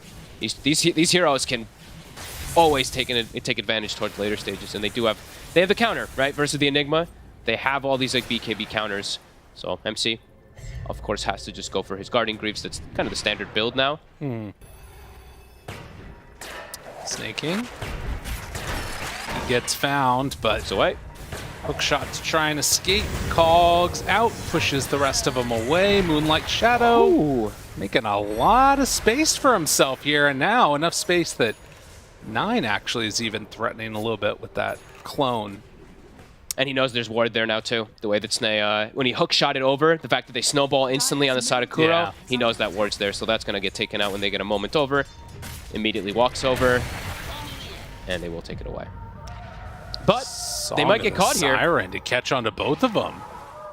Okay, and with Amar right there, they don't actually drop any black hole, but will kill off Snaking and now runs on in and looks to have a way to bring down Soxa as well. So Song that the Siren used gets the 2 kills, still hanging on to that Aegis. Tundra need to come up with answers to this because Nigma's running through them. Tundra's just farming. Yeah, that's all they're doing. That's their answer, I guess. Is just sit back and farm. You know, let them try to use and waste ults. I love that MC holds the black hole. Just don't want to use black hole except on cores right now at this moment in the game.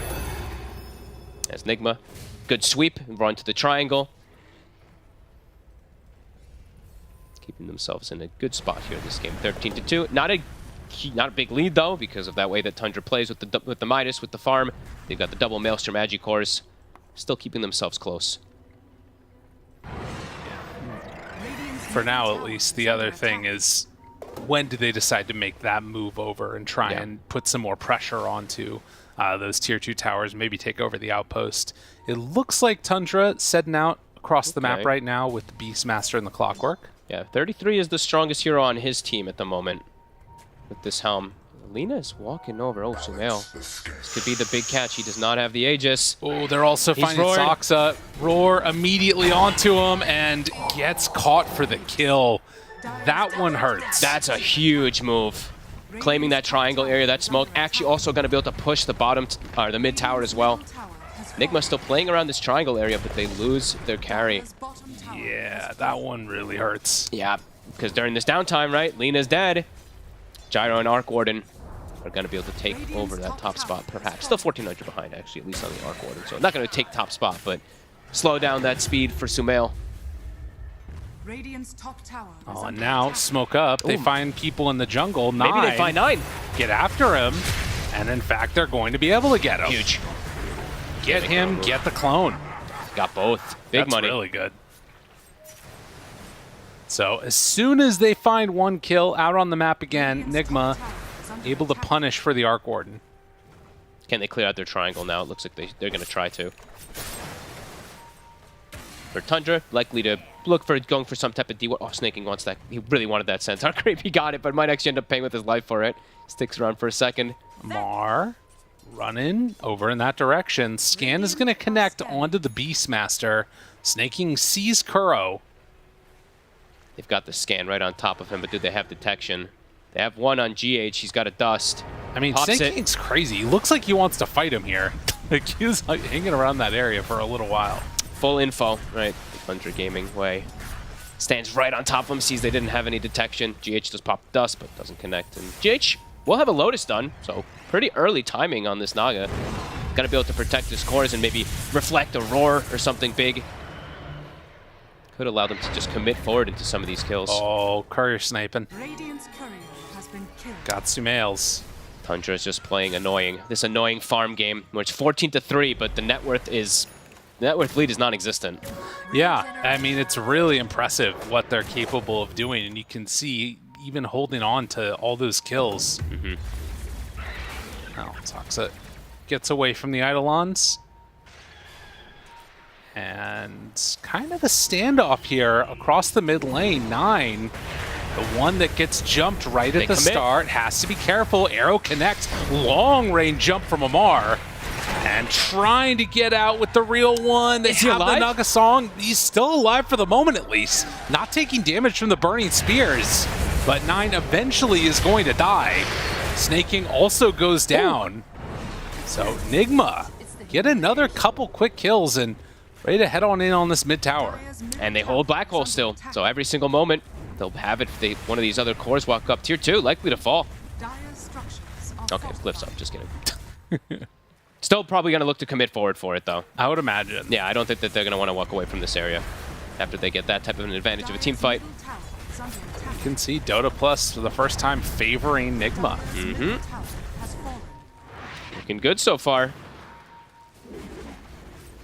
Roche, 1.5 minutes snaking. He's porting right into them. Oh, this guy's crazy. Okay, he cancels. But now his team is swimming over. 33. Wanting to go for a play. And looking at the way that Nigma takes the fight, I love this itemization. I mean, GHL's wondering what the build would be. That Lotus, as we said, he got right before that fight. He just throws it on Amar, and Amar just jumps in. And then it's like, oh, what do you do? Because you don't want to roar yourself. So 33, very reluctant to actually go for anything there once Amar commits forward. Yeah, I'm not really sure if they have that much of counterplay. It was a good arrow, for instance, onto the Tusk, but they don't have that other, like, easy save hero. And they just have the 4 stabs. Well, nonetheless, you can see that Nigma have pretty good control at this point. Wherever it is that they've been able to go to, they've been able to find and get on top of 9. And I think that's always the big question mark with these Arc Warden games is, can you get them? Can you jump on them? Can you actually get them for the kill? And so far, the answer to that's been yes for Nigma. Yeah, so far so good. Just constantly being able to shut him down. Keep your lean at that top, even though he did get picked off that once. Sumail 7-2, 14k net worth. Gleipnir is finished. They can look to keep playing aggressive. Tundra needs more time before they look to really take a full head-on fight. Maybe they can take some little snipe fights, unless there's a big mistake there from Nigma. But right now, Nigma not making many mistakes whatsoever. Even a blink finished up on Kuroki, so more aggression perhaps going to be coming out of them in the next few moments. I am just looking at this mini-map, though, and when Nigma get together as 5, hang out on one side of the map, you see the entire rest of it filled with Tundra farming up. Yep, even cutting waves and just splitting up all over the place, getting information.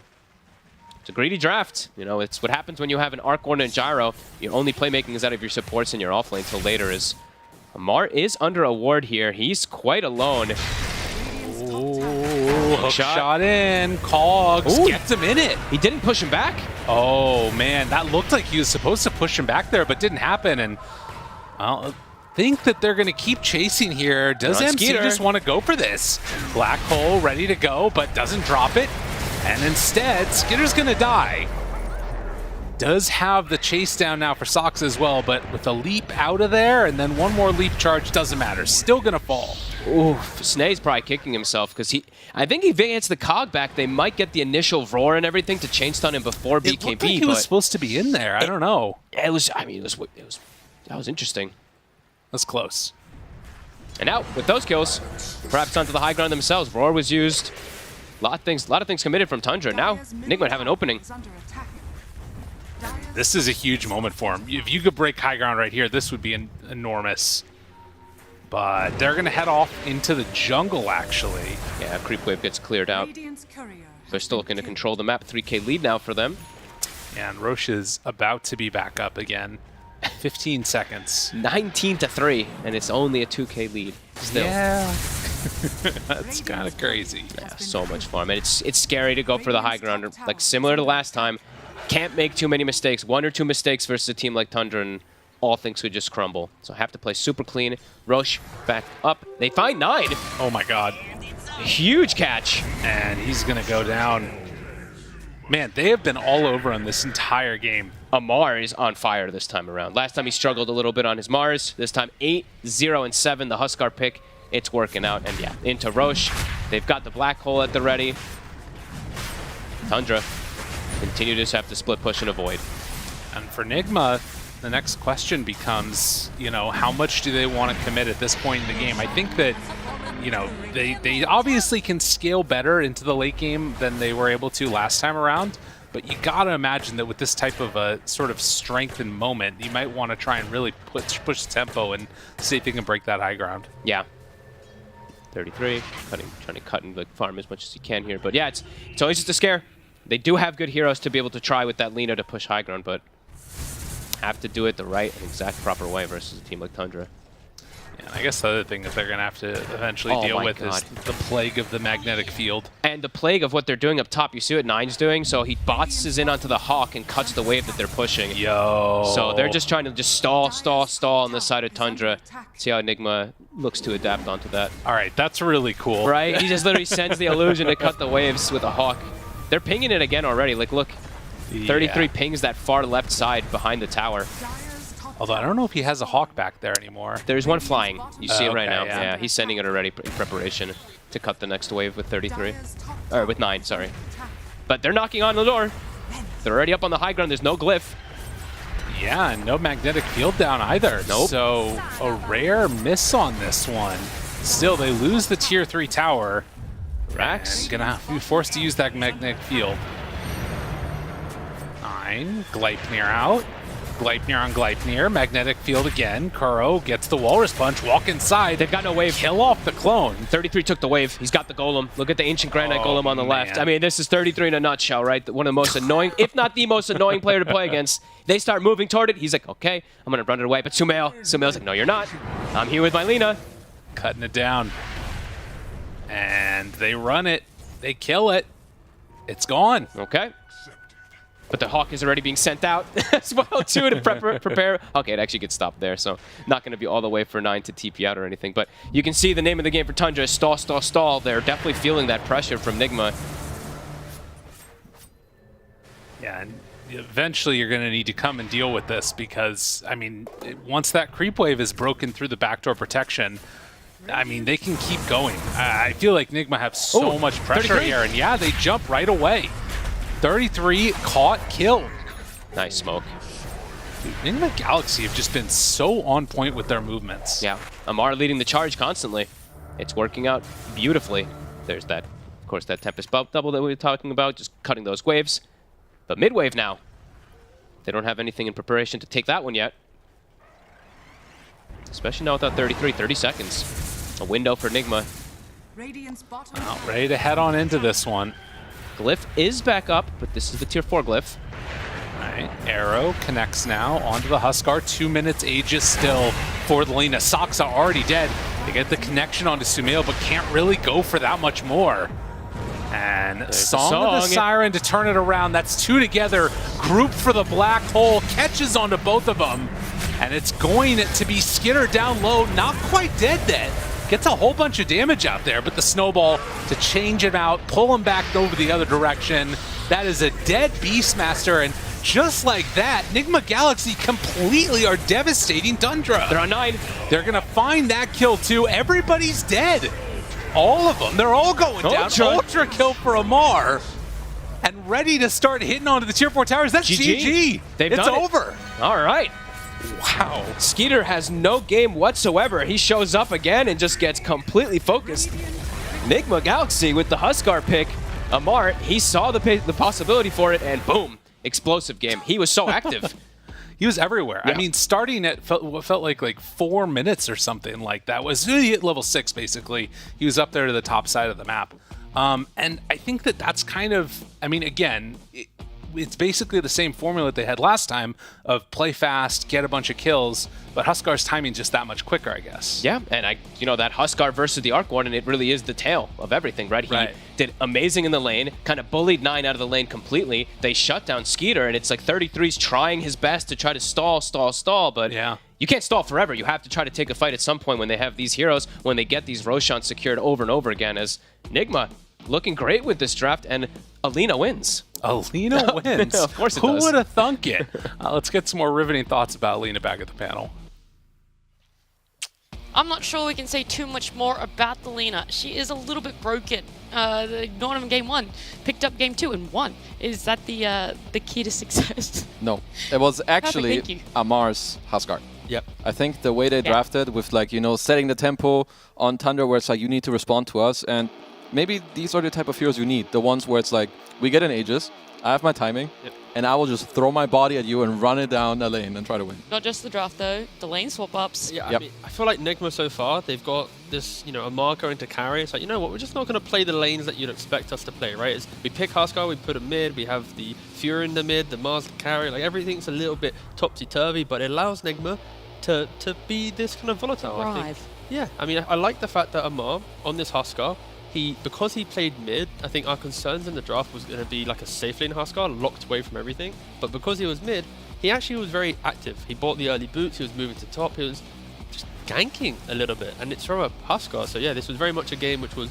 Amar and the lads running through the map, and we haven't really seen that from Nigma yet. Yeah, and it is a hero that you might think can suffer against Arc, and he can suffer against Arc if Arc has a really good game and he has a good supporting cast around him. But yeah, this time around, if you have a good start on the Huskar, if you find a couple of good pickoffs, if you find your items early on, you're just jumping him. And that's it. As an Arc Warden, there isn't really a ton you can do about it. You do have Magnetic Field, but he just moves right in, hits you with a couple of spears, and you burn to death. This is why 9 is only 1-5 here. Yeah, I'll still be honest. I didn't think Nigma kind of had it in them to break through Tundra's ability to split open the map. I think the fact that you had this like Midas Arc Warden, Skidder being a little bit more farm orientated as well. Like, of course, Tundra wasn't presenting any opportunities to find kills, but I thought their delay game might last long enough that they get to that annoyance part in the draft. But yeah, I feel like when you look, if you ignored the team names, I think just on heroes alone, Nigma's lineup should be the team that gets that first Aegis with that Tusk, with the Huskar, and should barrel through Tundra every single time. But I think just because of the team names, personally, I was like, yeah, Tundra will find a way to get to that timing. They always have done. But finally, at least in, Tour 1, someone's made Tundra bleed again. It's only been, 1 and a bit series. But yeah, they've maybe found a slight way. Can they replicate it again? That's probably the biggest question. I mean, even before they picked Huskar, we said that their draft was pretty solid. The Huskar even threw me off a little bit. I didn't believe in it. True. Not a believer. The Jara also wasn't a believer. Me neither. The Jara also kind of threw us off a little bit. It's not really seen too much. It definitely isn't, I guess, something that's picked up even in pubs a lot for that position 1. Sure, Tundra have shown that it works in the past, but with this game, it just never felt like it had a place anywhere on the map. Yeah, I think the lanes didn't go well enough. I also think like the tempo that Nigma was playing at, I feel like that's really like the way they picked and the way they executed with how fast they played was really what gave them this victory. And they're going to look to replicate that in the 3rd game. But I would give it like 80% to their actual gameplay, how they moved around and how fast they played. First Roshan, run down lanes, take towers. Wait, fall back. Second Roshan, do the same thing. Keep getting kills, run around. And honestly, that was very good. Nice, patient, disciplined. What would you like to see changed up a little bit for Tundra? It feels weird to ask, right? I'm instantly going to answer and just say probably nothing. I mean, Except ban the Lina. No.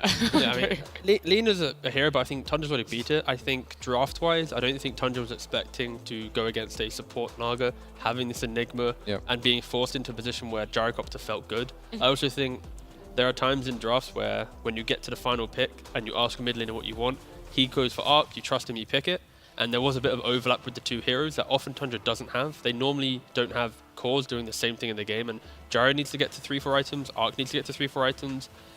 I expected Tundra to be able to do it because that's the Tundra way, but again, with Nigma picking up a Huskar, allowing Amar to just free roam around the map, you're not really going to have the space to do it. So I just think, don't have overlap on your hero picks, but again, that rarely happens. It's probably like one game out of all the games since TI this has happened, and yeah, this is why Nigma's won. Yeah, I mean, Nigma also showing that unorthodox drafts definitely can win you games. Let's see if they're going to come back in Game 3 with just as much of an unorthodox draft.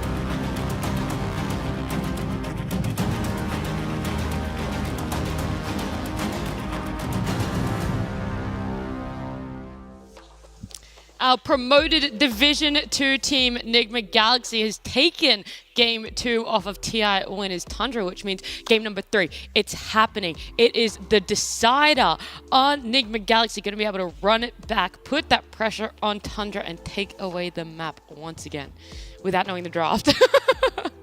I mean, if Tundra pick greedier cores that are unable to defend and push out lanes as quickly as they used to. Oh, I thought you were going to say if they get leaner again, yeah. I would just love to see it happen no matter what. Like, it would put a twist into the whole region once again. Like, just imagine having Nigma that's actually comparable to Tundra in skill level. Are you implying they weren't before?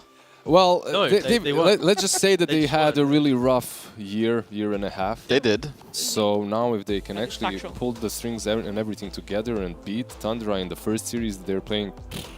I'm also bored of saying Tundra's so good, Tundra's doing this and that. True. It'd be nice to see Tundra lose in a way because it gives other teams who haven't been able to crack that code, or at least still kind of questioning themselves, look at Nigma and go, we just need to pick up our heroes and go throw it at them. And then that's how it's going to work, You're going to run it back in game 3, so you know that wasn't a fluke in game 2. Yeah, well, if Nigma can. But it's going to be very hard. I think they had a very unique draft style, and I don't think this isn't a strategy that they've practiced in scrims. This isn't something which is like, guys, this second phase Naga Enigma is so OP. No, it's literally against Tundra.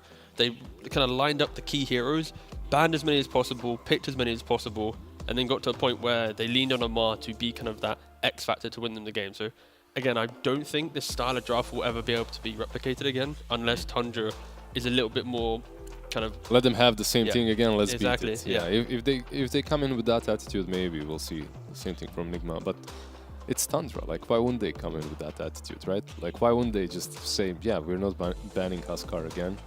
I mean, if any team can figure it out quickly, I think it would be Tundra. But I still think what happened in the last draft is something we don't see too often, where I feel like Tundra are the ones that are responding to you, but like in a way that they wouldn't really want to. So I think Nigma just did a very good job there, and they did the same with their gameplay.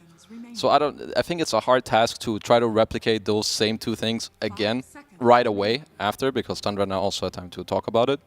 But it's possible. And the cool thing as well is Tundra had priority going into game 3. Like they had to choose first pick or second pick. They chose second pick, putting Nigma back onto what they were in that previous game. Yeah. So now it's like, take the same draft order, try and replicate what you did, and we'll straight away ban Lena. Do you ban the Razor here? Is that what's going to be the focus for Tundra's second first phase?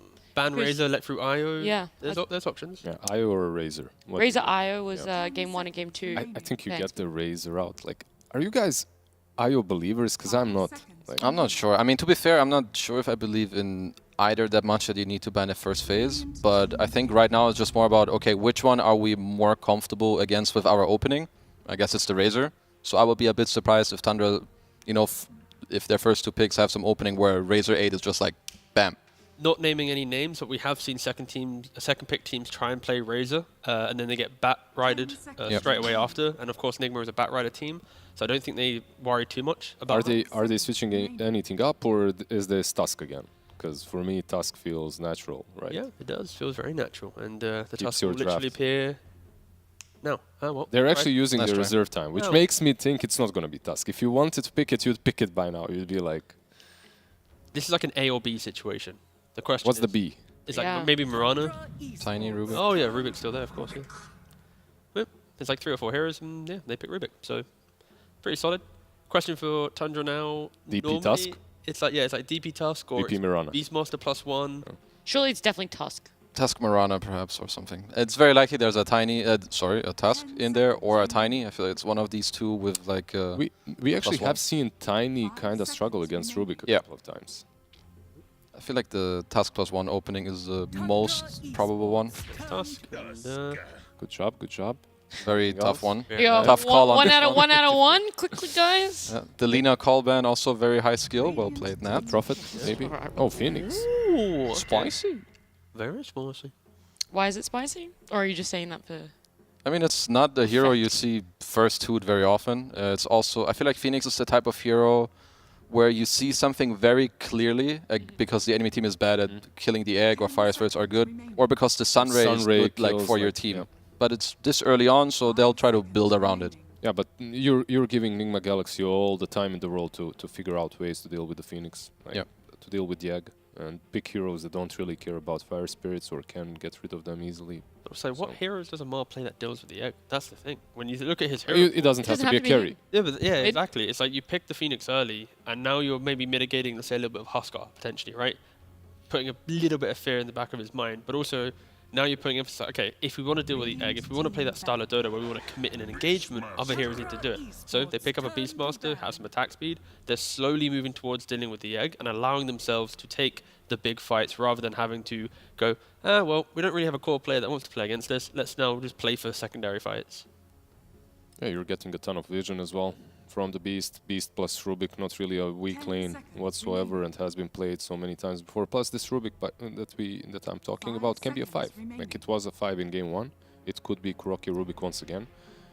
And he actually had a ton of farm in that first game. I'm going to throw out an early suggestion request. I'd like to see Night Stalker from Ranger. I actually had the same idea in game 1 because of the Beastmaster, right? Yeah. Like it is a decent way of dealing with the Beast. Beats the vision game, plus you get that shard with the Helm of Overlord, which is always nice. But I've seen some Beastmasters, they just go different route. Like you go piping Reeves right now, and you just bring utility that way. Yeah, the reason why I'm suggesting it is just because Tundra's going to have the last pick in the second phase, so they're going to be able to see everything.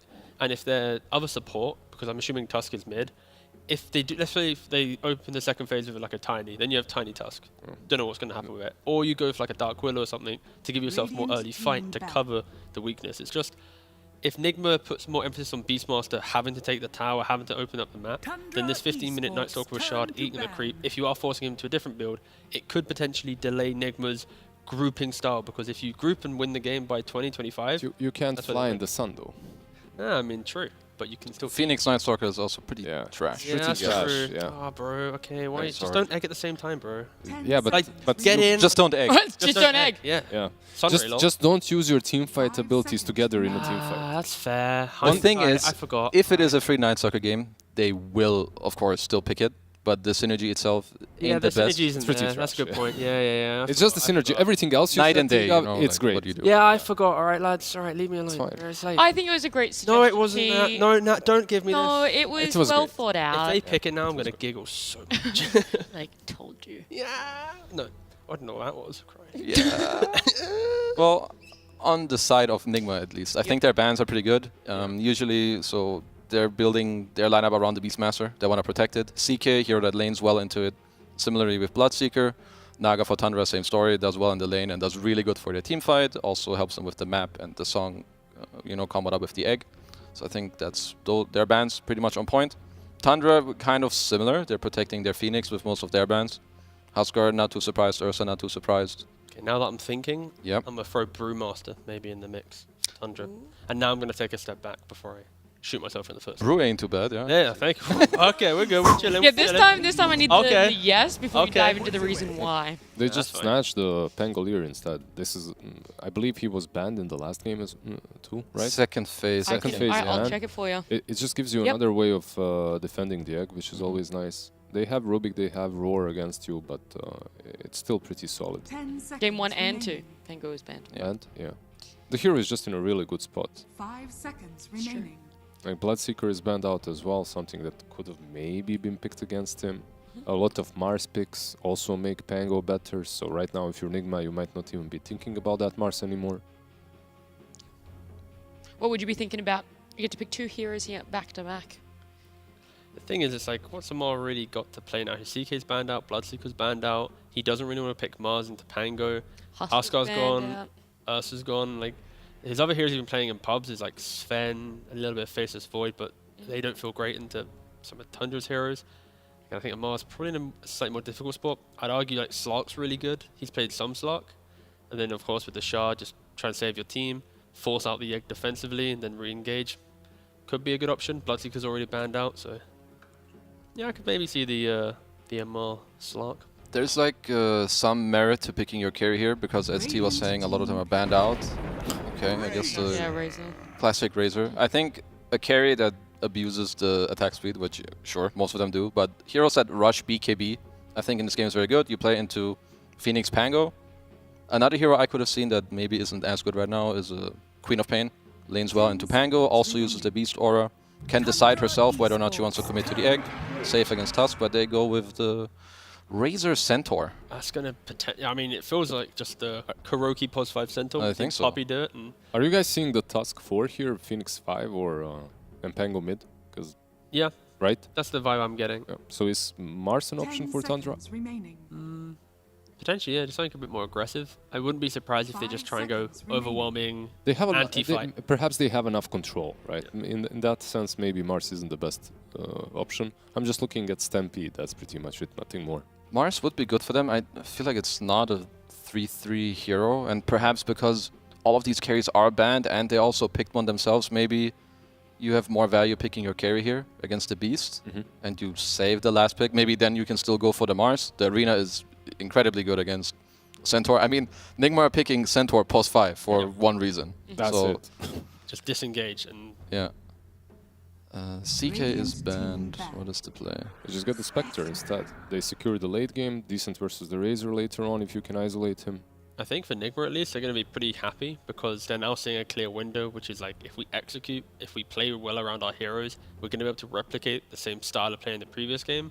I think it's just a little bit easier now for Tundra to play because it's not like they have some Arc Gyro. It's going to be some Pangolier, eggs, Spectre rushing maybe the Ags, being able to take presence. Like the time speed in which Tundra can play is, let's say, like 20 minutes. They can play full like capacity Dota. Whilst Nigma, it's like as soon as they leave laning phase, they need to be making these moves because, of course, Razor vs Spectre and an isolated one-on-one, Spectre's going to win that carry matchup, you know, all the way throughout the game. And right now we're looking for bans from Tundra that are aimed to move towards Sumail, right? Yep. So are these all the remaining spirits, maybe a Puck, something like that, heroes that can deal with a Pango and get on top of Spectre? Actually, Viper, obviously. Viper ban is... Yeah, Viper was so needed. Yeah, like I think any hero mid that can fill like multiple boxes, like if you do well against Pango mid, that's a bonus.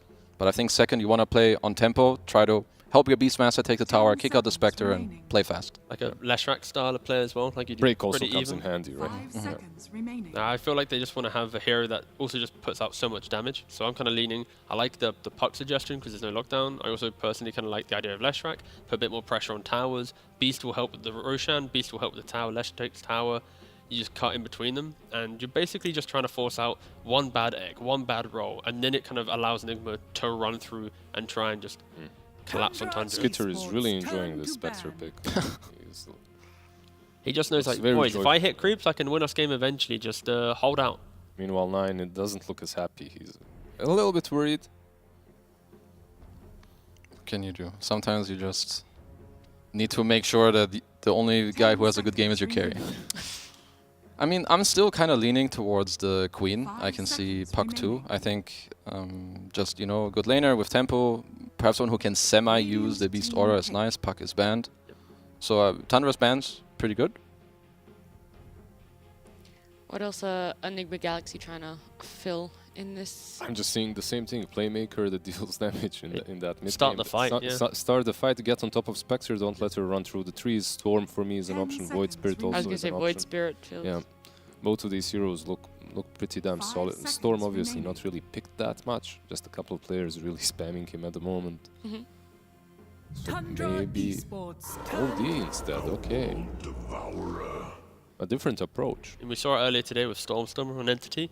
Very much just, again, we were describing the idea of like kite out these spells. OD, obviously one of the better mid heroes with the Ags, just double disruption. Oh, yeah, but it's not something that we asked for, like no, that we wished. But then again, we didn't call for Huskar, and Huskar won the game. So. They're basically they know something else. They're playing just more a passive game. It's like they'll still come online, and once they're online, they're gonna just be able to group up together and make these plays. So I can respect it. And yeah, okay, we got all the way to the very end.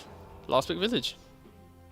I'm not sold on say, I'm not Hezzy, sold you on the haven't OD spoken in pick. a while. No, I think this. I feel like OD has a lot of difficulties in this game. You don't like Pango roll. You don't like Spectre after mid game. You don't like Fire Spirits. You don't hit the egg. You do have Beastmaster in your lineup and a Centaur that kind of help and able to try and make it easier for you. But I think in terms of the last picks, I like Tundra's more. I feel like this is more their comfort compared to the last game. And yeah, I think it's harder for Nigma this game than in the last one. I feel like for Nigma, like Amar needs to basically replicate what he did on the Huskar, where he's leading the charge, and that might allow space for this OD to breathe in the engagements. But if you aren't seeing that Razor front lane or really start the fights, that's when OD will just get completely bullied out by the Visage, the Tusk, the jump. So I am still leaning towards Tundra's lineup. I can see Nigma kind of growing in confidence throughout the series, but I just think Tundra have fixed the errors of previous games, so this is going to be a much harder game. For what T just talked about to happen, Razor needs to have a good lane. I don't see him having a good lane versus Tusk and Visage. Like they will just constantly spam him. Like that's a lane in which you need 1 million tanks. Laning setups. Nigma, they've got a pos 1, 2, and 3, but they basically go anywhere. Yeah, you roll the dice. They roll the dice and who's going where? Oh, well, you're here. I take that back. Whoever lanes into that lane is gonna have fun. Fair enough. Different prediction. I want to know from you guys. Who's taking first rush? Which team? Yeah. Curveball. Nigma. Tundra. Great. Tundra. Yeah, you're both wrong. I like to know. I like it when my panelists aren't all on the same page. But we'll see what Lyrical and Fogged have to say as they are going to be casting game number 3. First roast, I don't know. I'm not sure who it is, but I gotta say, I like the Tundra draft a whole heck of a lot. That Visage last pick, how you feeling about it? They've got a more comfortable their tri-core this time. I think the gyro was something that they used to do quite a bit, but it's something that kind of has been disappearing a lot of the times. This one looks way more up their alley. They've got their Pango on 9, super comfortable, right? They've got this Visage, and they have Skeeter on his best hero. Honestly, I think he's the best Spectre in the world. He's proved it multiple times with his build, his Aghanims, his Hex, this kind of thing that they play around. Right. He's amazing on it. So this one, I think, is the true test for Enigma. Looking at their heroes, they have Amar on his really strong Razor. They have to be fast-paced this game. This one, they will get outscaled, so pressure's on them to set that tempo, and they have a 5 Centaur. Yeah, Curl playing Centaur. They also picked an OD for some reason, which Kezu did not appear to be particularly happy about. We did see one in the last game, the last series as well. I think it's a lot just for the lane, right? I think that's the same thing that we saw Stormstormer doing it. He was playing versus a Tiny. That one's a bit more pressuring, but yeah, I think he just wants to be able to dominate lane, be able to get this kind of scaling and have some type of save for his buddies. But yeah, let's see if that works out, because does look like it could be pretty hard for them to at least take towers. It's going to be all reliant around the Beastmaster to pressure buildings, and the name of the game will be pressuring and trying to slow down the Spectre. Ooh, always feels a little bad when those shards don't get out the way they want them to, but will manage to escape from that one. Yeah, happens. Happens from time to time. Most definitely. And yeah, let's see how the Visage pressure is going to be happening, right? This 33 has proved himself, I think, to be the best Visage of the way that they play pressure in laning phase and the spam that they can do. They're always just keeping the carry very low HP. So let's see if they have enough regen between them. So I see Kuro with 6 tangos. I like it. And 3 on Amar and some stats at stake, so I'll be able to absorb some damage. Well, and also he's just Centaur, so he has that like natural crazy regen at the start too. Yeah, he's going to try to soak those soul assumptions as Amar. He's feeling himself a little bit after that last game. Of course, his Huskar super dominant. Already gives out the tip to Skeeter. Says, "I drink your milkshake." I didn't know that was a voice line on Razor, but I guess it is. You know, I think that Amar would probably feel that way even if he lost last game. You know, he'd still be trying to tip him. He does exude confidence. Yeah, that's the word. Definitely. Is that the one? As Sumelier is going to be going up against 9. We'll see how this lane goes. Obviously, melee heroes against OD, just very, very, hard to play against at times. Can get a bunch of denies in there. Yeah, lane's going to be a slow start there for 9, but does actually he gets the deny right away, and Sumel does not get the initial deny, so I think 9's quite happy with that first wave already. And the spam already begins down bottom. Yeah, you can see 33 there trying to build up the soul assumption stacks, but there's kind of a little bit of a wall being built up. They're not throwing it on Kuro, though. You see that? Yeah. They're hitting Kuro to build the stacks, but they know he's got that built-in regen and just going to constantly throw it onto Amar. GH, nice courier snipe. Talking about GH also, playing his signature Rubik, he might have been MVP. Besides Amar, like the secondary MVP for me that last game on his Naga Siren, and not so traditional 4 position. Traditional for him, but not overall for game. He was amazing, so I'm looking forward to what he's going to be able to do on a Rubik. This one, it's not like he has the best spells to steal. They're difficult to grab, too. So let's see what he can have happen. Yeah, needs to definitely be making some solid plays, helping out the rest of his squad, because they don't have that much control on their lineup. You've got Beastmaster Roar, which is obviously great, and then Centaur out of position 5 seems unlikely he's going to be able to get a quick Blink Dagger. Yeah, a great start top already, though. My control 10 last hits, and GH is just standing in the face of Skeeter and was just spamming him. I mean, they're really playing the spam game up here. Yeah, that's a lot of damage onto all of them. Yep. Obviously have the stick charges that are getting built up along the way, but that is what you want to see if you're an Enigma fan. Yeah. They do not get the D ward on the hard camp, though. So snaking, we did see that sentry placed. GH tried to find it because their positioning in this lane, it's always going to be them spamming. So they want to be able to get some pullbacks, but might cause him to buy a secondary sentry to go for it. Snaking. God, he's getting super low. They have no tangos. Dude, what? They got mangoes, though. Oh, look at Snaking's courier coming out on the courier. Are you ready? 9 tangos, but we'll see afterwards after the pressure bottom. As Mar does go down, and, well, like you were talking about, just so much damage that can come out in this lane. It is always going to be rough. Pandal talked about it, too. Anybody that goes up against them is going to have a tough time. Yeah, they know these two know how to play these type of lanes perfectly, as we saw at TI so many times. And yeah, 9 tangos for Snaking. We'll be able to heal up Skeeter decently. Skeeter, though, the pressure's already coming onto him from all this spam. There's another Fate Bolt. Punches, a couple more hits, and it's going to be enough with the axes. So MC gets the kill on Skitter. Beautifully done up here, really. And they still have mangoes to work with. The early Bassi coming out for MC also as, catches him mid-swash. We see the lane positioning's gotten a little bit funky in the mid lane, too. 9 trying to play a verse away from that OD, of course, so he can do decent. But seeing Sumail, 16-8, he's crushing the matchup. Yeah, all 3 lanes, again, going great for Enigma Galaxy. Yeah. As has been the case in every game so far this series. Yeah, definitely. And they're also checking runes. I see GH, even last game, always taking away bounties and stuff. As 9, I mean, look at this. 9 is playing, I mean, we'll take a glance at it, but 9 is playing like the off lane from the mid. Yeah. He's pulling the mid wave between his towers and denying a wave from Sumail. So Sumail actually has to go meet this. I mean, this is how we used to see this sometimes when it would be like the Alchemist getting counterpicked and he couldn't actually lane, that you have to just do these funky lane mechanics to catch up. But Sumail, no mercy. We'll still get a deny under there. Yeah, and ends up getting denied to neutrals. That was a stack, and I'm just going to assume that was on purpose at that point. We'll go with that. Yeah. But regardless, like you're talking about, this mid dynamic that's going on, the creep waves are running through the mid. He's still getting XP for him on the Pango, but definitely really losing out in that battle. Yeah, we'll at least get this water rune to fill up his bottle as Sumail. Gone for the early boots, so he can look to pressure and just constantly chase away 9. As 9 can't even walk up for a last hit. This is brutal. Dude, he is. There are a few people that have his. Oh my God. Gets him. That's the second time mid squash that he catches him. Does that stop? It looks like it stops the swashbuckle hits too. Couldn't quite tell. I think that he got. I'm pretty sure they still continue, but that one I don't think he was targeting anything. Okay, also, that must have been what it's also bugged right now, so it looks like it's shooting 2 ways. It's doing that thing again, so it's hard to actually tell for a second. Yeah. Well, regardless, 5 minutes in, 24-18 versus 13-12. And look at that. It's this, the same exact thing as last game. 9, he goes to check the bounty rune, and it's gone, right? Yeah. GH had already checked it, so it's a walk back to base for 9, as it's going to be almost 2-level advantage for Sumail. Dude, 9 is never going to buy a bottle again. Nope. As Saksa, down low, going to die. Amar, they're trying to all in for this one. Has another soul assumption in a second. He gets it off in time. But Kuro, he's the happy one. Oh, yeah. Gets all that XP. The raindrop, not enough to block. It did block some of that damage, but it's a little bit too much out of that soul assumption. Maybe we'll get a Blink Dagger. Who knows? I mean, maybe he will after that, right? He's gonna be like level 5. Yeah, look at mid. Sumail 6, 9. He just hit level 5, and GH is here. He might. Thinking about it. Couple more hits, doesn't decide to go for it. Saksa right on top of him. They can't go for Sumail. But a stomp, and after TPing back in the lane, 33 he's getting dove, and that one hurts. Wow. And the 5 Centaur, it's working.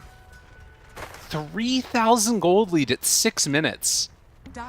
I mean, this is huge. Yeah, I mean, the mid matchup, he has a full 1,000 gold over him, and as we said, a full level advantage too. I mean, where's 9 gonna go? Oh, they're sending 9 bottom, and I think they're gonna send 33 mid, yeah, maybe. They have to change this. This is disastrous here for Tundra at the start.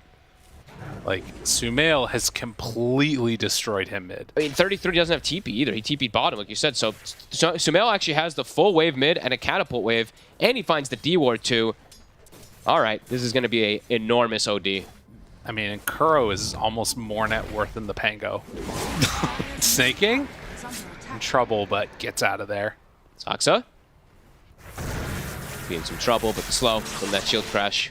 With the push. Man, that swashbuckle is really messing with my brain, but... Yeah, it's okay. We'll get there. So it's all over the place. So they sent 33 mid to do maybe a little better, but at this point, it's a 3-level disadvantage. So Sumail is still going to be able to bully pretty consistently over here, even getting the range creep under the tower. Yeah, that's a pretty tough one. And I mean, you need to sort of at least get some type of levels for 9 here. Needs to get into that level 6 so he can make some rotations, get some kills potentially. Yeah, they had to do this swap up. Again, Saksa. Yeah, turn now onto Kuro. Try and bring him down, and they're going to be able to do just that. So get the kill onto the Centaur, and Amar can't make anything else happen here. And with 33? 33's thinking about coming down. He's like, I'm getting nothing down. I'm getting nothing in the mid lane. I want to come down there too. It's like they're taking turns. They might be able to get him. Level 2 tag team. This is huge. Move in, get the damage out. Another hit. It's not enough damage though. Good TP from GH, saving his buddy. Sumail continues to just be uncontested. Not something you see too often. Nobody wants to go to the mid lane. No. But now they do have the 6 on the Pango. Stampede. That's a level 6 Centaur. Yeah, he's pretty large and in charge there. He's 6 before Amar. He's a full level ahead of Amar. 5 Centaur, by the way. Well, it feels like they keep on going on the Visage, right? Or the Visage keeps on going on the Razor, and they get the kill there, and then he's the one left alive afterwards. Yeah, it's working out well for them. Skeeter, he is starting to recover from all these movements, does have Blade Mail ready, and we usually see Tundra. They stack a lot when they have this Spectre Blade Mail, so probably going to see that starting up, but a great start. Nigma couldn't ask for too much more here in this matchup. And looking to continue pressuring here and continue to hit this mid tower. No catapult, but they're bringing 3 heroes, or 2 heroes plus those illusions. And as you can see down there in the corner as well, this is the start of MC trying to build up his farm too. Sumail. Oh my He's going God. for 9. He might have him in the jungle. It's got him. Chase and killed. So just complete oppressive movements in. They find Amar down bottom. Kuro now in some trouble too. Skitter made that rotation over and should be able to run him down with these birds. Along with Socks in the area. We'll drop him down here and finish off the old Centaur. Good haunt move. Skeeter, the only one seeming to have quite a good game there on their cores. 33 starting to recover, but 9. He's getting bullied. Sumail showing him no mercy. Yeah, and it's not really like he has an easy place to go and play except down bottom. Yeah, and also like he went to jungle. He was stacking his own jungle camp, and it was actually the end duration of the ward that GH had that gets him. So look at Snaking right now. Yeah. Snaking has now spent 2 sentries in his jungle. A third. Trying to... a third. Oh, no, that's an obs. But okay.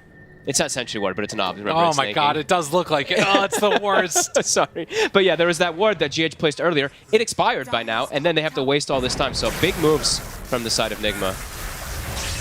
Even getting a bird. Take that one down there. 9.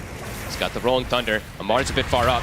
Bounce back on 2-2. Stampede to try and get away. Kuro focuses down 1 now. And in the meantime, MC kills off Snaking. But Amar dies again. Now, with OD rotating back bottom, should be a quick little rundown. And 9 going to be in the grave yet again. Kuro just turning and killing the Tusk when there's 3 of them going on them. That is impressive. Skeeter. Yeah, Chase down. GH back behind the tower, but manages to get out of there. And yeah, you think about this. I mean, at 3,000 gold lead at this point, you got to be feeling great if you're Nigma Galaxy. I mean, you know, you think about where they were at the start of this one, esportsbets.io odds, and how much favored Tundra really felt like they were this entire time. It was one of those things where now coming into this with a pretty substantial lead in this game 3, could come away with a huge upset here. Yeah, absolutely. I mean, even the first game, right? It's like they looked pretty good. Their draft, of course, started to feel a little weird as the game progressed toward the later stages, but game 1, they looked good. Game 2, they looked excellent. Game 3 at the start, they're looking amazing again, and they're making a 5 Centaur work. Kuro's going to have a as long as he doesn't die a couple times in a row or something, he's going to have a really early blink to have those initiations from the 5 roll. So, yep, those cores looking good on Nigma Galaxy. And as you mentioned before, they even have the stacks to boot. So a quad Ancient stack is set up. GH even stacking it one more time here. Wait, quad? That's Yeah, a lot. That's a lot, right? That's a lot of gold. He actually did not get the last stack there, so... Oh, Snaking does a good job denying that DD rune there, and looks like he can get the... He goes... Oh my god. Just feels petty. Sumail, really on fire this time with this OD. Yeah. I mean, that's just that, like, killer mindset where he's like, look, I invested a little bit of my resources in this kill. I'm going to make sure I get it. It's a very Sumail play. You know, in the olden days, we always just called him the most aggressive mid player on the planet. Continuing to show that here today. As now bottom, they see this pressure coming out. They're already rotating on the side of Nigma. Kuro. Walrus Punch, the snowball, and the birds drop down, but They're not here. enough damage with everybody else showing up. But then the Haunt, they move in, snipe the Centaur, try and get away. And it looks like they're going to be able to do just that. Nigma's a bit hesitant to walk in here. They've just lost the number advantage there because of that Haunt from Skeeter, so they'll back away. Looks like they'll give away that tower, and Kuro does get slowed down a bit on his blade dagger. Tier 1 tower looks like it is going to be claimed, so one apiece. Of course, that mid tower also being gone for Tundra keeps him down 1. But yeah, right now you still look at the net worths, and it's just OD by a pretty wide margin up on top. Yeah, 1,200 ahead, 1,000 gold ahead of the Spectre, and 2,000 ahead of his Pango. So we do see those stacks. As we mentioned, the quad stack, it's going to start maybe being worked on. Amari's only level 7, though. I mean, he's a bit under-leveled, so maybe not going to be able to do it just yet. And on the other side, Tundra, they have their double stack at the ready. It's not a triple or quad stack yet, but looks like Snaking is going to get those set up for Skeeter. Nonetheless, could also be MC that does it. There's need to clear out the stack. There's too many of them. They might do it together. I think they should just do it probably together here. Yeah, definitely. Well, you can see Sumail He's on the hunting. Find Skitter. GH is there, but they don't want to dive just in case there are more heroes in the area. Yeah, not a place you want to come into the triangle there. Sucks and Snaking near the area. Stack nearly finished from the two of them. Good chunk of gold. And the Helm of Overlord is now finished, MC level 10. Perhaps they can look to start pressuring 9 even more so, as they've really bullied him a bunch in this early game, and his later game still looks kind of difficult playing versus Beastmaster always, right? He rolls Rolling Thunders in, he can just get roared. Bit tough for them to focus fire him too hard with their carry, because they don't have the highest physical one, but it's still going to be disruptive. But 9 does have the Fusel, so somewhat recovered. Right. And at the end of the day, it is still, thinking towards the later stages, a Spectre that can be really hard to deal with, particularly once they start getting these gank squads rolling out together. Yeah, they don't want to get too laxed on the side of Nigma Galaxy by any means, because that Razor, we saw Amar is having a little bit of a hard time, and Skeeter, we've seen what he's been able to do on the Spectre so many times. Is that the blink finished? It is. So Kuro, he's got blink. So that's probably a signal of them being able to try to just go, look for more of these kills. Yeah, it is weird to think about it, because coming into this, if he hadn't gotten this good of a start, I feel like that might not have been something that they're anticipating. Oh, they're going into Roche with just 2 heroes. It's spotted. And Banish, they had a ward in the area. So 9, or it was just the Hawk. So 9 not going to get off that Rolling Thunder in. That was they tried for the sneaky move. I like it. With the OD with the Max Orb and the Beastmaster with his summons, they could have snuck it, but it gets spotted. And they spot this out, jump forward. 33 going to get stunned. Kuro, GH jumped upon. They're really split right now on Nigma. And the roll comes out. MC in trouble, going to die. So too is GH. So with 2 already gone, 9 trying to separate, get away from the rest of his chase down coming here. I think he's going to be fine. Nope, he gets stunned and going to get dropped. Little split there at the start for Enigma Galaxy. They will end up cleaning 9, but almost losing 3 heroes. Have to be careful how much they dive forward until this. Snaking still had the egg at the ready, too. Tundra starting to find their way back into this game. That gold lead down to less than 1k. Wow. Radiant's middle tower is under Nigma, attack. still very possible for them to take that Roche if they manage to win a fight pretty quickly. But it's also feeling like one of those things where they kind of shot themselves in the foot a little bit there. Yeah. It's scary. It's a terrifying place to fight around versus the Egg versus the Rolling Thunder. Even though you have the Roar, of course, to at least hold him in his track for a second or two, got to be very aware always of that Egg in that area. Yeah. And the Pango roll, it's really, really tough. The milkshake. They have the Hawk still in position here. It's not killed again. And thinking about it on Kuro. Placing maybe a secondary ward. The ward is down, still in that same place as well. Not dewarded, seeing all this movement. So Tundra having eyes on the pit. Yeah, they keep just throwing shards in. It feels like they really want to wait for a Mars BKB before they're like willing to go hard on trying to come in and commit for an objective. It's a ways away, and it's just giving time for Skeeter. Skeeter's gonna have Aghanims almost done. It's 400 gold away. So next wave plus a neutral camp, and they'll have it finished. Man. And if he goes down right here, this would be devastating. Oh boy. Saksa finds him right at the start. The Walrus punches there, the shards. He is not getting out of here. Oh, they're really shutting down this Razor. That is crazy. And with how well the other two cores are doing, you know, this key item that you have to have on Razor, it's really stopping them from being able to go on in for a fight. Yeah, Sumail, you know, he's strong on this OD, but like he cannot solo carry this game versus a Spectre. He needs that Razor to have a little bit better of a start. Now tower pressure is going to come out, and Tundra might be able to take gold advantage here off of this. Skeeter, Haunts up in 20, Ags is ready, so frequency of these plays from Tundra, it's going to be happening around the map a little bit faster now. Nigma, they have to stabilize this game. They want to have a chance into the later stages. Aghanims completed, like you said, still sitting with 6 mangoes because it's Tundra. Yeah, that's just a tongue. I mean, Skeeter is just a mango specialist. Under attack. Dire's top tower is under attack. Wow. Buying more time, and Tundra taking full advantage of it. They're looking to fight. They know. Oh my. Oh man, Amar. They draw the line right to him. Oh man. If they catch him here. Bottom tower is under attack. He is right over in that direction. The Skeeter's chase. They find MC. They get the snowball onto the Beastmaster. Gonna get the chase down for the kill. Amar also in trouble. Going to die again. Back-to-back deaths. They weren't even going for him. They were going for MC, and they're like, oh, consolation prize. And now Roche, maybe it's on the lookout there for Tundra. They can probably start at Spectre. It's got Max Desolate, so it's going to get brought down pretty quickly from that with that Visage as well, too, in tag team. Uh-oh, Nigma. Man, you just think about how different this all could have looked if that first Roche, they just, you know, hadn't been by the area when they were going to sneak it or whatever, any of those types of things. Tundra just prepared for it, is now getting an Aegis into their hands, too. They've completely recovered their game. The complete turnaround. 11-12. 1,000 gold lead. At 6 minutes, this was a 3,000 gold lead into the favor of Nigma. Top tower is under attack. They've completely opened up the game, and it's just tough now for the Razor to find, for Amar to find any space. He has to farm in defensive positions here.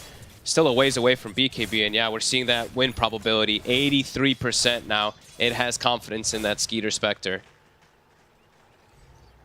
Wow. Queuing up the Manta style next. And Tundra likely to play things pretty safe with this Aegis. Keep saying Skeeter. Skeeter. I'm saying Skeeter all the time.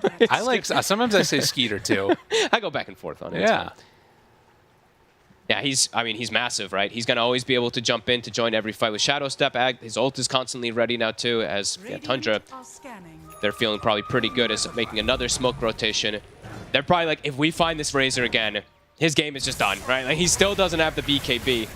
Yeah, dude, he has been nursing this gold lead. Kuro just standing around him right now to break any smoke movements that would come in this way. Kuro feeds him a tome even, too. He's like, take it, man. Like, we need it. We need you to just get bigger somehow. Has to make it happen. Because the other two, like we said, they're keeping up there. And it is very much this, like, one just key item that allows him to, I mean, obviously not own, but at least stay alive. Yeah, I mean, it's probably going to be coming out too late at this point. Like, he's so far behind. The Razor just hits level 12. Snaking's Phoenix is 12 and change. Like, do they even have egg hitters at this point, too? It's sure they've got the Beastmaster aura that always helps them kill egg, but there's so many different ways for them to like control heroes around egg, too. So Tundra's team fight, it's terrifying, too, at this point. OD gonna TP into the trees here. Does he get scouted? They're thinking about laying down a ward. Get the banish, immediately jump right onto OD. It didn't stand a chance. Sumail has to pop that BKB, walk away. The fight is broken. That's the BKB charge used from Amar. Now in trouble. They have the Sunray going out with the egg there on the side. Gonna melt him to shreds. Oh man, this is now... It's fallen off the rails. It's completely just detonated in their faces. Yeah, first BKB sign of the OD and that Razor, and Tundra just destroys the fight. Don't even lose anything. Now Dude, they were so ready for that. Yeah. Like, he was pre-casting on where the OD was going to be, it felt like. Really impressive stuff. Yeah, even though Tundra, you know, 9, he was off to that slow start there on the Pango. He knows when to go. He knows when to hit big, and they found so much in these last few moments. Well, just like that, Tier 2 tower taken, gonna head on down and take that outpost over, most likely for Tundra. Shut down some more of this experience. Yeah, they can't take advantage either of these ults being on cooldown on the side of Tundra, because they also use so much on the side of Nigma, right? Those BKBs, the Roar, most was expended. Yeah. So Rolling Thunder, it's back up in 3 seconds. Shadow Step's always ready, so Tundra, they're pretty ready to fight. So Nigma, let's see what they look to do. They're all stacked together. And, you know, you think about how so much of this came down to, in a lot of ways, that last pick 3-3 Visage. You know, and starting from the beginning of the laning stage against that Razor just has proved to be such a great answer and has never really been able to recover from it. Yeah. And now Tundra very much in control of this game. Yeah, it's like, you know, Kuroki, he got this early Blink Dagger, but haven't been able to do much with it because that Razor is so far behind. So Tundra definitely recognizing what to do in that laning phase. Radiant's bottom tower is under attack. Well, Tier 2 tower. They're ready to fight. 15 seconds for Egg. Looks like the smoke up from Nigma, though. They were ready to run on in here, too. Tundra knows it seems like the ward is placed. Saksa gets the blink back. Skitter jumped upon. This is the Aegis carrier. 50 seconds. Rolling back and forth. The BKB out. Amar draining 9. Trying to get what damage out he can, but with the BKB wearing off, and Sumail already running away. He has to pop BKB as well, full defensively. Yeah, has to get out of there. Wait, the fight's still going on, though. Control back, 2 supports. Tundra trying to retreat together. And it looks like they're going to be able to do just that. So nobody dies in that entire exchange. And it looks like Tundra going to be content to finish off this tower here. Yeah, as we saw there, the Roar comes, but even though he full links and is hitting him with the Eye of the Storm on that Pango, it's not quite enough to kill him during the Roar anyway, so not going to get that trade. And we're seeing, of course, that Wraith Pack that comes out from the Visage. Always gives that little bit of extra heal, of course, when you swashbuckle and stuff like that. And it prevents that physical damage to be able to focus that Pango inside his roll. Wow, 5,000 gold lead. So hard here for Enigma to really do much. BKBs have to be used defensively, and they can't get anything out of it either. As Tundra continue to grow this lead with the Spectre as well.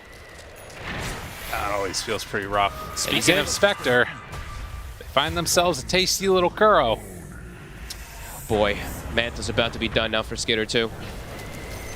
So incredibly farm. And 9 appreciating what he's seeing, gives the tip over. I think that's a pretty appropriate one. It's now the hunt. He's hunting. They see Amar. Oh my god, dude, they're just bullied. They chase him on down here and gonna get that kill. Skitter not tipping him though, you know. Even though Skitter was tipped by Amar earlier, Skitter, he doesn't care. He's focused. He's like, I got my Spectre, I'm happy.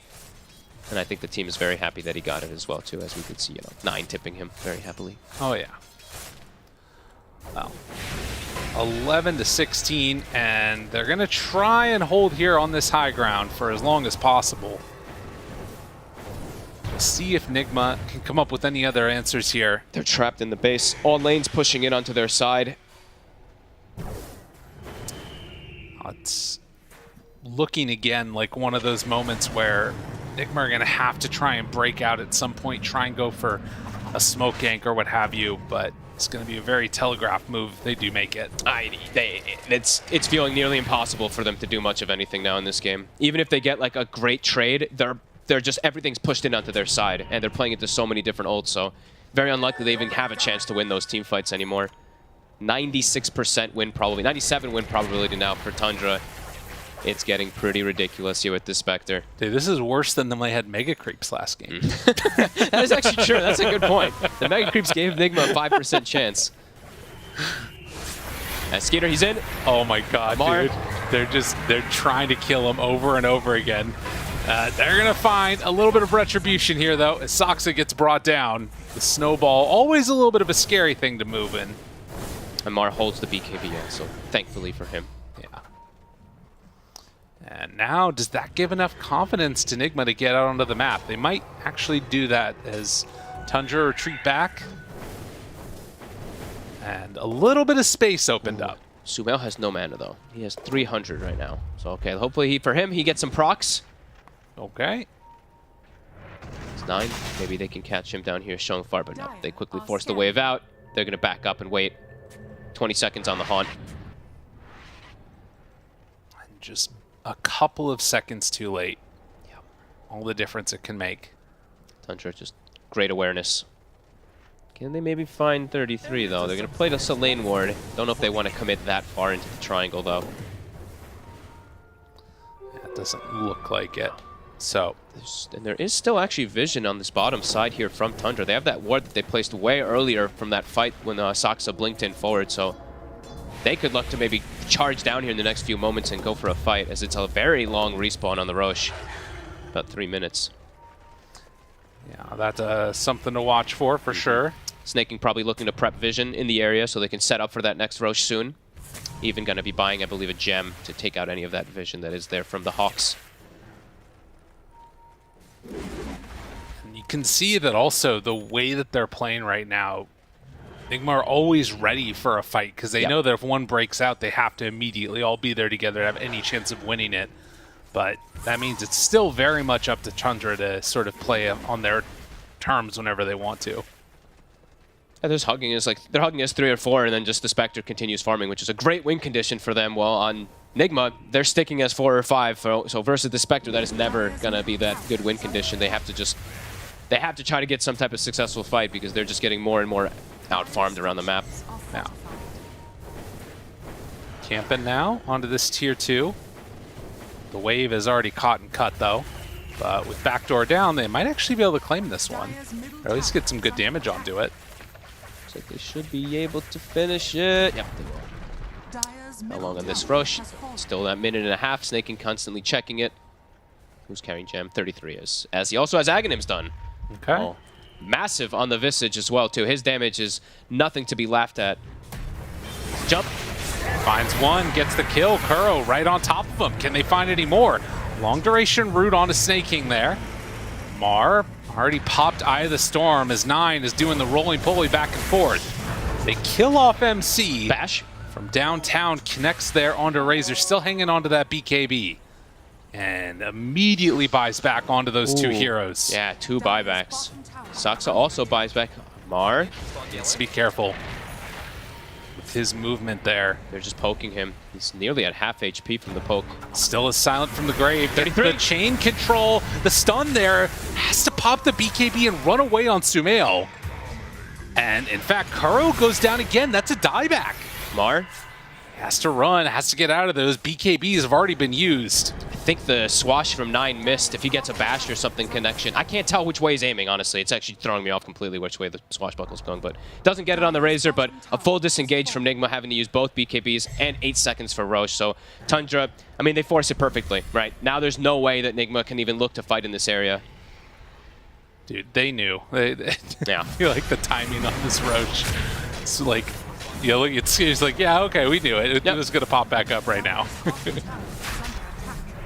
It's just a clean way to take the fights, too. With the gem, the 33 that they bought for 33, he Gravekeeper, or he silenced the Graves in, knows that there's no vision in the area, and he knows he can commit onto Sumail. Like, Sumail, I think he's actually a little lucky that he gets that BKB off and is able to survive. It looks like they almost chain stunned him. That was really close.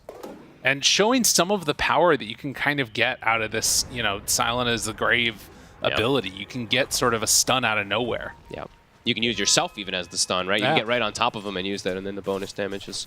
I see Amar has queued up the Midas. I don't think he's really going to buy it, but I think that's telling the tale of how he feels about the game. I mean, it's pretty brutal. Yeah, this one has really fallen off the rails for him. Yeah. They just bullied him. 3, 8, and 5, right? They've put all the attention this time around onto just making sure he has no game. And they did that. Yeah. That is for sure.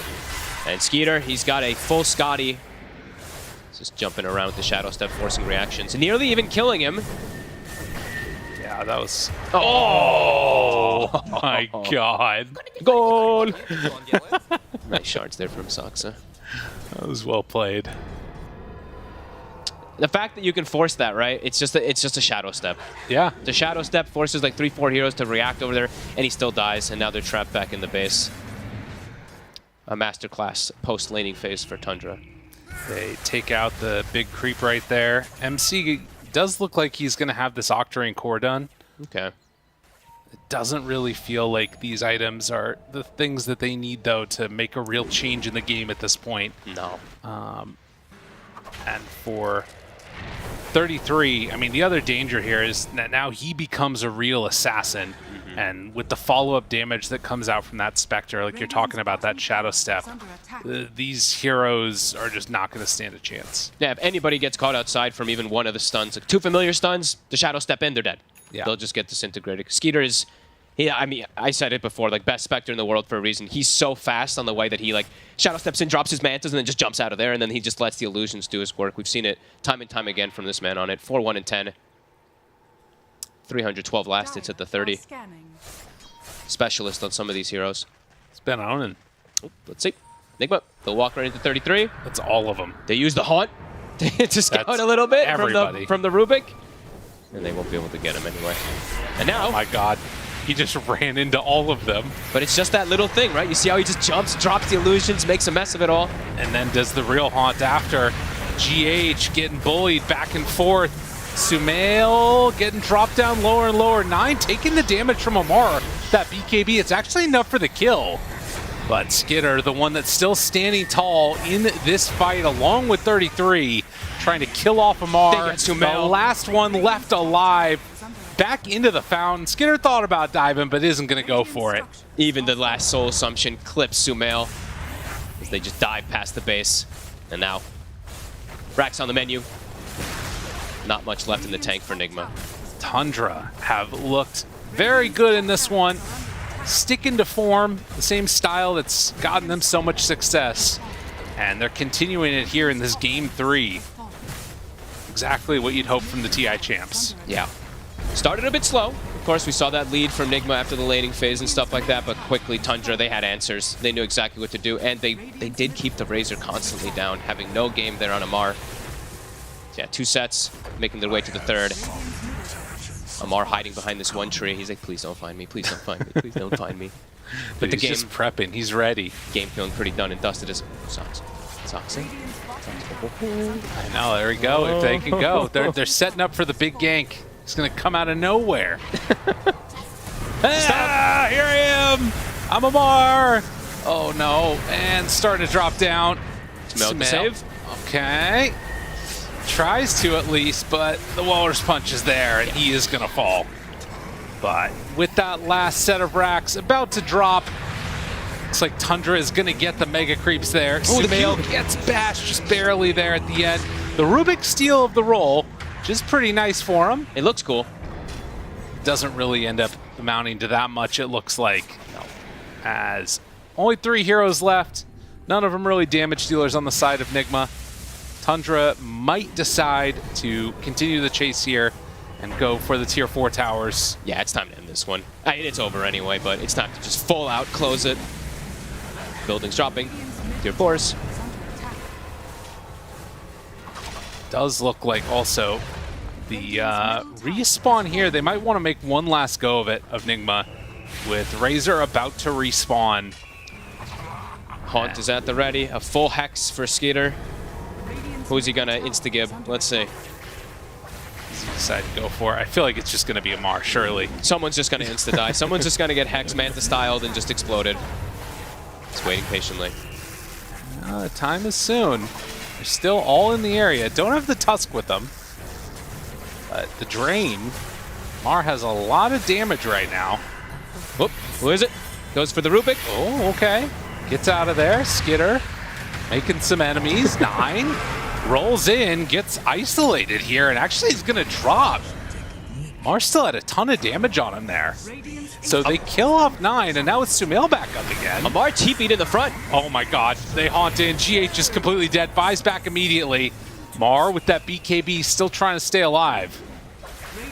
So Tundra going a bit far. They're staying. I don't think they're backing off. They're so healthy on these 4. That's true. Kuro. Walrus Punch, couple more hits, and the Centaur's gone. Do they have more left in the tank? Sumail starting to get destroyed. He too is gone. 33 is godlike. Another sheepstick on this lineup. And eyes on the prize. Ancient is going to start to get hit here. Mar, not sure if he can hold off this aggression along with MC. As the throne eventually going to drop, Saksa comes on in for the Walrus Punch. The Hex is there. Snowball again, dang near into the fountain. But in the end, Tundra are going to win this game. They're going to take down Nigma Galaxy 2-1. Yeah, great showing from Tundra this time with their specialty. I think they maybe not tried something the last game, like the gyro is something a little different like that, but I don't want to take anything away from Nigma. I think they actually played a pretty damn good series. I actually was very happy to see how they played those first 2 games. This one, they started off great again. Their laning phase, all 3 games were really successful. This one, I think Tundra, they just recognized exactly how to shut down the Samar and never let him come back. And Skeeter just continues to prove how damn good he is on some of these heroes. For sure. And I think that, again, against a team that has such a definitive style like Tundra, it's difficult to come up with an answer of how to stop that. I think that the thing that I saw that I really liked out of Nigma Galaxy is I'm wondering against some of these other teams, might they have more success than we were anticipating coming into this? I think that there's a chance. This team looked pretty good here. Yeah, I think they definitely have something showing for them, and I think their early game is definitely something to be kind of afraid of, right? If they can build a 4K lead in 10 minutes, sometimes this can just snowball out of control. So yeah. Well, I think the end panel for us is mainly just that Tundra is very freaking good at Dota. Let's head on back to the panel and end out the day. Let's end out the day by definitely talking about how good Tundra is. There was just nothing Nigma Galaxy could do, right, with that lineup? Whoa. I'm not jumping there just yet. I mean, they played, I think Nigma, again, the casters, just mentioned it, they played incredibly well. I think Sumail early on in his OD, CS-wise, completely slaughtered 9. His aggression in jungle, very, dominant. I think it was one of those things where when he looked over his shoulder after such a great game, he's like, where's my team? Oh, sorry, Mar, you nowhere. back up. Oh, well. They're all the way at the bottom of the... Yeah, and it's unfortunate reality for Nigma, at least, and I think for Tundra, they fixed their drafting quirkiness of Game 2 and Game 3. You've got the Spectre, you've got the Pangli, you've got ways to delay out the game, and even after such a shaky lanes, just Tundra, they found their rhythm. Yeah, I don't even feel that they had ways of delaying the game. They just had ways of winning the game at every single part of it. Like even in the early game, the lanes perhaps a little bit shaky, but post-laning stage you have this visage that just pops off, right? Like 33 on a hero just makes him work in a different way, in a different fashion. And when you have teammates that are able to constantly deal damage, he's just one sole assumption after another, netting him in the end, I don't know, like 11 kills, 10, 11 kills? Yes. A lot of kills. Double digits for sure. A lot of really good items on him as well. Utility and obviously the shard. Like you try to go on the visage, you try to blow him up, it just literally never works. I mean, Nigma even had like a good, 15, 16 minutes maybe. I feel like as soon as they stepped into like the Tundra jungle territory around like this Roche time, I think that's where the game kind of fell apart for them. I think Sumail again impressed quite a lot. He had a great early game. I feel like he had to play not only perfect, but he would have had to make all the perfect calls in order to win this game. Eventually, when you fight Tundra and like these choke points against Egg, Sunray, Shards, Pango Roll, it just becomes really hard for them to play. And kind of after one mistake, the game fell somewhat out of their hands. But their early game, if they can, moving forward, if they can build on that and get better and I would say like finalize their drafts in like a nice way, then this team is going to be a lot better than I thought they would be. Yeah, again, for like Nigma at least, I think it's that awkward part of the game where they might have been in a position to maybe look towards Roshan a little bit, but because you have the Razor, you can't rush towards it. And you can't really sneak it either against a Pango, a Phoenix, the Tusk checking it with Shards, Spectre Haunt. Like, because you have this Blade Mail build, Tundra are able to always contest it, and that's why they took the first Aegis. I think for Enigma, unfortunately, what gave them Game 2 dominance was win lanes, take Roshan, choke out the map. In this game, they win lanes, they can never really do Roshan, so their whole game plan of how they beat Tundra, they couldn't get that final step to get the ball rolling. For me, the biggest difference is the way the cores work. Like in that last one, you had this Huskar who can just go completely out of control, put the game on his back, carry it, right? In this one, it can happen that the Razor is a real hard carry. It can happen that an OD as well, but I don't see them doing that together. Like they kind of, for me, overlap. They fit the same role in the game. It's like you have this laning, dominating mid-game powerhouse that kind of falls off and is really easy to single out and kill. Yeah, like I think unless Nigma somehow were able to like take the Roche with Beast OD on their own, which is going to be very hard because you need to keep Tundra away from you, then I really think at some point the lineup just falls apart because Tundra's late game is better and their mid-game team fighting is better even when they're behind. Yeah, all done, all dusted. Nothing? Yeah, we're good. We're good. Perfect, because an interview is ready. We're going to jump into it. We have 9 joining us, so we get to ask him some questions. 9, thank you for joining us. Congratulations on this win. I have to ask the hard question straight off the bat, though. What happened? What went wrong in Game 2 from your point of view here? I guess one big thing is we don't have any experience playing against Huskar, really. Okay. I thought that mid matchup will be good or fine for Arc Warden, and I thought it's gonna be good later on. But yeah, we just didn't really have much experience, so we definitely learned from this game. Alright. Okay, hey 9, congrats. I have 2 questions. So the Naga Enigma 16-17 that they did in the second game, did you feel like, did that throw you guys off a little bit, or was it just like normal game drafting? We kind of expected it to be a support Naga, so it didn't really throw us off. It's just same with the Huskar. Like we never, I don't remember the last time we played against a support Naga. So I guess you could say it kind of threw us off because their draft was not something we could read from the beginning, like how the game will turn out to be. Yeah. Okay, I have one more question. So I think in the last season you turned into a, let's say, monster. So I was wondering, what do you think was the impact of your great coach IQ 2000 on this improvement from you? Honestly, the biggest impact is just that I have a team that believes in me and pushes me to be better instead of turning me down or something, which already helps with a lot as well. Because I think that was always the biggest issue for me as a player. Just struggling with confidence and playing on stage, playing high-stake games and everything. But now that I have a team that just trusts me, and even like sometimes I just feed like in this series, and I don't get any negativity towards me, and we just get to play and win. Perfect, thank you. So nice to hear. Yeah. You're talking a lot about trust. You know, Tundra as a team, as we've been watching you, it's always, you feel like there's this inevitable time that you'll always be able to come back into a game or you'll be able to split push enough. How, as a team, do you actually kind of communicate that within the game? Is it like during the draft, you're like, okay, we can't actually fight into this? Or is it more like organic, where in the game someone might speak up and do it? Because it feels like it's so second nature to all of you, no matter what you're playing against or what you're playing. I think it just comes down to partly experience and just reading the game well. Because, for instance, in this last game, I thought from the beginning that this OD pick is not good. The lane will be very hard against Pango, but I felt like OD is unplayable in this game, especially if you don't do Axe build. So from the beginning, I was feeding, but I always thought like later fights, I don't see how OD will hit a single target once against a Pango or something. So it doesn't matter how hard the game will be, you just gotta understand that timings of heroes will be, like a lot of times heroes that win the lane might fall off later. And if you see someone in your team like gets pressured or something, you just gotta let like you just gotta make sure everyone is on the same page. Sure. Were you expecting Nigma to go for a more active style in mid lane, like more of a playmaker to unlock their draft, or was like you just said the OD was a surprise? So did you, without obviously going, did you have something else in mind for them to be picking, or? We thought they will go for some Leshrac. We did think they will go for a carry style of mid, like a farm heavy.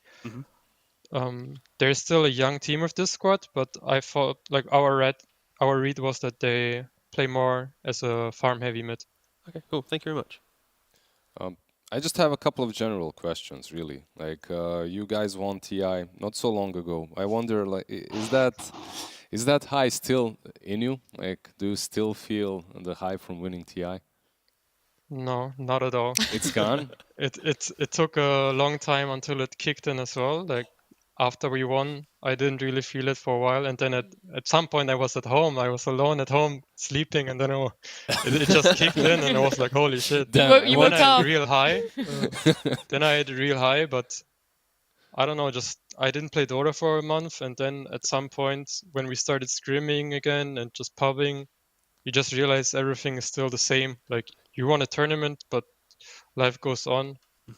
Yeah, And we will just continue to compete the same as before. Yeah, it's a dream for all of us, pretty much, that are in Dota. And my second question was literally that: do you think that it changed you guys as a team afterwards? I guess you already answered. So I'm actually really happy that I cannot say that anyone has changed at all. I was actually I always had this question in my head, like what will happen to me if I win TI, or to Oliver because he's such a close friend.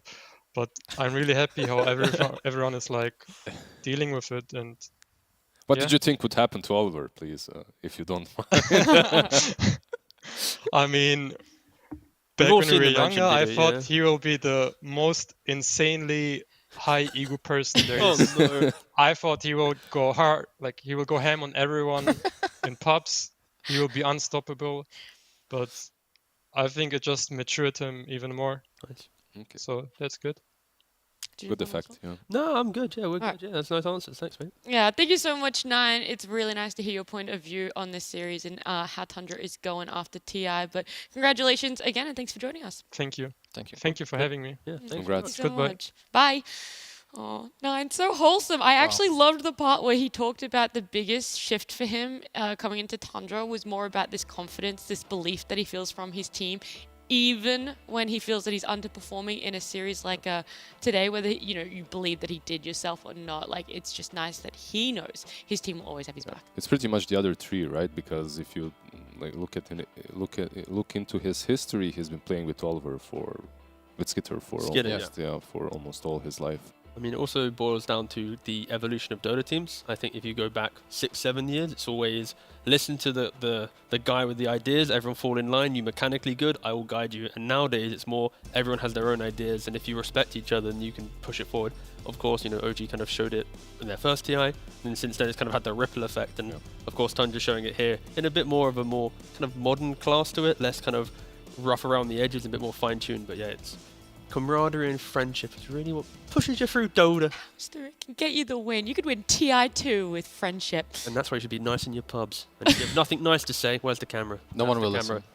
Yeah, that's true. No point. All right, go on. Back to you. Yeah, they've already tuned out. So instead, let's just go to results. Let's have a look. Let's wrap this day up because we started off the day with a very nice hype series. It was OG versus Secret. Ended up 2-0 in OG's favor. Entity and Into the Breach 2-0 as well. Game 2, though, went on for what felt like an eternity. If you had to watch one back, that's probably at least the one I'd say to go and have a look at. And then this final series, 1-2 in favor of Tundra.